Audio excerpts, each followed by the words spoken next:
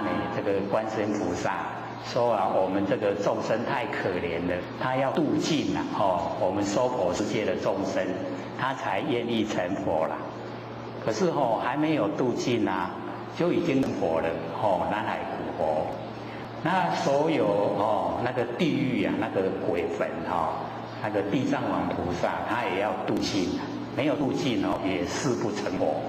可是已经成地藏苦佛了啊，也是成佛。那各位就是要了解不是说他们呢这个希望说要有佛的那个果位啊。所以我们现问之中啊，都有慈悲喜舍。最后一个啊，就是舍。舍啊，就是什么都不要，连那个名分果位啊都不要。所以释迦牟尼佛也是一样他那个果位啊佛的果位他也不要，把它舍掉所以已经呢都不要舍掉。可是我们众生呢，不会说因为他舍掉了，我们就不称呼他了，一样还是称呼啦。那我们凡尘都会执着名相那个名啊跟形象，我们越执着我们就是了解说我们越狭隘加黑啦一舍掉以后啊就很宽广非常宽广。那我们了解说那个观世音菩萨呢，他也是一样说重点所在就是要度化众生，把娑婆世界的众生呢都度尽了，所有众生都成佛了。因为众生本来都是佛，都已经成佛了他才愿意成就那个是他的愿。他现在虽然已经成佛了，可是他也没有舍掉他的愿力，还一直在度一直在度化众生。那么观世音菩萨的修持方法呢，从闻思修这个闻思修就是三慧三种智慧啦。闻就是闻慧，然后思啊就是思慧，修呢修慧都呢这个在智慧之中闻思修，然后进入呢三摩地。三摩地就是正定就是从我们呢不生不灭的佛性本体发挥出来的正定这个定很重要。那我们凡尘呢所修的定大部分呢都是难修易坏。我们修了很久，一下子一个声响，然后一个景象，就把我们的定破坏。可是从我们的性分出来，那个定完全不同像我们古时候都可以听到呢那个贤人在讲说那个富贵不淫有钱的不淫乱不乱用贫贱不移虽然很贫穷很这个地位很低，可是呢他的志气都不移转然后威武不屈，受到人家恐吓他也不害怕然后泰山崩于前，刀既加以后，不动声色。这个全部呢都是三摩地，都是从我们佛性本身呢发挥出来所以那个就不受外境的影响。我们外境不管好不管坏外境好不会骄傲，外境坏不会沮丧这个真的就是呢真正的我们人生价值所在这个人他非常有自己的那个志向我们要追求就是要这个样子有定力，从佛性发挥那外面的形象它一直在变化，我们就不要管它不要在意所以呢我们从呢那个闻思修进入三摩地。那观世音菩萨呢把自己所修持的法门提供给我们呢众生娑婆世界的众生来修持这个很重要，把他的那个好的殊胜的怎么修成的告诉我们。那么底下呢就讲说人间的道路啊千万条，修士呢至高，就是我们在人生要追求的方向啊非常的多，那我们呢要了解到说，能够修道修自己啊不生不灭的真心佛心啊，那个就是最高的，不会后悔。那我们追求凡尘的名利、荣华富贵啊，那个都是过眼云烟呐，很快就过去了。纵然我们能够呢赚到整个世界，可是我们一口气不来的时候，整个世界都空手让人，都全部是别人的啦，没有一种我们可以带走。所以我们在凡尘的时候就要看清凡尘的这个现象，我们在凡尘之中，寿命都有限啊，不过100年而已。我们要在这里有限的这个生命当中啊，做最无限的那个无量的那一种理想呢来前进。不要呢追求这一些物质现象。我们有的吃啊，有的穿，可以遮风避雨啊就好了。在呢生活条件越简单的话，我们呢修道越容易。那假如说我们越挑剔生活呢要过得很如意的话，那我们的佛心就修得不光明。因为会互相对待就忽略了。所以我们对呢物质的生活这个呢越简单越好养，苟简易养。老子讲说咱的生活就简单的就好饲的啦。各位浅浅好饲歹饲啊？真好饲尤其我们修道随遇而安真好饲不挑剔呀。各位挑不挑剔？有的吃有的穿就好了。这个呢现在因为环境好小孩子很会挑剔，真多物件好吃都不爱吃所以这个环境不同。那我们呢就是要了解说在凡是一些物质都变化无常，不要在意。我们在意就是不生不灭的真心佛性本体。硬要全部把注意力都投入。我们呢找一条唯一后悔的选择，就是修道。修道呢就是不会后悔。当我们一口气不来的时候还会很高兴，说我这一生呢走对了。所以这个呢就是不后悔的选择。那么能够呢活出人生最深的价值。我们到凡尘来最有价值呢就是能够修道，就是能够度化众生，这是最有价值。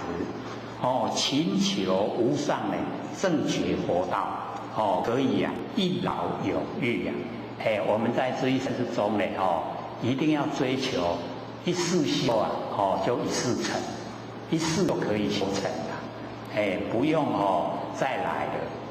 我们这一生就是最后生，往后不再来了。我们往后不再来凡尘出生呢，那这一生之中就千万不要造业。造业会被业推到现象来还债。那我们不造业就可以不来。那努力把自己不生不灭佛性那个本体使它恢复光明。本来就很光明那因为我们在凡尘造了很多业，所以使它黑暗。那现在呢，使它又恢复所有那个佛性里面没有的东西都去掉。我们佛性里面没有贪嗔痴那我现在最大的毛病就在贪嗔痴。那所以我们把贪嗔痴去掉。去掉以后没有贪嗔痴就非常广泛。我们那个佛性就可以发挥整个功能作用都呈现。那么可以以十方之佛把手言翻，就是呢我们可以跟十方之佛就是站在一起，同等地位啦，就是我们也成就了，我们也成佛了。然修持的法门呐，1000万条，我们要怎么修？那个法非常多了，每一条，那个方便法门呐，都可以啊，让我们修正成佛。可是呢，我们要找一条选择一条简单，很简单，然后很扼要，然后又很容易呀，又很快速，决定成就，这个呢就很重要，然后呢说到这个简单，但呢耳根啊一门深入，很简单就是从耳根一门深入，所以我们要知道说，我们从耳根来修啊，耳根圆通。刚才呢，或许听到外面打雷啊，又下雨，非常高兴啊，说今天刚好要讲耳根圆通，这上天在帮助我，下雨了，打雷了，可是我们开始讲又停了，因为一下雨啊，而且那个又很大，倾盆大雨，我们就可以听到雨声啦，可以把我们那个佛性整个啊，都呈现，因为雨啊，是整个都在下，所以不管是我们这个左右前后全部都是雨声，可以把佛性整个都拉出来，又有打雷。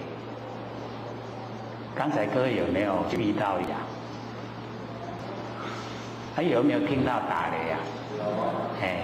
所以我们就是了解到我们耳根修呢，很容易，很容易修持，因为我们这边很殊胜，就是很清净这个叫做最高品质啊，静悄悄。那我们要了解这听到静悄悄的是谁？就是我们的佛性我们那个耳根圆通啊，虽然没有听到声音，可是听到静悄悄，静悄悄一样，就是我们的佛性听到。假如说没有听到，怎么知道静悄悄？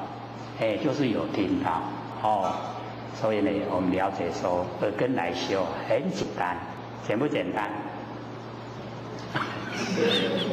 又不敢回答，太简单了啦所以因为太简单，我们日用而不知，日常在用，可是不知道，不知道呢我们佛性呢都在日常之中已经来应用不知道，因为不知道呢，所以就会发生问题呀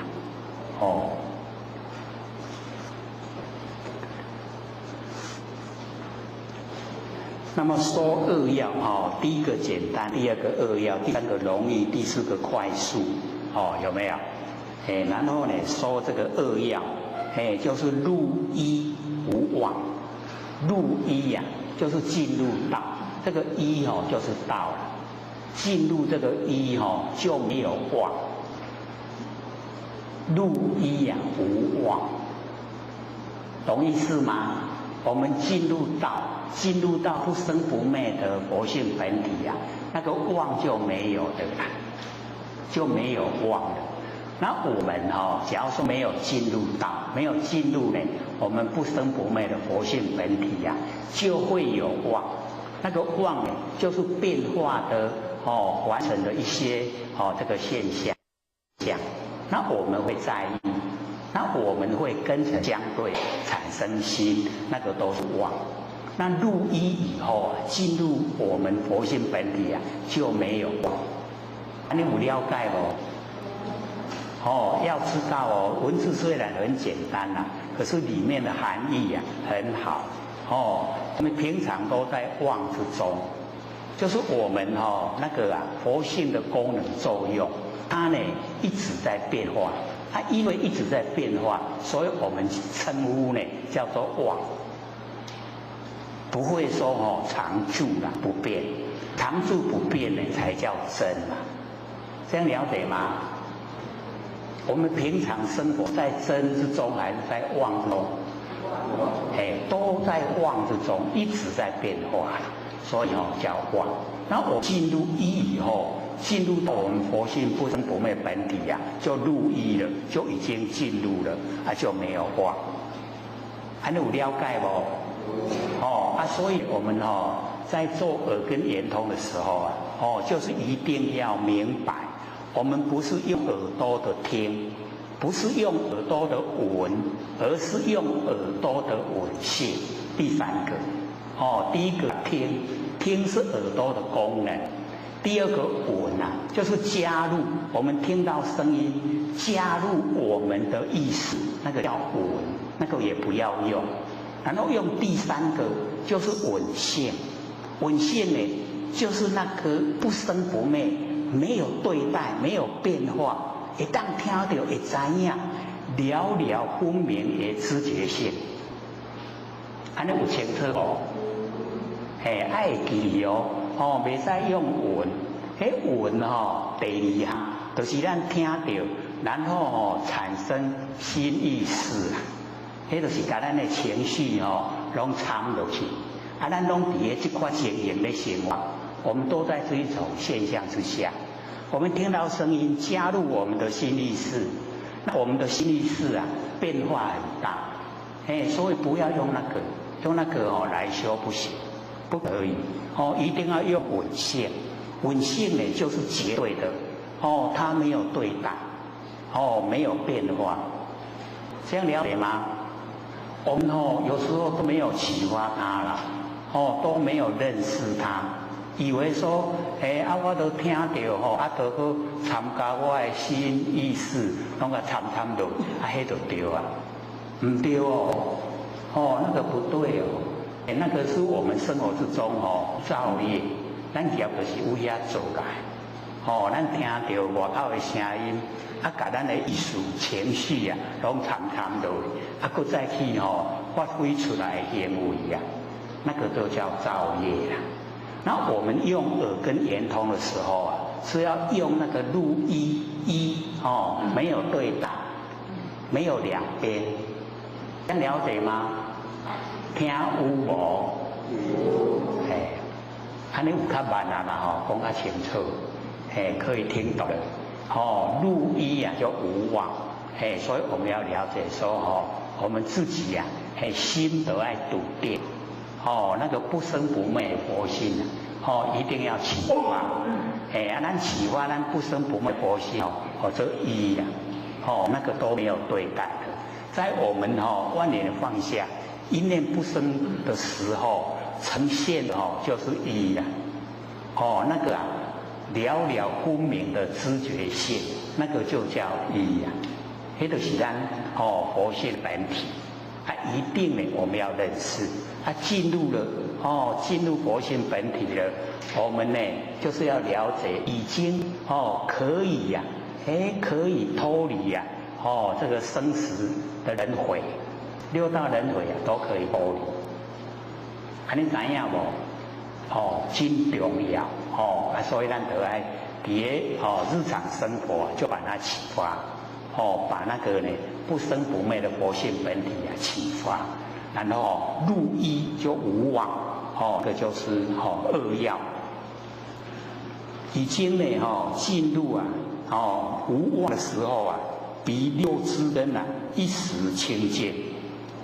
我们进入一的时候那个六知根就是眼耳鼻舌身意全部都清净，就是全部不让它当家了，已经一在当家。你知影无？我们在生活之中为什么会造业？就是让咱的六知根让咱的六根来当家了。目睭要看，耳孔要听，鼻孔要闻，嘴要吃，身躯要摸，意念要想，都是他在当家啦。伊咧当家拢做一寡无好的代志，拢要甲咱带去地狱去。所以我们不要让他当家，用一用佛性来当家。所以入一就无妄，那个妄呢就是六知根啦。啊，六字根拢清净啊，拢无互伊咧换手头啊。各位先生，现在在家里啊，什么人咧换手头？一定有一个当家的啊，有没有？迄个财政部长就是咧换手头啦，我们咧换手头爱交互咱咧佛性本体，互伊来换，伊来换就袂正业，不造业不受苦就解脱，所以那个六支根呢就一时清净。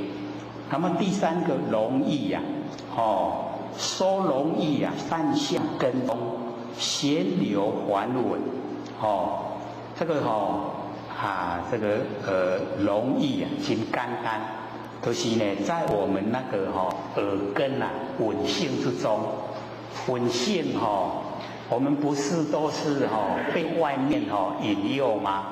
对不对？啊，现在我们把它旋转还稳啊，稳咱的自性。这样会不会？就是讲咱听到外口的声音嘛，卖去分辨迄个声音的内容，然后我们呢来分辨啊，能够听到声音的是谁？安尼会晓袂？会当听到声音的，就是咱的佛性本体啦，唔是佛性听袂到声音啦。啊，咱即马一般人的应用啊。譬如讲有一只车经过，咱怎样讲？这只车真新，行过无声有声，咻咻叫真好听。或者是讲这只车真旧啊，敢若东公啊车行过哩哩落落。我们都被这个现象引诱，然后呢去辨别那个声音的内容，这样就已经向外，这个叫做顺流。顺着外面流走了，然后还稳自性都是听到声音，咱就爱了解讲听到声音的是啥啦，这样会吗？很容易啦，对不对？就是不要进入那个声音的内容，而是说能够听到声音的那个就是佛性本体，这样会了吗？差别很小咱拢比如说听到人家在讲话，人家讲话我们会被他吸引，拢会去想讲伊咧讲啥，然后从他讲话的内容我们去反应，对不对？是不是这样？尤其他讲得越小声的时候，咱的耳孔压入来咧听，然后听了以后会想说跟我有没有关系，有没有利害关系？那有就会扣完了，对不对？这个叫做已经顺流，然后我们要呢旋转，让我们能够听到讲话，那个声音就是我们佛性本体听到的，我们就是这样。真简单啦，咱简单的拢无爱，拢爱真复杂的。人家讲什么讲得很复杂，听较足闲的，你嘛搁直直咧听，对不对？按你把它旋转过来，我会当听到，迄就是佛性本体，安尼一样呗。所以这个呢很容易的我们只要呢旋流啊还稳。就是稳自性的，不要去稳那个凡尘事。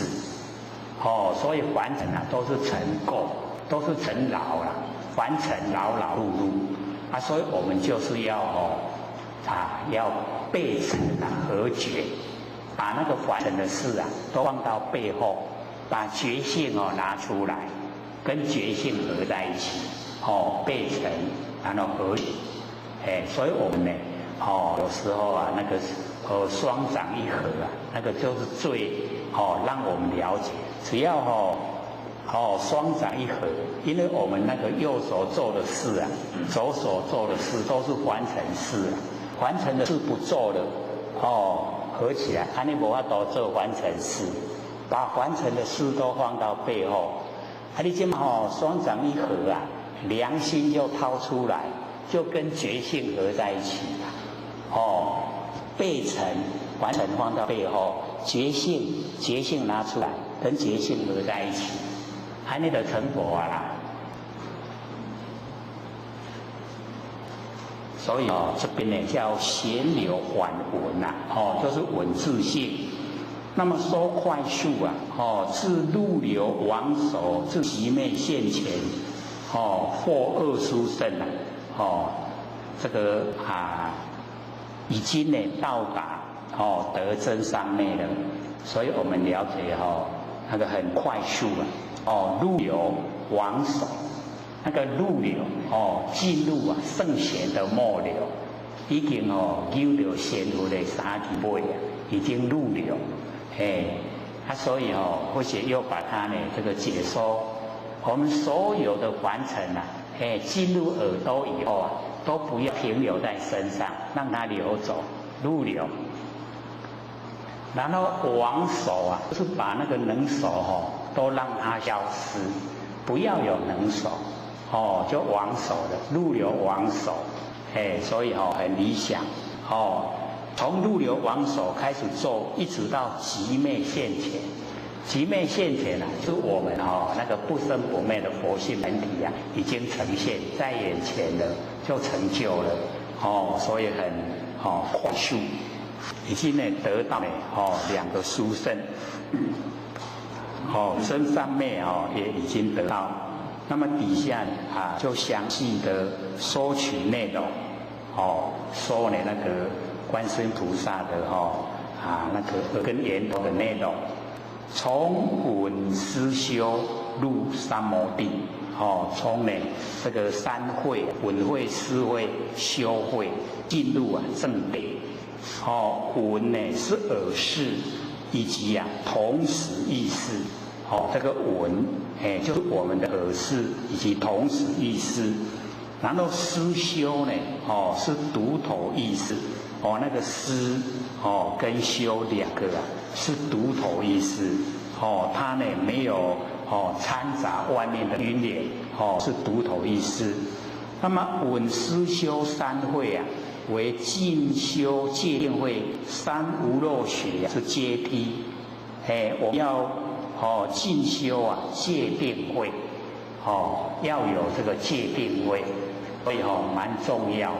我们要有那个戒定慧才能够进入那个三无漏学，就呢这个闻思修，然后戒定慧，蛮重要的一个阶段。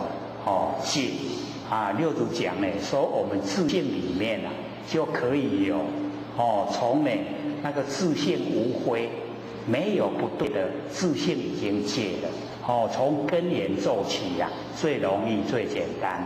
那假如说我们从四相来戒的话，那个就比较琐碎，都是比较不容易去达到。那从根源，从心里面心里面没有非，没有不对的，这样自性就戒了。然后呢，这个心里面没有乱，自性就定了；心里面没有无明，自性就有智慧了。所以戒定慧就在自性之中，那个是最理想的啦。可是我们一般都要呢收那个相，那收相我们了解到比较已经呢粗浅一点，可是呢我们也要了解，也要知道。从呢那个戒定慧来修呢那个三无漏学，那么一级转凡入正的正途，要怎么样呢来转这个凡人，然后进入那个圣贤，一个正确的一个途径。但是呢，本法的宗旨在玄妄归真，耳根圆通呢，它的宗旨就是呢玄妄，把妄都旋转，然后归到真，就是把假的都去掉了，然后呢用了我们的真，舍事用根，把那个事认识的事就是舍掉，然后用我们的根源，用我们那个呢佛性本体根源，舍事，我们认识的事啊会变化，所以把它舍掉，它生灭的，然后根呢，就有能生的意思啊，根源，从根源来修持，我们呢摸到根啊，就可以呈现作果，所以从根来修。故呢，这个稳慧啊，慧呢这个在讲我们的耳识，所以我们了解啊，那个稳慧，稳思修啊，那个稳啊，稳慧，我们听到，就是要了解啊，它已经智慧在里面，听到以后，智慧就具备了，稳慧，稳啊，有里面有智慧。所以听到呢，是实语啊，上顺法门是真理的，那个呢，我们就是要了解，不是呢我们耳识。那么乃至耳根啊是稳性，就是我们耳根里面的那个稳性，不生不灭的佛性。那么不生不灭的佛性啊，内不随分别的耳识，外呢不闻所闻的生成。就是里面啊，我们那个心意识很讲，可是呢，不要随着它，不随啊，分别那个分别心呐，那个心意识啊，分别心不要随它，那个耳识啊产生的分别心我们不随着它，然后外面啊，不闻，就是呢不进入啊那个所闻的生成，那个声音那个叫尘，六尘之一啦。这样了解吗？各位浅浅差别很小我们去闻生成，跟你用我们那个闻性啊，闻性跟你那个闻生成啊，它差别很小。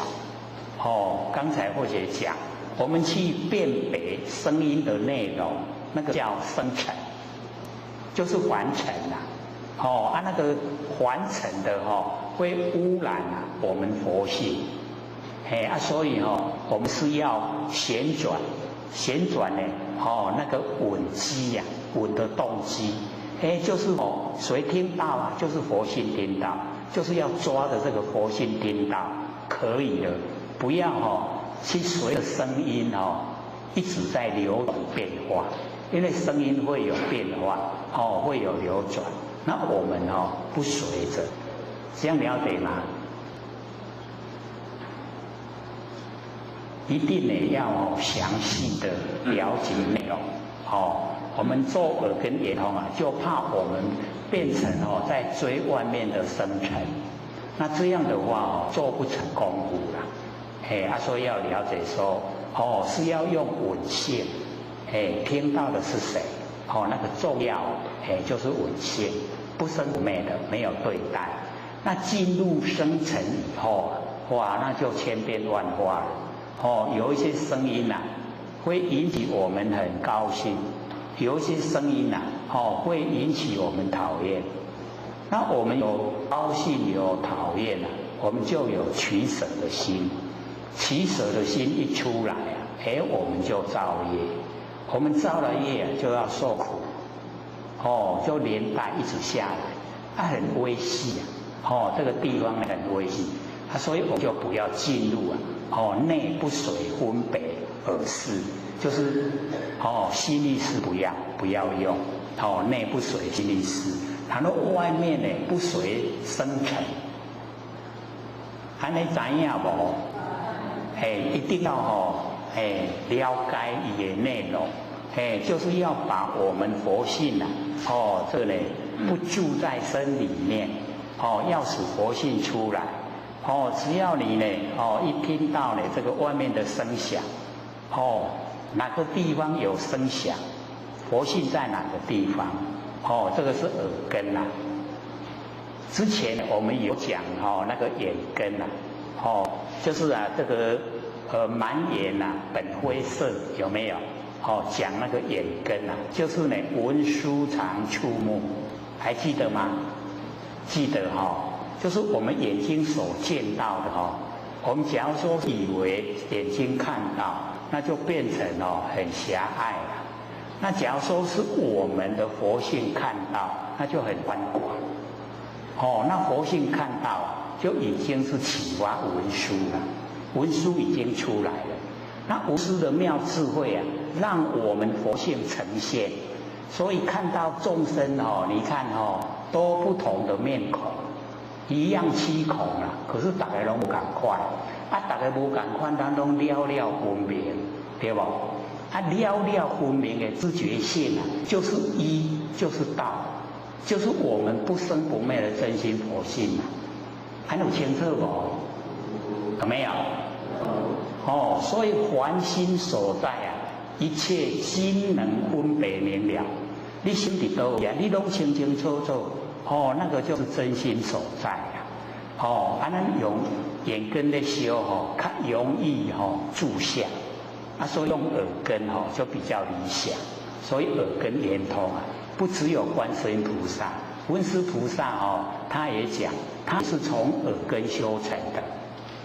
文殊菩萨自己讲就在我们耳根圆通的那个最后面文殊菩萨自己讲最后面那一段，文殊菩萨讲说，我也是从耳根修成的。那个最后面那个我们会讲到现在各位也是可以先看一下看那个文殊菩萨讲说我也是耳根修成的，所以就知道耳根对我们帮助很大。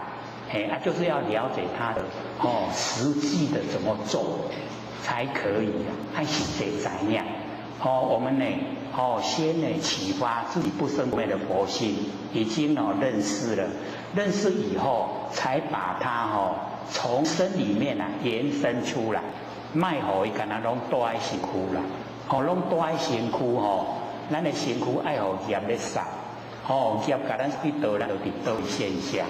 然后呢，我们现在把佛性已经启发了、认识了，然后就把它修持，让它离开身体。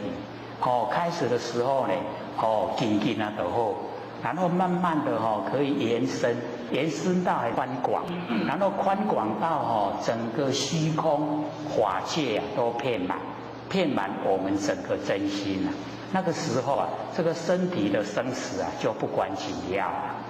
佛性已经弄出来的时阵咱的身躯还有一堆水火风土嘛，众缘际会皆有用的。我现在还给天地，可是我们还没启发之前就不可以。什么？因为我们死掉了你佛性要去倒，没地去所以一口气来就满眼都黑暗，没有路可以走。那我们现在把佛性可以启发出来以后，这整个空间都是我佛性的所在，都是我佛性要走路，所以就很宽广。那很宽广可以出来，可以自己主宰的时候这个身体就还给天地就不用怕生死了。所以我们要了解说这个关键点就在这里。我们凡人都把佛性局限在身上，所以身体就会很重要，我们就贪生怕死。因为死了以后又会被这个现象推，所以我们那个台湾话都讲贵心，死掉是不是叫贵心？就是这个身又够一个身啦。咱就贵心，某人一贵心贵什么心？所以我们就看我们凡尘所造的业，做得好，贵心的贵去天生天生天的心就可以当那个六欲天或是那个去天神仙王爷妈祖山神土地都可以构成那个身。那假如说做得不好的贵心贵去精神的心，贵去地狱的心贵去恶鬼的心就过身就过到那边去了贵心蛮传神的啦没死贵心俩过一个身都是在所以身体是天地的物体，所有风土众缘际会借我们用所以我们一定呢要好好的借假修真，把那个不生不灭的佛性修正出来，很重要。我们凡尘就是少推广，所以我们呢众生六道人为不绝。那假如说我们可以多推广的话，使众生都知道本来都是佛，可以跟整个宇宙虚空合在一起的，可以成就的，那我们呢就努力朝这个方向。内呢水分别的那个心意识，外呢不闻所闻的声尘，那个听到的声音只是要喜欢我们佛性而已，不要进入那个声音的内容。但闻能闻之闻性，能闻的闻性就是我们佛性本体像我都听到，就是咱佛性本体所以那个叫做能闻的闻性，谓之呢闻慧，那个就是三慧之一闻慧，然后具本觉理，起始觉智，本觉理的是咱不生不灭的佛性本体，从佛性本体然后启发我们那个开始觉悟的智慧，启发了我们开始觉悟的智慧，就是把第六意识转成妙观察智，那个叫始觉智，开始觉悟的智慧，就是不要用我们那个第六的那个意识不要用，我们用妙观察智，所以妙观察智六祖讲见非功，就是见到非有为功用。我们的妙观察智可以造非有为的功用。那么非有为就是无为，那无为就是佛性本体。那我们妙观察智就可以见到我们的佛性本体。所以我们意识那个第六意识不要用，我们把它转成妙观察智，就是来观察凡尘的所有一切。那么凡尘的所有一切原来都是我们真心佛性。这样的话就见到佛性本体了。见到佛性本体那个叫做始觉智，已经开始觉悟了。那个智慧已经呈现了。那我们有开始觉悟就来关照本觉理，本觉理就是佛性本体然后合于大觉，非常广泛，我们觉非常宽广，然后到最后成就见觉。所以始觉智关照本觉理，合于大觉，成就见觉。这样有印象吗？有没有？就看我们想不想做，想不想成佛。想的话就把第六意识我们那个胡思乱想那个第六意识把它转成妙观察智。妙观察智就是能够见到佛性本体，来关照佛性本体。然后让佛性本体合于大觉，跟整个虚空相合。然后久了以后就就近觉觉已经就近了，到达目的了，到目标了，就已经成佛了。还有印象好像很沉重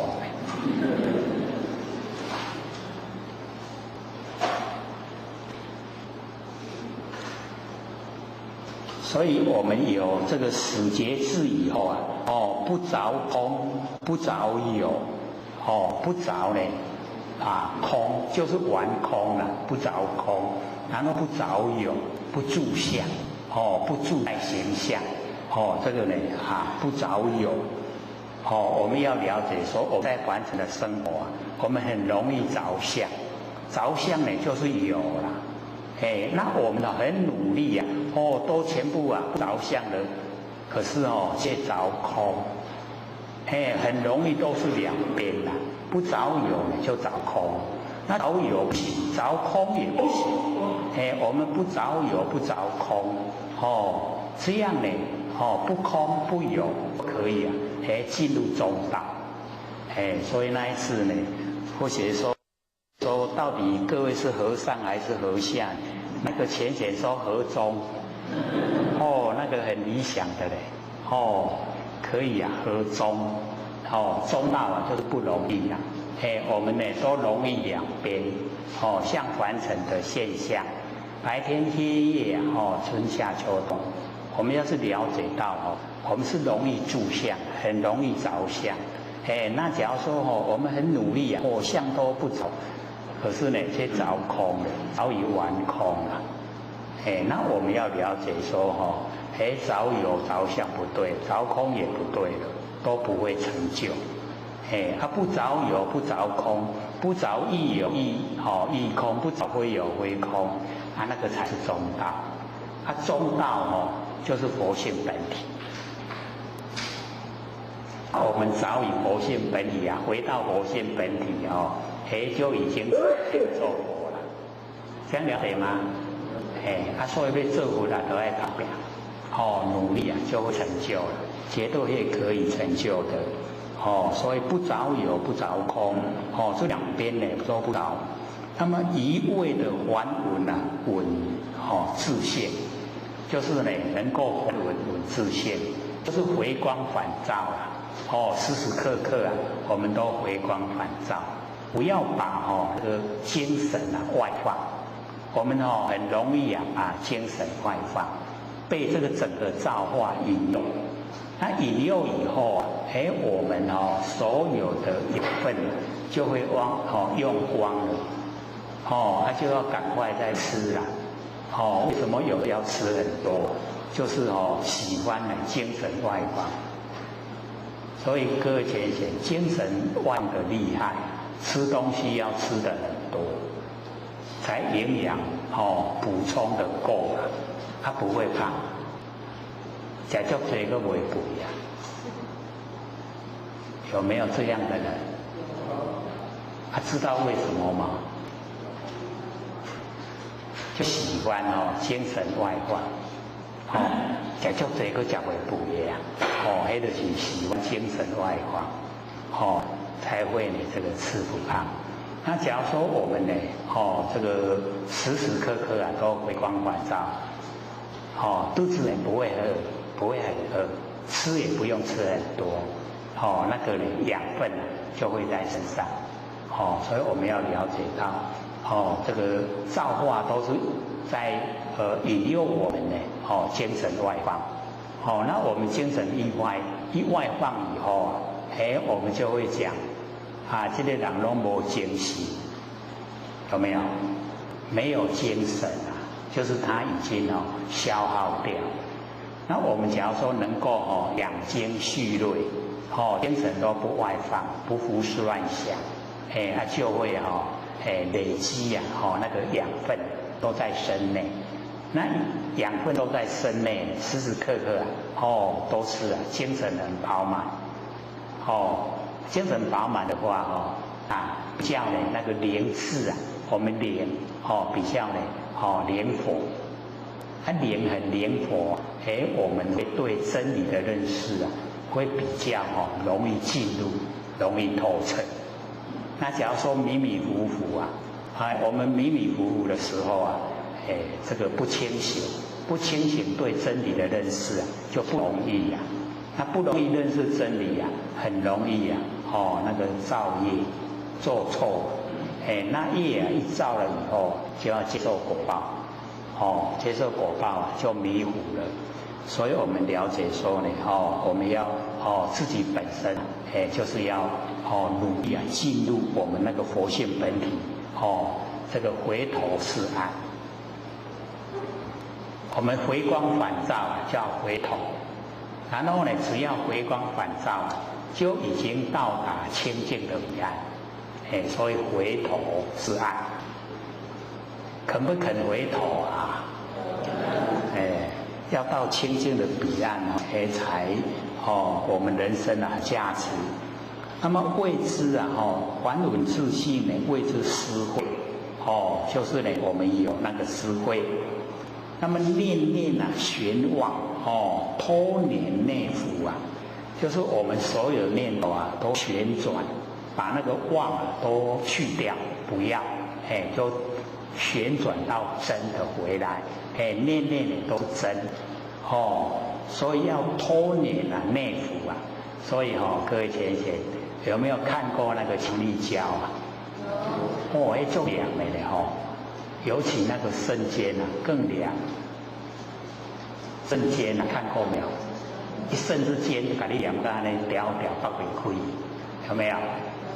那个强力胶啊，我们要脱念，凡尘拢把咱凉掉，凉不掉无？凡尘拢凉得足掉的，拢把咱未成佛未做好啦，拢去互凡尘凉掉的。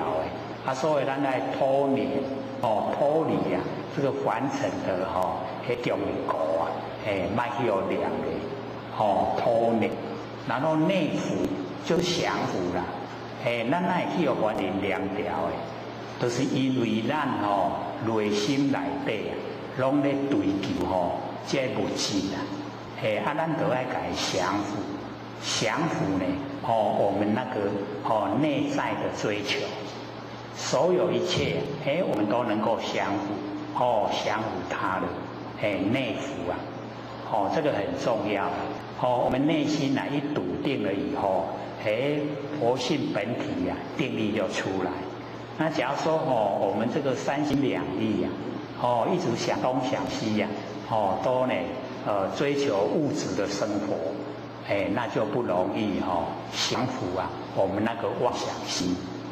所以那个脱念内伏啊，这个实际啊要去做，那个功啊要自己这个做。那么伏归呢，圆真降伏啊，能够归到我们那个圆真，圆就是本来，真呢，就是真的我们本体。你看这个真的啦，还是让我们真的可以耳根圆通。不管是这个东西南北啊，全部都在下雨，所以你看我们那个佛性很圆满，整个都呈现，可以让我们知道我们那个闻性都有听到语声嘛，有没有？对，听到语声就是佛性本体啦，都已经呈现了。虽然现在身体啊是在佛殿里面做，可是我们整个佛性呢都充塞，整个周间周围空间我们都充塞了，有没有？所以这个就是修耳根圆通的殊胜，很殊胜因为是有声音比较容易我们去比喻静悄悄的时候也是佛性听到的，可是那个就比较不容易不容易说有啊，我有听到听到静悄悄的时阵我们的反应都说无听无听，是不是这样？当我们听到什么声音都没有的时候我们会反应说无听无听，对不对？无听无听，我们不会说有啦有听到静悄悄，不会那样说啦。那个是研究写心我才有，才会说听到静悄悄也是佛性。所以呢，我们了解伏归圆真也就是降伏，归到我们本来的真，就是佛性本体真，来归到真心。那么为之修慧，所以闻思修三慧全部呢都呈现。如是闻，如是思，如是修，所以各位手上都有如是我闻就看看那个如是是怎么讲，讲得很详细各位有听了没？那个如是我闻有没有拿回去听那个上个礼拜我们有记500篇的那个如是我闻。所以希望各位能够带回去听，而且多一点给亲朋好友，他没有来研究的话，可以带回去给他听。那手上资料也都有，有那个如是文，有那个张轴悟道记。那张轴悟道记也都在各位那个椅子上面也都有放。要多拿的话，旁边都还有可以多拿回去啊。那个比较没有接近道场的，没有实实在研究的可以听那个张轴悟道记，比较这个白话一点。如是我闻是有比较深一点点。这个是浅显反应啦。反映说那个要研究如是我闻才听得懂看得懂。那一般的话那个张轴悟道记就可以。所以没有接近这个道的话，就鼓励他先从那个张轴悟道记入手。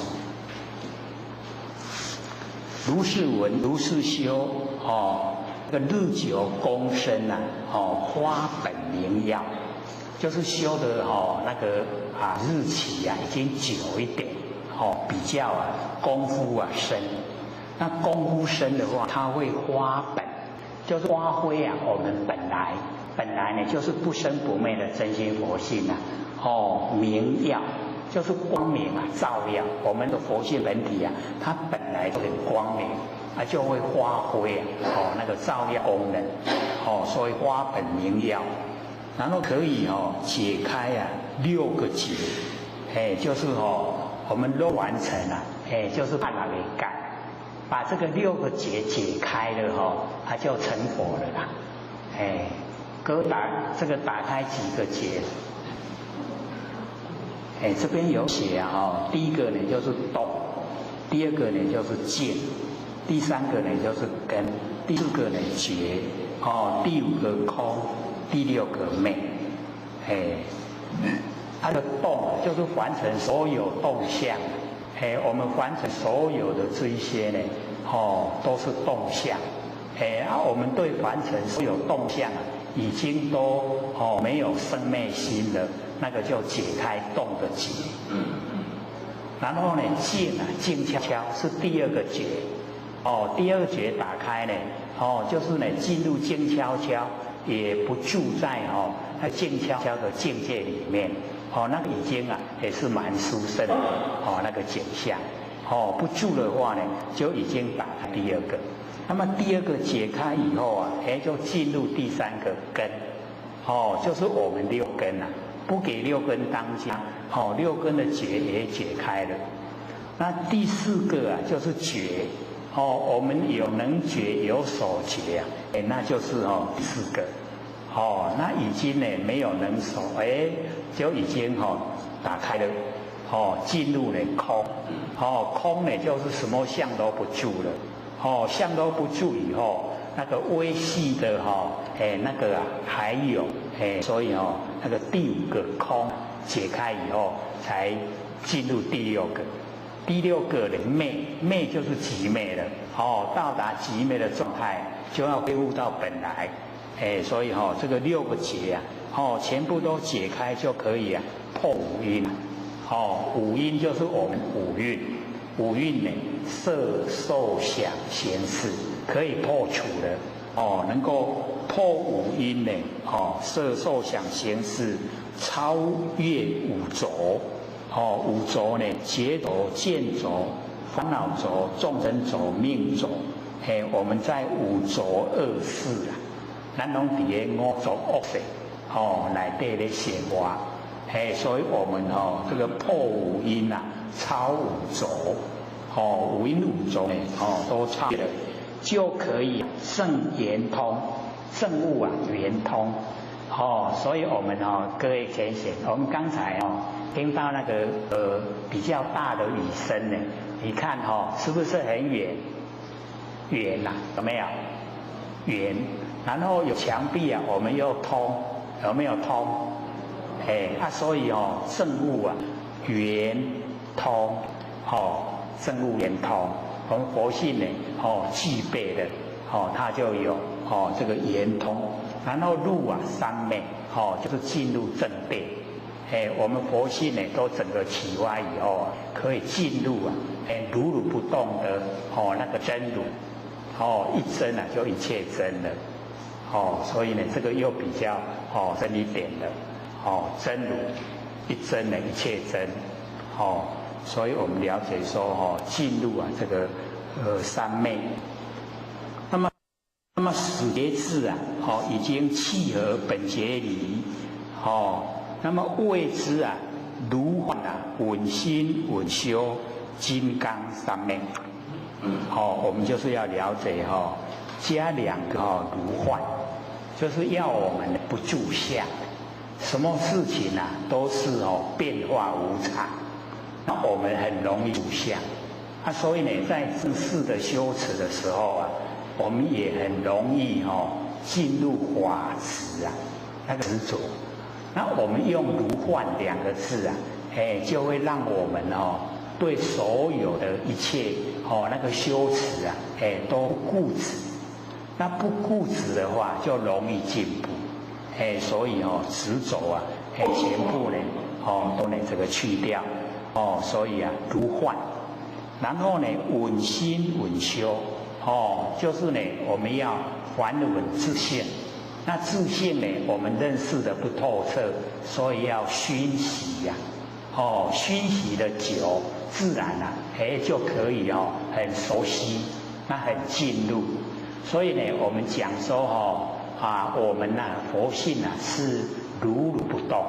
可是呢，我们讲如如不动的时候不容易体会所以或许才会用那个照相机的原理来说呢，我们有玩过相机的人都知道，我们那个按快门的一刹那，绝对不可以晃动，一手一晃动我们洗出来的相片模糊前，所以一定呢就不能动，如如不动，一按快门出来很清晰。那我们的佛性呢就是这一个状态，跟这个原理是一样。它如如不动，我们头虽然在动，可是我们看到的景象都很清晰，就表示我们那个佛性本体如如不动，动是身体，佛性没有动，所以看才会很清晰。那我们就了解说，如如不动的真如性本体，就呈现整个空间。这个要一直熏习稳心稳修，不是说听一次就会了啦。除非说我们已经是那个佛菩萨来示现，他才会马上一点的通，就可以全部恢复整个功能。所以我们要稳心稳修，就是一直进入不生不灭的那个佛性本体。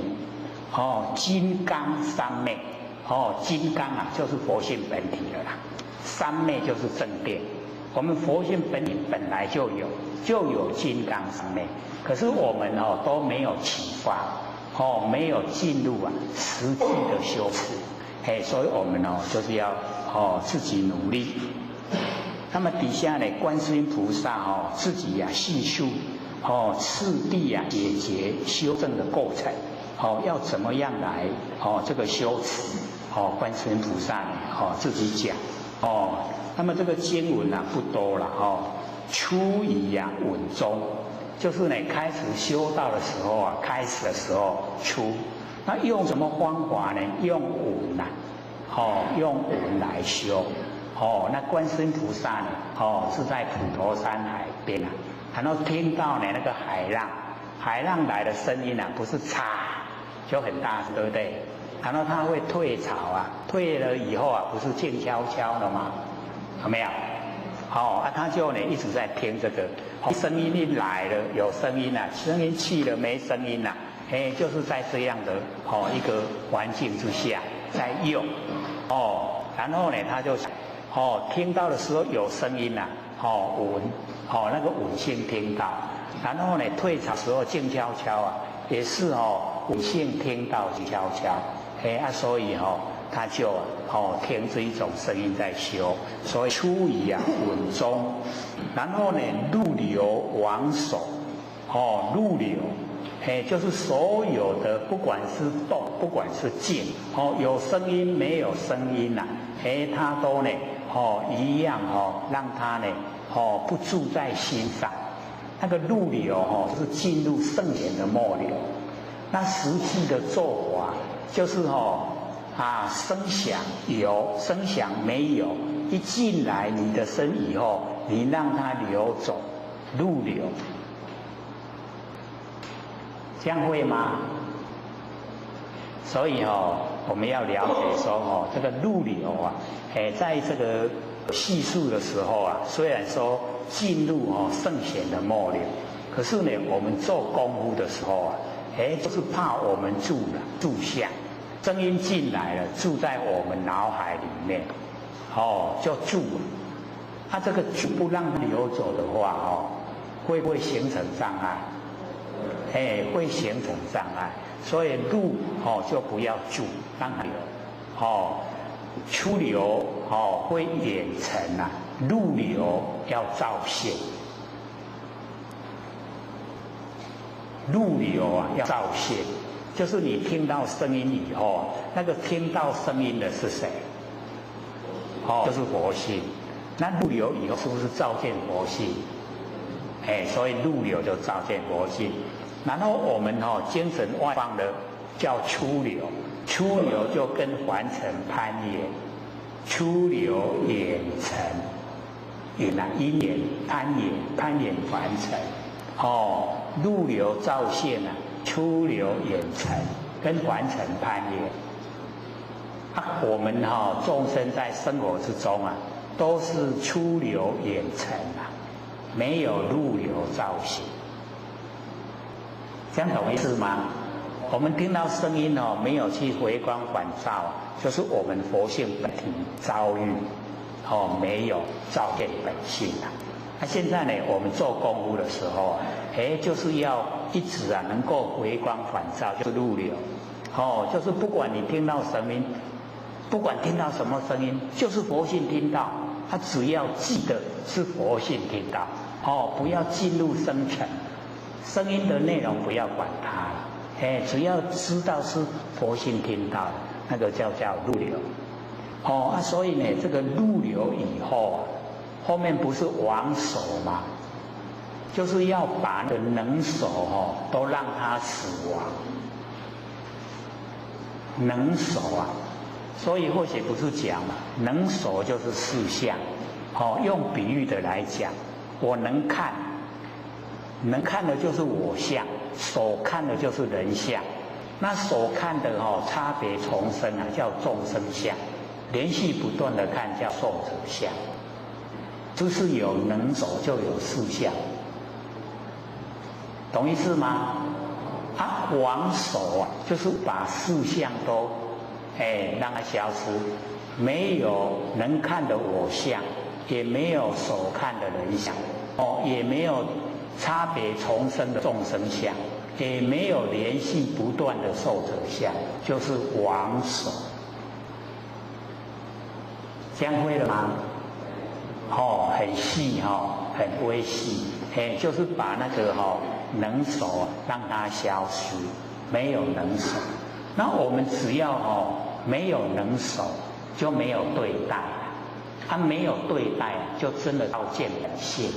本性就是没有对待，所以呢，入流亡手，照见本性以后把所有四相都去掉，已经呢没有了，没有四相。这样会吗？比如说我们在这个清扫自己家门口的垃圾，在清扫的时候那个心态。假如说要娱乐，你在清扫人会娱乐对不？会不会？人会讲迄个迄真久啦咯拢会安尼外口扫扫清气，人家会称赞，对不对？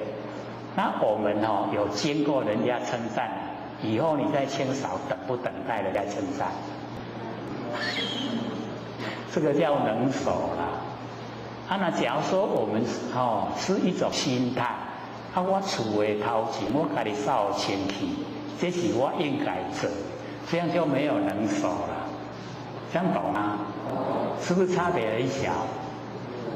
在心里面咱心有咧想，互人学乐，那个就有能守啦。啊，你想讲这我应该做的，那就没有能守。这样懂吗？所以完成了，只要我们做事是我应该做的，就没有能守。那我们有期待的心啊，那个就有能守。这样会吗？那我们生活之中能守多不多？就表示啊，我们不是从佛性在生活，都是从现象在生活。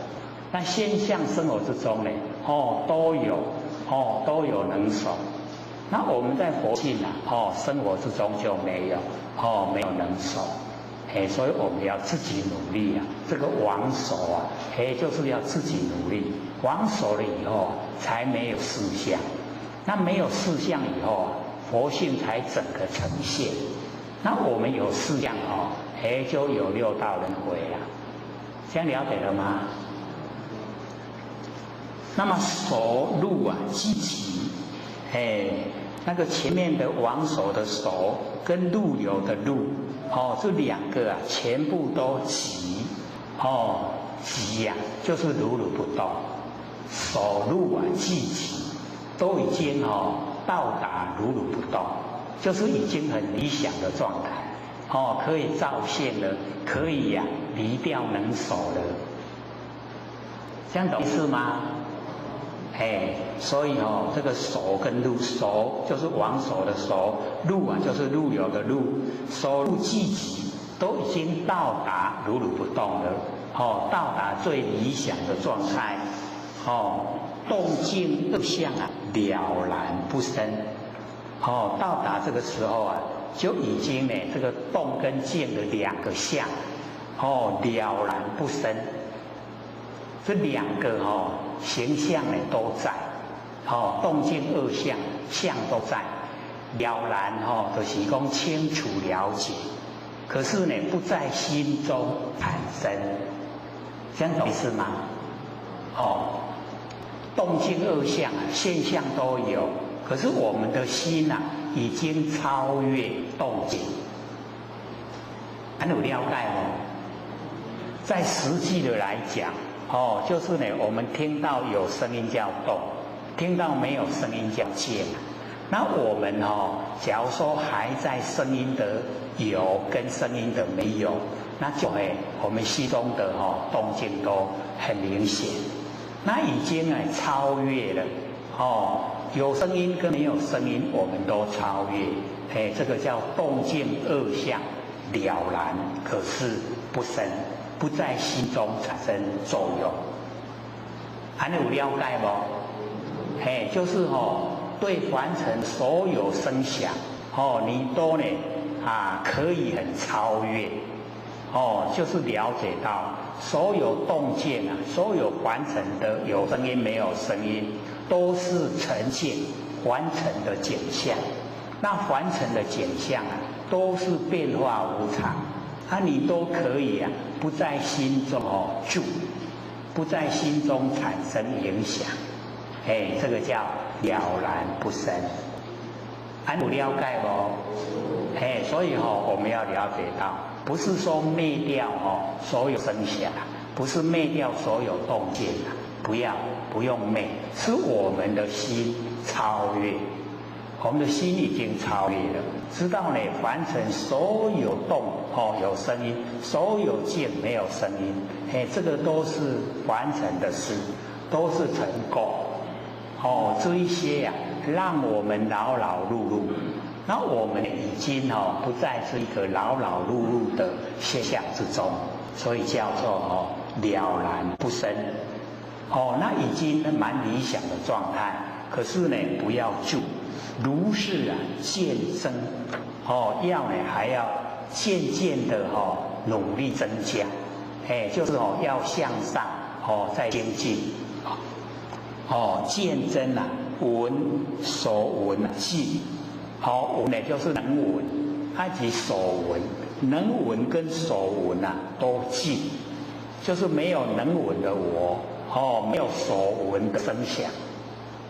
没有能守的，没有能闻的我，没有所闻的声响，所以闻所闻尽，已经尽了。要了解能闻的我，所闻的声响都在只是心超越了，心已经超越能闻跟所闻，然后呢，尽闻不住，那个闻已经尽了，又是很理想的一个境界。可是不要住，一住了就进步不了了，都不要都进步。所以那个闻已经尽了，尽闻又不住，然后下来那个闻那个性又进入那个觉了，进步到觉，那个第一个觉就是能觉，它后面所觉，这能觉跟所觉空，能觉。这个时候进入到已经摸到佛性的边了，那个能觉以及所觉，能觉所觉都空，不是有形有相都没有，都是空，能觉跟所觉都是空。然后呢，又不能住就进入那个空觉局也。空跟觉它到达极点都很圆满圆融，所以呢，那个觉所觉空，空觉局也，到空觉很能够呢，很圆满圆融。那么底下呢，空守空昧，这个呢，能空跟守空都昧。没有能空，也没有所空，到达这个时候就已经所有的凡尘的生灭都完全解脱了，所以到达生灭寂灭，所有的生灭都全部灭掉了，寂灭就现前，那个寂灭，就是已经呢佛的果位呈现了，寂灭现前。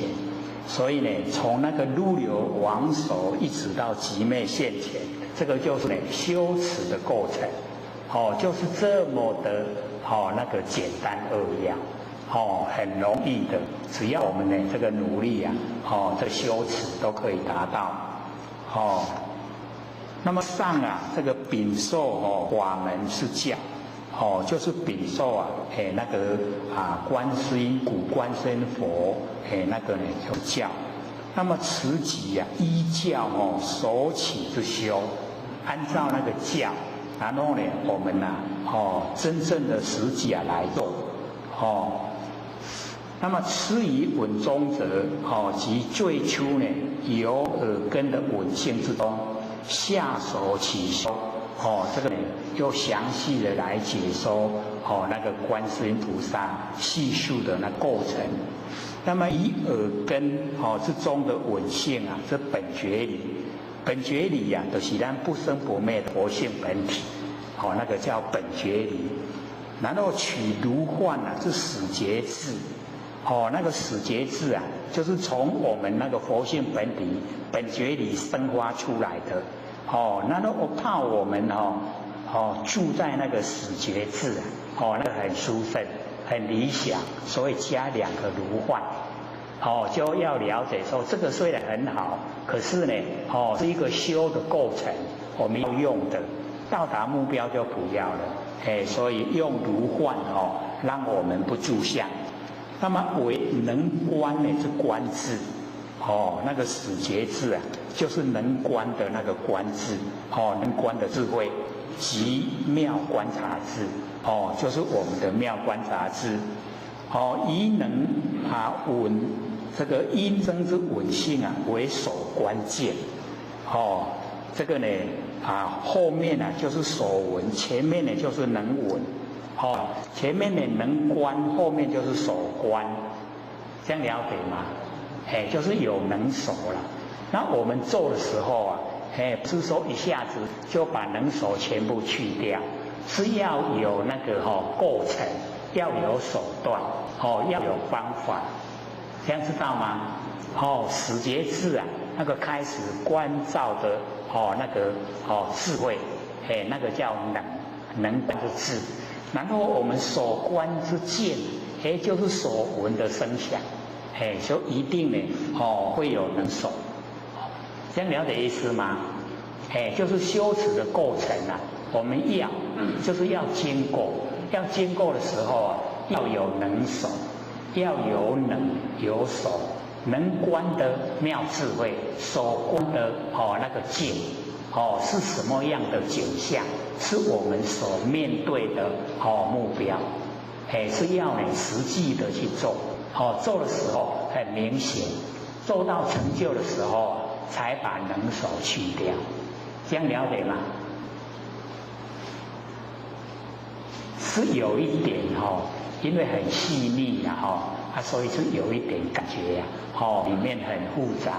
其实做起来习惯了是很容易的还没习惯之前就是稍微用一点心，不要偏了，一偏差以后功效就没有所以呢，开始就是小心点内不依妄事分别，就是不要用心意识，外呢不随生成流转外面不要随着生成流转，那个呢能够听到声音的佛性本体就好从根这个根中本觉的妙理，本觉就是佛性本体那个理就是性佛性我们那个奥妙的佛性，从根中呢本觉妙理起如幻始觉的妙智这个起那个始觉妙智是从本觉妙理所以这个理智是体的。那么以智来照理稳心稳修我们就呢来稳心修不可这个错用阴心这个我们心一定不能错用。日常生活之中呢惯用的是四心，而四心呢是修最大的障碍所以我们要了解，我们日常生活呢很习惯用的就是四心四心是生，那我们不能用生灭心来修一定要用不灭的心修不生不灭的道很重要。所以四心就是我们修道最大的障碍不能够成就，都是用四心在修在做事。那么用此生灭的四心修道决定不成就就是千生万世拢修为成所以一定没在用。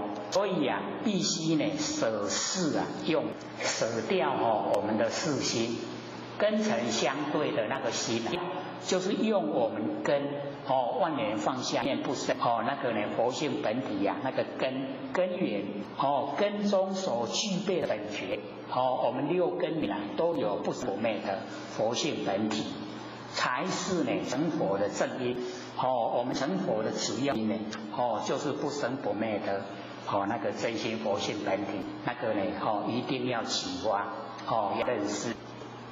那么依之为本修因自可严成果地修正找到不灭的心自然就可以修到佛的地步。那么入流往守入流是对出流来讲，耳根呢随闻出流会追逐声音之结辅之源那每有白条条都是这样，都是呢我们随着生成，然后一直追逐这个有白条条寻声呢故流转六道追寻的声音我们去做才会流转六道轮回也是我们无始以来的习性精神都外放，所以起后造业迷惑了，不了解真理了，不了解那个实际的状态起后就造业，因为业造了业就要受苦。那么若能还稳就是回光返照，还稳入流呢就照现我们刚才讲的能够入流就是反过来看那个听到声音的是谁，那个就是佛性。入流呢就造性，即是呢解脱之本，我们就有办法呢，这个解脱。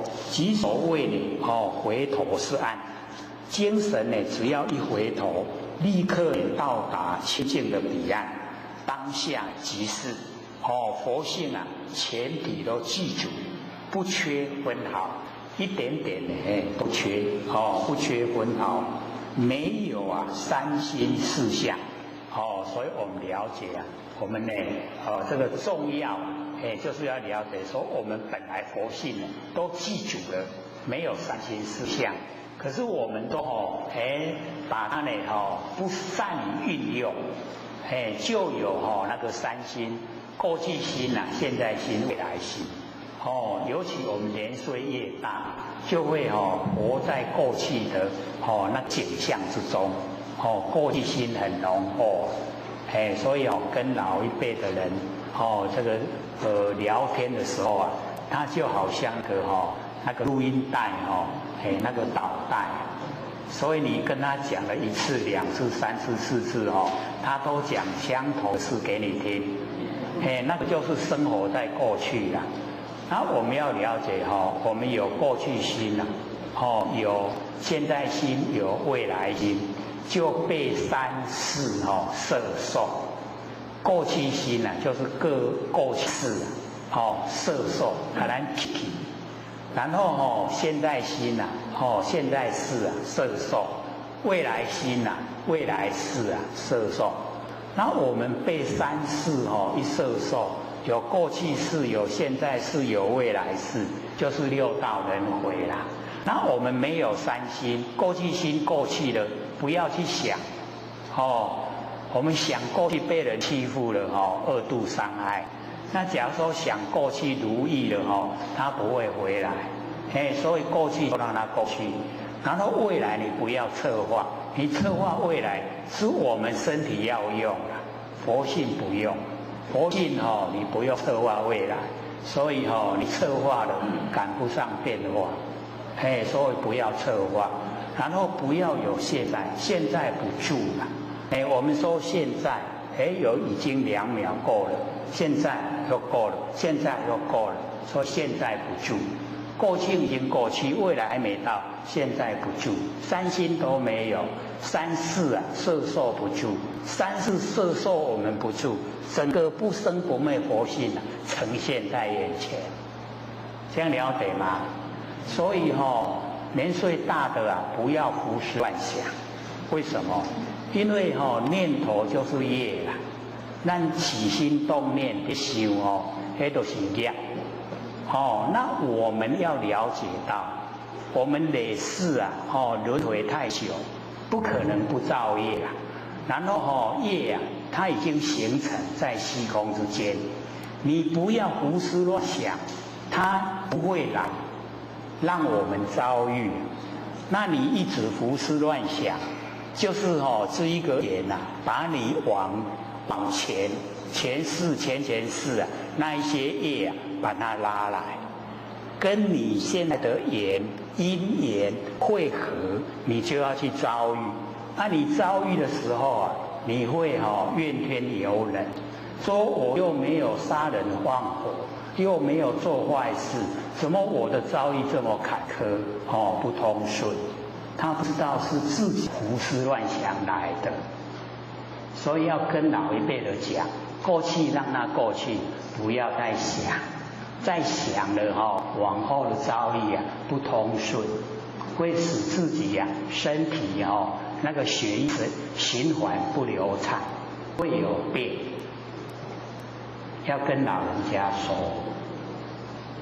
我们都缺少这方面宣导，所以一有空闲的，营养嘛是营养，都要妄想。所以有台北到青州讲，他靠都生出来，无好心都浪费。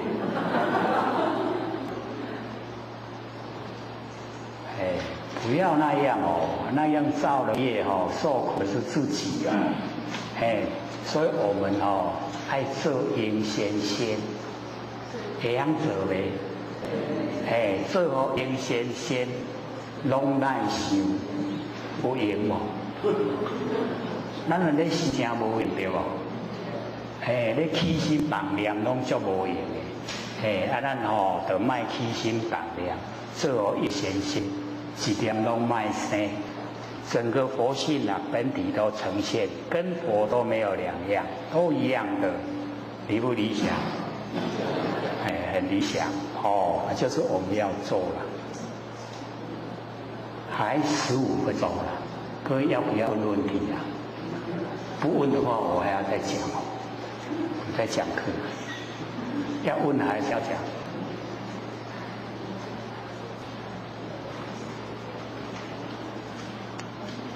有问题一定要问所以这个有疑不问，或者都讲我们不要把那正面的当成负面的。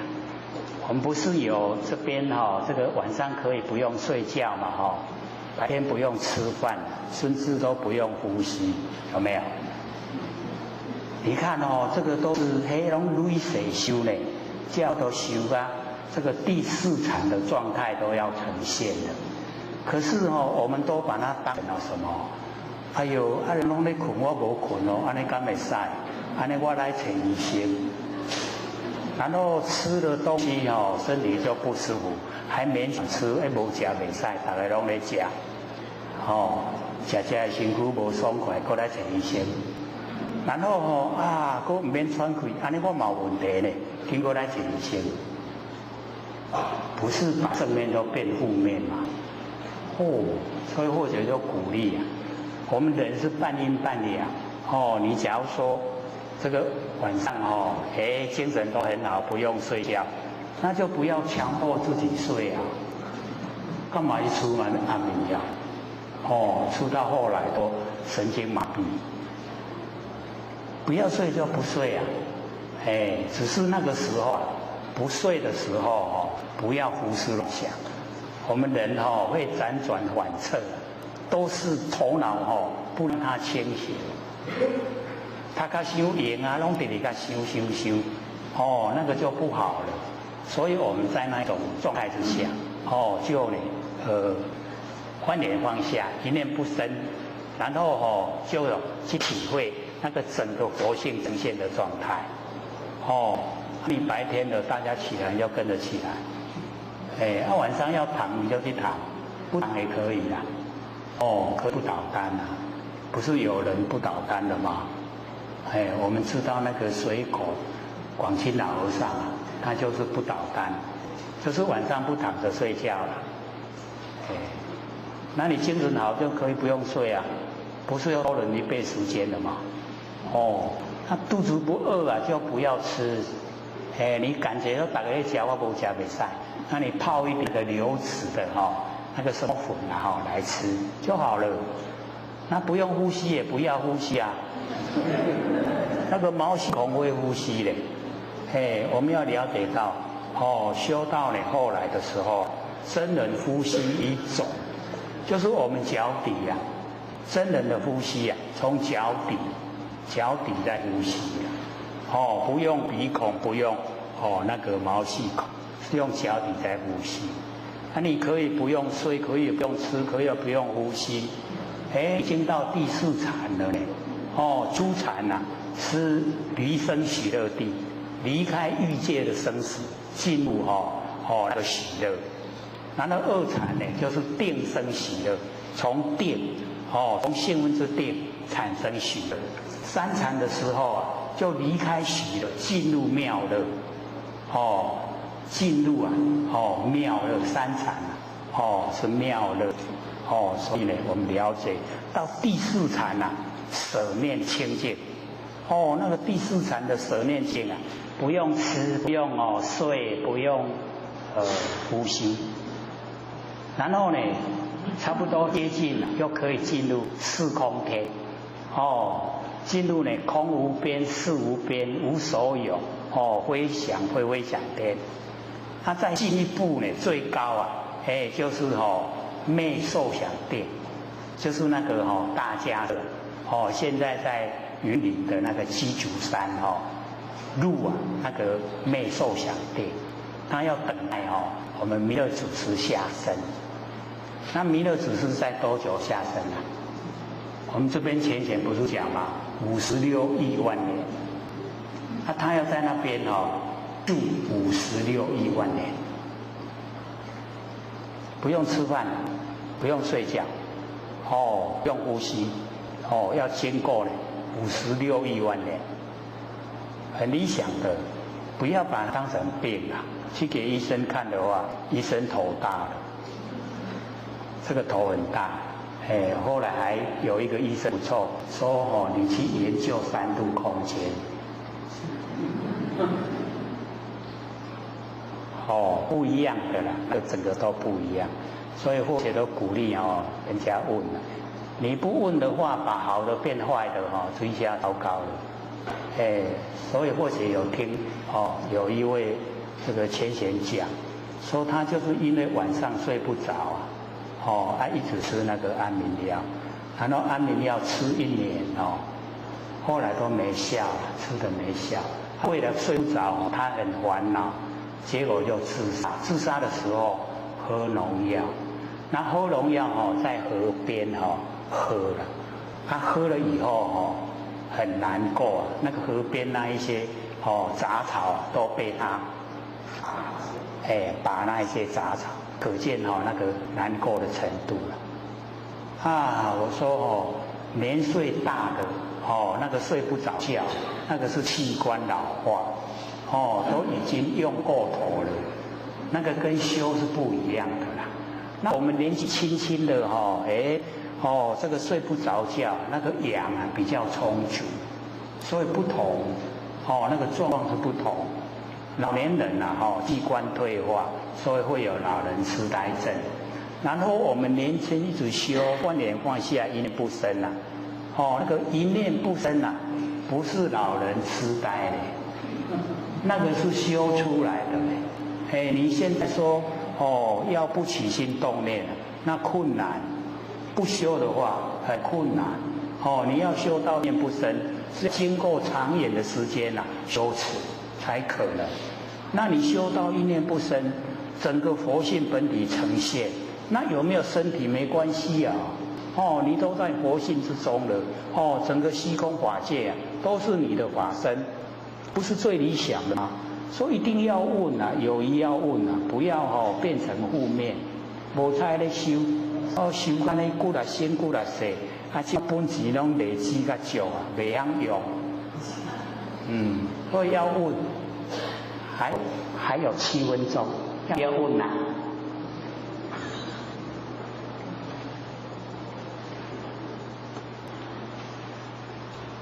都没问题这么好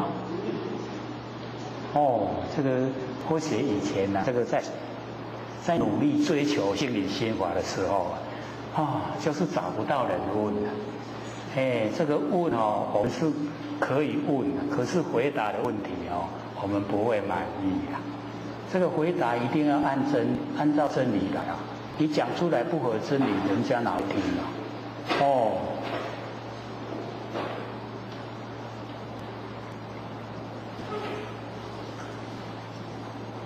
好，请说。请问袁讲师，您的指示要办收银，然后收银16亿万，那什么问题是什么意思？16亿万。好，请说。这个在现象之中因为弥勒祖师下生我们娑婆世界的众生平均的寿命84000岁。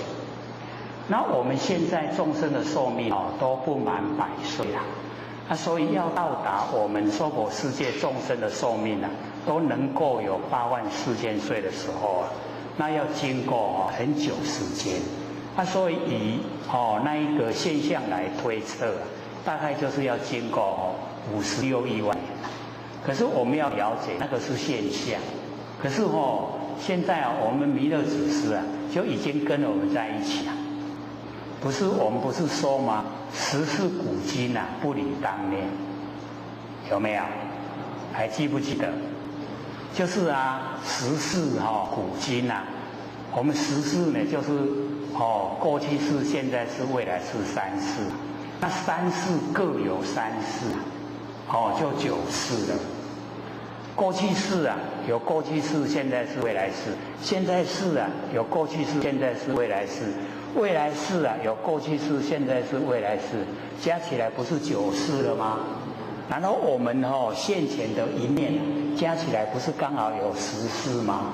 那十世的古跟十世的今跟往后，千亿万年前、千亿万年后跟现在，我们现前的一念就具备了，具备啊万年。所以以往的庄严觉，往后的星宿觉，现在的玄觉，不是各有千佛吗？都有千佛。庄严觉的千佛已经过去了，玄觉的千佛现在啊，弥勒祖师是第5位啊，他后面还有995位。那我们这个这个玄觉过去啊，还有星宿，天上那个星宿觉，还有千佛，所以那个时间啊是非常的长远。可是呢，所有的长远的时间啊是讲相，那我们的那个理啊真理就在当下，我们现前的一念，我们这一念啊具备啊千亿万年，这样了解吗？那我们追求啊，就是追求眼前啊空主的现前的一念，就已经呢具备了所有的那个活菩萨呈现了。安尼听有无？比较抽象所以你要用真理的角度呢来看，真理啊是如如不动的，现象是千变万化。我们了解千变万化，我们住在如如不动。这样讲了解意思吗？就是我们呢面对啊千变万化的现象，我们不要住相，然后呢我们记得住在如如不动的那个佛性本体之中，跟佛没有两样，是一样的。那现象呢就让它现象，我们只要都不住相，离相，后面2个字呢，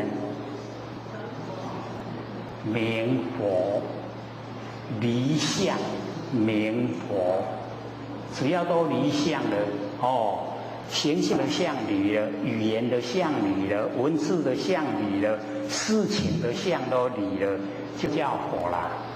安尼会样未？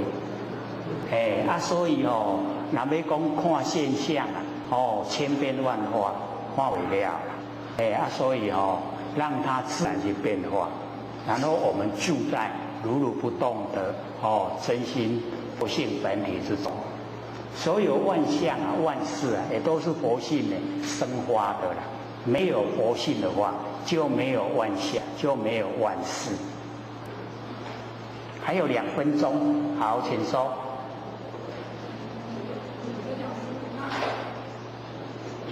让问题大家听到。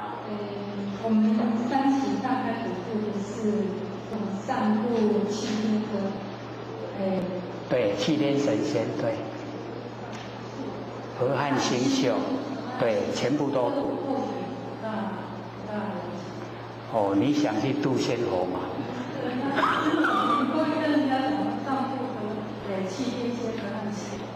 对，因为现在这个三桃大开普度了，所以不管是一些7天神仙，因为我们要了解当7天神仙啊，他都是对凡人有直接的贡献，就是有帮助凡人，他才进入那个7天神仙。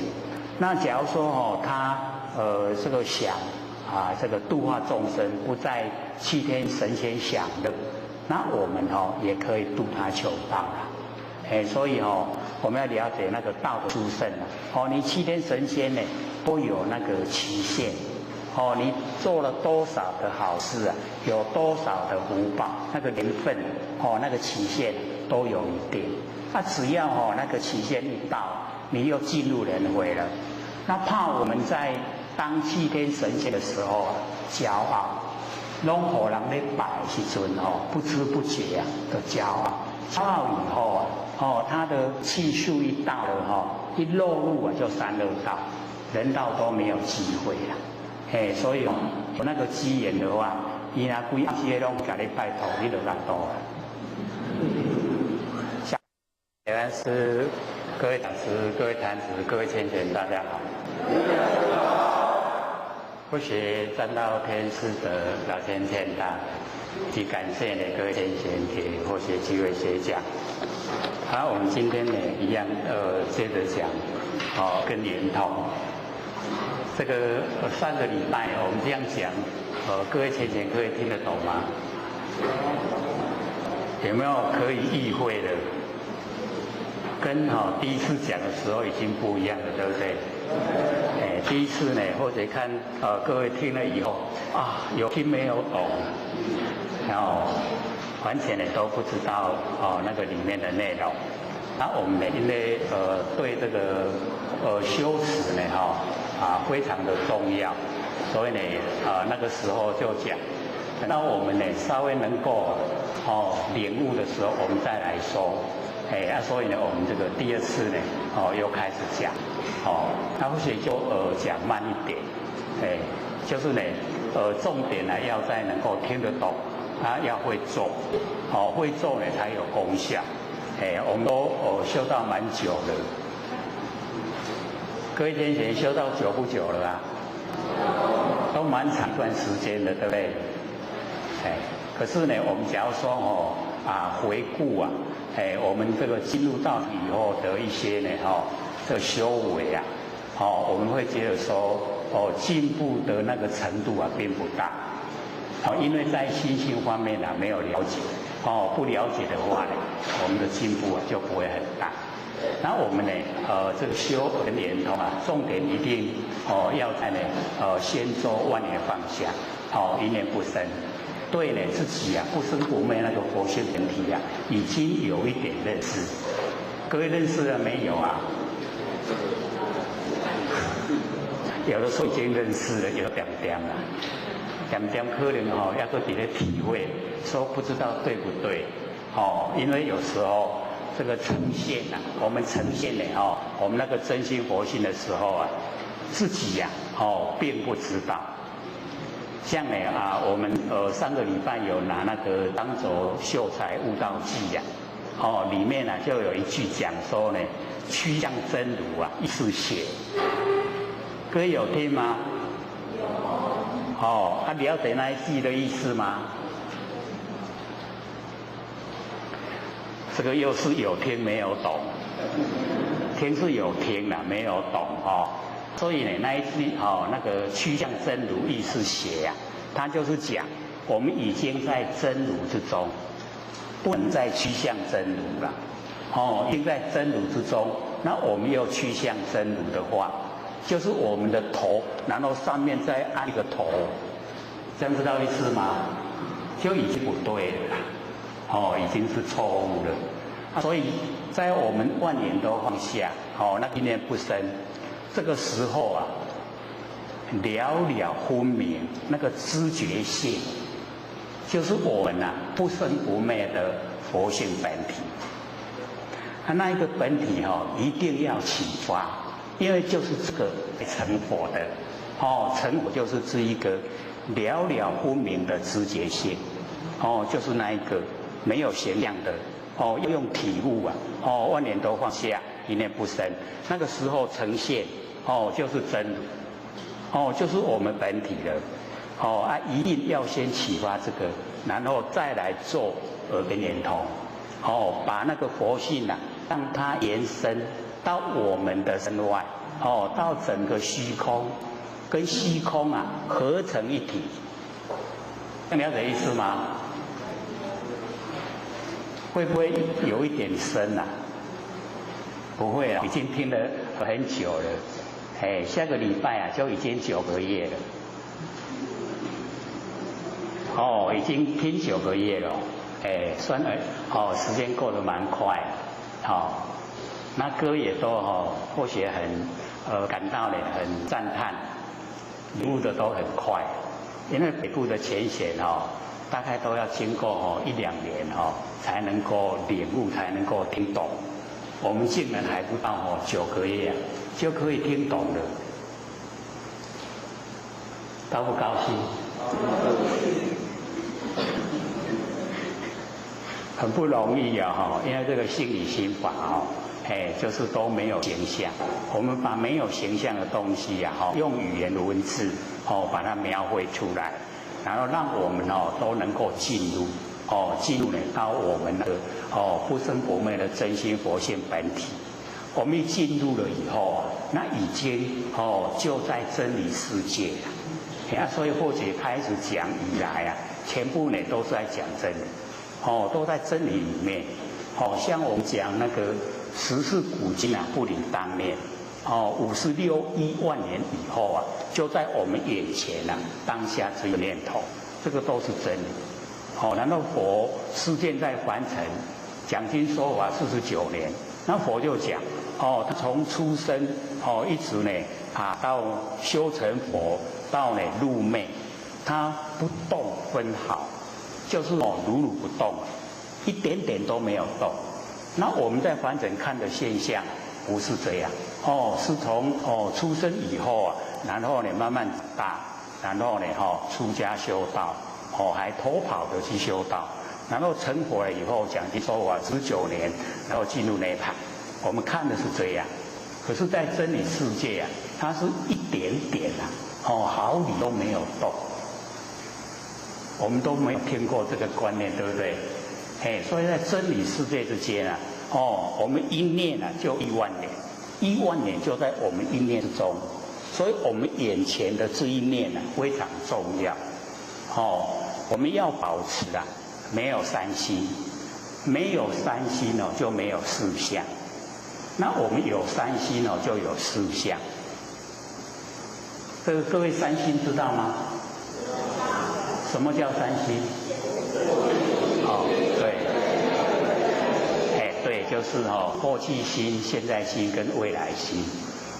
过去心已经过去了，我们不要去想，我们过去的就让它过去。那未来的我们也不用策划，那我们要了解，那个策划未来是我们身体要用，佛性不用。那我们现在心也不要，因为现在它不住。我们说现在已经过去了，现在又过去了，现在又过去了，都它不住。那没有过去，没有未来，没有现在，三心都没有，三世就摄受我们不住。三世过去世给咱吸不掉，未来世也摄受不到，现在世也摄受不到。那三世都摄受不到，我们整个不生不灭的佛性就呈现的都是佛性本体跟佛都一样。所以我们就是要了解我们自己的行为作为，我们自己有三心，所以才引四相。四相呢，就是我相、人相、众生相、寿者相。这个一般呢都在文字方面的。那或许都讲我们以实际的来讲，只要落入能手，就有四相。所以我能看的就是我相，然后一定有手看。那手看的就是人相，那手看呢差别众生就是众生相，连续不断的看叫寿者相。落入能手，我们了解就已经有四相。只要落入能手，我能听，我能闻，我能做，我能怎么样，都是四相。所以我们要了解到，没有三心以后就没有四相，因为三世都不摄受。三世不摄受我们没有六道轮回，有六道轮回就是被三世摄受。所以在我们生活之中我们就是要注意不要有胡思乱想的心，不要起心动念。念一起就叫业。我们已经造了业。所以我们看那个黄母性子十界有那个三山坡那个是一念无明生三系。然后呢后面就是境界为眼长六出。有细还有粗。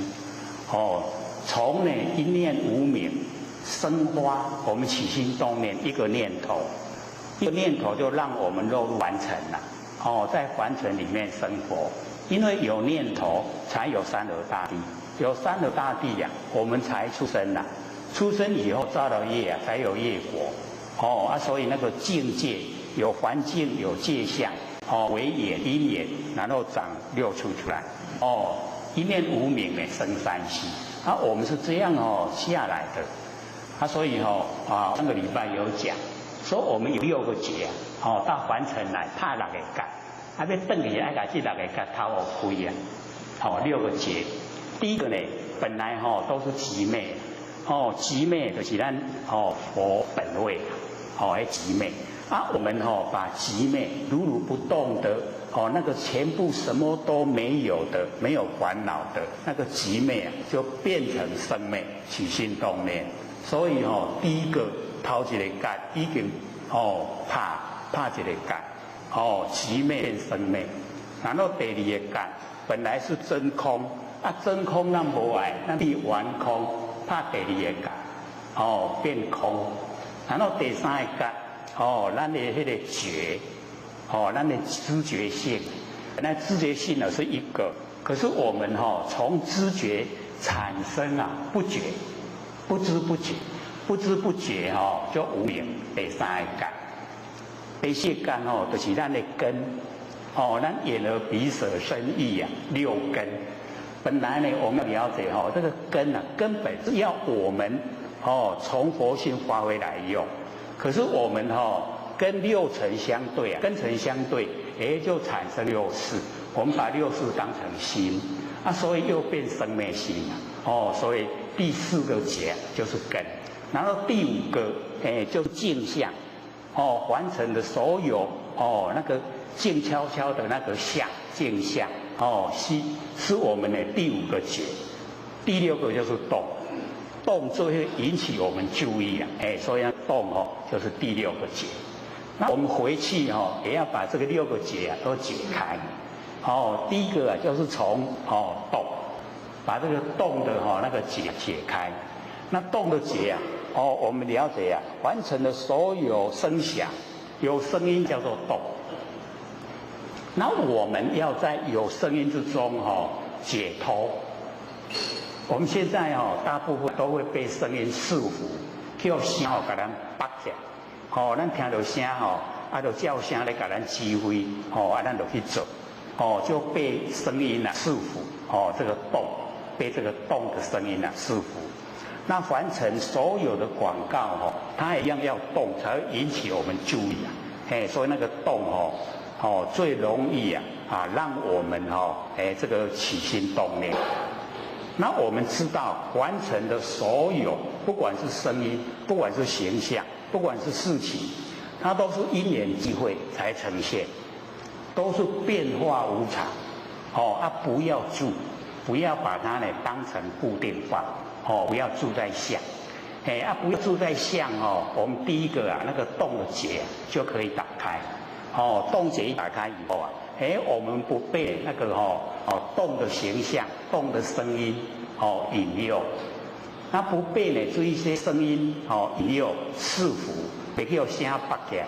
这样我们就已经把那个动结解开了，不受它影响了。这个叫做已经打开结。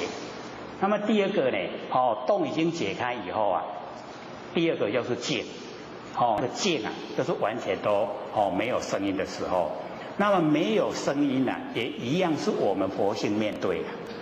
这个虽然已经比动要进步了，可是毕竟还是很粗浅，是跟动相对的。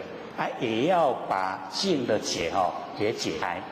所以动静这2个结解开了以后那个根源，我们那个完成的那一种诱惑力量就已经不大了。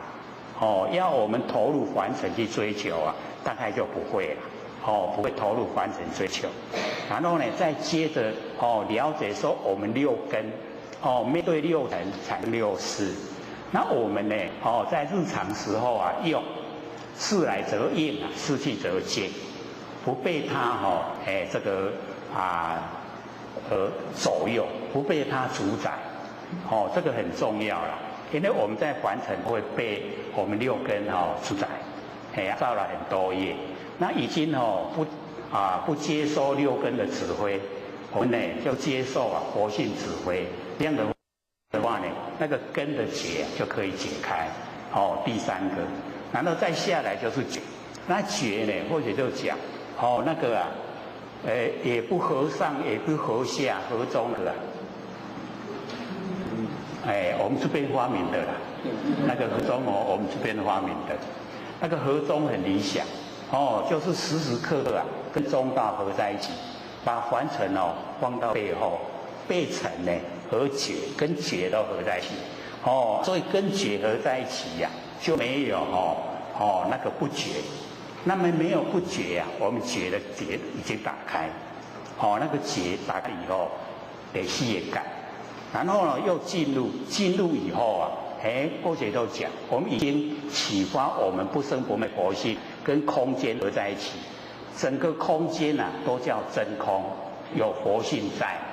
那我们把佛性集现在身上让这个空变完空这个空就是什么都没有，完空。可是我们现在已经做跟圆通把佛性延伸到空间出来这个时候整个空间都是佛性，所以叫真空妙有真空妙有，我们第五个觉又打开了，然后又回到最原始状态那个如如不动。或许不是讲说我们有玩过照相机的人都知道嘛那个我们按快门的那一刹那，镜头不能晃动，一晃动洗出来的相片模糊不清，所以我们那个佛性它是如如不动那个叫寂寂就是如如不动，就是呢寂昧我们已经回到那个原始状态了，第六个觉就打开了。你怕哪个该怕鬼各位打开了没有还没他先知道了先知道怎么打，因为或许有讲过了可能对六个觉都蛮疑惑所以我们在上课之前先把这个稍微提示一下，然后当我们再看下去再来研究里面的详细内容就容易做。会做了我们一段时间各个绝对知道说不一样的，我们整个人生都改变了我们自己心改变我们的家人一样跟着我们改变，然后我们的亲朋好友看到我们改变也跟着我们改变，整个环境都不同所以就很理想我们可以了掉很多的业障，而且又可以利益很多众生都可以修正成佛只要我们启发不生不灭那个真佛性，那个是成佛的正因，正确的原因就是这个万念都放下，一念都不生，那个时候那个了了不明的知觉性，那个就是本来面目就是不生不灭的佛性本体那我们一定要启发启发了以后再来做耳根圆通，把它扩散到整个空间，那整个空间都是佛性那尽虚空遍法界，整个非常理想那个文殊菩萨他就有讲说，我们住的世界是很狭隘，我们的佛性本体那个觉性非常宽广用比喻说我们那个佛性本体就好像大海，可是我们这个地球我们住的这个地球就好像大海里面的一个海浪引起来的泡泡文殊菩萨这样讲他说我们看我们这个空间很大，地球很大，他说不大，很小是我们起心动念以后才有的，才有这一个三河大地我们居住的环境。假如说我们花心修道，这一些都消失了，这个假象全部都消失了，没有所以很狭隘，佛性才很宽广。那因为我们没有研究都不知道那或许之前也是会说哦，天地很宽广，我们人很狭小。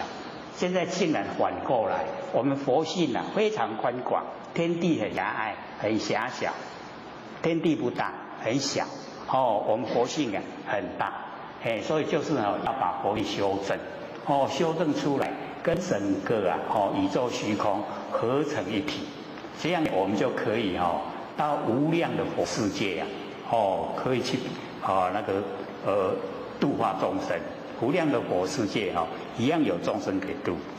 那我们呢就回到我们身上的耳根圆通的讲义回来。我们这个礼拜讲到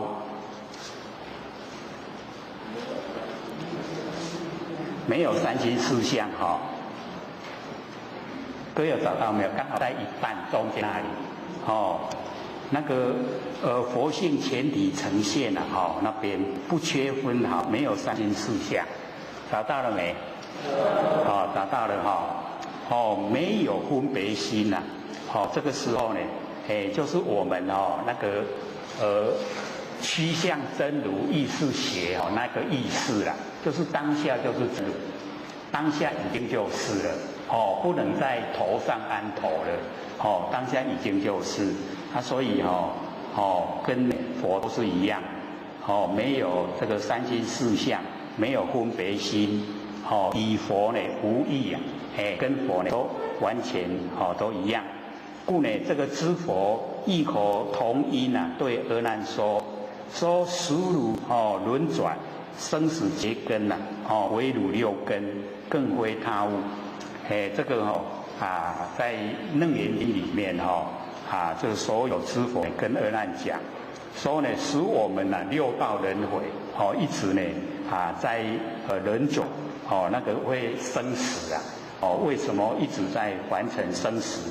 就是因为我们呢用我们的六根所以我们呢以为啦，都以为说对都是六根给咱用六根给我们用，我们都用六根，结果就造了业，造了业就要受苦，受苦就在六道轮回了，所以或许都一再讲，说我们修道以后根尘相对产生的那个念头我们不要用因为它会变化，那既然会变化，就不是那个真理真理是不会变的。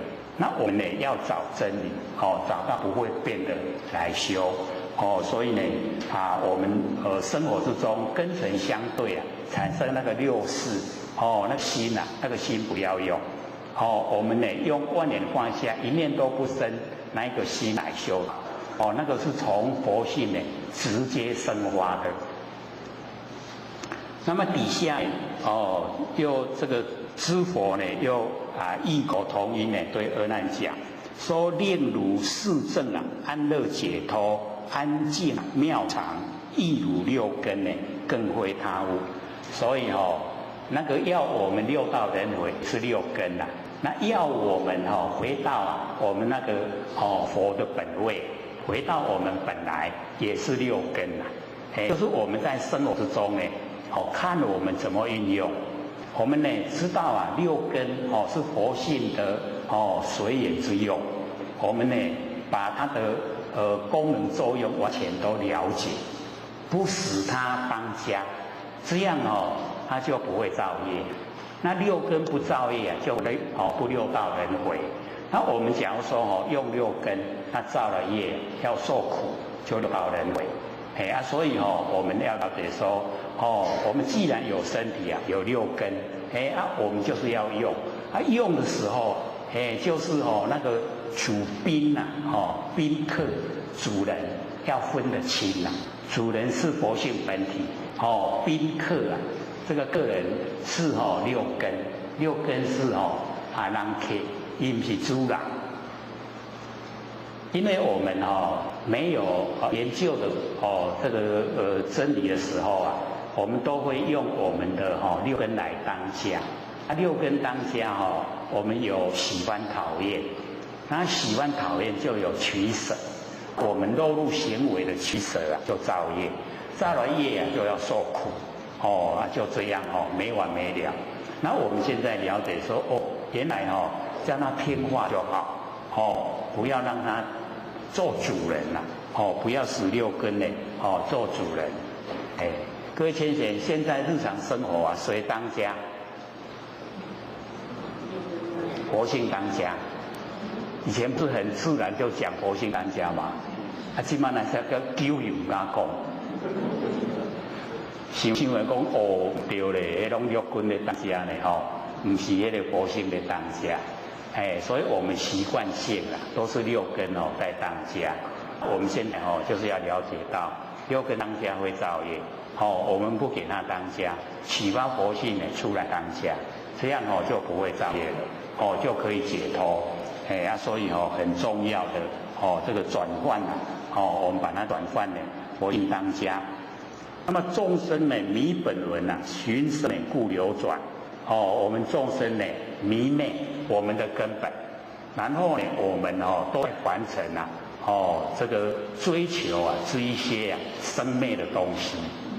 啊，因为我们追求哦这个生灭的，哎，所以我们哦自己本身啊。哦，生灭的东西啊，那个比较哦鲜明，所以我们追的会比较哦容易啊。那假如说哦不生不灭常住啊，常住真心哦，它如如不动，看不见、摸不到、听不着，都哦让我们这个没有知觉，不知道，所以哦哎就不容易啊启发它出来当家。可是我们一定呢，哦，要认识，哦，认识呢，佛性本体，哎，不要哦迷昧，因为迷昧啊，造了业啊，受苦的也是我们哦，自己本身在受苦，哎啊，所以哦，哎，不要迷昧，哦，我们呢，这个不要把稳性哦，这个放到哦那个生存上面去呀，哎，因为放到生存上面哦，我们就追逐啊所有生命。哦，因为我们寻生啊，不流转，哦，追寻啊声音，所以呢，我们才哦一直啊在六道轮回。这里面哦有一段啊，或许是没有写下来，因为哦在北部都讲得很熟悉呀、哦，那或许在这边呢，哦又把它呢这个从头到尾啊再背一次。以前呢也有背过了，我们可能也听哦，也会觉得很熟悉呀、哦，说一切众生啊，从无始来，寻诸色身啊，逐念流转，诚不开悟啊，性净妙常，不寻所常，逐诸生灭，由是呢生生杂染流转，肉气生灭啊，守于真常，常光啊就现前，根尘世心啊。一时消漏，想象为尘，事情为过，恶迹远离，则汝华也，定时清明，允和不成，无上知觉。有没有听过？有哦，熟不熟悉？因为这个从凡夫到佛成佛的那个果位啊，就在这一句里面。哦，一切的众生从无始以来，我们太久了啦。落入凡尘已经太久，无始不知道什么时候开始，无始以来，然后我们追寻、遵循着我们的形象、色跟声音，遵循的是生啊，逐念一个念头啊，追逐一个念头，逐念啊流转，我们念头都是这样，一个接一个，没有停止的时候了，逐念啊流转。诚不开悟啊，就是不曾开悟，就是没有去领悟啊。性净，我们的佛性啊，本体啊，很清净，它很奥妙，又常住，性净妙常，我们呢都没有领悟啊，然后不寻所常，我们不按照呢常住真心啊，逐诸生命，追逐所有的生命，由是啊生生杂染流转。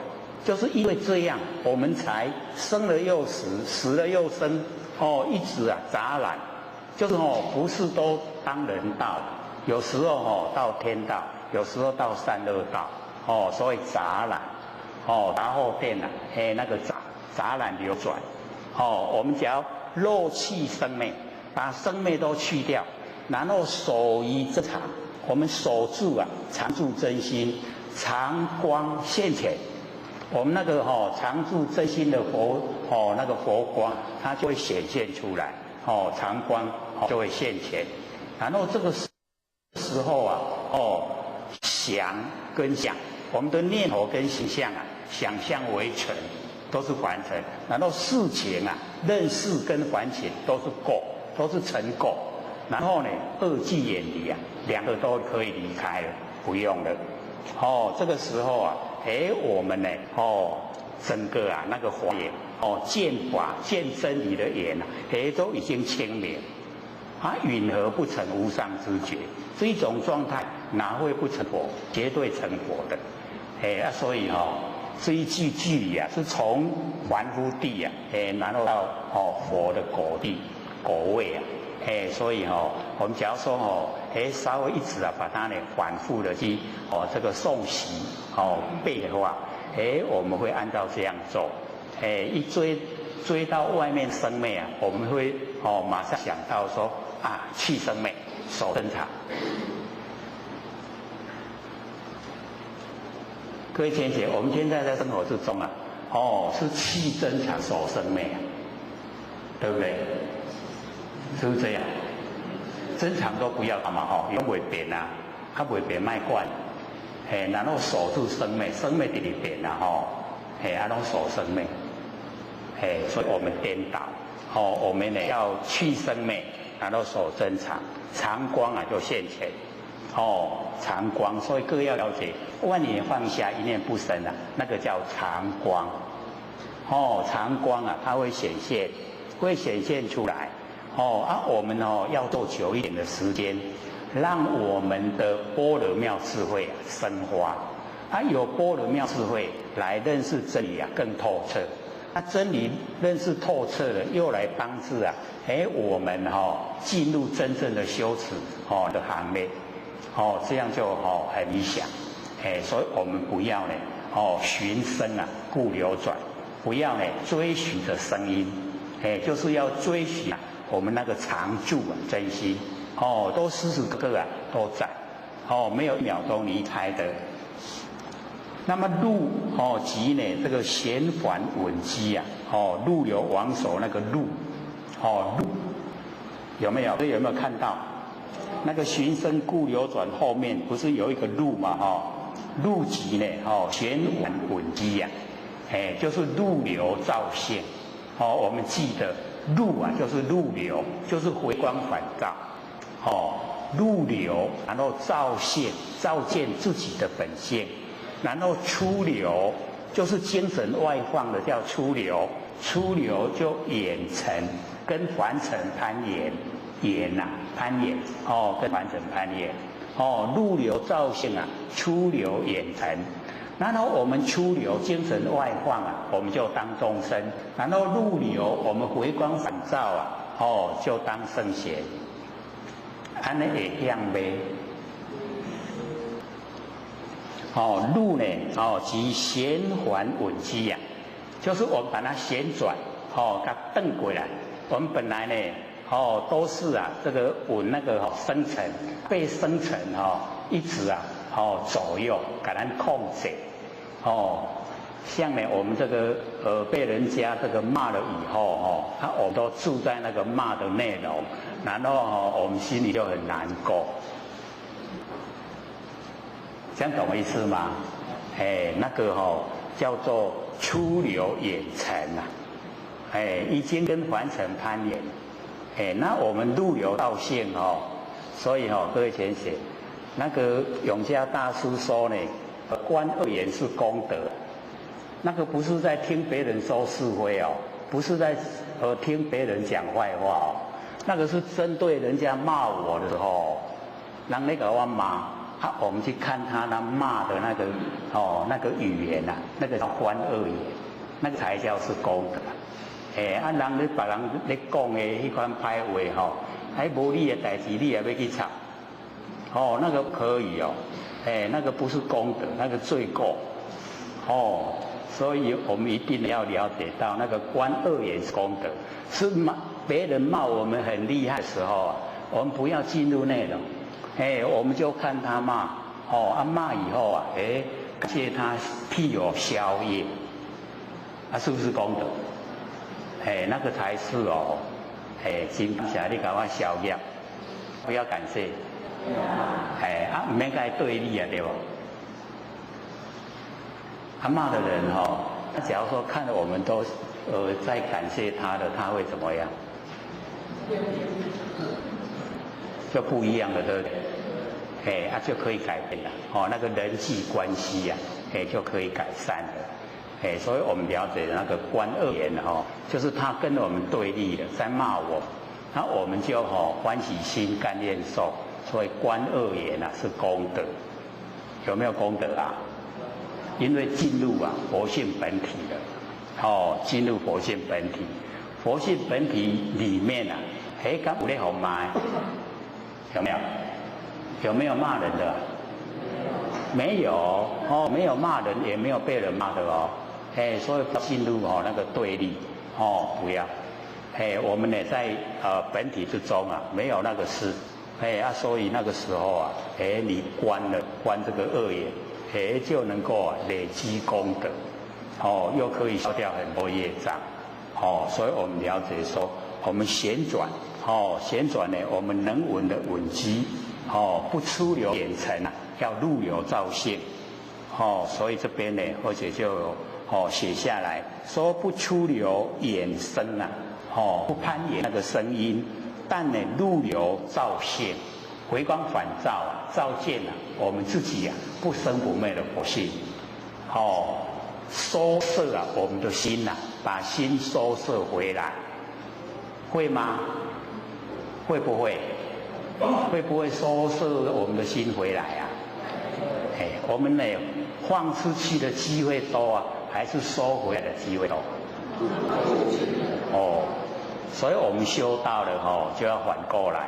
要呢收回来的机会要多收摄我们的身心身心呢都把它收摄回来时时刻刻这个人都守摄守制房子那种修掉这样呢就不会有业，造业就不受苦就解脱了所以入流呢照现一切时一切次次光内照。就是要呢，这个不合上也不合下，叫合中了。这个一切时一切次都合中，跟中道合在一起，能够呢智光智慧之光，我们那个心所发的那个叫智光，智慧之光。假如说根尘相对那个心那个是心它是生灭变化，不要用它。我们用呢万念放下，一念不生的那个心这叫智慧我们有智慧然后呢让这个智慧发出光明智光呢内照照进我们自己本性这样呢就进入那个真理世界在真理世界之中生活。那么不以所闻分别难见这个呢就是讲我们听到声音以后不在声音的里面去分别它是好好就是见不好就是染染净。染净知道吗？我们染了五颜六色那个叫染，然后保持我们很这个清净的保持很干净的那个叫净所以我们不分别好跟坏所以染净不是好坏不分别好坏，了解意思吗？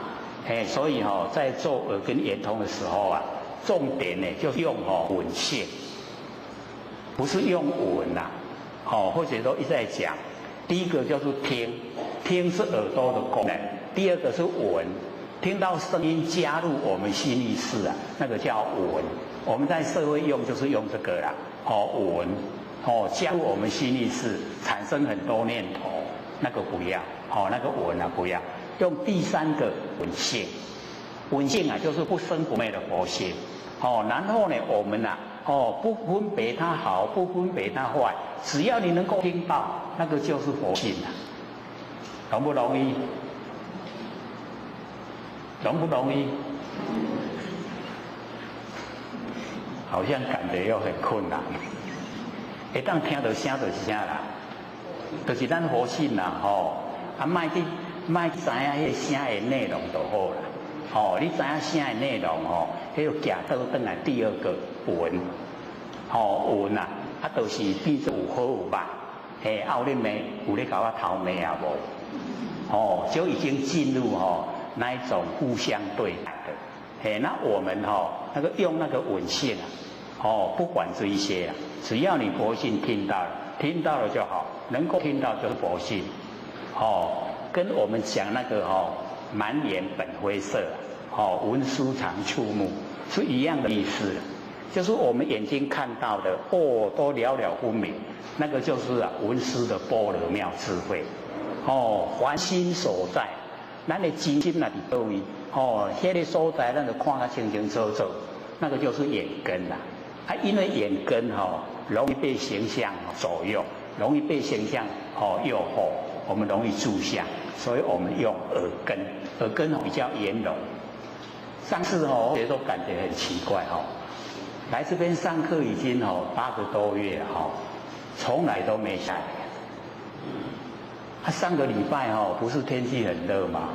我们又把那个窗户全部都关起来都全部关起来开冷气啊。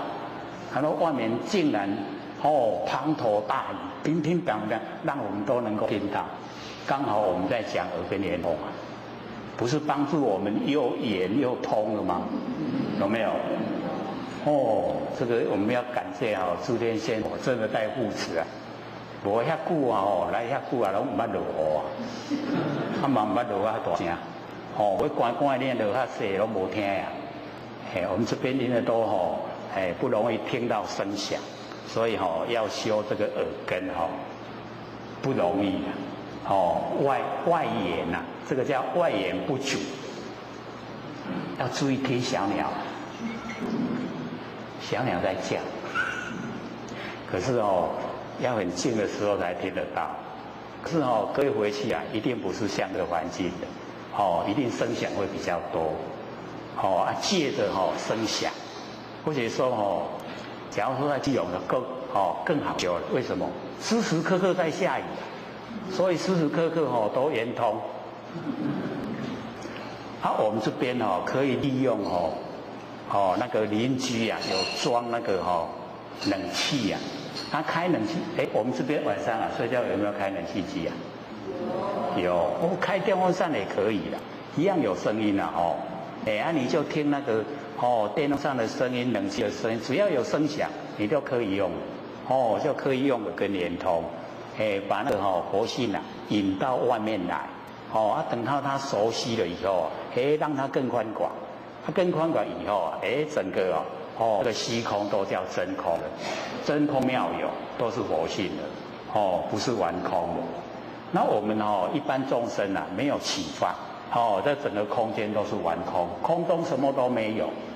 那我们修了以后空中是什么都有，有佛性在，有水有风土在。这个空中有水有风土的，各位有看到没有？有没有？真的那么厉害可以看到空中有水有风土。我们用冷气机或是除湿机，可以把那个空中的水集中，我们就可以看到了，对不对？那火就是热，热的那个就是火。然后呢，风很简单，我们只要一手不动，一手动就有了。那个土要等到那个太阳从那边照进来，我们可以看到阳光中有灰尘，灰尘就是土散开了。所以这个空间里面有水有风土，所以佛经又讲色空不二，色就是水风土空就是这个空间色跟空它不二，不二就是一就是合在一起，有没有在一起？所以色空不二合在一起。我们要了解这个真理。我们身体也是啊，天地的物质，所有风土，众缘际会，皆我们用的。那外面的所有形象一样也是所有风土啦。所以六祖被那个智彻不是砍3次脖子嘛，他没有死掉，那个就是在修我这个所有风土跟外面的所有风土是一样的。所以物不会妨碍。好像我们水要把它倒进去水里面，变成什么？还是水合在一起，它飘得出来吗？火已经在焚烧的时候，我们又把火一投进去变成什么？又是火。火投进火还是火。所以六祖就是在念所有风土，身体的所有风土，外面的所有风土，它是一体的。你的就不会有妨碍所以站过去无登去所以六祖也不会标榜说他有神通，不会因为在真理世界里面这个神通是佛性的功能作用。只要我们都修觉性为海，就是我们的觉性好像海一样那么宽广以觉海周遍法界恒无边涯，事无底蕴就是那个觉，我们那个觉非常的宽广，周遍整个法界恒无边涯，事无底蕴不管东西南北上下，全部呢都是觉都是我们觉海灰漏水不像我们的水海上有边上有底咱世间的海拢有边啦拢有迄个陆地嘛有底，虽然讲有的真深有的海我讲安尼3000公尺佫落去嘛是有底那觉海没有它没有底那么这个性即指那个体大，成缘成指相大，所以有体有相有用圆妙圆明为用大体相用那个文殊菩萨呢都把它呢这个解说出来。那么成缘为呢觉海成暂不动，严含万有。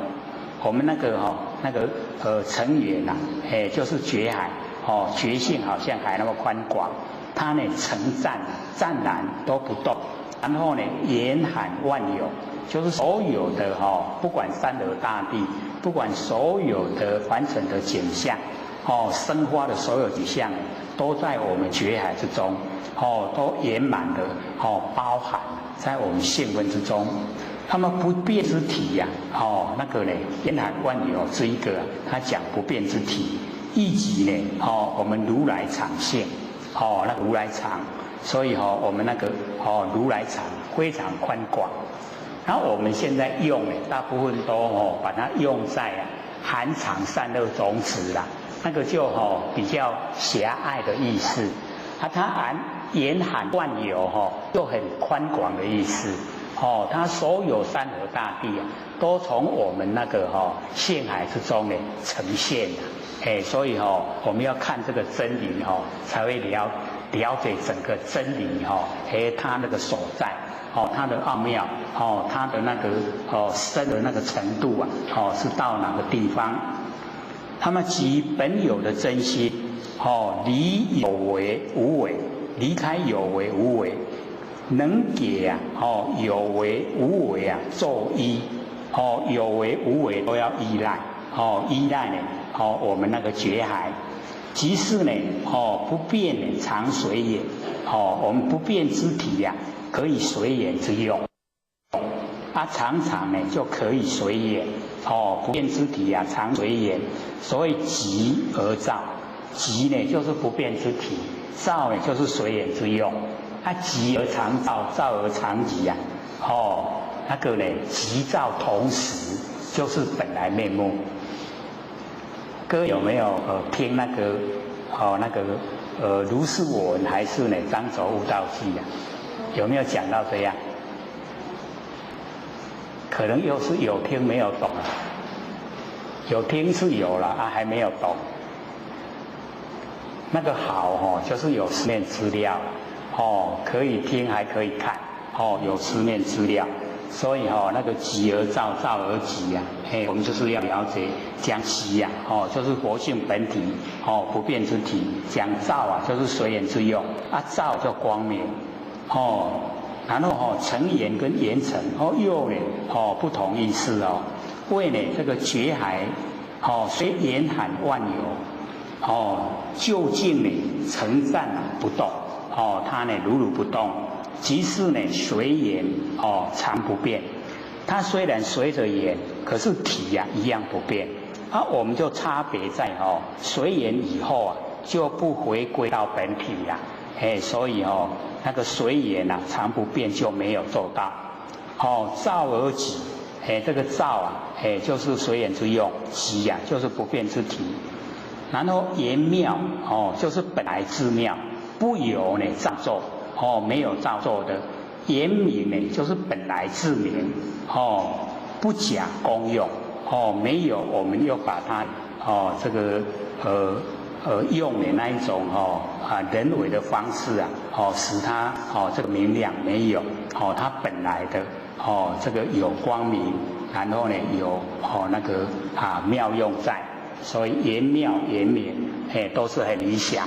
可是我们呢一般都是没有让它恢复啊它本来所有的那一些功能作用，我们都呢加入我们的心意识我们人工呢做得很厉害。还有这个11分钟了这个剩下呢就是交给各位这个发问问题。那在呢这个发问问题之前因为学到的时候这个有千贤这个千叮咛万交代跟或学说一定要跟大家讲说我们这个修道就是要很专一呀不要这个一回到家以后就坐着看电视就上网，然后呢去网路那或许呢这个之前呢时常都会这个讲说我们在没有启发我们的佛性来当家的时候还没有启发不知道自己不生不灭的佛性本体，这个时候我们尽量拼除外缘，外面的因缘我们尽量把它拼除不要跟人聊天，不要看报纸，不要看杂志，不要看电视不要上网，什么都不要，专注的把佛性本体启发认识。等到你已经可以佛性当家了，这个时候不管你要做什么你要看电视，你要上网，你要看新闻，你要看杂志都没有关系，因为你有主宰了，你佛性可以主宰了，那一些事你就会处理得很好。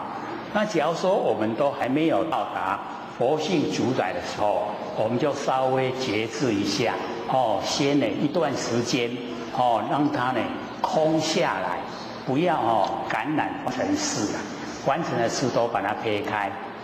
那假如说我们工作的时候压力很大对呢主管很不满，那或许老师有一个那个日本人的方法，他跑到那个没有人的地方去大骂他最讨厌的那个人大骂了以后情绪一发泄回去就好睡了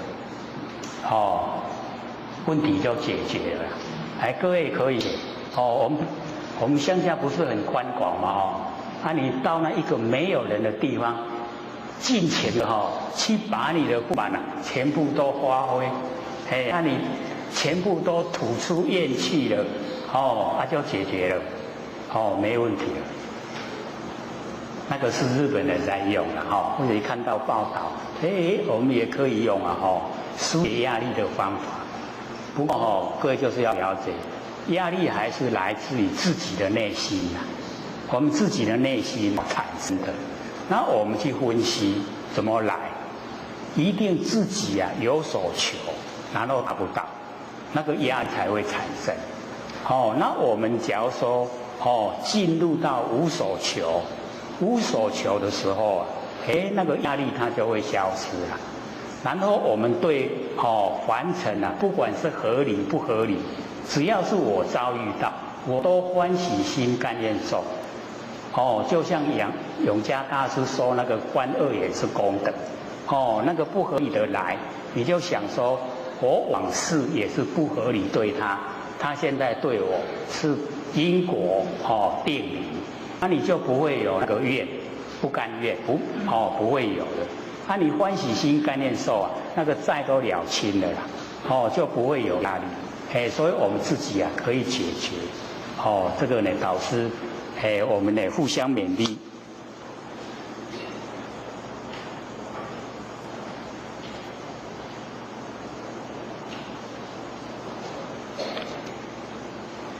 这个要请负责讲书念，因为我知道他写下来是什么意思。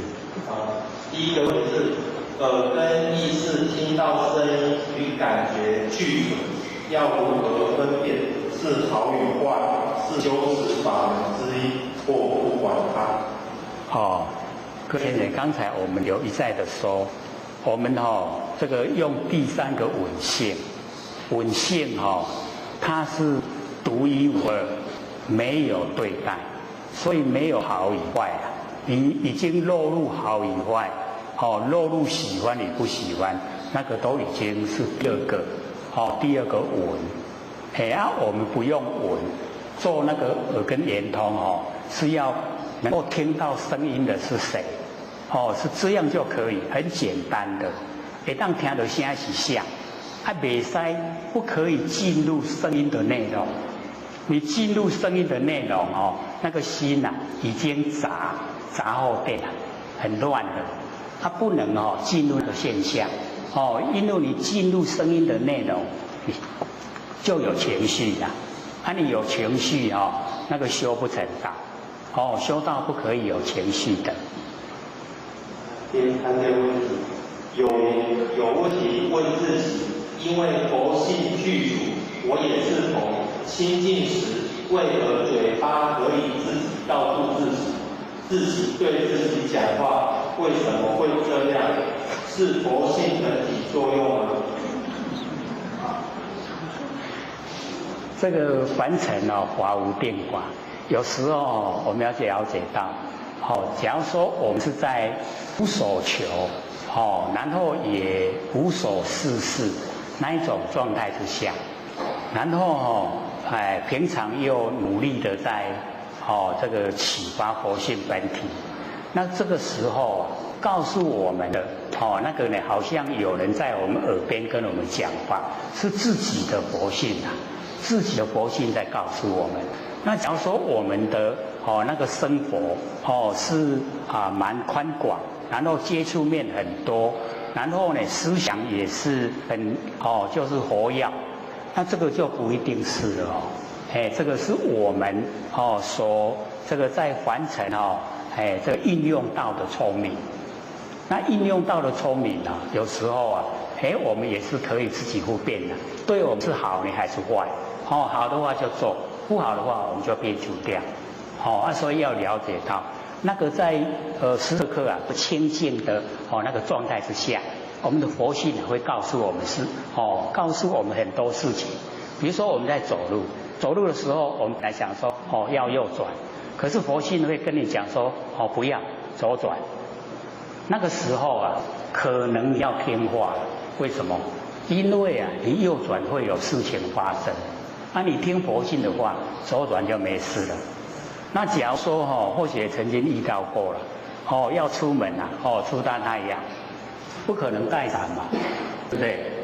可是佛性告诉我带伞，我说带伞出门笑死，这么好的天气还带伞，真的不听佛性的话，出去就淋雨了。为什么？下雨下大雨。所以有时候就看我们自己在当时的状态之下，是有那个意念的还是没有？有意念产生的时候那不一定是佛性告诉你，那你都没有，很清净的状态之下呈现的，那可能就是佛性在告诉你事情。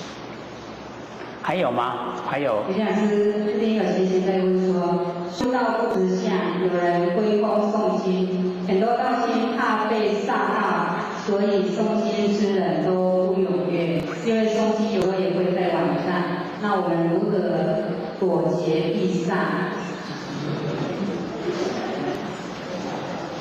这个老师这个又说现实嘛，又说人情然后我们要知道这个当然我们是这个不住相不用住在形象，可是就是人跟人都会互相比较啦。比较有一些就会讲说那甲恁去求道去信迄拢会恁迄拢好像都很冷冷清清啦，所以才有的佛堂成立那个诵经团。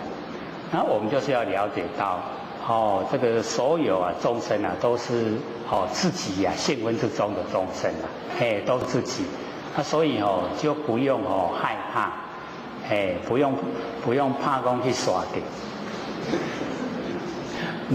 没的事了，没那个代志所以呢，我们就是要了解到，那个只是大家这个相聚一场有缘我们能够帮得上忙的，我们就去帮就只是这样而已还不会有什么那个说不好的那一些事情呈现只要你心都很光明，那全部的事都是朝着正面的在进行。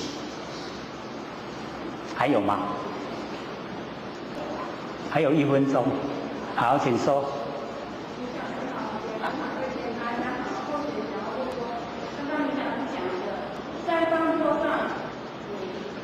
一念无生生担心。那请问下一句，刚刚李老师有讲下一句是什么？一念无理生担心。还有下一句。下一句叫做境界为眼长六出。境界为眼长六出。境，环境的境界，世界的界，境界为眼，因缘的缘长出6个出。那个3系就是业相、转相跟现象，这个时候都还没有，因为我们产生一念，才有三而大地，有三而大地才有众生众生以后叫做境界为眼，长6出，6出6个名目一个就是智相，智慧的相，可是那个智相是互咱看啥知影啥智相。第二个呢叫做相续相，就是一直相延续下来。第3个叫做直取相，直轴跟取，直取相。第4个叫做记名字相，这个是什么名字，那个是什么名。第5个就是取业相，我们已经起业造业。然后呢第6个就是业系，被业绑着，业系苦相。有听过吗？有没有？没有听过。那没关系让他又熟悉智相、相续相、直取相、记名字相、取业相、业系苦相，境界为眼长6出。一念无明生3系。下课。各位点老师、各位讲师、各位坛子、各位先贤，大家好。不学老天之德，老天天大德，以及感谢各位先贤给佛学机会学讲。我们呢要讲这个耳跟眼通，各位有没有耳听得比较懂的？不像第一次这个有听没有懂。我们有没有把那个第一次的那个复习，就是上个礼拜，各位有没有拿CD回去听？有，那个要这个熟悉才会做的呢才正确，正确呢就有的功效这个出来。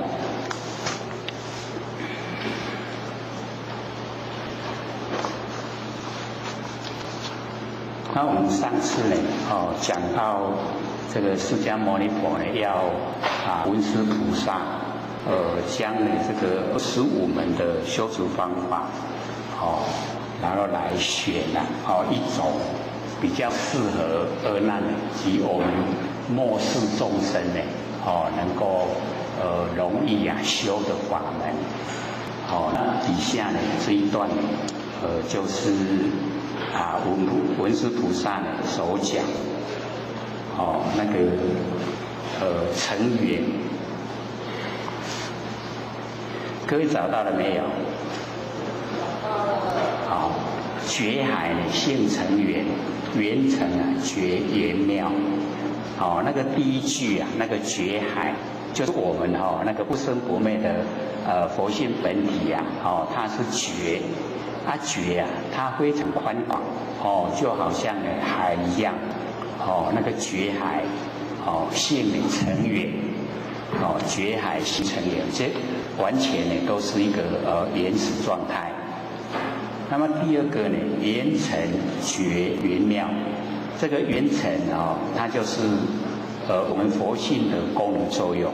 第一个呢，觉海讲不变之体，第二个呢，缘成觉缘妙，讲随缘之用，缘成觉缘妙，然后呢，它有这个体有相，然后呢有用，那个缘妙缘明，缘明照生手，那个呢是施以用。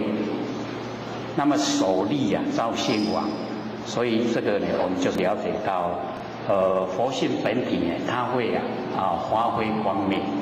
那假如说呢，我们要把佛性加明在佛性上面，那个加上去的就叫无明。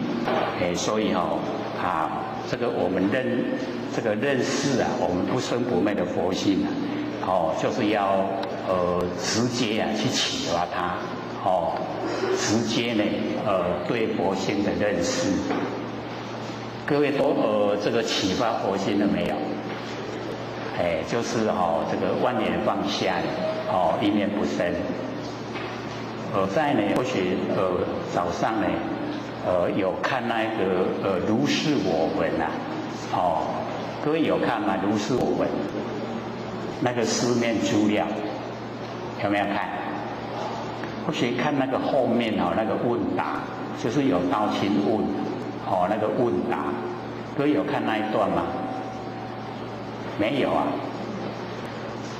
那个因为在 CD 里面CD 的容量大概是80分钟70分到80分，那可能没有把那一段问答这个录下来。那在书面资料里面有就是台北的一些他问问题他问得很努力。那假如说各位有拿到那个 MP3 的话，它就会全部有啦，从头到尾会全部都有，那个问答很多。那印的面资料只有印一段，就是在讲课之中呢，休息之前的一段他有把它抄录下来。那后面的因为太多了，就没有再写了。那我们大概呢，从那一段也可以了解。或许早上有看一下呢，也都是在讲万年放下，一念不生那个时候是在96年，3年前的时候呢，在那个台北的佛堂讲的。那一段呢，对我们来讲呢，帮助很大。张卓秀才悟道记也是在同那个时期讲，他是在基隆贤德佛堂说的。那个呢，对一般假如说还没有研究的人来说，他是比较容易了解。如是我闻有一点深那我们听了这么一段时间呢，大概也都懂了。各位看如是我闻看得懂了吗？看懂不懂？我们到今天呢，刚好9个月了。我们9月26号开课，今天6月26，刚好9个月。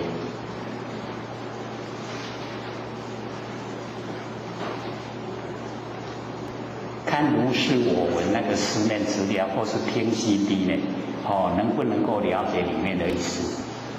可不可以了解？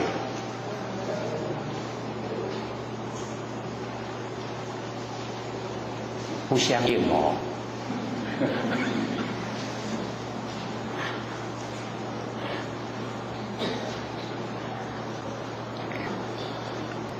因为我们都是没有离开那个性理心法，就是一路走来呢，都是要明心见性的。那所以我们要用一点心，在我们呢这个心的方面，因为跟尘相对啊产生的那个事心我们就是不要有要认识。我们生活之中呢都是跟尘相对。我们6根呢对6尘，然后产生6识。我们把6识当成我们的心，那个是无常变化。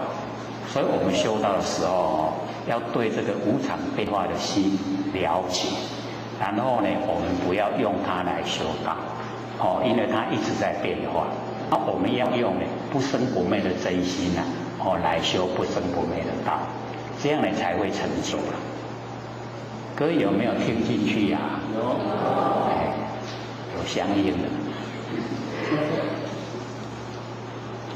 所以我们呢讲这一段呢，这个文殊菩萨呢所讲，那个觉海，就是我们的佛性本体很宽广，不像呢我们凡尘的海，还有边还有底呀。那我们的佛性呢，它没有边也没有底。非常宽广，所以呢，我们了解说，这个性呢就是指那个体呀，我们那个佛性本体，体很大。那么成缘成呢，就是在讲相形象，形象呢也很大。那圆妙圆明呢，是在讲那个用，我们呢从佛性发挥出来的那个妙用。那个用呢一样很大。那么成缘，就是讲我们觉海呢，这个成站不动，就是我们佛性本体如如动，严含万有，它呢含藏的凡尘所有三河大地，所有一切都含在我们佛性本体之中，所以讲不变之体。那么也就称呼呢这个如来藏性，如来藏。那么即是呢我们本来就有的真心，离开呢这个有为，也离开无为。那么能给这个有为无为依赖，所以我们了解我们那个佛性本体非常宽广。因为我们呢很少研究。很少接近所以对它呢都比较生疏。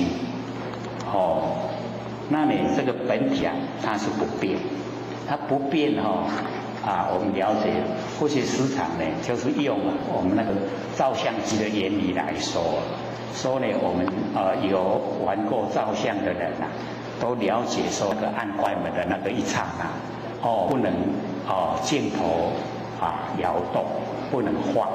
一晃动呢，洗出来的相片模糊不清，它就可见我们那个佛性它一样也是如如不动。假如说是我们佛性是局限在玄关，那我们整个头时常在动，那我们看到的景象一定都是模糊不清的。可是不管我们头动得怎么快，我们看到的景象都很清晰。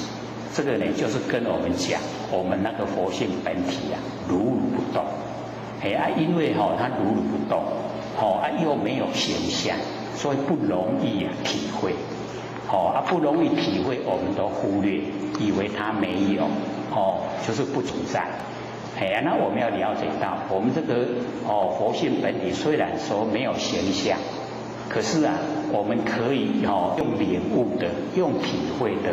知道它存在，而很切实，切实存在，它的那个奥妙程度啊，就是要深入，我们要深入的去研究探讨。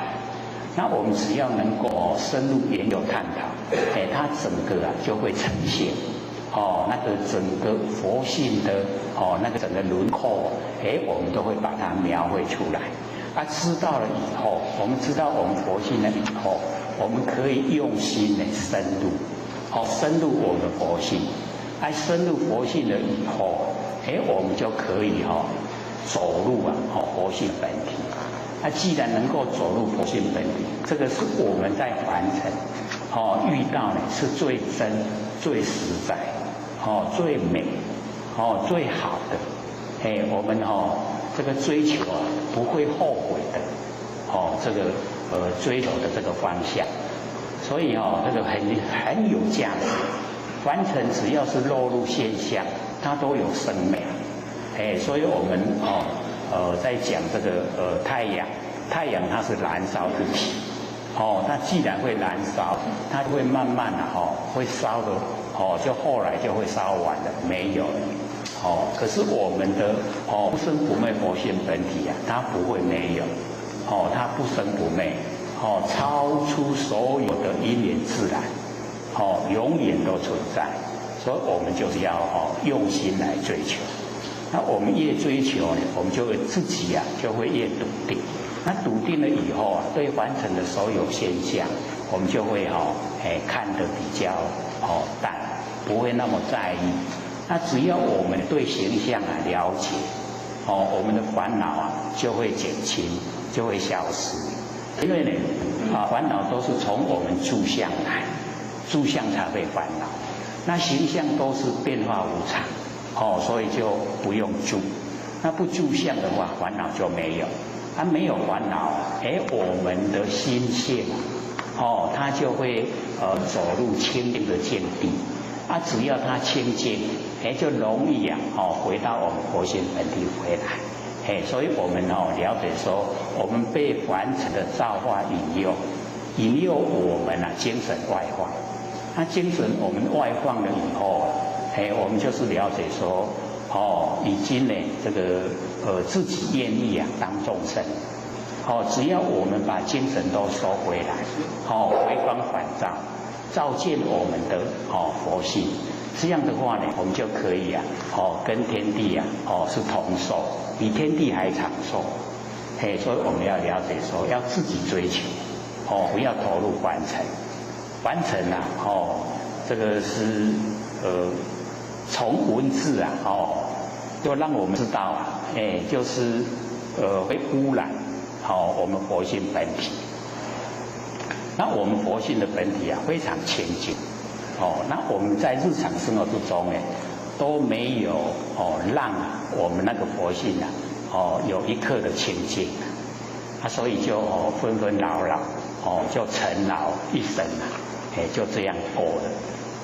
那在日常生活之中我们又造很多业，那个业我们既然有造，就有果报。那就在因果报之中过生活，就没有这个追求更上一层的这一个我们那个心性本体。所以我们研究性理心法，就是要我们了解到我们有非常宝贵的那个真心佛性，它不生不灭，永远都存在。那我们一定要用一点时间使它恢复它本来原有的光明。原有的光明一发挥出来以后，我们可以回归到我们的本位。本来每一个众生都是佛，那为什么我们没有成佛？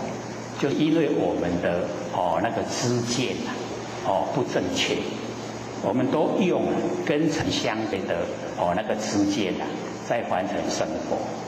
那根尘相对的都是变化无常，所以呢，我们要去了解它的那个变化无常。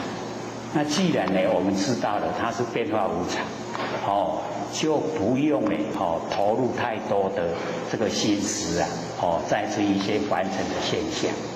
那我们呢，只要回归到不生不灭佛性回来，回来以后呢，我们会知道有很深的法性呢，让我们去探讨，让我们去进入，让我们去发挥。只要我们能够证悟自己不生不灭的佛性本体，我们就可以把佛性的那个大用，随缘之用功能作用全部发挥。那发挥出来那非常理想。我们可以说呢都没有，没有把佛性的那个功能作用把它发挥出来，没有。那假如说我们肯用心在明心见性方面，只要我们心明了，心透彻了解了，什么是私心，什么是真心，透彻了解，我们呢就会弃假，然后归真，把那个假的变化的我们都去掉了，然后归到真。那归到我们真心呢，即心即佛了，那个心就是佛，已经就是了。所以我们呢，这个在凡尘用都是妄心。我们把妄心都当成真心。所以这样就修了很久都没有功效。那我们一了解了以后，抓到那个根源，抓到我们不生不灭的真心的根源，这样来修呢，就会修得很快乐，时时刻刻呢，生活都在天堂一样。那我们凡人可以说呢，都呢追求那个形象物质。那形象物质我们要了解到那个都是不实在的。只有我们不生不灭佛性呢，才可以称为实相。那实相呢，没有形象，没有形象的实相，我们一定要用心来追求体会。只要我们肯用心追求体会，它一定会呈现。那呈现了以后，各位浅显，开始呢都一直鼓励我们万念放下，一念不生。在这种状态之下，万念都放下，一念不生。那个呢，已经呢就会呈现了，我们那个不生不灭的那个佛性本体出来。那已经呈现了以后，这个是刚刚一个入手。一个入门的方法，那我们要使我们那个觉，就是呢都没有一点念头那个觉那个觉性佛性的本体要使它久一点，时间呢长久一点。只要时间一久了以后，我们那个很灵敏、很奥妙的那个觉它会产生般若妙智慧。就是从佛性本体生发般若，就是从佛性本体生发那个知觉性。那从佛性生发的知觉性呢，在我们生活的实际体验里面叫做第六感。那我们的第六感特别灵敏，所以在那个如是我闻后面有一个浅显在问。说如何增加我们的那个敏感度那个里面就有详细说我们把那个日常生活之中万念都放下，然后一念不生。时间久了以后我们那个不生不灭的佛性本体慢慢延伸一直到整个空间，然后所有空间都是我们真心佛性。所以这个空间就叫真空，然后佛性有没有形象，就叫妙有。所以真空妙有就是我们那个佛性本体了。那我们在日常生活之中呢，它就呈现，就已经呈现。可是我们现在的生活没有从这个方向来努力，所以功效都没有，第六感也没有，那个灵敏度也没有。那我们只要呢，从我们佛性本体去发挥，我们的那个敏感度越来就越增加，越增加了以后，只要我们肯用心，一段长时间以后真的还没来的事情你会事先有征兆，还没到的事情你会事先知道，那个就是敏感度增加了。那我们到达时间又长一点，可以证悟到性的话，那会对天地啊所有的事情啊无所不知、无所不晓，什么都知道。因为整个天地就在我性分之中，而我性分中就在我知觉之中，所以就无所不知了。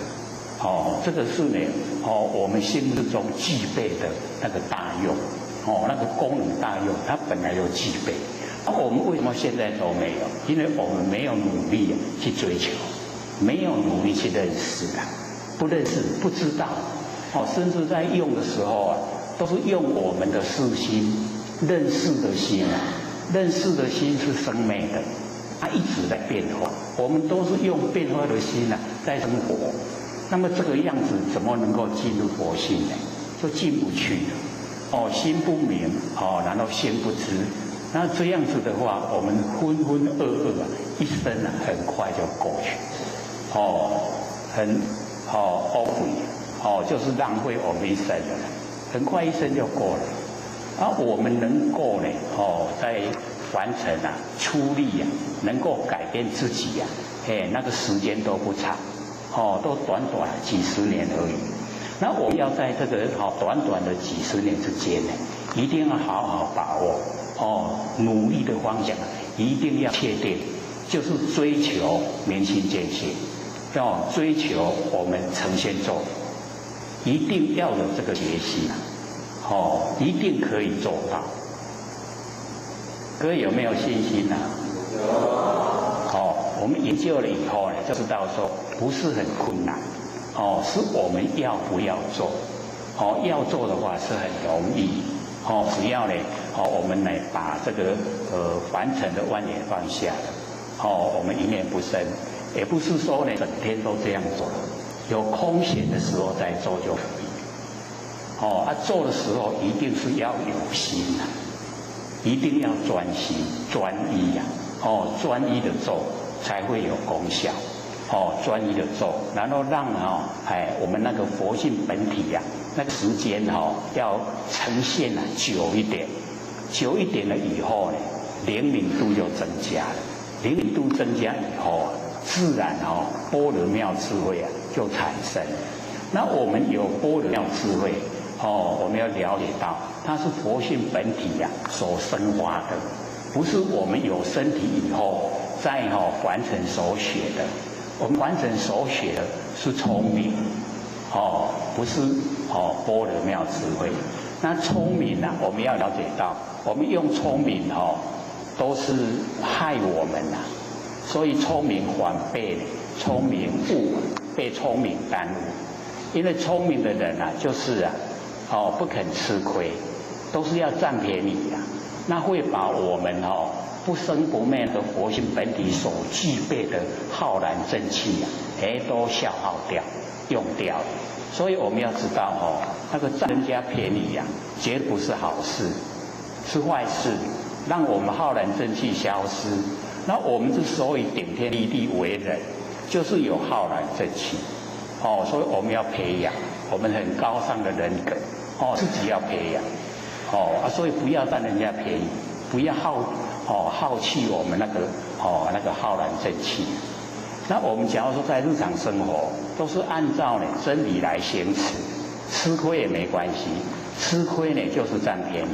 我们只要能吃亏一定浩然正气在。所以我们要知道说人烟稠密的地方我们这个没有这个浩然正气还没有什么关系。只要人烟稀少那个没有浩然正气那个真的是很危险这个前不久报纸就有登一个这个去采那个竹笋一般的笋怎样吧？我们这个乡下比较知道了他的就时常在走的道路，他去采竹笋那个4天的时间走不出来，走不出他那个采竹笋的那一个区域那个是很窄的地方，一走不出来走4天的时间走不出来。各位知道那什么原因吗？知不知道？我们年纪大了都会知道了，那个叫魔形啊，魔猴啊，魔形啊，魔猴啊，有没有听过？就是魑魅魍魉。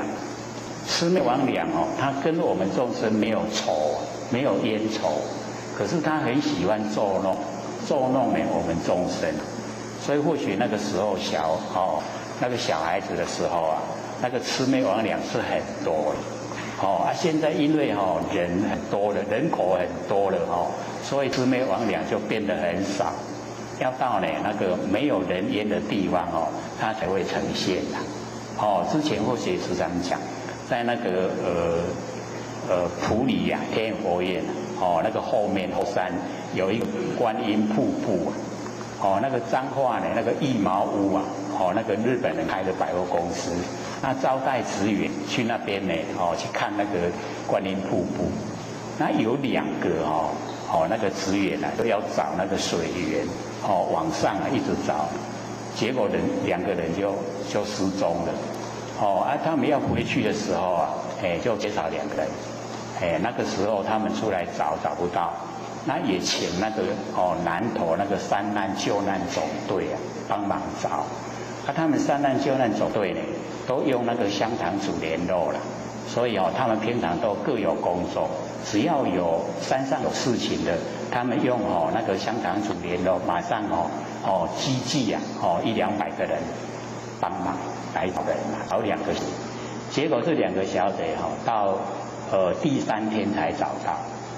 找到的时候因为有报案那个记者就跟着，那个小姐就跟那个找到她的人讲，那一天晚上傍晚的时候，他们有大概有200-300个人在找他们2个。那个时候他们2个就一直在喊说我们在这里啦，我们2个在这里。可是他们喊破的喉咙没人听到，没有人听到这个那么多的人没有人听到他们2个人喊的声音。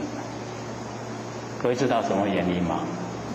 就是魑魅魍魉把他们整个都局限在那个小地方里面，不使他们形象呈现，不使他们的声音拿出来，拢改缩在那个因的那个立身的地方安尼俩。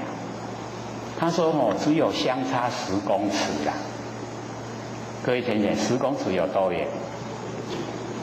我们迈开大步1步1公尺，10公尺就是10步，10步俩，草底下去个遐，这样就10步10公尺。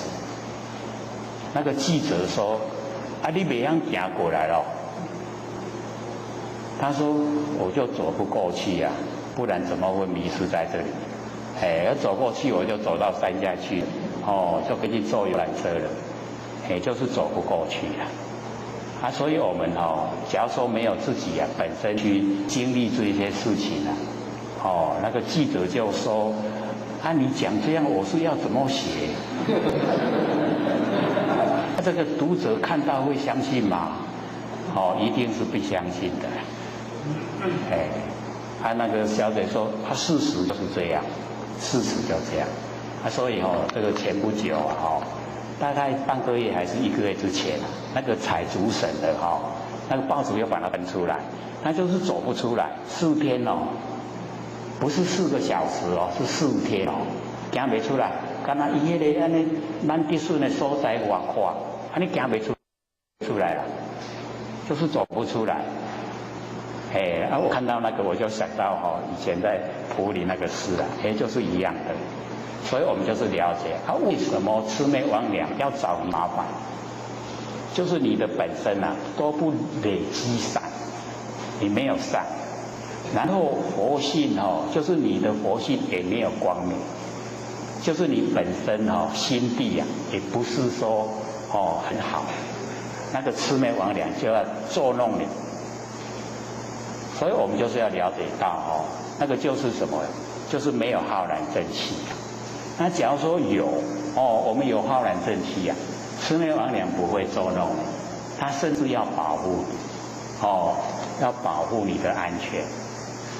所以我们就知道那个浩然正气的重要，以及我们日常那个累积啊，那个善，累积善的重要。我们累积善它不记在脑海，只要我们不记在脑海的善，那个叫做殊胜的因缘，它会进入功德。所以我们说生子得本，我们种足我们德的根本，就是能够做在工作上。那假如说我们都记得善，那个会变成福报。福报我们接受就是接受很好的那个果报。那接受了以后福报会用完，用完就没了那还要再去做再去累积所以我们修道就是帮助人行善不要记在脑海，把它抛入虚空，这样就叫生子得本。这样就进入我们现分之中。所以我们最重要就是在现分之中累积那个德本，道德的根本，我们把它累积。这个不但浩然正气有，那个善也有，德本也有，然后佛性也光明，都能够发出光明。所以说我们要了解到我们可以做的是很多只是我们都不朝这个方向来努力都不做所以我们就浑浑噩噩一生就过去了，很可惜。那我们现在有这个机缘，上天大开普渡，我们又求到了，上帝已经这个认定了我们有成佛的资格，有成佛的资格，要看我们愿不愿意。自己愿意的话，我们自己努力立定志向，然后去做。就是那个不好的不但不做，连想都不想。所有想出来都是利益众生，都是帮助别人，而且又不落入迹象，没有没有那个人家可以这个会所在，就是拢跟他老祖在讲见德如偷，我们建立道德好像小偷，都不给人知道。这样的话我们这一生就很有价值。那整个人生就不同。最起码自己的内心都是在天堂一样。那个生活就是跟活菩萨没有两样，都是一样的。所以或许都一直鼓励我们一定要启发我们不生不灭的真心佛性，要认识自己的本来面目。我们本来都是佛。之所以没有成佛，是我们做的行为不对了，我们见解不对了，不正确，然后才变成众生，才在凡尘受苦。那我们只要改变我们的心念，心念一改变了，我们整个行为改变，整个周遭亲朋好友，他也会受我们感化，他也会改变，所以就很理想。这整个道就呈现了在凡尘，不是这个空话，而是实际可以做的，可以到达的，不是很困难，看我们有没有心去做，有心做都很容易只怕我们无心，那无心就没有办法成就，所以有一些说修道很困难的，有时候修道很容易的。那困难跟容易跟我们每一个人的那个六道人为之中所作所为有关系这都讲说，假如说我们已经抽烟有烟瘾，喝酒也有酒瘾，那要他戒烟戒酒，他就会感觉很困难。那假如说我们原来都没抽烟，也都没喝酒你要他戒烟戒酒，他会说这个容易，这个我可以做到。这样了解问题吗？很困难的，就是已经自己沾得太厉害，成过沾得的太厉害，就会觉得修道很困难。那假如说我们沾得凡尘都不深，对凡尘事都不投入，那我们来修心理心法就会很容易，然后一下子全部都进入，这样懂意思吗？那我们不管是这个来源啊，是三得道也好，是呢这个已经修正的这个前贤来也好，都没关系呀。只要在这一生之中呢，我们努力一世修呢，就可以一世成，绝对可以成只要看我们有没有信心。对自己有信心的，相信自己不生不灭佛性我们就一定可以成就，绝对可以的，没有做不到的事就怕我们不想做，不想做那就没办法，所以先了解真理，真理透彻了解了，知道我们佛性状态了，知道怎么做怎么修了，那我们就按照那个正确的方向去做，努力的做。不管他修的成不成，都不要去在意。幸福之中一定会有，绝对呢修了以后就在我们佛性之中。所以这一段这个文殊菩萨讲的我们老师要用一点心。所以这个我们已经讲2个礼拜的耳根圆通，然后呢那个CD都有送到这边来。1个礼拜有2篇2个礼拜4篇。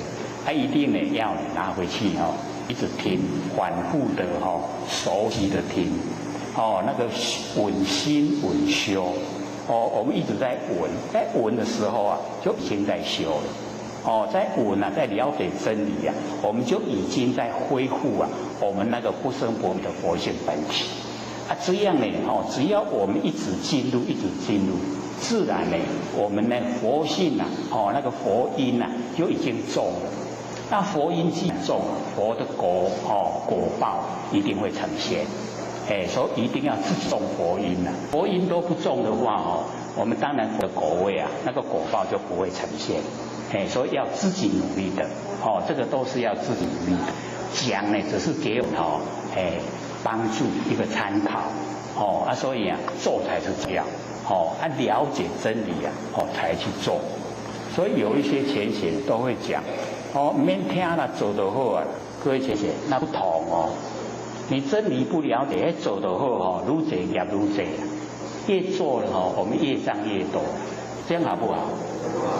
就不好了所以我们要了解说，要做都要符合真理，做出来拢跟真理相应都符合，这样做呢才真正的这个功不唐捐不会做了都没用，所以我们呢就是了解我们那个佛性本体它是不变，不变之体，它不会变化，可是呢它可以随缘之用，可以随缘，就是有功能作用功能作用我们凡尘最喜欢的就是神通那神通就是佛性的功能作用。那我们要了解到这个我们佛性本身就有这个神通了，只要我们肯用心呢，大概在12年至15年就会呈现了，就可以游戏神通，全部呢用神通在凡尘，都可以用，把整个那个随缘之用都用出来。可是我们追求的时候不要追求神通，我们追求本体。追求不变之体，不变之体重要那个随缘之用等到我们不变之体都透彻了，它自然会有随缘之用，那个功能作用的神通，它全部都会呈现。那我们在修的过程也会有功效出来，因为在北部也都有前贤他们修到都有功效，就是呢，比如说今天有某某朋友会来。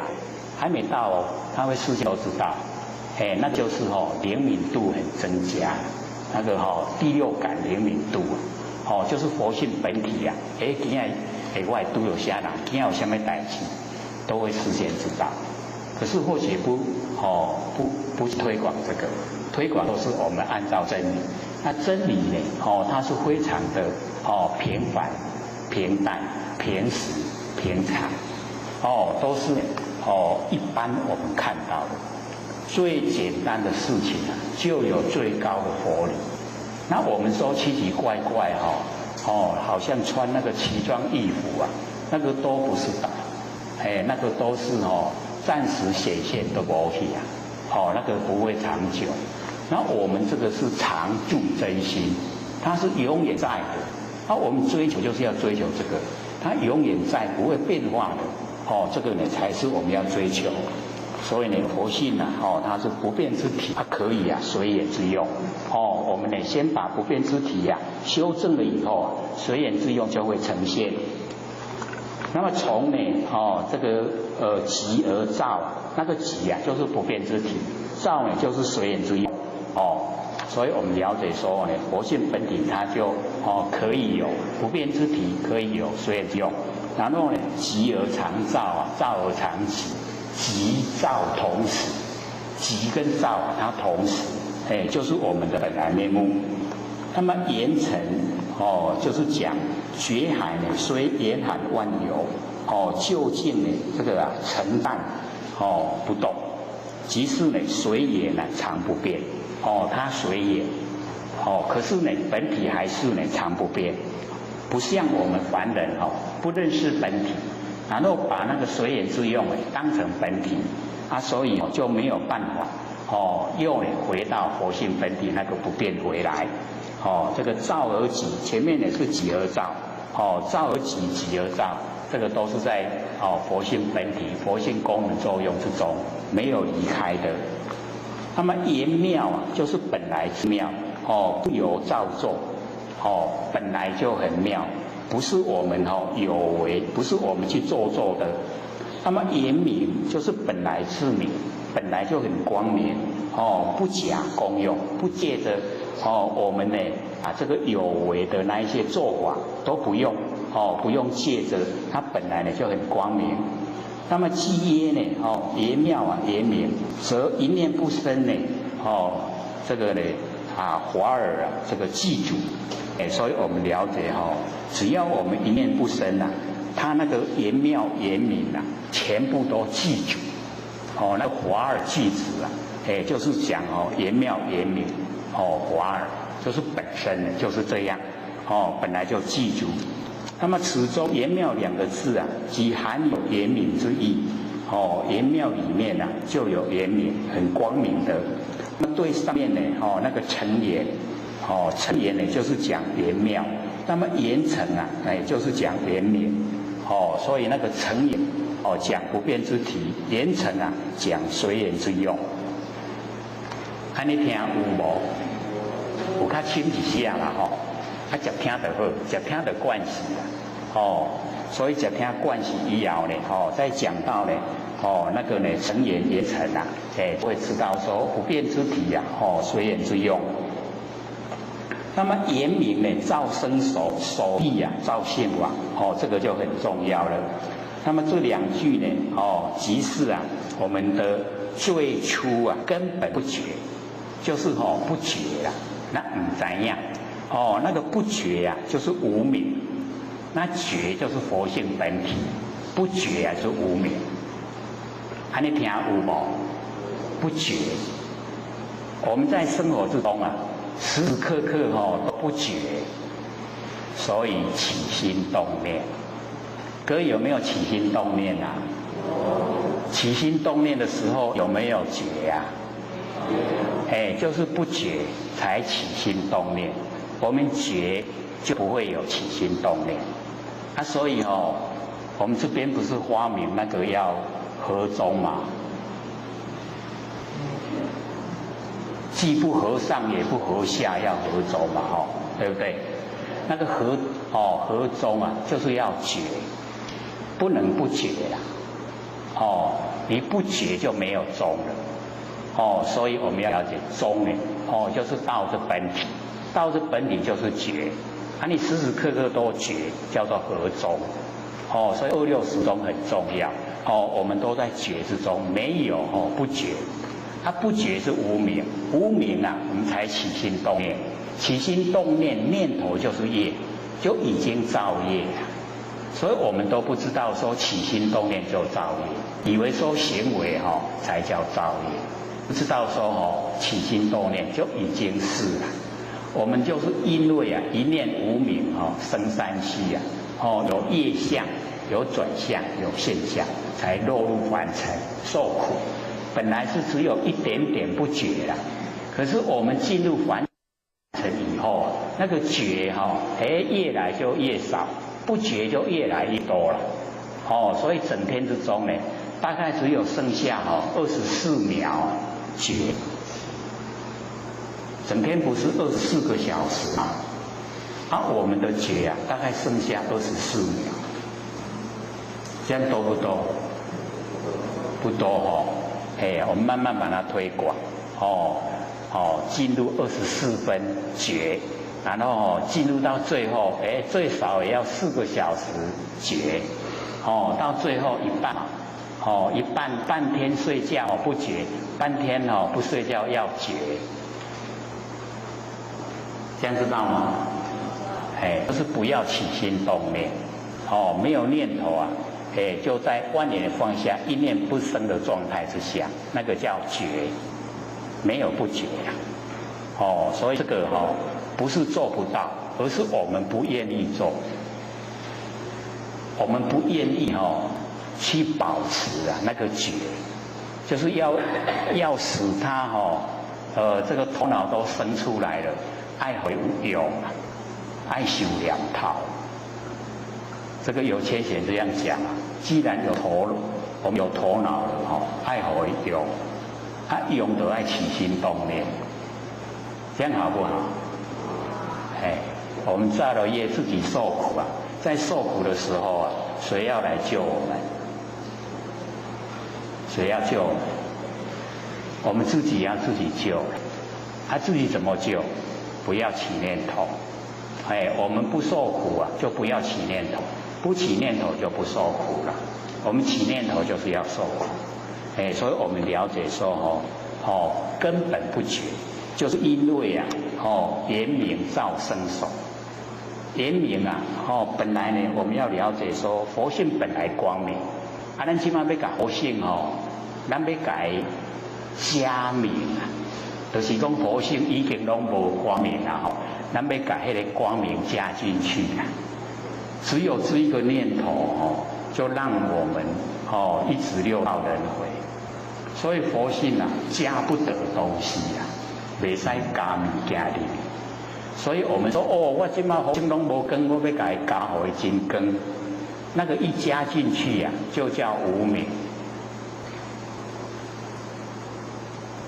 这个观念我们有时候会想不出来。那高光明比今后会不会这样想？不行为什么？我们一加明进去了，你记得加的时候，它是不是很光明？你若故来疲倦袂记你加，伊是不是个黑暗？是不是变得有时候光明，有时候黑暗？本来它是不生不灭的，被我们这一加，它就变成生灭。这样了解意思了吗？所以佛性本体加不得东西只要你认识它就可以。你敢把就好，你把，所以那个染污即不得那个让不是这样说嘛？修正即不无染污即不得。爱了解这个意思因为那个怀让禅师见六祖的时候六祖就用禅机来问他，说什么物怎么来？你的佛性是什么东西你的佛性怎么到这里来？那个是讲禅机然后怀让听到这一句话以后，不是像我们六祖坛经记载他是回去8年的时间把凡尘所有的东西都拿来跟佛性比对说我佛性是这个东西，比对不对，然后不对了再拿别的东西，把凡尘所有东西都拿来比对。经过8年，8年不是8天不是8分钟是8年。8年了以后，已经所有东西都被他比对了，然后才来见六祖。六祖在问他说：“你这个领悟出来了没有？”说已经领悟说是一悟即不中。这一句话是经过8年的时间去实际的体悟，不像我们看到《六祖坛经》，那几个都过去啊。那这个典故啊记载，也五灯会演，不是或许发明的啦，是五灯会演里面有记载。他或许看到，啊，是这样子的哦，原来不是一下子他就能够直接对答，不是哦。然后六祖一听到说收是一物即不中，已经把佛性的那个状态、那个轮廓描绘，一共有一点味道了，所以他才问第二句嘛，说还可修正佛，讲收是一物即不中。这个佛性，讲伊修什么拢唔对，会使修的。他才讲说修正即不误。为什么要修正？因为我们落入六道轮回太久，那个习性啊，都不是佛性本体的，所以那个修正啊，即不误要修正。可是佛性本体染污即不得。你要把佛性本体染污啊，要改你我的大善，你染不得啊。为什么？因为它没有形象。你要在虚空彩绘啊，你彩绘不来的。为什么？袂调啦，虚空不染颜色，你袂调，所以染污即不得。那六祖一听以后，他说：即此不染污啊，是知佛之守护念，如亦如是呢，无亦如是。他就讲说，这一个不染污啊，就是所有的佛他要护持的东西呀，就是这个佛性本体啊，染污不得的这个。你是这样，我也是这样，那个叫印可，就是说你的领悟啊完全正确，就是那个意思。所以我们就是要了解到那个因缘啊一照，你都该加入咱的佛性本体可以光明本来伊的本来就它会发挥光明的，因为你这一加生手啦，生出有能有手。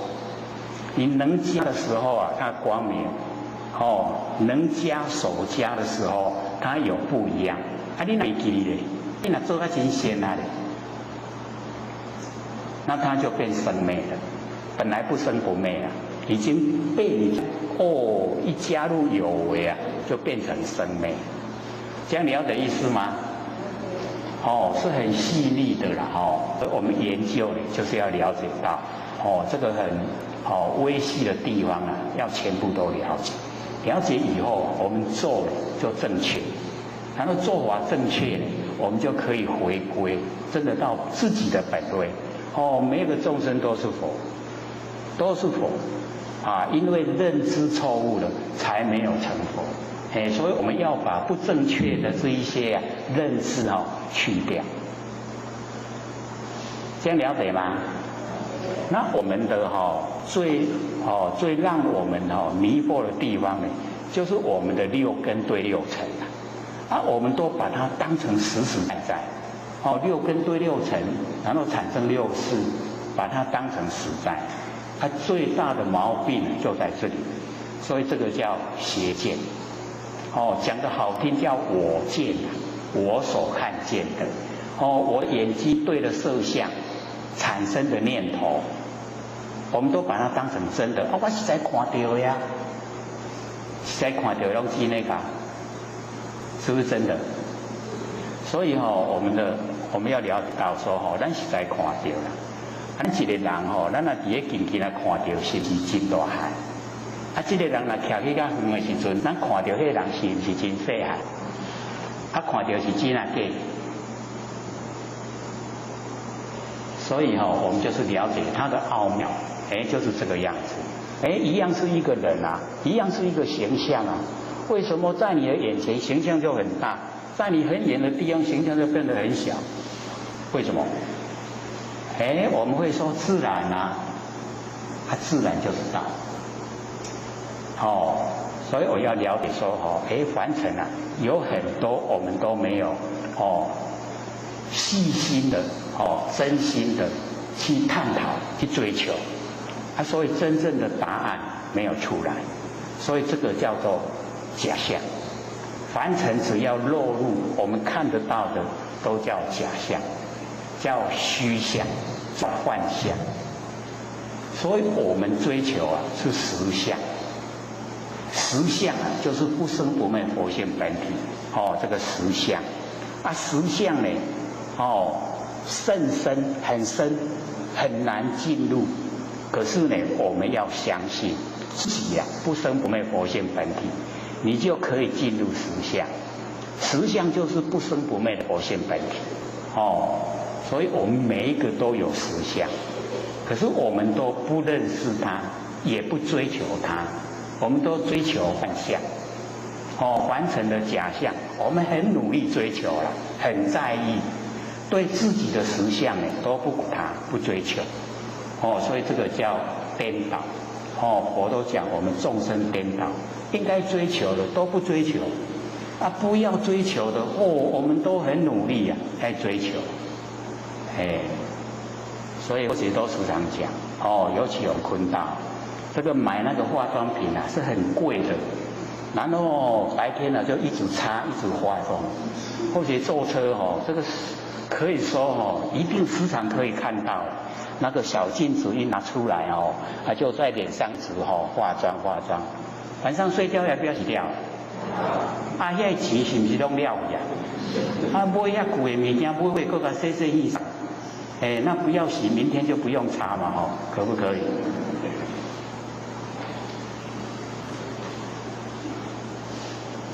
我说这个年岁一大的拢变同款，面拢同款面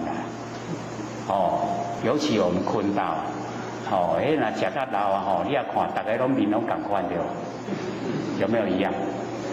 看起来都一样的，对不对？所以唔免化妆早时起来面巾洗要清理就好上水，最漂亮的素颜最好看的，以真面目跟人相对，最好的。微真的可是我这个 LKK 了看的话都看成那拢一挂妖怪好好的人都不做做妖怪，像不像山妖水怪？那个睫毛都把它又装得很长，然后那个指甲这个倒叶竹真的 LKK 的，看不习惯，然后现在的那个穿着安尼古拉杂，安尼安顶头穿的迄敢若迄个布地喜洋安尼穿的安尼短短然后底下过来搁一领较长的，搁一领搁较长的，搁一领搁较长的安尼，都安尼4、5层安尼咯。看一看不知道是好看在哪里，我都看不出来。真的你这个一装了让人看了都舒服。那个不是很贵的衣服啦，就是很让人看得很舒服，穿得很好看，很端庄，这样就好了当人嘛。你为什么要当山妖水怪？当人不是很好吗？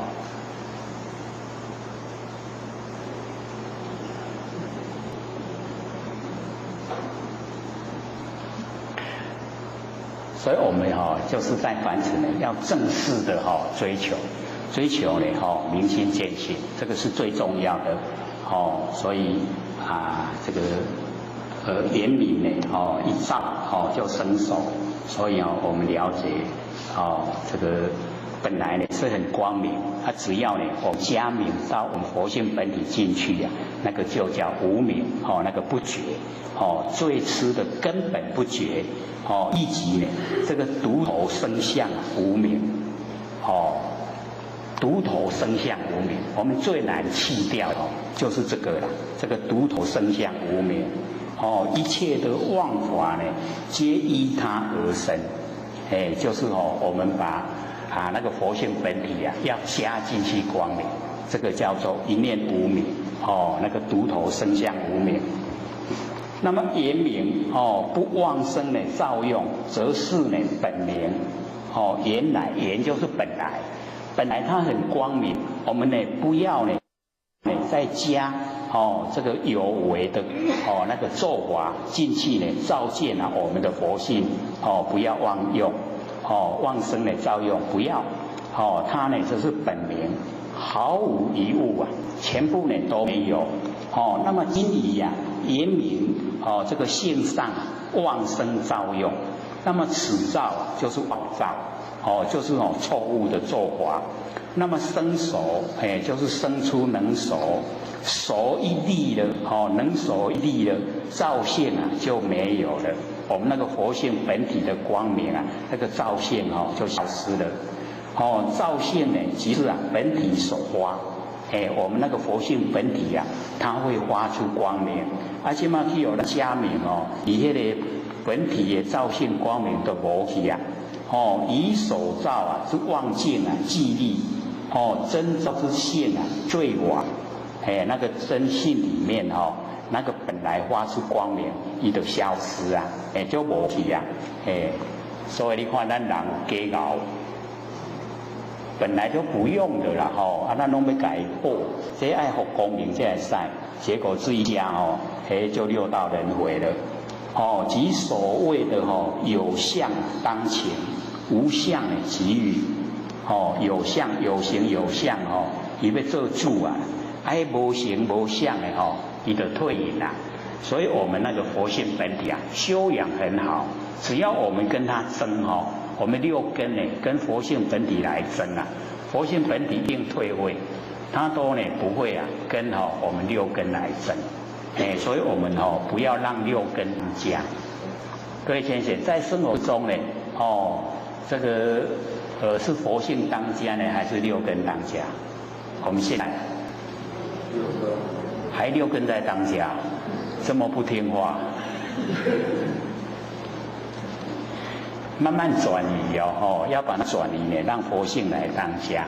佛性当家呢，不会造业，不造业就不受苦哦。所以我们要了解，我们不能呢让那个我们的感官呐六根来当家。它是呢悲悯跟奴才，早跟他奴才啊，咱会使甲用，袂使互伊做主人。如迷云起啊，必障必慧日。那个慧日啊，智慧的太阳，就是我们的般若妙智慧。然后有那个迷云啊，那个云啊一起来的话，就把这个慧日已经呢障蔽啊，就是让它呈现，已经呢看不见了。那么将本有的如来藏转成无明常事，已经就转了，就变无明了。然后呢，文殊菩萨又讲说迷妄呢有虚空，因为我们迷了进入妄，不是在真不是在呢那个真理世界，不在呢佛性本体，所以迷妄呢才有虚空。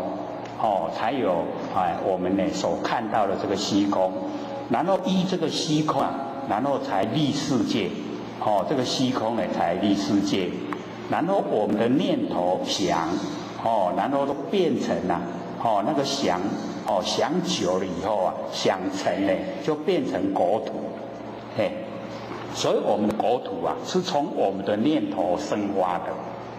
国土咱的国土大的国土就是我们念头生发。那么知觉乃众生，所以有世界、有国土、有众生，那个知觉呢就是众生。那么这一段呢，文殊菩萨是讲，从真呢起妄，本来是真不生不灭的佛性本体，可是呢，我们现在因为有念头，有呢要想把佛性呢加明加光明，所以妄成呢世界，然后众生业果三种这个相续之相，然后呢文殊菩萨讲说呢空生大觉中，说这个空就呢在我们大觉之中产生所以各位前贤，这个虚空世界其为咱的佛性本体生发的那个空我们世界的空在我们佛性之中，就好像那个海一欧花，那个欧呢就是海浪引起来的泡泡，所以一个海浪啊，引起来的泡泡，就是呢这个空。所以空很小，我们看空很大，可是呢，在文殊菩萨讲出来呢，我们的大觉呀，我们那个佛性本体才叫大。这个佛性本体呀，可以产生呢这个虚空，从虚空呢产生世界，从世界产生众生，从众生呢产生业果，造了业要受苦业果，所以这个世界是从我们的觉性之中生发出来。那么有漏为成果，就是有漏有烦恼的一个果，就好像一粒为尘。那么皆依空手身，这么多的为成果，这么多的果一为成一个国家，都是按照这个空所产生的。那么阿昧空本无，那个海浪引起来的泡泡一消灭了以后这个空本来就无，况复呢知三有，这个一消灭了，空都没有。然后呢，我们要了解呢，就是因为有这个空，然后才有三有。三有呢，就是三界啦，欲界色界无色界，就是咱这个世界。咱这个世界是为空来，空是为咱佛性本体来，这样各位了解了吗？我们佛性本体大不大？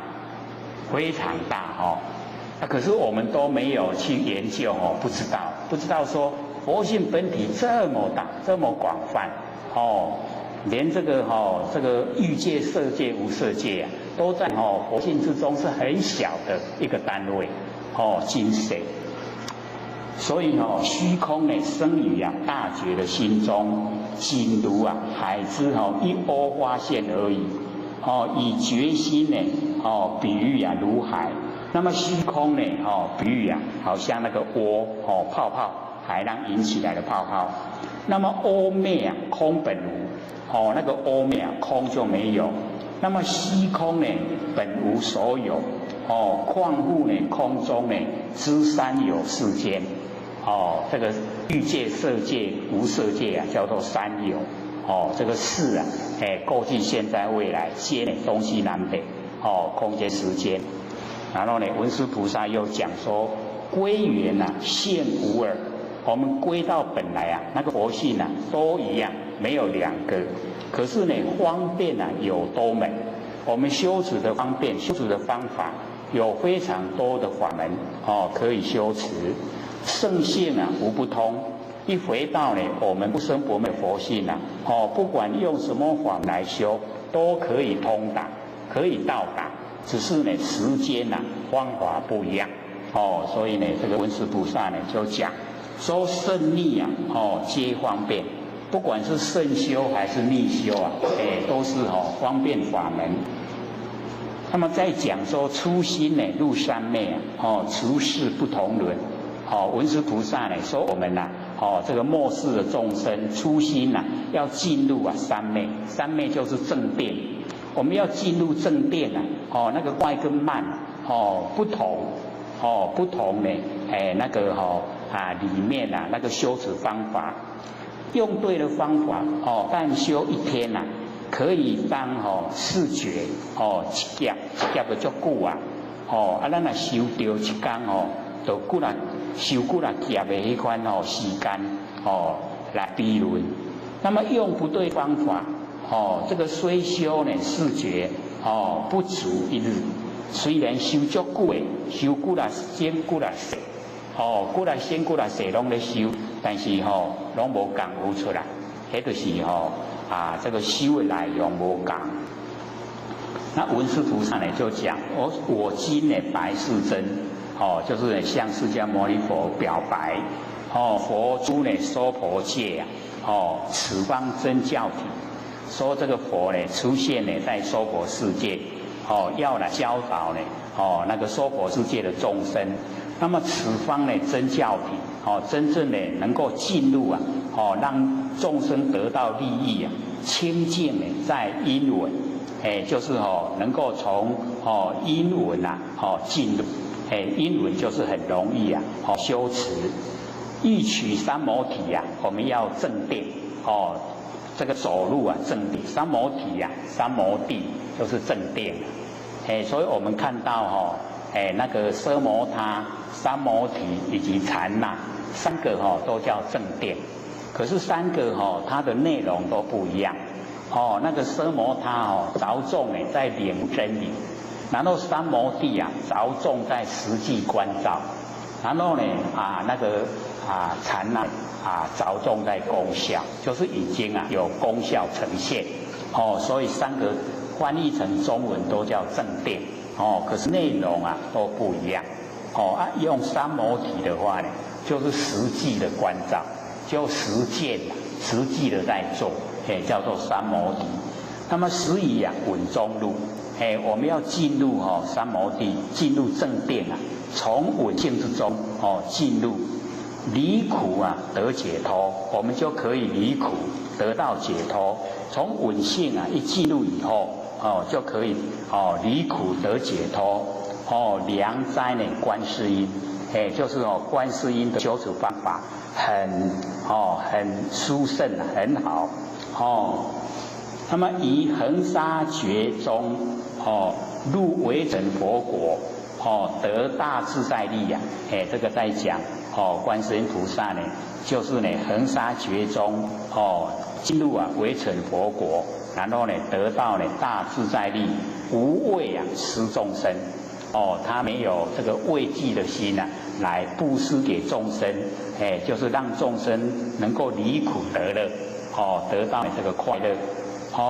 妙音观世音、幻音、海潮音，这个妙音呢，就是这个说法不滞，这个讲出来妙音，那个法都不会阻塞。那么观世音呢，就是寻声救苦。那么幻音呢，就是晕性这个我们了解说它的那个音的线无着，就是不会着影的那个音线。那么海潮音就是应不失时，就是刚好我们切水的时候下大雨应呢刚好不失时。那么救世须安宁。能够救这个我们凡尘呢都能够得到安宁。出世呢后常住，能够离开苦海，得到呢常住真心呈现。那么我今呢起如来这个文殊菩萨呢说启禀如来，如观音呢所说，好像呢观世音所说的修持法门耳根圆通。譬如人静居就好像我们人在家里面居住，静静的居住十方呢既击鼓，东西南北，东南西南，东北西北，上下十方呢全部呢都在打鼓，10次10闻。这个十方打鼓的那个声音我们同时听到，此则呢圆真实圆像我们第一次的时候，这边不是滂沱大雨吗？我们都听到，有没有？整个都在下雨，圆所以那个圆圆真实。然后目呢非观障外，就是眼睛有一点障，我们眼睛被那个一张纸遮住了，我们就看不到遮住的外面所以目非观障外。口鼻亦复然，就是这个嘴巴鼻子也是这样，一点点障碍就跟咱的线就隔离了，没有像那个吻线那么通达。那么身以和方知，我们身根要和才会知道所以那个知觉性没有像那个吻性那么圆。心念分无序就是我们念头一念接一念它没有头绪这个是在讲说这一些修持法门都不容易用目、用口鼻、用身、用心都不容易。但是用耳根就很殊胜。那么隔远听音响，小耳呢俱可闻。我们隔着墙壁呀、来听这个音响，小耳眼镜呐，全部都可以听到。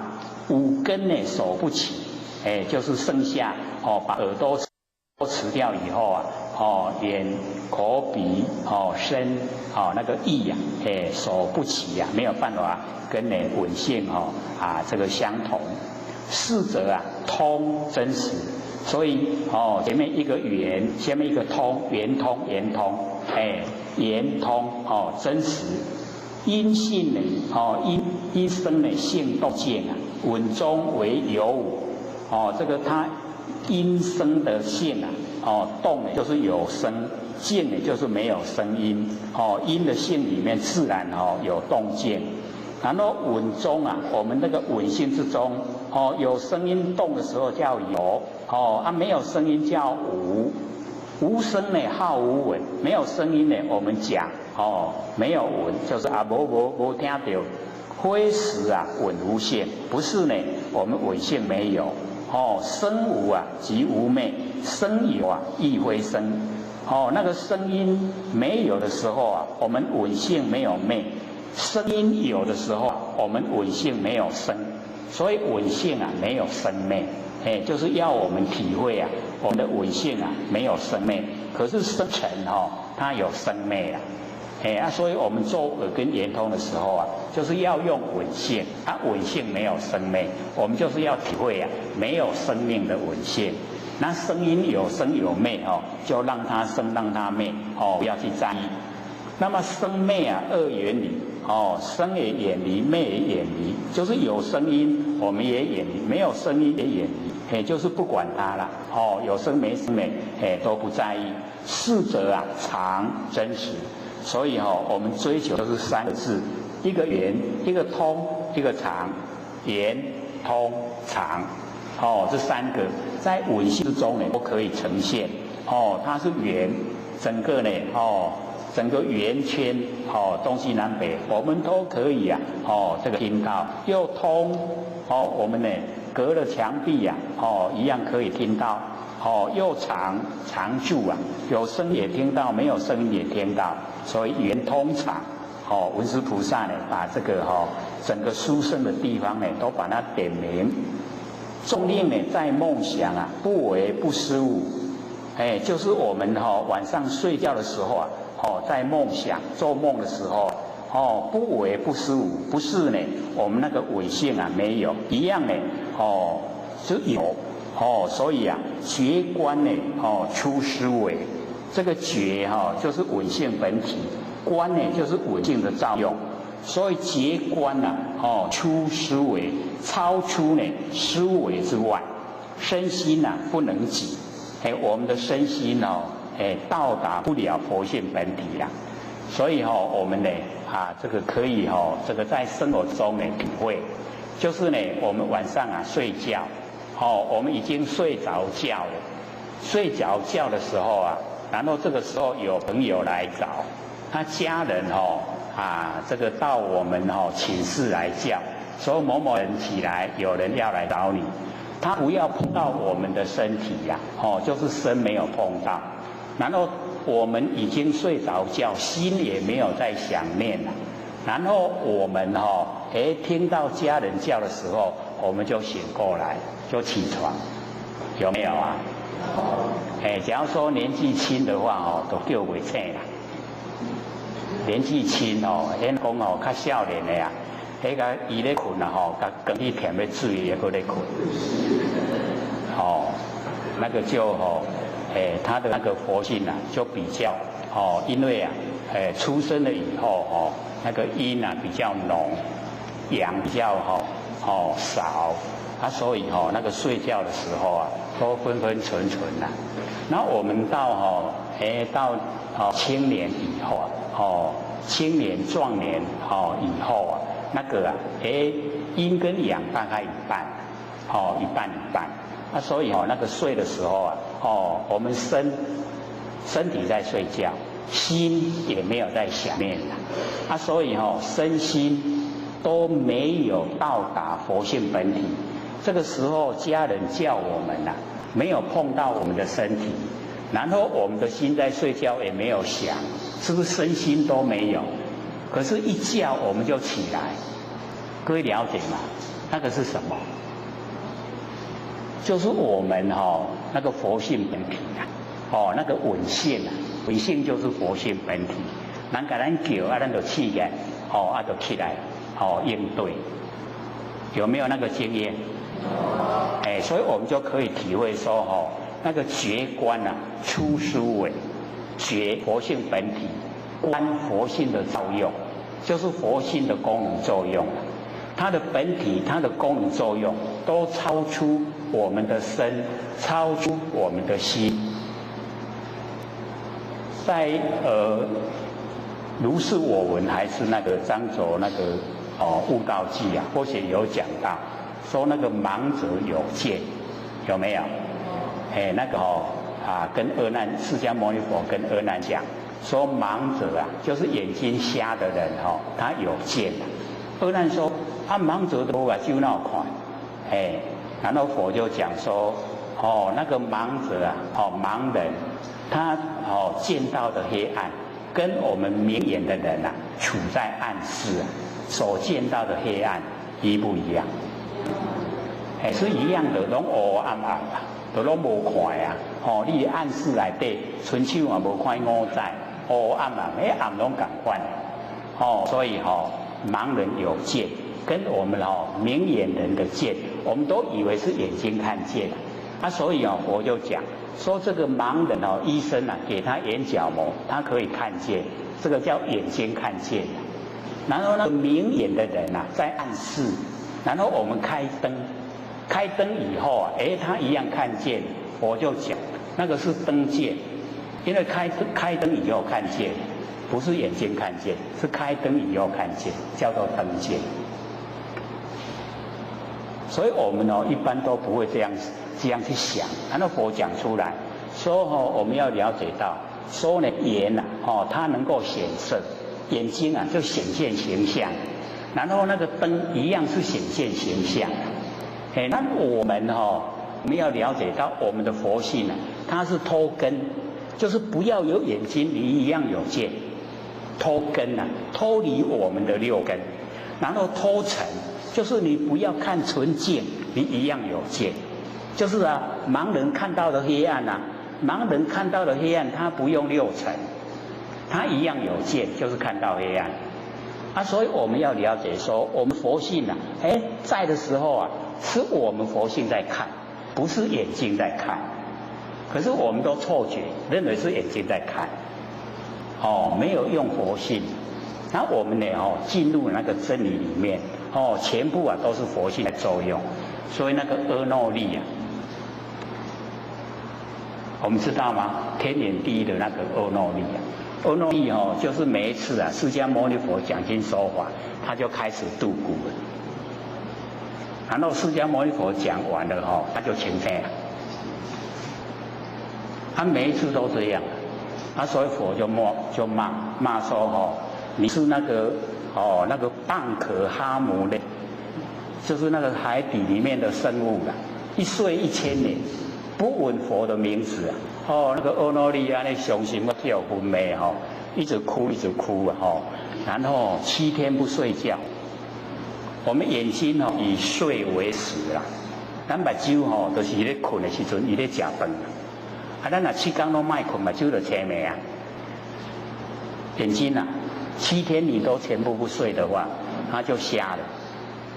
然后佛就教他说我们看不用眼睛，用佛性，所以他就能够呢看所有完成的景象，就好像看空拿的水果，那个阿耨利他不用眼睛，用佛性看。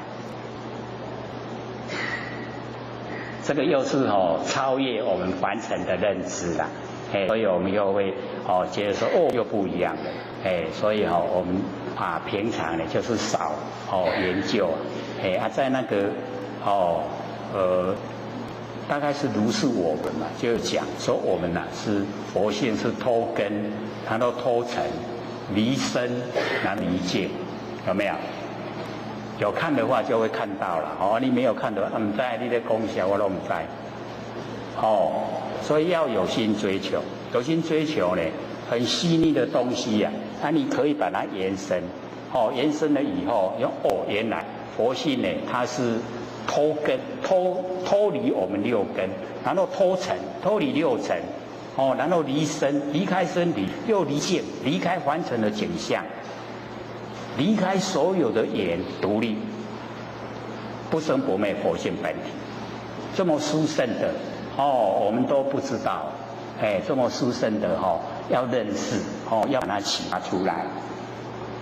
所以这边文殊菩萨就讲说，觉观呢出思维，超出我们的思维，身心呢不能及，身心呢都达不到呢那个佛性本体。那么今此娑婆国呢，声论呢得鲜明，就是用声论能够鲜明这个佛法。众生呢迷本文，我们众生呢迷昧了我们的根本，迷了我们的稳性。我们都把它用错地方了，我们不用稳性了，我们都用稳，或者不是讲第二个嘛，那个稳就是我们听到声音加入我们心意识，就是加入我们自己的情绪了，自己喜欢讨厌都把它全部加入，所以叫迷本稳，众生呢迷本，寻声呢故流转。我们追寻的声音所以才流转六道就是追着声音，这个声音呢好，我们就很喜欢，不好我们就很讨厌，喜欢呢就取，讨厌就舍，就取舍就造业，所以呢这个文殊菩萨就讲，恶难呢从强记不免漏邪思，恶难的稳性呢，假如他听过一次他就会记得，所以稳性很好，他很那个记性很强，这个十方之佛讲的法他都知道，所以我们看的佛经呢，都是集结的时候阿难讲的，所以我们也是要感谢阿难有那一种功能。那么起飞呢随所轮就是随着我们这个追寻凡尘的生命。然后呢，又落入生灭，又到轮回，旋流呢后无望。假如说我们能够呢旋转，我们不出流去远尘，而入流照现，我们出流精神放出去了，就跟凡尘攀缘。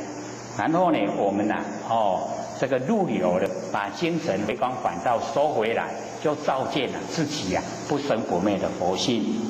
那么恶难呢，汝谛听我成佛威力，就是呢把佛的威力用呢把它发挥，先收呢金刚网，那个金刚网就是我们佛性本体，我们佛性本体呢就是金刚网我们都有，每一个众生呢都有金刚网，如幻呢不思议它呢如幻，我们要了解说呢。那个佛性本体非常奥妙，怎么样去想去讲，都没有办法呢把它呢描绘得出来，如幻呢不可思议。那么佛母真三昧，佛的母亲，真正的正定，就是呢从我们那个稳性进入，如稳为成佛，一路呢秘密门，为成佛一粒为成一位佛。所有佛成佛的法门一切的秘密门，欲漏呢不先持须闻成钩。假如说我们那个凡尘的这个欲望，那个想要的心那个漏呢就是烦恼。我们呢不把欲漏先除掉的话，须闻成钩，就是听得太多，聚得太多了，就会变成呢过错，耽误我们自己。那么将闻呢持佛佛，何不呢是闻闻？这个将闻呢，就是将我们的闻性来受持佛所说的佛法。将闻持佛佛，就是讲将我们的闻性来受持佛所说的佛法。那何不呢是闻闻？我们为什么不用我们自己的闻性来闻自己？就用我们的闻根来闻自己的闻性，自闻闻自己呢还文自性，文非呢自然生。这个文不是自然产生的，音声有名字，因为声音才有名字，就是音言望，因为有声音那个声音的产生呢，就是因缘际会，因缘际会才有声音，有声音里面呢有这个名字，然后行文以声脱，我们旋转我们的文性跟声音脱离，就是呢不要进入那个生灭的那个生成里面。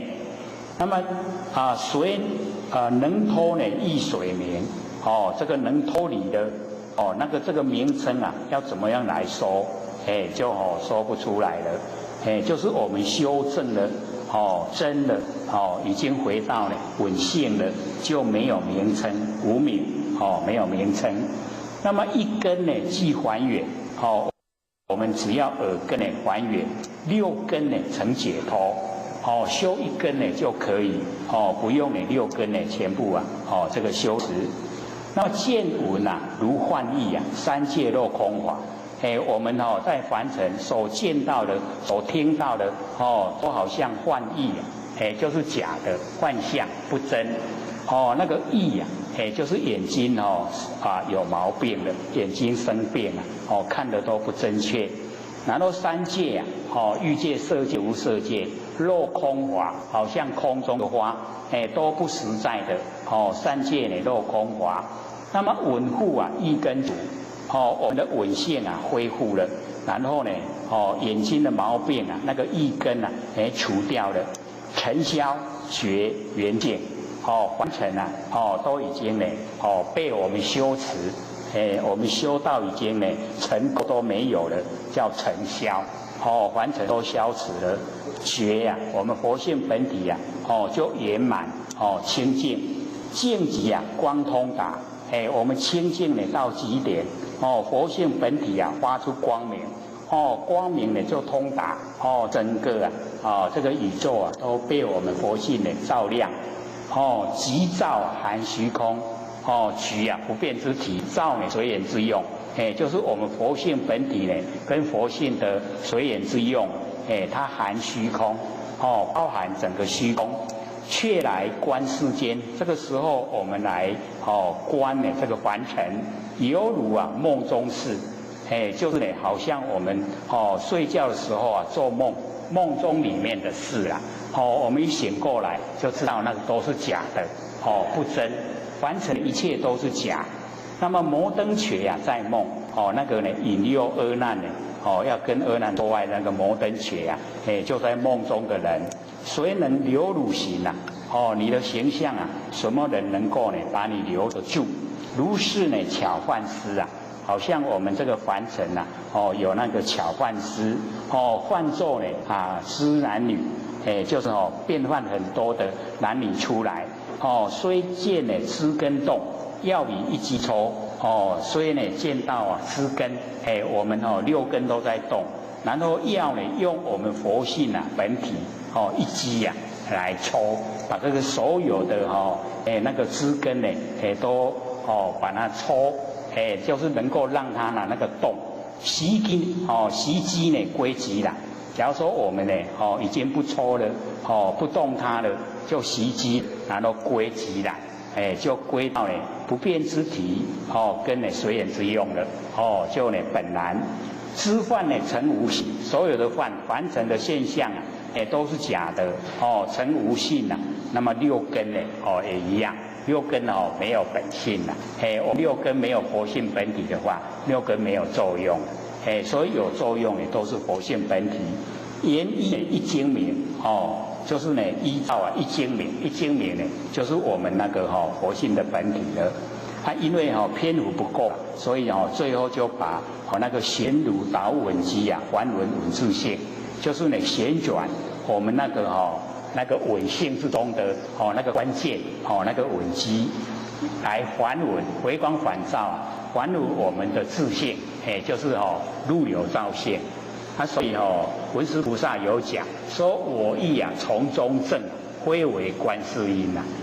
文殊菩萨说，我也是从耳根圆通修正的，不只有是观世音菩萨这样修了，所以很多这个修正的那个知佛呢，也都是从耳根圆通修持。所以呢，我们特地的把那个耳根圆通一再的宣讲。之前讲一次啊，大家讲听无，所以还是不死心啊，还是在说再说以后就比较有一点印象。虽然不是还很透彻的了解，不过已经有一点点这概念，有没有啊？有没有一点点概念？因为我们有这个录下来各位可以拿那个 CD 反复听只要熟了听熟了一定就会做了，会做了一定就有功夫所以最重要还是在这个万年放下一念不生，先启发你佛性本体，认识了以后才把我们那个佛性本体让它延伸到整个虚空。整个虚空呢都是佛性本体，所以就不叫完空，叫真空。然后佛性本体是有有没有形象叫妙有，真空妙有就在我们虚空之间。整个我们的生活就不同了。这个虚空呢都是真空妙有，这样了解吗？因为或许说这个讲到，因为剩下只有一点啦，不会说把我们那个时间这个到下课的时间所以这个接下来呢，我们还有手上还有一张呢那个黄檗那个虚云禅师的传心法要，我们是借着那个六祖那个生活的背景来讲那个六祖那一个朝代那个修持的方法。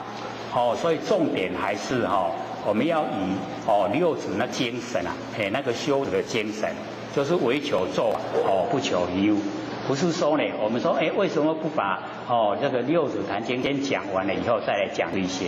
因为我们讲完了以后那个背景不同的，背景不同，心思心态也不同。那心思心态不同，我们要还要再立一个名称来说。那就会不那么圆满。然后我们借着那个六祖的背景来讲六祖那个朝代那个朝代所以我们讲这个虚云禅师他是那个怀让不是那个六祖的徒弟吗？那怀让度那个马道玉七祖，然后马道玉度那个淮海禅师。然后淮海禅师呢，就度这个虚云禅师了，是不是又联系下来？他们就是一脉相传，也是始于六祖的那个嫡孙，就是也多孙所以我们讲那个虚云禅师的那个传心法要，因为它是一篇呢，就是讲得很殊胜也要我们有程度了以后再说。那我们现在又听了这么久了，大概各位的那个领悟也都稍微都提升了，所以讲也都会了解。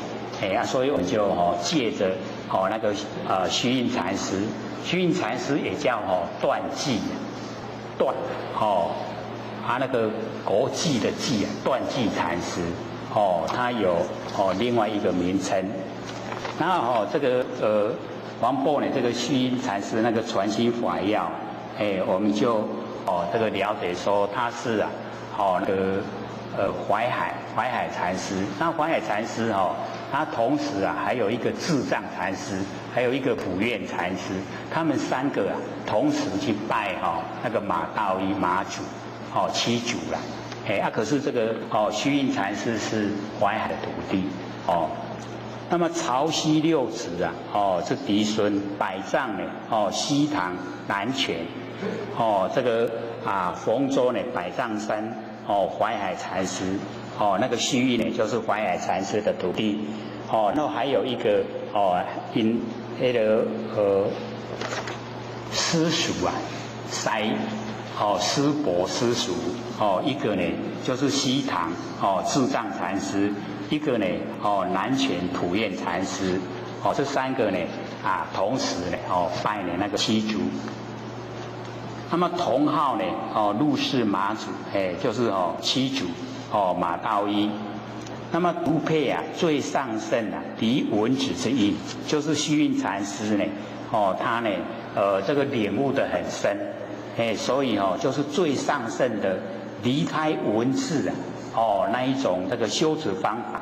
那么唯传一心他就是传心更无别法，不讲别的方法，就只有传一心那么心体亦空，万缘呢寂寂，如大陆人，好像那个太阳在空中生以这个虚空，照耀净无歇哀，一点点那个凡尘尘都没有。那么正知者无心救，我们能够证悟没有心没有救这个无浅深，没有浅深。然后收之者不立意解就是不建立从那个义理去了解不立呢中举，不开呢户有就是呢自己不那个开立门户直下便是动念则乖，只要起心动念就离开本体了，就不是真心了。然后呢为本佛就已经是佛了故其言简，言语很简单其理直道理就很直接其道呢具那个道很高峻就是呢不跟呢凡俗通俗一样其行孤就是你若听我就来中道而立能者从之，不会说你听无我讲较假，讲较浅的给你听不会那样就是你自己要自己努力拉自己上来。那么四方邪徒望山而趋就是听到他那么殊胜的教法都呢赶到那边去。那么睹相呢而悟只要你见到他那个样子你就领悟了，不用再讲话往来海众常呢全于人就是非常多的人想去追求，就是因为那个朝代要修道的人很多所以或许呢特别又把这一段又把它抄录下来这个是在那个五灯会演以及那个景德传灯录里面呢有记载就是呢他们修持的过程。那么这个学细文的就是唐仙宗的那个相国就是呢裴修那个裴修他学的这个细文，营呢到智州是一个地方那个气息在龙兴寺这个虚印禅师呢都在那个龙兴寺。那么入系问道受法就是这个有这个时间比较长的时间来问道，来接受这个佛法。然后退而继之这一个裴修这个宰相他退下来就把他所听到的就记录下来所以呢我们了解这个很有心很有心，可是那个时候他还不敢传。那么识得一二很谦虚说10分之中呢他只有得到1、2分而已。那么配为心印，说这这样以后很重视他，不敢发扬不敢把它发扬出来那后来呢惊恐入神经意不闻一味就是转无去咱中国人拢暗道看到拢无了了伊惊讲我若拢无甲伊传出来都转无去遂呢出之，所以才把它传出来请长老法众就是听的人啊，有蛮多的人，请一些长老法众呢，问于网路啊，这个长手啊，这个亲文啊，同意何如？所以我写出来，甲咱大家听到的有共啊无？然后呢，记述啊，其每段的接法，都是一段一段的。然后我们把那个比较好的把它记载下来，所以有这个圈一个圆圈的地方就是一段，要圈一段。知佛以一切众生呢为是一心，更无别法，这个呢就是一段。此心呢无始以来不曾生不曾灭，不清不黄，无形无相，不实于有，也不实于无，不计新旧，非长非短，非大非小，超过一切的限量，名言中基对待，超过一切的限量，超过一切的名言，超过一切的中基，超过一切的对待。当体呢便是，当下当体便是，动念即乖，就是动念就错了，犹如虚空呢，无有边际不可测度，虚空没有边际，也不可测度。唯此一心即是佛，这一心就已经是佛。佛与众生呢，更无差异，没有不一样的地方。但是众生着相，这个外求转失，我们着了形象，向外面去追求，所以失掉了，失掉我们心，所以就失掉佛了。那么佛，使佛密佛将心周心我们本来就是佛，使佛密佛，咱本来就是佛，不过来找佛，这个就是头上安头了。然后将心，我们这个已经就是真心了，然后我们还在周心，求觉进行终不能得，不管再怎么久，再怎么努力都得不到。不知呢，徐念呢方虑佛自现前。只要我们习念，把所有念头都熄灭，所有的虑考虑都忘掉，那佛他就显现在眼前，所以是不是不一样的？各位前有没有感觉？我们看了这一段有没有不一样的？所以在讲这个真心之前我们又要强调，他在所讲的心不是我们根尘相对的那个世心是我们佛性发挥出来的那个真心，那个心就是佛，所以在讲一心也就是在讲这个。那么底下又有一个圆圈，那么此心呢即是佛，佛呢即是众生，众生呢即是佛，佛即是心。为众生时此心不减；为知佛时，此心呢不颠，没有增加，乃至呢六度万行，河沙功德本就记住。这个六度万行河沙功德，我们本来都记住，不假修添，不用借着外面我们修持，然后添加。遇缘则施遇到因缘我们就布施，许缘呢则己，习掉所有因缘，然后我们就进入那个己，如如不动。若不决定信持而意着相修行，以求功用，皆是妄想，全部呢都已经不对，以道相乖，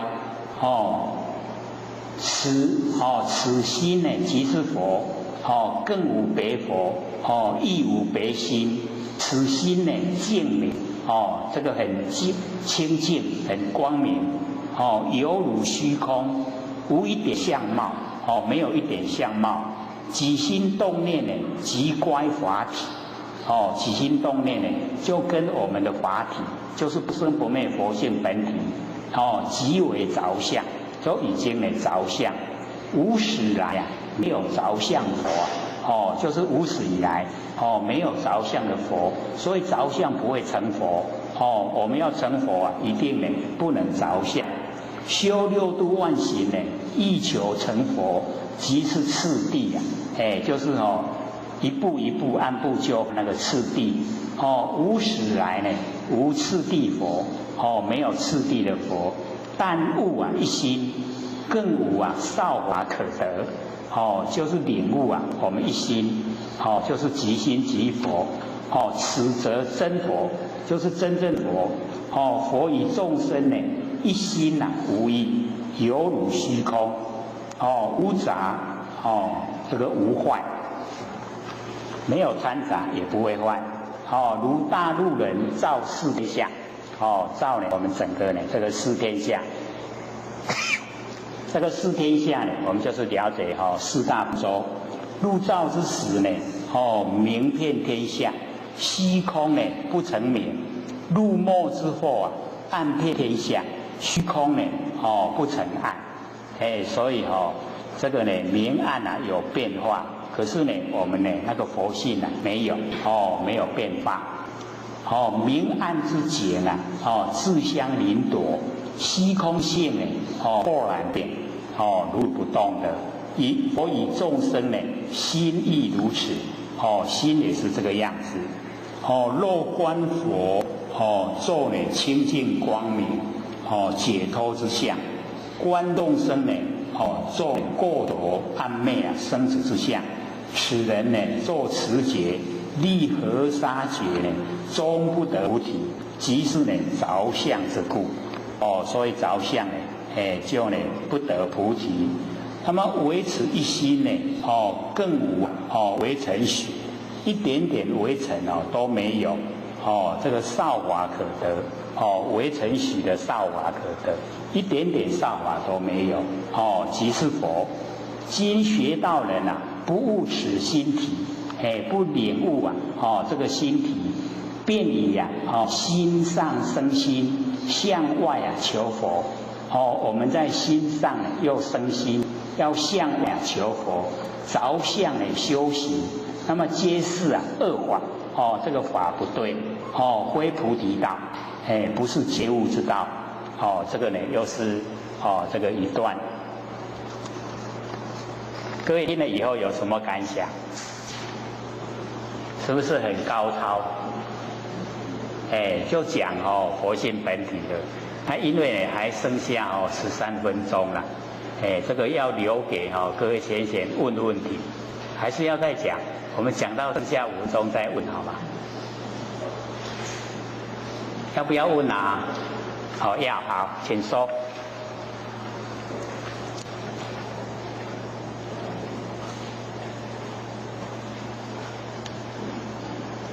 好，请说。第一位在外望先生的问题说，老师办道时有普通仙人求道，为求漏尽通，求道后为何普通会全部消失？好，请说。一个一个来好了。这个过去心不可以而且不是讲过嘛过去心有，未来心有，现在心有，我们被三世摄受。三世摄受，我们要六道轮回。那没有过去心，没有未来心，没有现在心。三心没有，没有四相。三心四相没有，呈现的跟佛都一样。没有差别的，全部佛性都呈现。所以那个张轴悟道记，这个一念不生全体现，全体的佛性都呈现。所以呢，我们了解到这个外道修持它能够修到通了。第六那个漏尽通那个漏尽通一定呢要了解到真理，就是呢山河大地都是我们这个佛性的呈现，那个才能够进入漏尽通所以外道会把我们的这个心就在身上，身外呢都是讲另外的完成的景象，完成的景象，他不把它归内心内所以那个六通的漏尽就永远不通了。我们要知道说，所有山河大地都是虚幻显现，都是假的，是我们的真心性分里面含藏伫如来藏内底，咱的性分内底呈现的啊，所以这个都是心内，不是心外。假如说我们已经领悟啊，所有的万象都是心内，才有办法漏尽通啊，漏尽通才成佛了啊，所以你要漏尽通就是要从真理入手了解说所有凡尘的万象万事啊，都是我们性分，都是真心佛性啊。所以我们刚才有讲那个文殊菩萨讲说空生大觉中啊，如海一欧花。这个空啊，在我们大觉性之中，就好像那个海浪泡泡，海浪引起一个泡泡海涡，那个海涡啊就很小，我们觉性很大啊。你看从海涡这个依空立世界啊，有这个空的海鸥这么小的空，才有世界，有世界才有众生，有众生才有业果。所以世界众生业果是全部都是幻假的，不真。那我们了解这个都不真，都没有，就回到了大觉。你回到大觉以后，才有办法漏尽通了。漏尽通就是成佛了。所以我们要了解说，老师啊，一来点到以后，把你所有的那个五通啊，全部你都不见了，是好事啊。为什么？因为你着重啊，在这个神通上面，你不着重在本体，你着重在神通呢，不着重本体，你就没有办法进入漏尽通，没有办法成就成佛。那没有办法成佛的时候啊，你想追求的你的理想就达不到所以一定要把你所有的一些全部都去掉。去掉以后，你融入整个佛性本体了，漏尽就可以通了。漏尽通了以后，就可以成佛了。所以那个是好的，是好事我们不要说有神通就很了不起，那个是佛性的功能作用而已。好啊，请再说第二个。第二个问题是，佛菩萨及六祖应世时，既有时展现之神通，那五通仙人求道后，能够万缘放下并启发无生不灭的真心佛性后，五通会再回来。好，请坐。我们要知道说那个整个那个游戏神通不只有五通那我们要知道说那个六通全部具备那个时候已经到达我们佛性的那个大用那个功能作用发挥到淋漓尽致可以千百法真，可以变化所有一切所以佛学也在那个如是我闻或是那个三走悟道记里面也有讲。所以我们在一个很炎热的地方走长途的道路，然后看到有一棵很大的树然后我们可以到树下去乘凉就是养精蓄锐那个大树的呈现就是佛菩萨他变化的，他示现他用神通把它呈现出来甚至说我们在很炎热的那个天气之中突然吹来很清凉的微风，那个也是佛菩萨他这个神通示现，让你清凉。可是我们不知道，这个是佛菩萨他这个示现，他呈现的那一些神通不知道了。所以我们要知道说，你修正得到那个本体了以后那个发挥出来不只有我们凡尘认为的那么小小范围是很宽广的那我们在追的时候就不要去追那一些神通不要着重在神通着重在神通，我们对本体不会注意你本体不注意那个神通很快会消失。那你本体已经修正了，那个神通你可以永远都用，而且用不完用之不绝不会绝迹，不会的。还有吗？有个问题我以前讲说，后学做万年放慢且变长，进入一种很静且一切又清清楚楚，好像有一份绵绵密密的力量在身上，且与身体好似是无关系的感觉，但又好似他在守着看着身体一样。且做完换回放下后，精神感觉很好，不像以前一做就睡着，不知这样是不可行。好，请坐。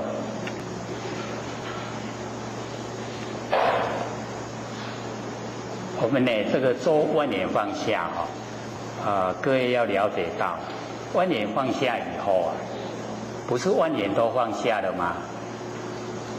然后我们再去注意说心上产生什么，然后什么念头，什么这个现象，请问这个是不是眼？是不是眼？是。这样有没有万年放下？没有。所以就是要了解到一个前提，万年放下。就是你不要去着重会遇到什么现象，有什么果效那个功效呈现，你也不要去攀岩，不要去管它。你只要做万年放下，全部都放下，放下再放下，这样它自然而然呈现的那一个叫了了不明的知觉性这个是我们勉强把它收了，因为收了又是攀岩，又是有眼。可是我们会说无迄句是安那，是稍微提示一下，说我们真的万年放下到一念不生的时候是有一种状态，那一种状态我们要深深的去体会，深深的体会以后，它一定又有程度上的不同，会越来越深入越来越宽广。甚至在我们做万年放下种得很精致的时候你就不用再特地来做耳根圆通了。那个时候就可以直接从那个佛性本体一直延伸到整个虚空，整个虚空都变真空妙有，都已经都呈现了。所以我们要了解那个是一个很殊胜的方法不要去注重我安那我安那我安那我安那都够远那就没有万年放下，这样了解吗？还有没有？还有3分钟，好，请说。讲师慈悲那个给我们的经可以用打字的，你这样密密麻麻的不行。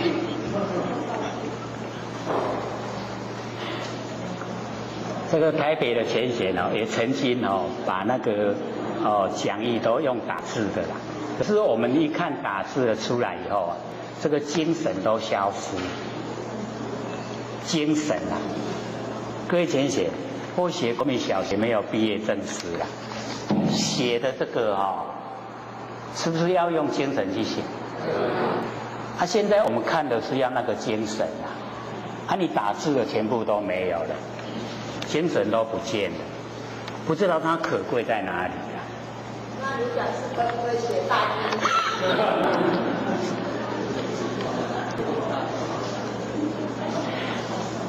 我写这一张给你，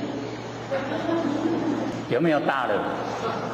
我们下次呢，我们用大的字，有没有？像。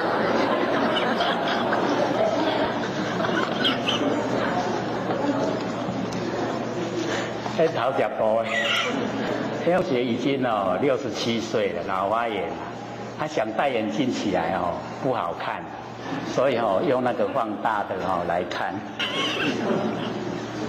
我们下个礼拜才全部都放大，因为那个写的都很密密麻麻，那个就是要看那个精神的，那个或许没有国民小学毕业证书的写那个下来那个都是很用心、很专注在写，而且都是把最好的，不是全部抄了，把最好的把它抄录，好的才要，不怎么殊胜的我就不抄，就是要那个精神，不然我们假如说要追一些资料，我们可能上网就可以找到，上网都会有，上完它会比这个还多。有一些就是或许是感觉不必要的，无需要，伊嘛拢会写下来。我是把迄个咱较需要，给抄落来。觉得说不必要，我就不抄了。因为那个都很长，那个文章一写下来都很长。各位讲师、各位讲师、各位坛子、各位千贤，大家好。不学占道天师的老千贤大德，以及感谢各位千贤给或学机会学讲。我们呢就接着讲传心法要。各位手上这个传心法要的字有没有大一点的？又比上一次那个比较看得清楚了。这一次呢又把它更放大。我们讲到呢那个供养十方之佛不如呢供养一个无心道人。找到了没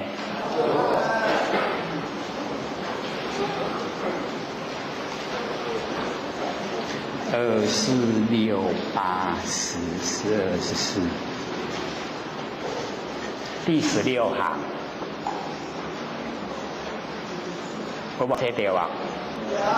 有哈。这个供养十方之佛呢，这些写，这个时常呢，在经典上呢，我们都可以看到，有写到这个供养十方之佛。然后我们要了解到说，以我们对文字的认识认为说呢，这个供养十方之佛，就是说买花买水果，然后到呢这个寺庙里面去拜拜，这样呢就是供养之佛。可是呢，它实际上我们要了解那个供养十方之佛，已经呢无量无边的十方之佛我们都需要供养。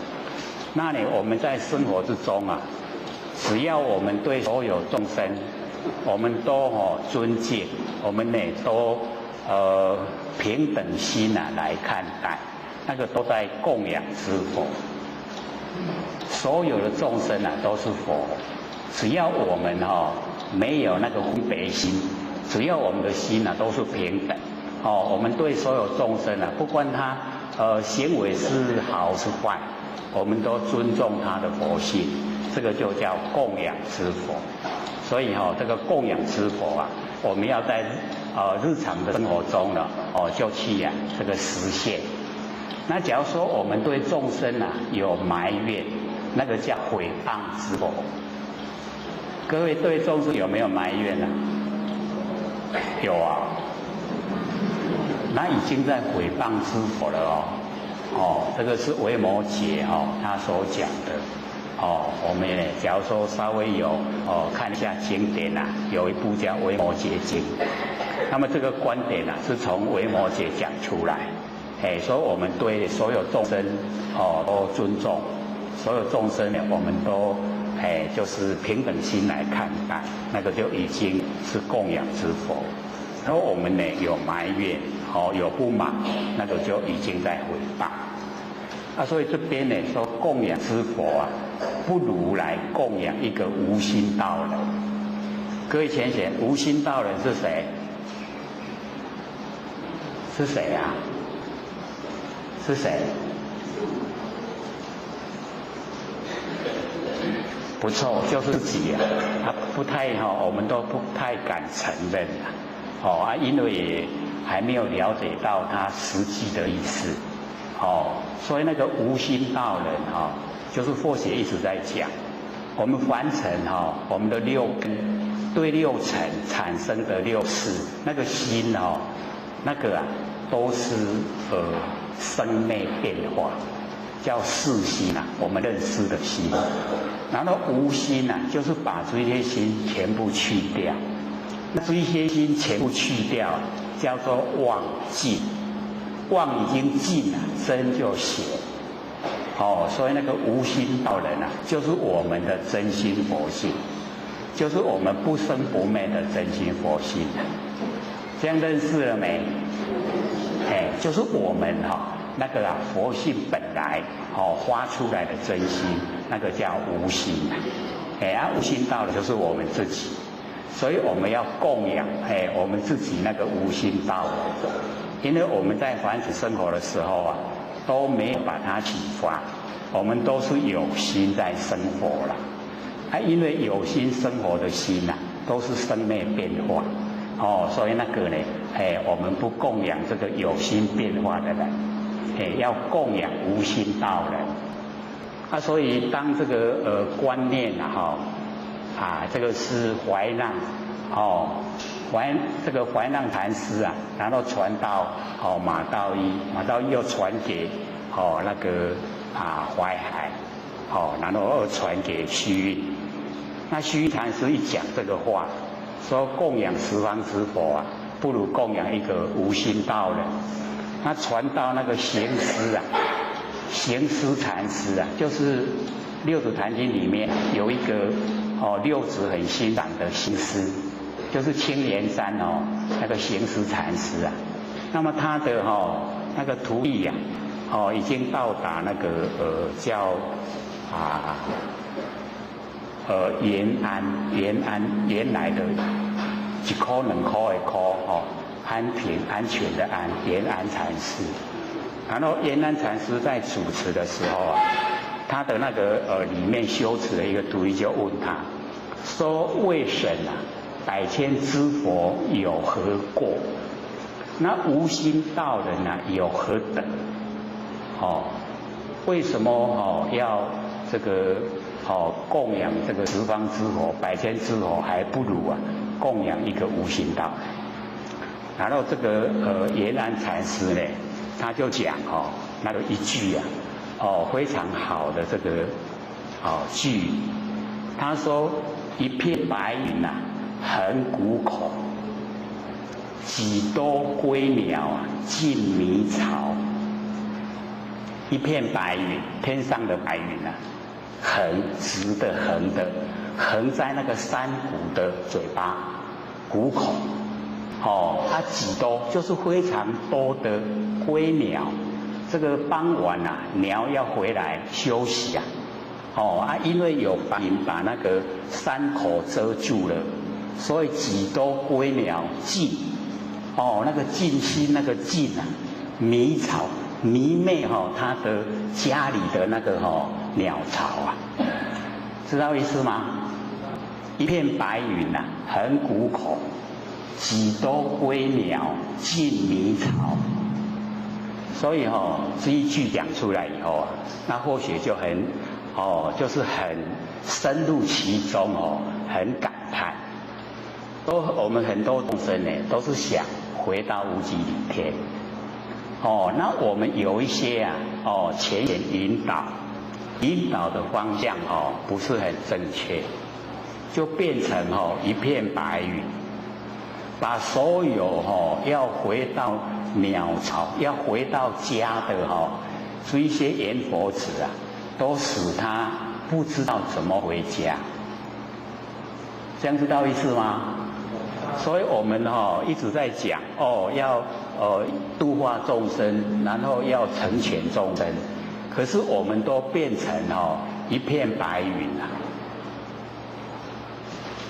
各位浅显有没有体会说我们变成一片白云，把所有要回家的阎佛子都挡在家外？有没有？我们引导的所有众生都可以回到理天吗？可不可以？我们不要说引导所有众生我们自己可不可以回到理天？可不可以？有信心了吗？所以我们自己有信心，然后我们引导众生度化众生，成全众生，才有办法把他们带到无极里天，对不对？所以我们不要变成一片白云把那个山谷谷口已经都朦胧给遮起来了，所以几多归鸟尽迷巢，都不知道要怎么回。然后我们又认为啊，功大德大，造了罪都还不知道，所以一定要明心见性。我们之所以能够成就啊，就是对心性啊很透彻了解知道，我们才可以回到我们的故家乡。那我们可以回去啊，当然我们所度的这一些这个亲朋好友，他也才可以回去啊，不然我们都变成一片白云。所以或许一看到那个这个延安禅师讲这个话，有嘞，那种隐茫啊，家己都唔知行去倒我人生拢去咧带人，要是专人，像不像这个剧？很像我们变成一片白云，去横在谷口了，要回家主要道路我们已经把它堵住了。所以那个归鸟一回来以后啊，直直飞，拢唔知要飞倒，已经没有回家的那个清晰的方向。所以我们在日常生活之中呢，就一定要启发我们不生不灭的佛性。这个万年都放下，一念不生，让那个不生不灭佛性都呈现。我们那个佛性一呈现以后，或者都讲，只要你肯做一段长时间以后啊，你就是不用肉耳跟连通，都可以把佛性延伸到整个虚空。整个虚空啊，就变充在我们那个佛性本体了。这个虚空不是完空，是真空。然后佛性其实存在，就是有没有形象，妙有。真空妙有，已经就在我们生活之中，所以一定要努力啊，朝这个方向。心明了以后啊，我们不会做错，因果就不迷昧。然后呢，见性了以后啊，成佛无疑，一定成佛。所以我们就是了解那个佛性啊，那个性就在我们万年都放下，一念不生的时候，呈现，就是那个在做佛了。佛就是那个。不很困难的，各位姐姐，容不容易啊？不容易啊！为什么不容易？万年放不下。挂碍的事太多了，完成的事呢都是挂碍。所以我们要了解说，凡尘啊，都是污染我们的佛性，被那个凡尘污染，都不清净了。所以我们一定在日常生活中呢，一直要放，我们就当成已经自己一口气不来了，一口气不来，什么不想放的、不甘愿放的都要放了。我们就把自己当成已经那个样子，总有一天会那个样子嘛，对不对？要不要放啊？那个时候是强迫要放，那我们现在就先放啊。先放了，我们就可以先这个达到我们想要的那个目的地啊，就是回到无极里面的，那个万年都放下了以后啊，佛性才会出现。所以我们不放啊，那个妄都在，妄不尽啊，真就不显。说妄尽，真才显。真一显现了以后啊，我们就是这个真。这个真在呈现做佛的，这个真整个都充在宇宙虚空，所以尽虚空遍法界都是我们真心佛性。要研究了。不过我们这边程度很好，才9个月都进入状况，进入了没？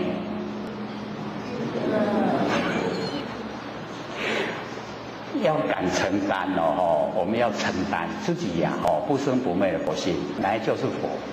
本来就已经就是了，所以在生活之中就尽量的万年都放下。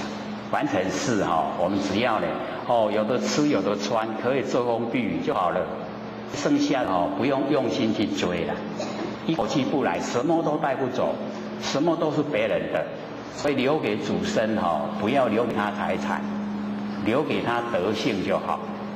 有德呢，所有的人都会尊敬。你有钱不一定人家尊敬，而且有钱主身又会争财产，争得很难看，都打官司那个很难看，所以我们不要留给子孙财产，把所有财产我们在日常生活之中呢，就好好运用，度化众生，用来布施。各位会不会布施啊？这个布施就是舍，舍就是万年放下，我们能够舍，我们真心才会呈现，真心一呈现的生活都是真，一真就一切真了，全部都是真。那我们不肯放下呢，我们就是守着妄，那个妄一守住了，整个生活都是妄，都是假的啦，没有一项是真，所以我们就是真心重要，所以那个供养无心道人，这样会供养的吗？会不会？就是所有跟尘相对的心全部去掉，那个都是妄，都是生灭的。那我们全部把这一些妄都放掉了，真就呈现。那个真呢，是我们不生不灭的佛性生花，是从佛性出来。我们都不要它，它也在了。可是妄心就是无体，随着环境变化就变化。那我们不要去追那个生灭的变化，我们追呢不生不灭的佛性本体。所以各位就把它记得，一片白云横谷口，然后呢几多归鸟尽迷巢，都迷昧了，不知道家在哪里。我们不要当白云我们要当什么？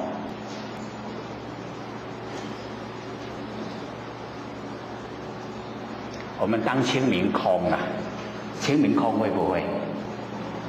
清明就是很清晰、很明朗，整个空间都很清晰明朗，是不是知道归家的道路会不会？会不会？还是眼里当白云所以供养十方之佛呢，不如供养一个无心的道人，就是我们自己要启发自己，全部都进入真心没有那个凡尘用的那个私心。无心则无一切心也，那个无心就是我们凡尘生活在用的心那个心全部都是没有。因为我们生活的环境这个地稠地小，人很多地小人稠，那这样呢，我们就心也都变得很狭隘了。假如说我们都是在这个地很广，人很少，所以只要我们到那个中部那个合欢山，合欢山各位有去过吗？或许曾经在合欢山走一天走一天的道路，那个时候是有心想去那边闭关想说我一个人来修，所以到合欢山去找那个环境，结果走一天的时间竟然没有遇到一个人。各位浅显，我们在社会上这样人这个顶弄这些人假如说有一天一个人都看不到的话，会怎么样？那个时候已经到傍晚的时候，然后也就在想，说这个时候假如说有一个平常认为的大仇人出现，我一定会很高兴哭了。为什么？看到人了。所以我们这个人多的时候会讨厌没有人的时候会想念。虽然不认识可是看到就好，看到就很安慰了。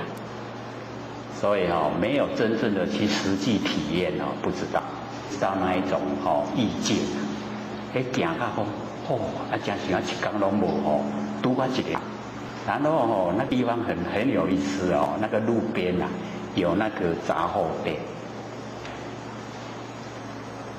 路边有在卖物件，那个杂货店它那个建筑就是安尼用迄落安尼迄稻草掠的安尼砍的，所以等于是说，没有房子啊，就跟他安尼看的那鸟，然后他卖的东西都在里面，你要拿就可以拿到了，他没有人在看顾，就是那个样子啊，很开放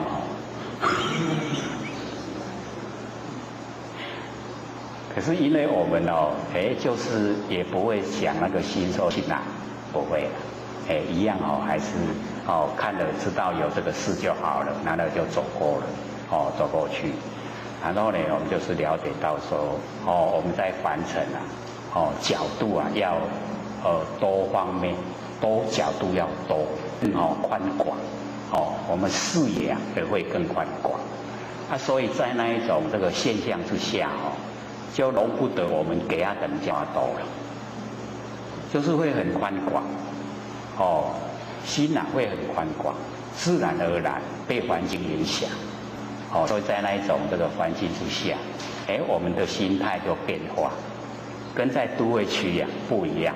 在都会区呢，我们坐车，人家这个等所以下次来一定要坐不上车了。我们就心里面会埋怨说，上好拢卖有人在等，干那我就好。然后车子来车顶卖客满，我会当过去，安尼上好，对不对？结果来的时候客满，这个所有等的人都在等，又上不去，然后20分钟一班，又在等20分钟来，又一样，要40分了，再来要1个小时了，心会怎么样？会急呀，对不对？心会急，然后会不会有埋怨？会不会？那个不会埋怨太奇怪了。所以我们就会说，人了的嘴，所以就会讨厌人多了。所以或者就用那一种一天都遇不到一个人的那一种经验来跟这个对比。人这么多你讨厌，那个都没有人呢，你会更讨厌。为什么？是啊，那都没人。为什么会那个样子？所以整个我们那个视野见解都不同了，不一样。所以就会有一种成人之美，成人之心，就是看人家呢都能够达到他的愿望，就高兴。各位有没有那种经验？看到人家达成愿望，很高兴，有没有？虽然跟我们自己没关系可是自然就很高兴。好像我们在凡尘呢，这个遇到人家做善事我们也是无缘无故很高兴，对不对？看到人家做坏事会很生气也是无缘无故会很生气。跟自己虽然没有关系可是自然而然就会呈现，呈现那一种自然的那个前态出来。所以我们就说要知道说我们在凡尘对这个人性对真理假如说我们都不研究不探讨，然后呢我们会随顺这个凡尘，会随波逐流，会跟着时代的潮流，然后我们去走，跟着时代的潮流去走，我们要了解说我们一定又会迷失最后都一定走入自私自利，对自己有利的去追求，对自己没有利的就不愿意去参与。那假如说我们对真理有认识说显现在凡尘是我们以往所造的业所呈现的果报，是好的话是福报，是坏的话呢，那就表示以往做的不好，所以有坎坷的那个遭遇，那我们都要去面对要了解那个都是凡尘的尘事，凡尘事不重要的。所以以往我们儒家呢就一直要我们坚定自己的意念，所以那一种富贵不移，贫贱不移，威武不屈然后呢这个泰山崩于前刀继家以后不动声色，那个就是从佛性发挥出来的大定。不受外境影响，外境的富有，外境的贫穷，外境的那个恐吓，外境的所有一切的为难，我们都不动心，是不是不容易？容不容易？所以呢，对真理认识了透彻了，就有办法达到不被外境影响，你自己心里面如如不动，可以有很大的定力，从佛性本体呢发挥产生。那我就是要这样，才真正的不枉费我们到凡尘来一趟。但一生一转眼就过去了，很快就老了，就没有力道了。那我们想再修都来不及，所以现在在还可以主宰的时候，就要努力。万年放下，一念不生，是不是自己可以努力了？那我们在可以做万年放下，一念不生的时候，我们去看8点档，我们去坐着一直跟电视机面对面，去跟那个电脑面对面，去上网，是不是在浪费我们生命？自己不做功夫，一口气不来的时候，可不可以等我们啊？不能呢。所以要做，你做一天有一天的功夫啦，做1个小时有1小时的功夫，就是要做，万年放下，一念不生。只要你肯做，你会发现原来念头是自己可以掌控的。所以可以掌控念头了没？可以了，真的那么理想。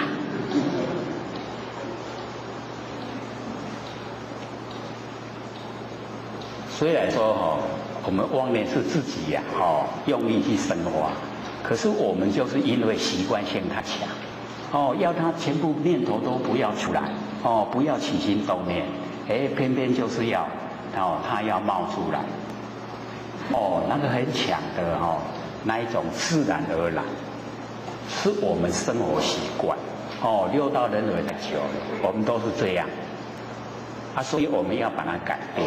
改变呢，不要有起心动念，起心动念就叫无明，无明呢，我们要了解就造业，造业就要受苦，所以要我们我们这边发明或者都讲，我们不是要不要和尚，也不要和下，要和中嘛，可是我们这边发明的要把它贯彻，和中就是中道。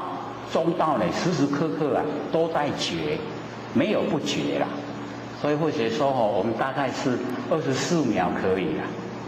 一天呢，24个小时里面24秒可以觉，然后剩下都不觉。然后我们现在要努力24分，然后真正的2个小时又40分，然后再接下来，已经可以半天12小时了。再接下来，可以，我连睡觉都可以守中，连睡觉都是在觉之中那24小时就呈现了，就真的是合中了。要努力可以喝多久了？24秒还真的24秒，还有的都24秒都没有连那个24秒都呈现不来。24秒都在不知不觉之中，都在无明之中，所以我们众生都是这样迷昧，不了解说，要自己的那个佛性出来当家，一定要启发不然怎么当家？诸人咱都拢也唔捌，各位认识自己的职能了没有？认识了对了，这么久了9个月一定要认识的啦，爱捌伊伊捌咱无？捌有互伊咧做主未？有没有当家的？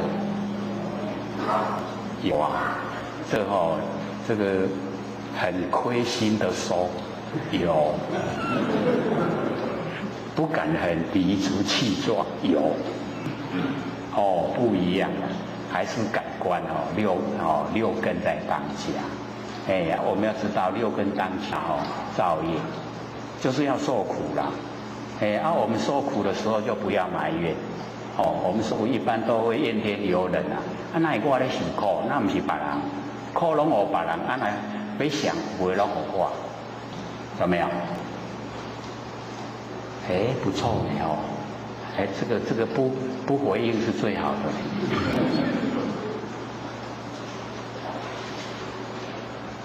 所以我们要了解说，日常生活就是实际的来修来做，多做你这个万念放下的，然后一念不生。当我们万念放下，一念不生啊，本来面目啊就会呈现。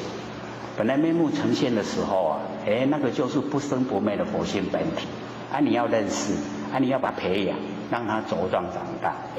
久了以后呢，那个般若妙智慧啊就会生发，就有。有了以后啊，我们就会自然而然，那个佛性的功能作用啊就会呈现。所以在讲说，这个五通六通啊，这个上个礼拜不是有这样问嘛？有前贤说，那个求道以后啊，五通都消失了。那或者说五通消失才是好事啊，追求神通是生灭的。那我们以后证悟佛性本体以后，那个呈现的神通啊是功能作用，那个大用无限，那个神通不只有无眼有通，那个通的不得了。我们可以把空间的所有宏图啊，让它要集合成什么形象，我们可以自由自在。那个通有没有超过六通？那个叫游戏神通。这个才是我们要追求的。你五通没有放掉，也就是把山河大地外相都当成外物了，外面的东西。身体啊是我的身心，外面都是外面，跟我身心没有关系。那个叫外道，已经在道之外。叫心外启发，那个都外道。所以外道没有六通了，没有漏尽通。漏就是烦恼，所以他的烦恼都在。那我们要进入到没有这个所有凡尘啊，没有分别，都是一体，全部呢都是真心佛性。那个时候啊，漏尽就通，漏尽通就成佛。成佛以后啊，我们就可以把这个凡尘的所有宏图可以集合成你喜欢什么样的形象，就呈现什么样的形象。所以我们要了解说，我们一定也要追求最上圣的，而且一定要有心有心追求，天下无难事嘛，只怕有心人只要我们有心去做，就可以达到这一个程度，这个状态。所以刚好我们就讲说这个无心啊，就是没有生灭的心。无心啊，就是把那个生灭的心全部去掉，生灭的心都是妄，不真，不生不灭才是真啊。所以那个妄一尽啊，真就会显。当真显的时候啊，我们已经认真了。所以我们从小时候啊就被告知啊，你要认真要认真我们有没有认真啊？我们都认假呢。都不认真啊，真都不认识，不认真，都认假。所以从小这个一直啊，长辈啊、师长都一直告诉我们要认真，要认真。那个已经在告诉我们真的要认识自己呀，不生不灭的真心佛性，要认真，真呢才会长存。假的很快就不见了。所以我们那个把那个生灭的心去掉，就无心了。没有那个生灭的心，无一切心，就是没有凡尘用的这一些生灭的如之体呀，内外啊如木石，那个如不动。我们那个佛性本体呀，它是如不动，真如啊，如不动。所以我们有看那个如是我闻啊，那个如就是真如，真如呢佛性本体，如不动。我们的佛性本体啊，它本来就是充塞整个宇宙虚空，如不动。而且都用那个照相机的原理来说，所以我们有玩过照相机的人啊，他一定知道，在按下快门的一刹那，绝对不可以晃动。镜头一晃动，洗出来的相片一定模糊不清。全部不动，很清晰呀，整个呈现。所以我们佛性在身上，假如说是他动的话，那我们看到的景象啊都模糊不清。可是我们看到景象都这么清晰呀，我们头动得很快，一样很清晰呀，所以动的是身体，不动的是佛性本体，这样了解吗？所以那个如如不动，就是我们佛性本体如如不动，因为冲塞整个宇宙虚空。我们呢讲那个耳根圆通最后面那个文殊菩萨说我们这个世界是如海一欧花，就是依空立世界。空从哪里来？从我们的佛性本体来。因为有空了才有世界，有世界才有众生，有众生才有业果。所以世界、众生、业果，我们就三个一直连续啊，没有断绝。这个都虚幻不实在，世界不实在，众生不实在，业果不实在，都是假的。真的就是我们不生不灭的佛性本体，如如动的佛性本体。所以这边呢就讲如如之体呀，内外啊如木石。佛性本体呀，那个内外没有内外，没有内也没有外啊，因为太宽广了。没有内，小到已经没有内，大到没有外。全部呢都好像我们凡尘的木石一样，如如不动。那个我们佛性本体啊，就是如如不动。不动不转，内外啊如虚空。我们那个如如佛性本体啊，如虚空，内外如虚空。不塞不碍，不会阻塞，也不会这个妨碍。无能无守，没有能守。所以这个没有能守这个就是没有事相。有能守就是有事相。各位都还有印象吗？因为我们在日常生活里面啊，那个能守都呈现了。比方说我能看，一定有我所看，有没有能守？那个能看的就是我相，所看就是人相。那所看差别重生呢，就是众生相。然后我们连续不断的看，叫受者相，就事相啊不呈现。然后没有能守，就没有事相。那我们要进入没有事相，就是不要有三心。三心知道吗？什么心？对，就是过去心、现在心跟未来心。然后呢，过去我们对过去的事情，过去所发生的，我们遭遇的，我们都去想念，都去回忆所以年岁越大那个过去心就越浓厚。然后我们要了解说，我们有过去心被过去过去事摄受，去互伊吸去被它摄受。然后我们有未来心，就是策划未来，被未来又摄受。有现在心，又被现在事摄受。那三世都把我们摄受，就表示我们六道轮回。然后我们过去就让它过去就不要再去回忆不管怎么回忆它都不会回来。然后策划未来我们那个身体要用佛性不用，所以不用策划未来。身体要策划未来，佛性不用，佛性是在当下的所以不用去策划未来。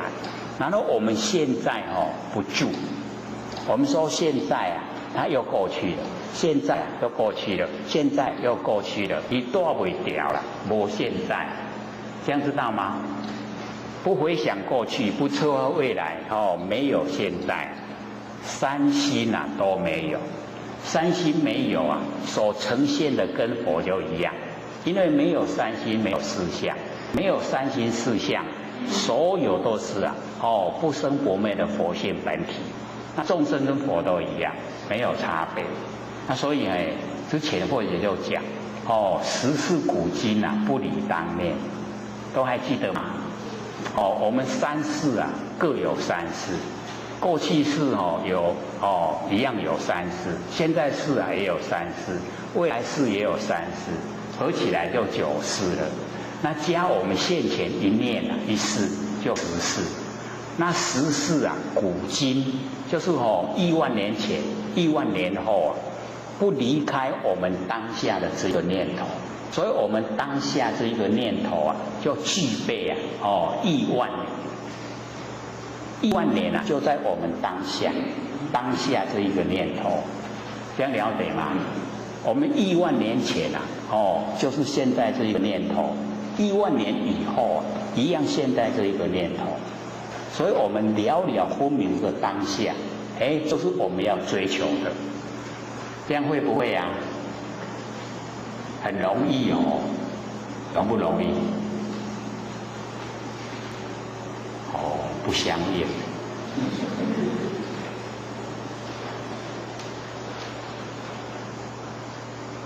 因为我们都生活在这个世界潮流之中，它会跟着外面的流行而流行啊，所以这个真理呀，很深色就装不进去。那我要了解到那个凡尘的那个世界流行，那个是没有一个固定，它是变化无常，一直在变化所以我们现在有新的事物啊，那往后还有那现在的新事物就变旧了，它都会这样子一直推移，这个是属于现象界。那现象界呢，我们要了解千差万别，现象界千差万别，真理只有一个。那我们呢守住真理啊，我们守住不变的真理就可以应万变的现象界。真理不会变，会变就不是真理。所以我们要对真理透彻认识，认识了以后，我们守住在我们身上最亲切的真理啊，就是不生不灭的佛性无常，那个就是真理。所以我们要把它守住，要把它修正，这个是最重要的。所以生呢，我们把它呢列为首要的目标，要去达成。我们达成这个目标啊，就可以一劳永逸了。现在比较这个劳苦一点，然后往后逍遥自在。虽然说劳苦那个也都是这个外面的人说的，自己修持的本身啊不会觉得。所以那个苦跟乐都是主观的认定，没有客观的标准。客观人家说苦呢，可是我们主观呢，只要你是心甘情愿，都很快乐，对不对？我们愿意做的事啊，再怎么困苦，都是很快乐的。可是别人看起来很苦那个是别人看的角度不同。那我们要培养自己呀，就是要投入在自己呀不生不灭的佛性本体上面用心。然后呢，从那个本体发挥出来，那从本体发挥出来，没有两边，没有我们凡尘所谓的苦乐，就真正的已经到达那个佛成就以后的常乐我净，有4个德整个都实现。所以我们了解说，在凡尘就是努力啊，要把那个4项3心4项去掉。所以就没有能，就没有守，没有能守。我们做什么事情呢，都是心甘情愿。可以有没有培养说我们在做事情的时候啊，都是心甘情愿？是有啦，很少拢唔甘愿的较济啊。各位会不会感觉啊，我们生活很无奈？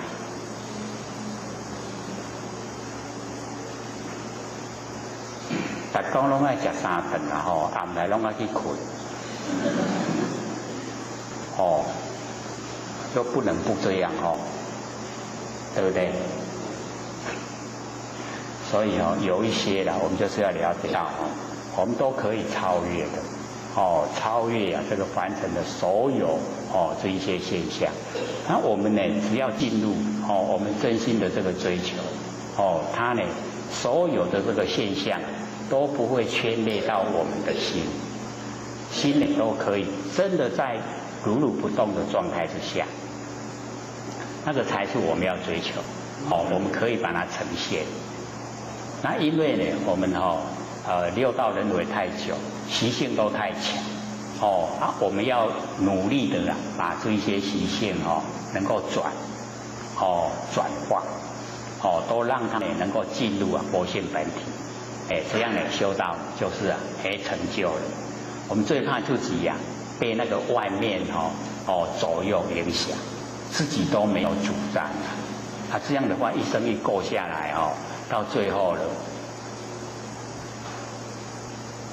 各位前行，我们一口气不来要去哪里没路通行。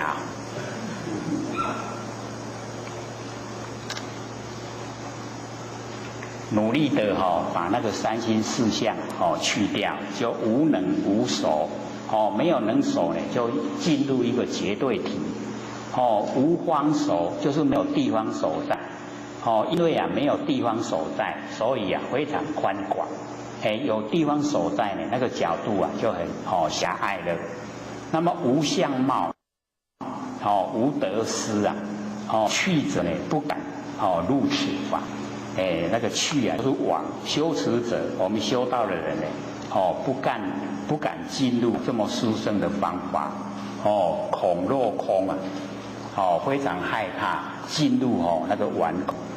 所以我们了解我们修持到这个最高法门的时候那个百尺竿头要更进一步了。那个南极老先生不是说吗？这个我们呢，这个坐在那个百尺竿头已经修到最高的程度了，可是都不敢更进一步，因为更进一步拢无坑无吸百尺竿头要够一个竿头通好吸。通好依赖再更进一步哇都拢无对不对？南极老先生告诉我们说，你更进一步的时候那个我们那个法身的前身呈现了，就是全部都没有依赖，那个是最难的那一个地方所在。所以呢，这边告诉我们说呢，这个修持那个去者，不敢呢，进入这么殊胜的这个法门，恐落空无七驳次没有呢这个安生命的地方，不知道说整个虚空都是我们法身，整个虚空呢都是我们安身的地方所在。故望崖而退所以才会望着呢已经到最殊胜目的地都快到了，然后退转了，就很可惜所以我们就是要了解，我们要呢这个认知就是要透彻，透彻以后我们行为呢就会贯彻，贯彻以后成效就呈现就能够呢让我们成就。那么底下讲的这个闻思当离，普贤呢当行。这个闻思就是妙智慧第一他智慧很高。那么闻思呢就在我们身上之前我们不是讲吗？满眼本灰色闻思常触目，满耳本灰身观音在耳根，还记得吗？就是呢告诉我们说，我们眼睛所看到的所有万象，我们都是闻思菩萨本身看到的我们都有智慧去辨别不会被形象迷惑那我们假如说被形象迷惑产生呢我们那个不正确不合理的行为那就是那个闻思没有当家。那闻思当家的时候我们都有智慧去判断什么相我们知道该怎么处理不要再形象那个就是已经呢闻思在当家所以闻思常触目，我们眼睛所看的闻思都有来这个出来当家，所以闻思当离。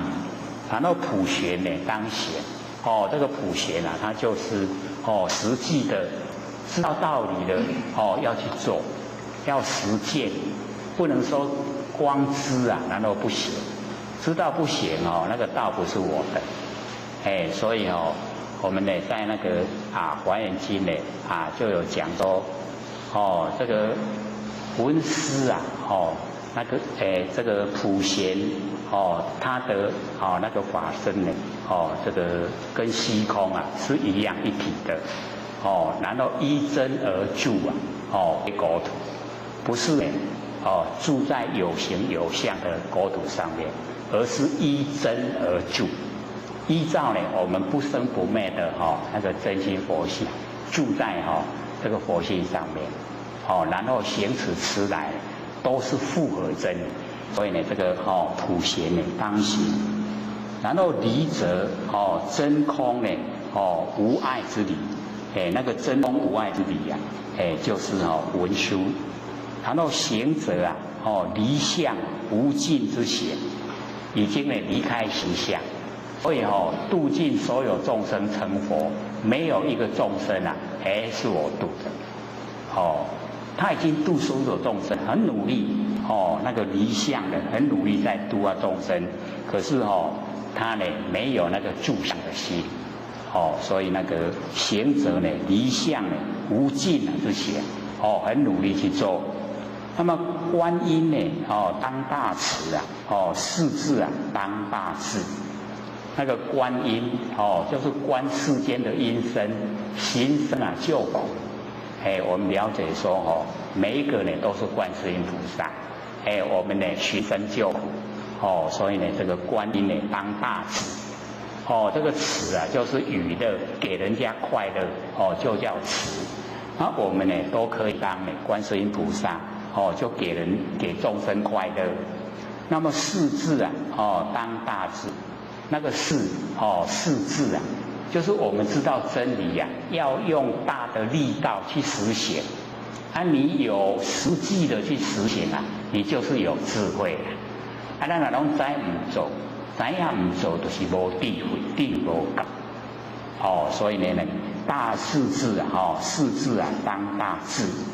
那么维摩净明也，那个维摩诘啊，维摩诘居士啊，他是属于净明，那个这个净明也是呢维摩的一个称号。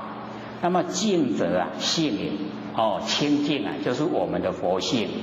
那么明者啊相也，那个明啊就是形象，所以清净的佛性啊，它有形象呈现，性相啊不异，这个性跟相，它不是不一样，因为有性才会现象，所以现象啊也有性在，所以呢明者就是相，性跟相没有不同，号为净明，就叫做净明，维摩诘的那个名称，但会呢净明啊，两次啊变得，只要我们知道呢这个净明，就会这个进入清净的佛性，然后呢形象也一样很清净，所以净明两个字呢，我们体会了就可以进入那个大道的本体了。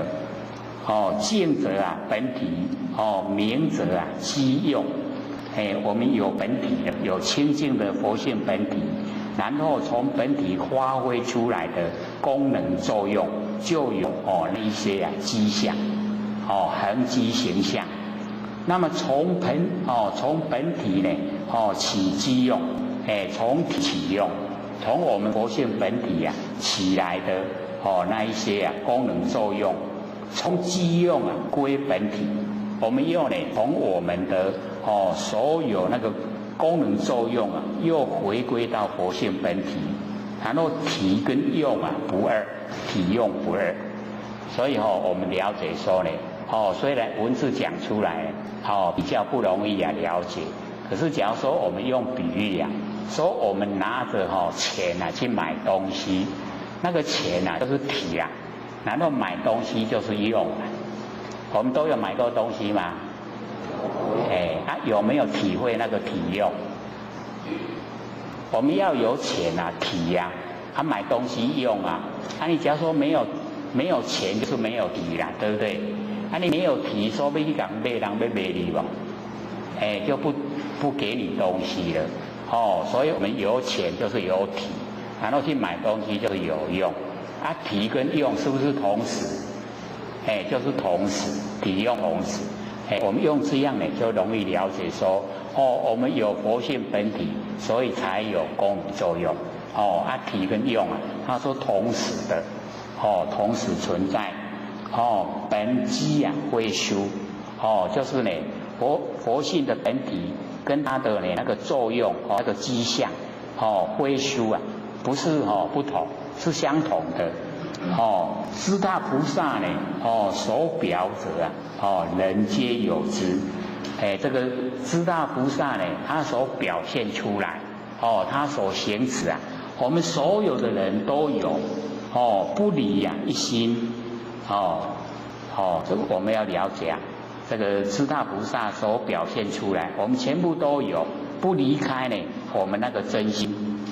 悟知啊即是，我们领悟了就是了。我们领悟以后啊，我们就是大菩萨，也就是佛。那么今学道人啊，不向自心中悟，乃以心外求。这个虚云禅师呢就讲说，现在的学道人啊，不向自己的心中领悟。佛呢在我们心中了，我们都是佛。我们呢向心外去求。着相取见，我们都住在形象。然后呢外面的景象，我们都取，都住在景象。那么以道相违背，以道就已经相违背了。那么这是一段。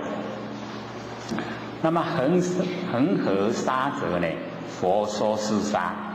那个恒河的沙，这个呢。这个佛呢，曾经就有这样问过，说恒河的沙，佛呢怎么说？也一样的，跟众生说是沙，就表示无异说，没有说不同的啦，是一样。那么此沙，知佛菩萨呢，示范知天呐，这个知佛菩萨，那个是就是那个四体观音呐。就是忉利天，就是呢33天呐，那个第四，皇帝的帝，解释的释，那个第四呢，那个四体观音，就叫释。那幻呢，就是色界的那个第3天大幻天，知天示范知天，所以我们了解这个示范呢，就是代表欲界的那个6欲天，以及色界的18天，用呢示范2个字把它代表出来。说呢知佛菩萨示范知天呢，这个呢不离而果杀意不喜，不是杀很高兴被这一些有成就的这一些修持者走过了，然后牛羊从矣这个呢踏剑而行杀意不怒，那个杀呢他都不会喜欢讨厌这个在告诉我们说，我们就是要学那个八风吹不动。各位浅显八风知道吗？说说看。对，嗔机毁意苦衰乐利，八风。然后我们吹动的吹不动，吹我们的时候动不动？我们都动，所以我们就要学那个八风吹不动。为什么能够八风吹不动？就是我们对自己不生不灭佛性本体非常有把握。那么这一些呢嗔机毁意苦衰乐利，都不关我们不生不灭佛性本体的事啦。所以不管是人家称赞的，不管是人家讽刺的、嘲骂的，都无关。是不是可以不动的？还可以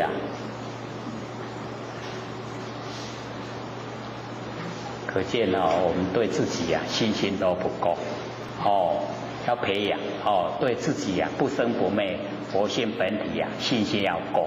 那要够呢，就要在日常生活之中只要有空闲的时间呢，尽量利用不要去做一些无谓的无必要做的代志就卖做把那时间给空下来做什么万年放下，一念不生这个可以自己主宰的。只要你做到有心得了以后都快成就了绝对不会后悔的不做才会后悔做了就不会后悔。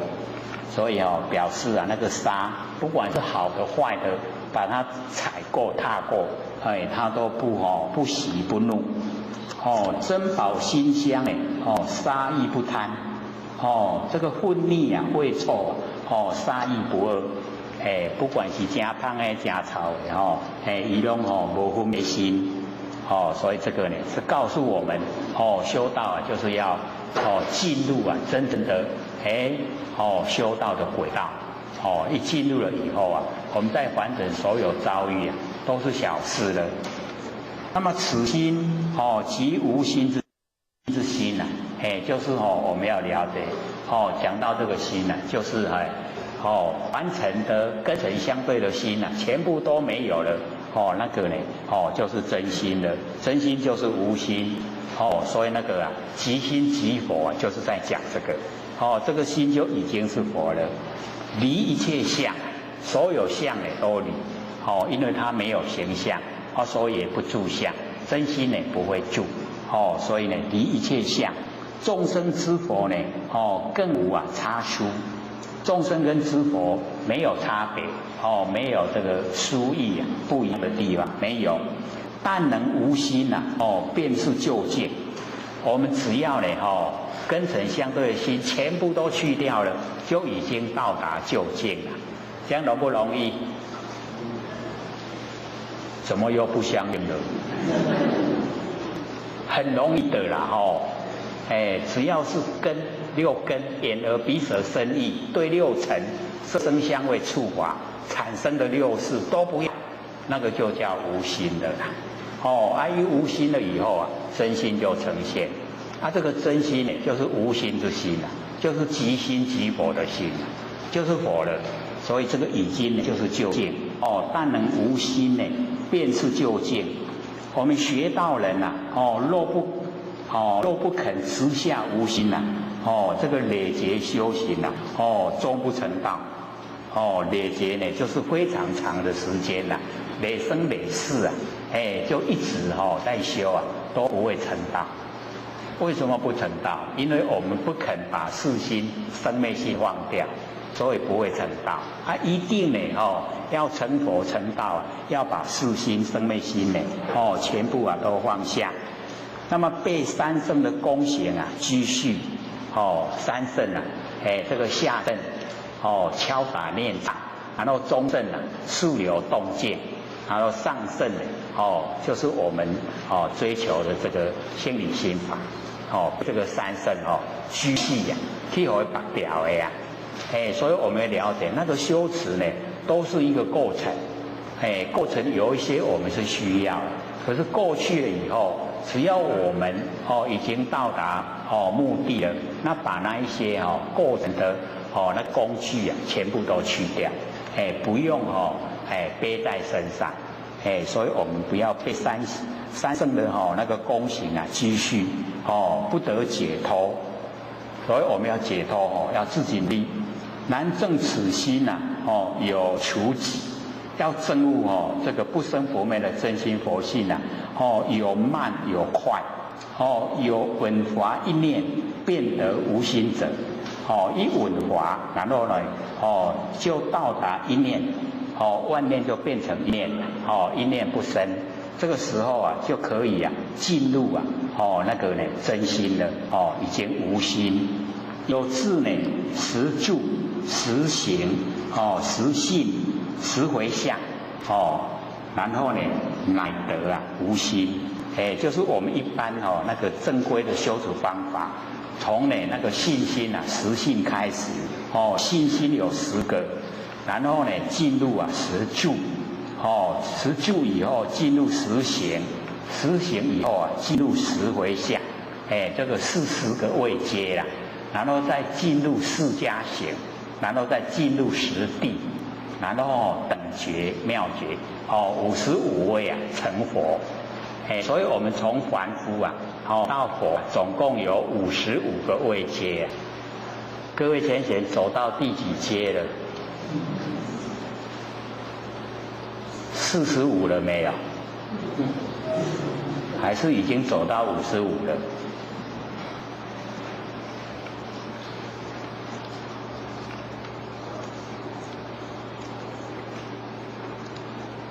长短得无心即住更无可修。不管我们是长，我们是短，只要呢到达无心，无心就正确了。到达无心的时候那再往前更无可修。已经进入真心了，就没有法再可以让我们修。那么更无可证实无所得。到达最后面为什么没有所得？因为恢复到佛性的本来，我们本来已经都呈现的啦，所以最后就是无所得，无所得才是真正的已经成道成佛了。那有所得就有所失啦，有得失还正在努力修的过程之中，到达无所得了就成就了，真实不虚，这个呢没有骗人的，实实在在。一念而得，以10地呢，那个10地就是菩萨，而得者功用恰齐，一念就得到了。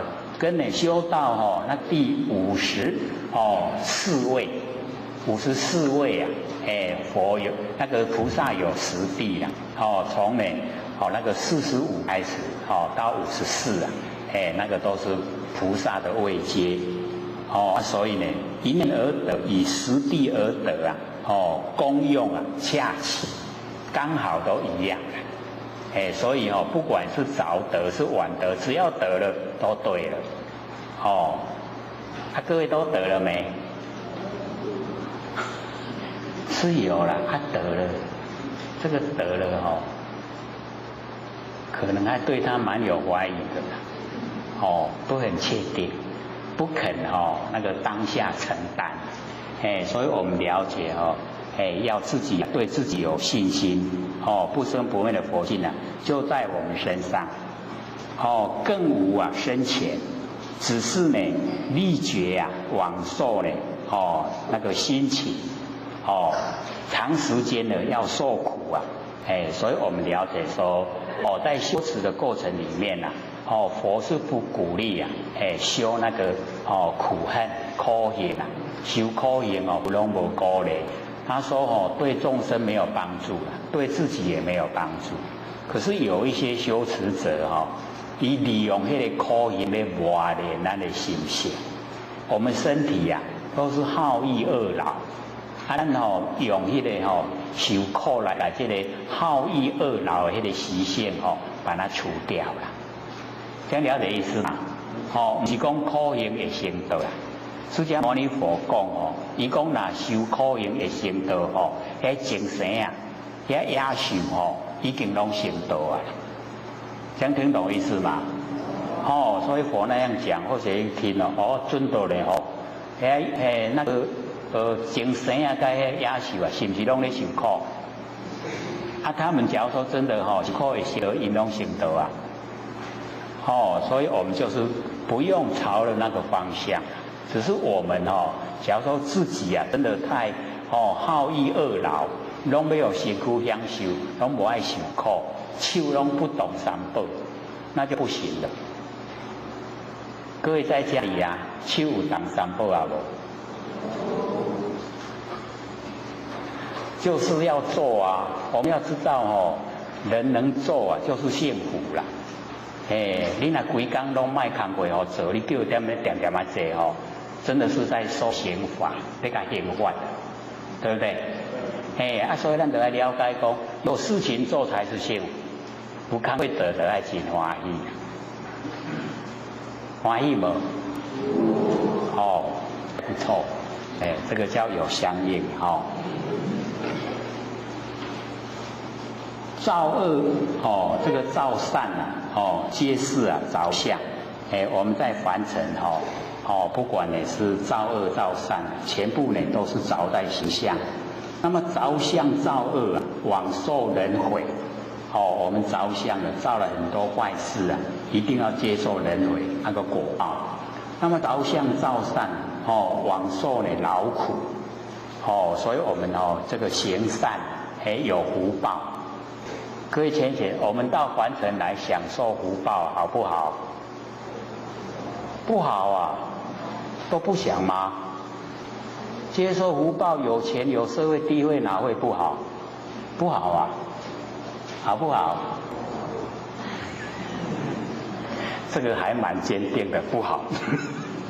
为什么不好呢？我们要了解到，我们一接受那个福报，心里面内心的深处，难免都会骄傲，难免都会自觉的高人一等。这个就是最大的毛病所在，而且是不知不觉自然呈现。因为有自大高傲，所以造下来的业是蛮大蛮多。所以只要福报一享完了，我们要了解我们的福报种的都不很多了，不像那个以往修持者他可以用生命来布施，那个福报才真的较大。可是我们都没有只有身外物布施而已所以那个福报都有限的。那有限的福报，我们又培养那个骄傲自大，那往后福报一享尽了，我们就落入三恶道，很可怜所以佛鼓励我们修持者就是不要进入三界，不要享受福报，要深植德本，让所有的善都变成我们的德跟本。我们有德本才可以利益众生，才可以降伏众生。众生所看的就是我们所表现出来的德，不在我们身份地位只要你有德，德重就鬼神亲鬼神都很钦佩这个有德者。所以我们了解培养德是重要它是从道直发，从佛性本体直接生发所以我们所种的就是要殊胜因缘众生的善因缘都不足所以遇到上乘佛法机会就不多了。那善因缘足我们才可以听到上乘佛法。上乘佛法一听到以后，又要我们的善能够有根，善根成熟，我们才可以去实行实践，实行实践才能够成就。成就了以后可以无量无边利益众生，这个才是我们要努力的方向所以我们了解说，既然我们有缘能够知道最上乘佛法能够明心见性，能够研究净理心法，那个就是很不容易的可以回归到我们原来有一些说我已经回归本位了。可是我们要知道那个本位我们所讲的本位是我们还没有落入完成之前的本位，不是说已经在六道轮回之中的位了六道轮回之中的位太多了我们也曾经做过什么，曾经做过什么，你去归还那个都是不究竟。那我们真的回到本位以后那个就是已经可以游戏神通那个才叫真正的我们追求。要有这个心要有这个心，我们就是不要空口说白话，说了就做，做了就会呈现功效，功效呈现了，我们自己能够受到利益，又可以利益众生，这个才是实际所以我们就是要努力各位就可以想象9个月之前跟9个月以后的现在一不一样心是不是都不一样了？我们心一变的话，心态变的话，我们形象变的话，环境变的话，整个都变的话，有没有啊？没有的话就要努力哦，就表示你做的不够。这个大家都在看着你呢。伊在研究心理学法的，看安呐。你假如说做的都让人不欣赏，人家会学吗？不学啊。那个价值就不呈现了。那你能够学了以后实际做，那你做了以后整个都不同处事待人啊，整个不一样，人家会很欣赏很欣赏的时候，你度他容不容易？就很容易了你就可以跟他讲，我带你来成仙做佛，不要再凡尘受苦，会不会啊？哇，会的，这么叫你要试一下。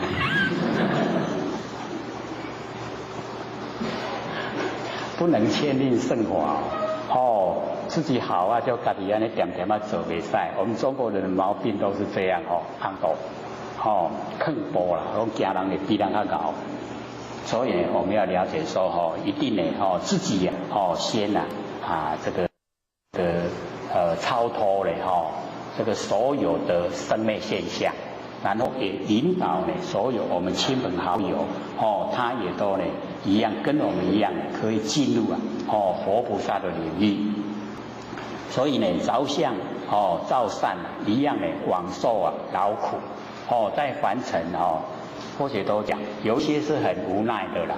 人吃三顿要对人吃，人来困要对人困，人来起来要对人起来，对不对？要不要？要不要啊？我们可以都跟人都不一样嘛。人家讲话对不对？会说那个怪的。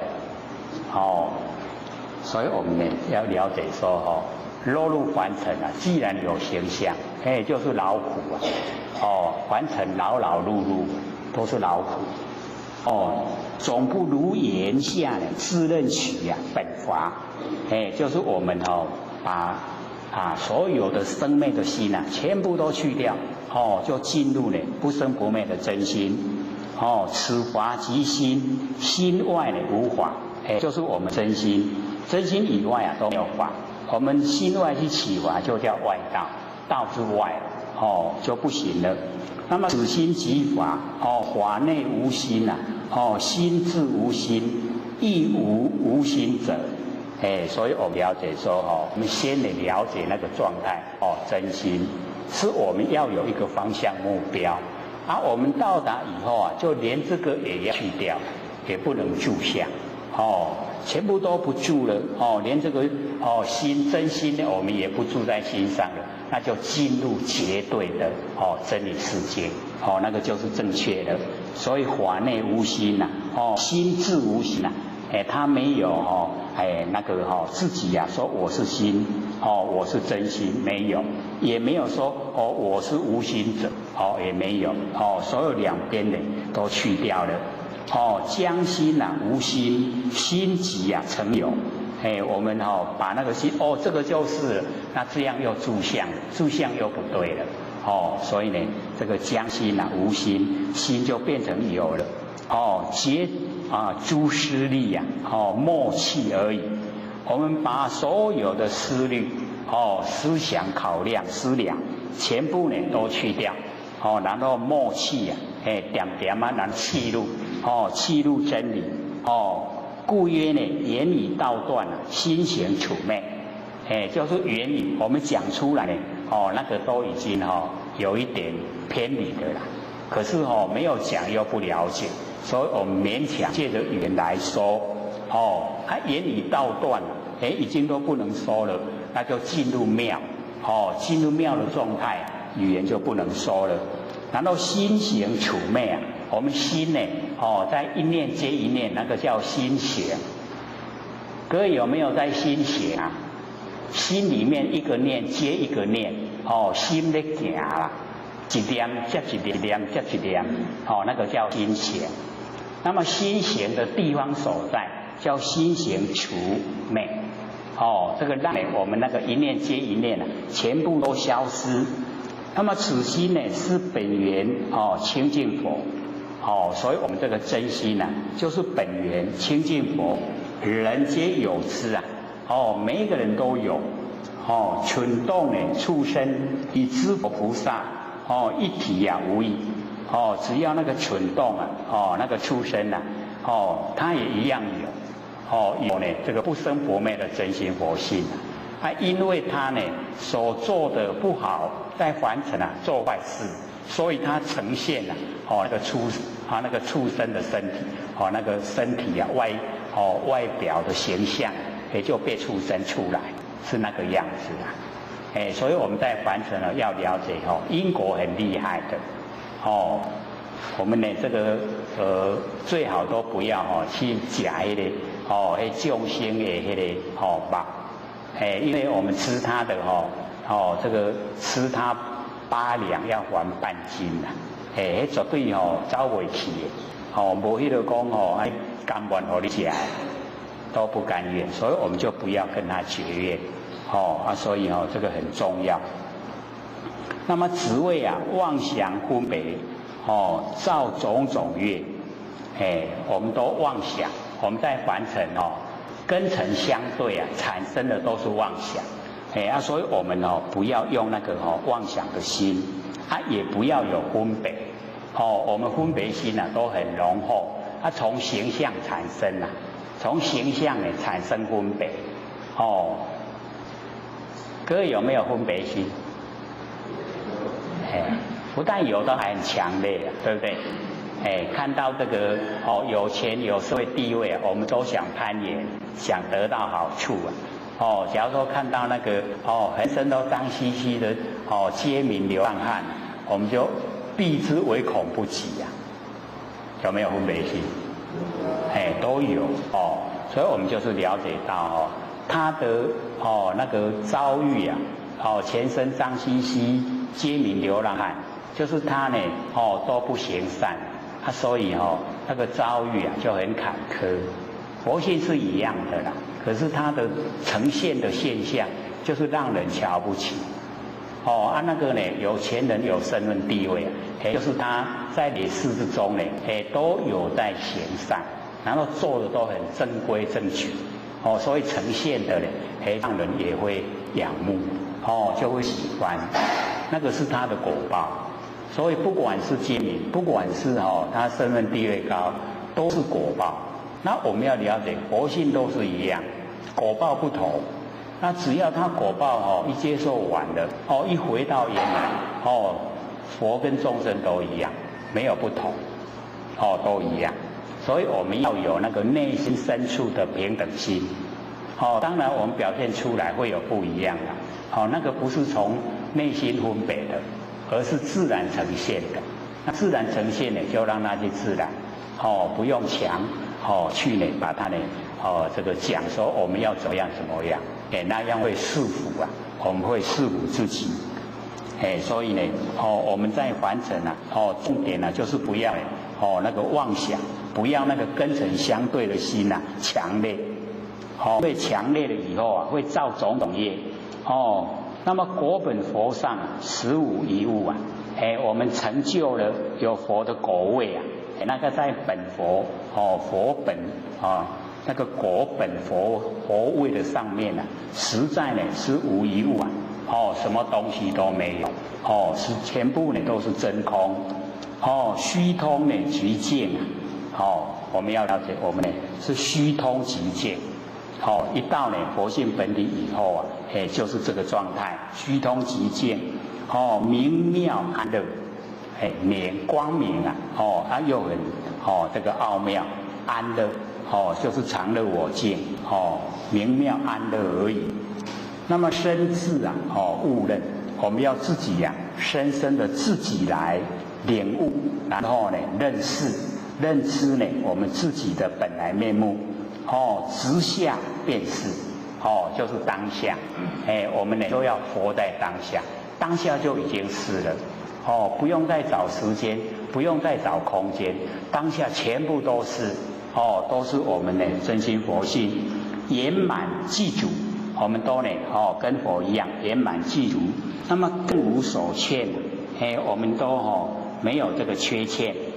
众呢三称起节呀，精进修行立之地呀，立之地位就是55个位阶啊，我们都经过那么即一念呢证实啊，指证呢原来是佛证悟的时候啊，就是证悟我们本来是佛所以构成不同啊，结果是一样。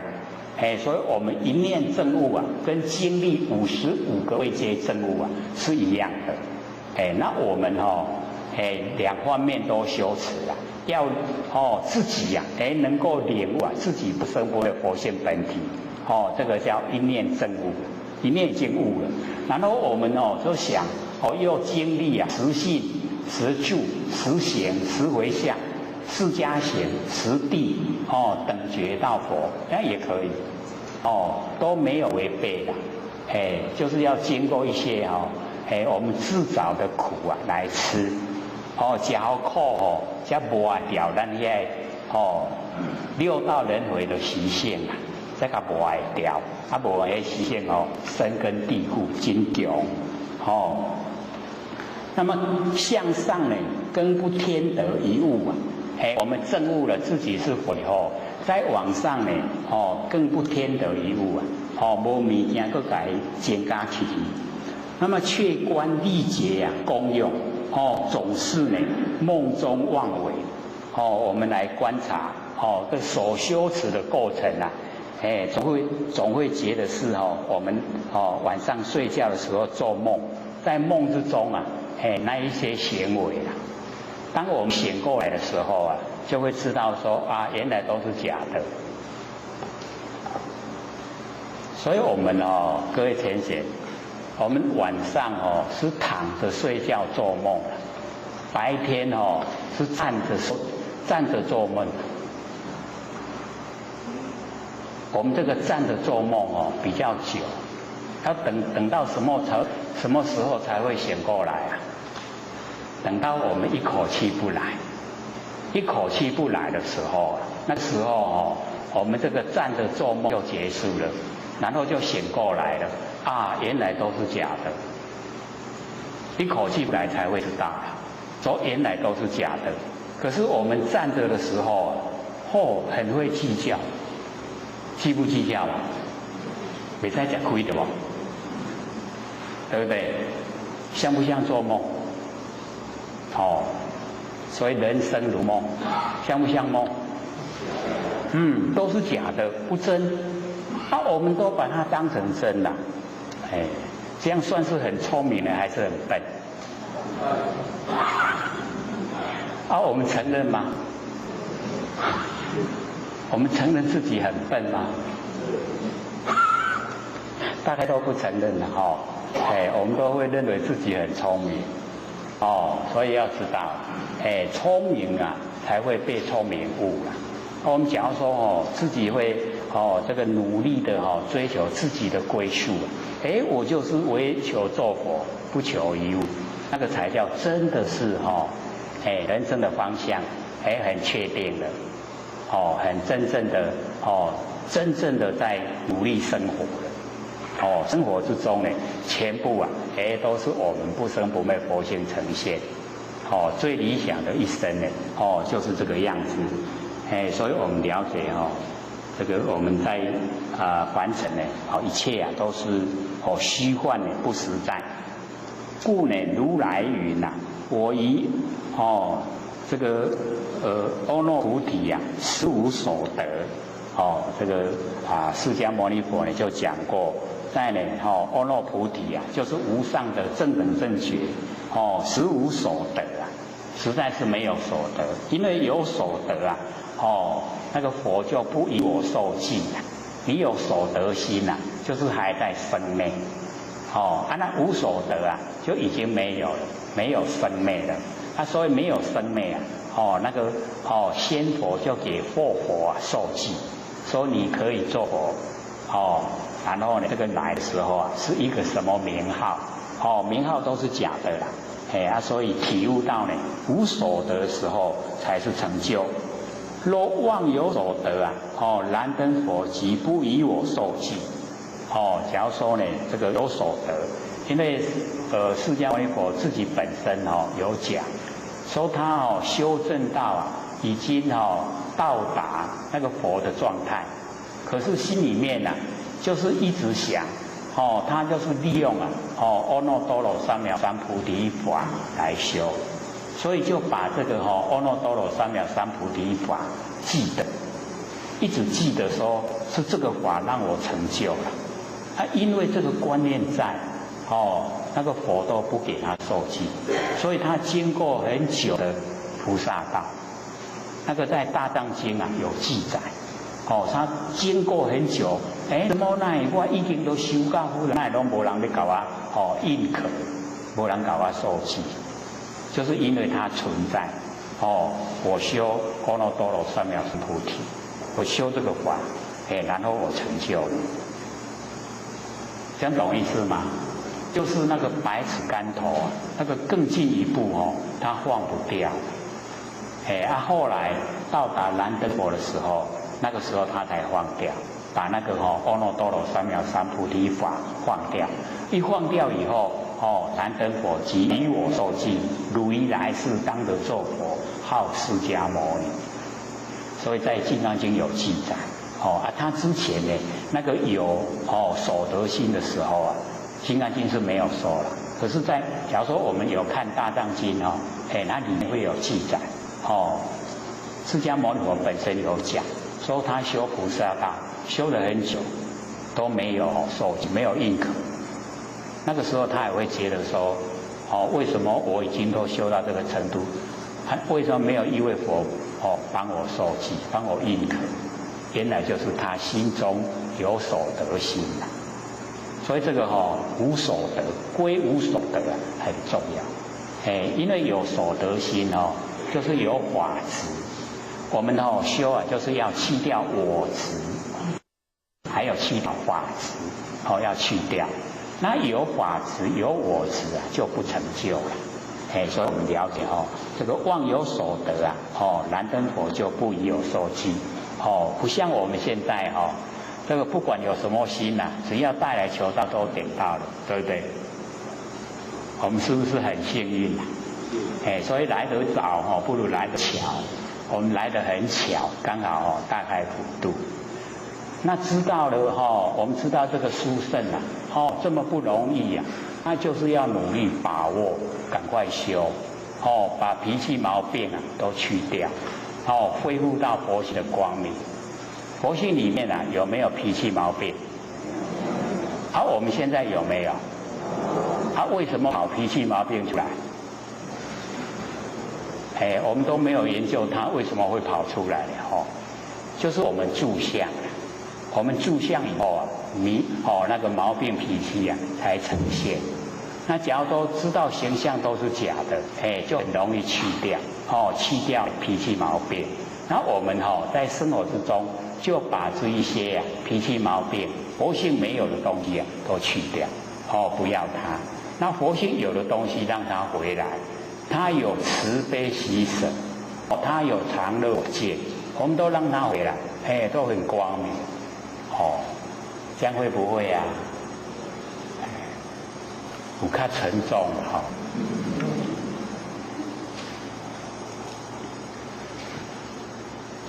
至于这个四法平等，无有高下。所以我们了解这个四法平等无有高下记载在《金刚经》里面就是呢这个阿耨多罗三藐三菩提法，这个法平等，它没有高下。这个法就是我们的佛性本体。佛性本体没有高下，不管它遭遇是好是坏，身份是高是低全部呢都是平等，没有高下。是名菩提，一个假名是菩提。那么即持本源清净心以众生知佛世界三河，有相无相遍十方界一切平等。所以我们了解说我们那个本源清净心，就是不生不灭的佛性本体跟众生、跟知佛跟世界、跟山河大地啊，跟有相无相啊，跟遍十方界啊，一切都平等，全部呢都是平等，无比啊，无我，无比我相，就是没有你有他，所以我们了解这个都蛮重要的。持本源清净心呢，常自啊严明遍照。那个我们那个本源啊，清净心就是不生不灭的那个佛性本体呀，常自圆明，他自己本来呢就圆明，又啊遍照，遍照啊整个所有山河大地，所以我们从那个张轴秀才悟道记啊，就讲到这方面的事。各位有没有拿回去看那个书面资料？那个 CD 有没有拿回去听啊？有没有比较深的印象呢？对佛性本体啊认识的比较深的有没有？有不相应的。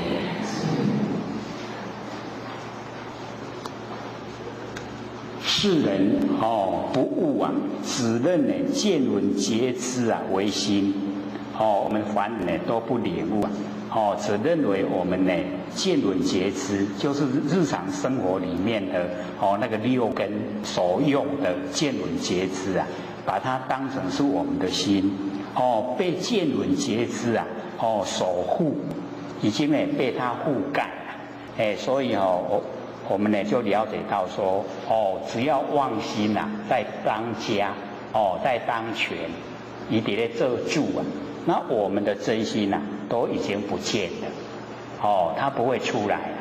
真心修养很好，它都不会增，所以啊，只要我们的六根啊，跟我们的真心在相争的时候，真心都不见了，它都退位啊。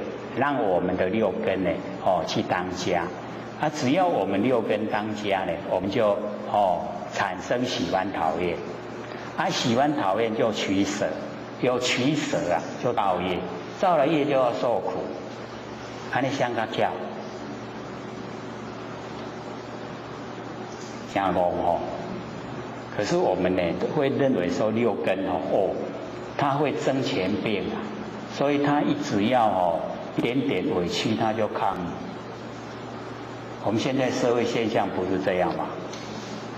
这个昂波啊，下鸡哥啊也来抗议，有没有？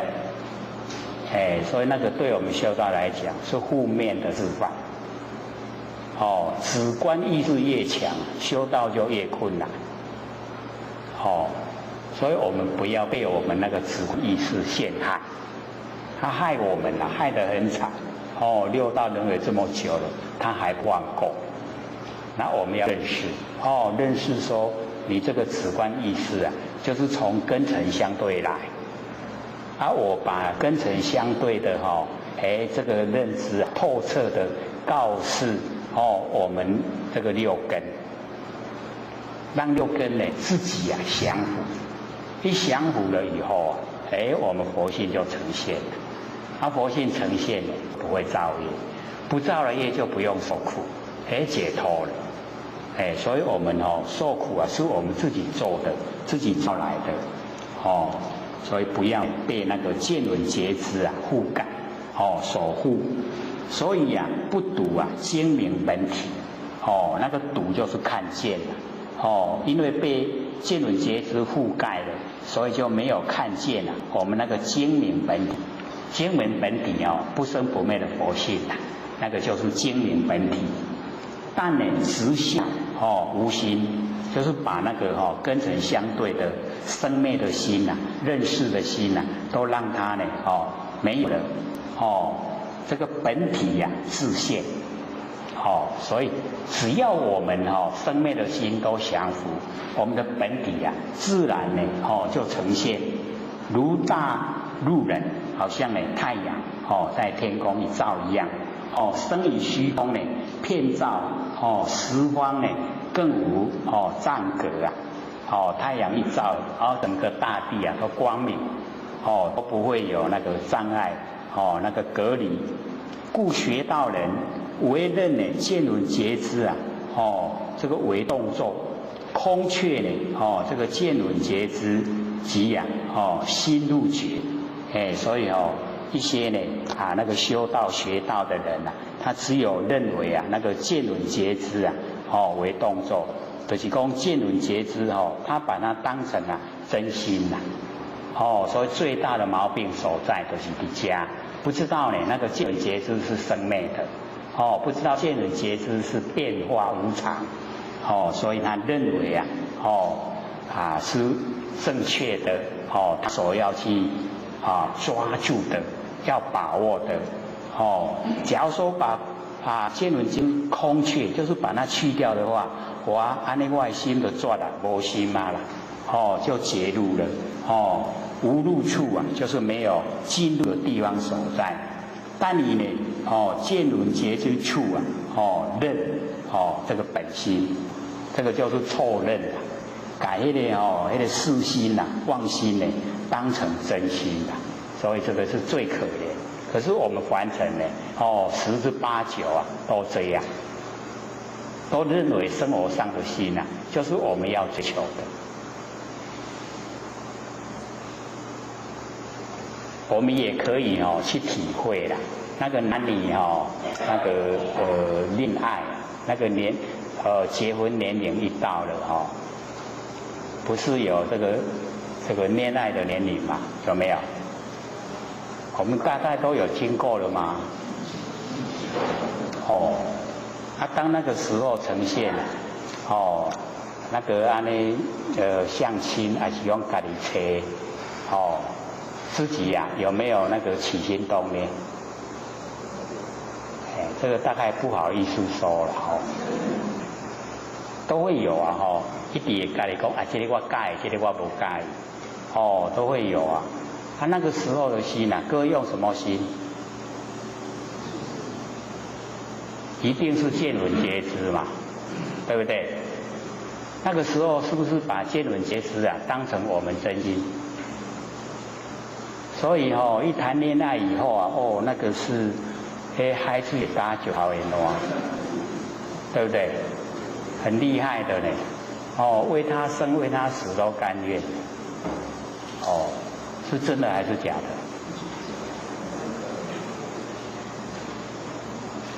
在那一种状态之下，你说他是假的，心中假，他绝对不承认的，绝对是真的。可是时过境迁这个时间一经过，环境改变，那个背景改变了，爱情会不会改变？它为什么会改变？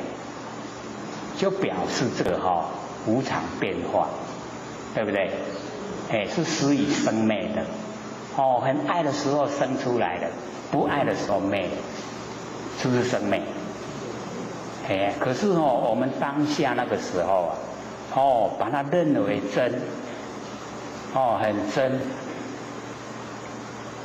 所以是被他害的呢，还是被他看行？各位先生，我们回顾我们一路走过来到现在的时候，我们结了婚生了孩子，是被他看行还是被他害的？弄害了安尼表示婚姻生活都不圆满，不行要我们老前祖强调我们要修天道人道要齐全，所以在凡尘的我们凡尘的事要处理的圆满，这样才没有亏欠，人道要圆满，天道才可以打，所以心里面或许听各位都很不甘愿。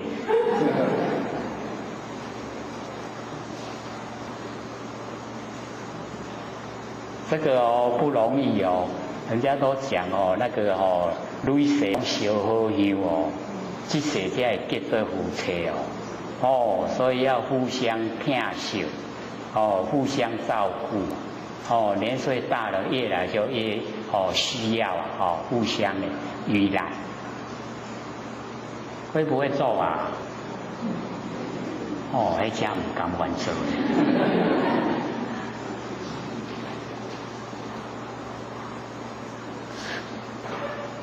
这么平常的事，这么应该做的事都不甘愿去做了，你还会度众生啊？哦，那个众生跟你没关系，你都还会想去度。亲人跟你那么亲切，在生活一起，你怎么都不用一点心呢？你要使家人都很感心感念，不要说一口气不来的时候去买鞭炮回来放。那就不好了。所以我们就是要知道说，家庭一定要和乐，要互相帮助，互相照顾，那个才是正确的。我们学不是要学这样吗？还是要学时常在家里吵骂？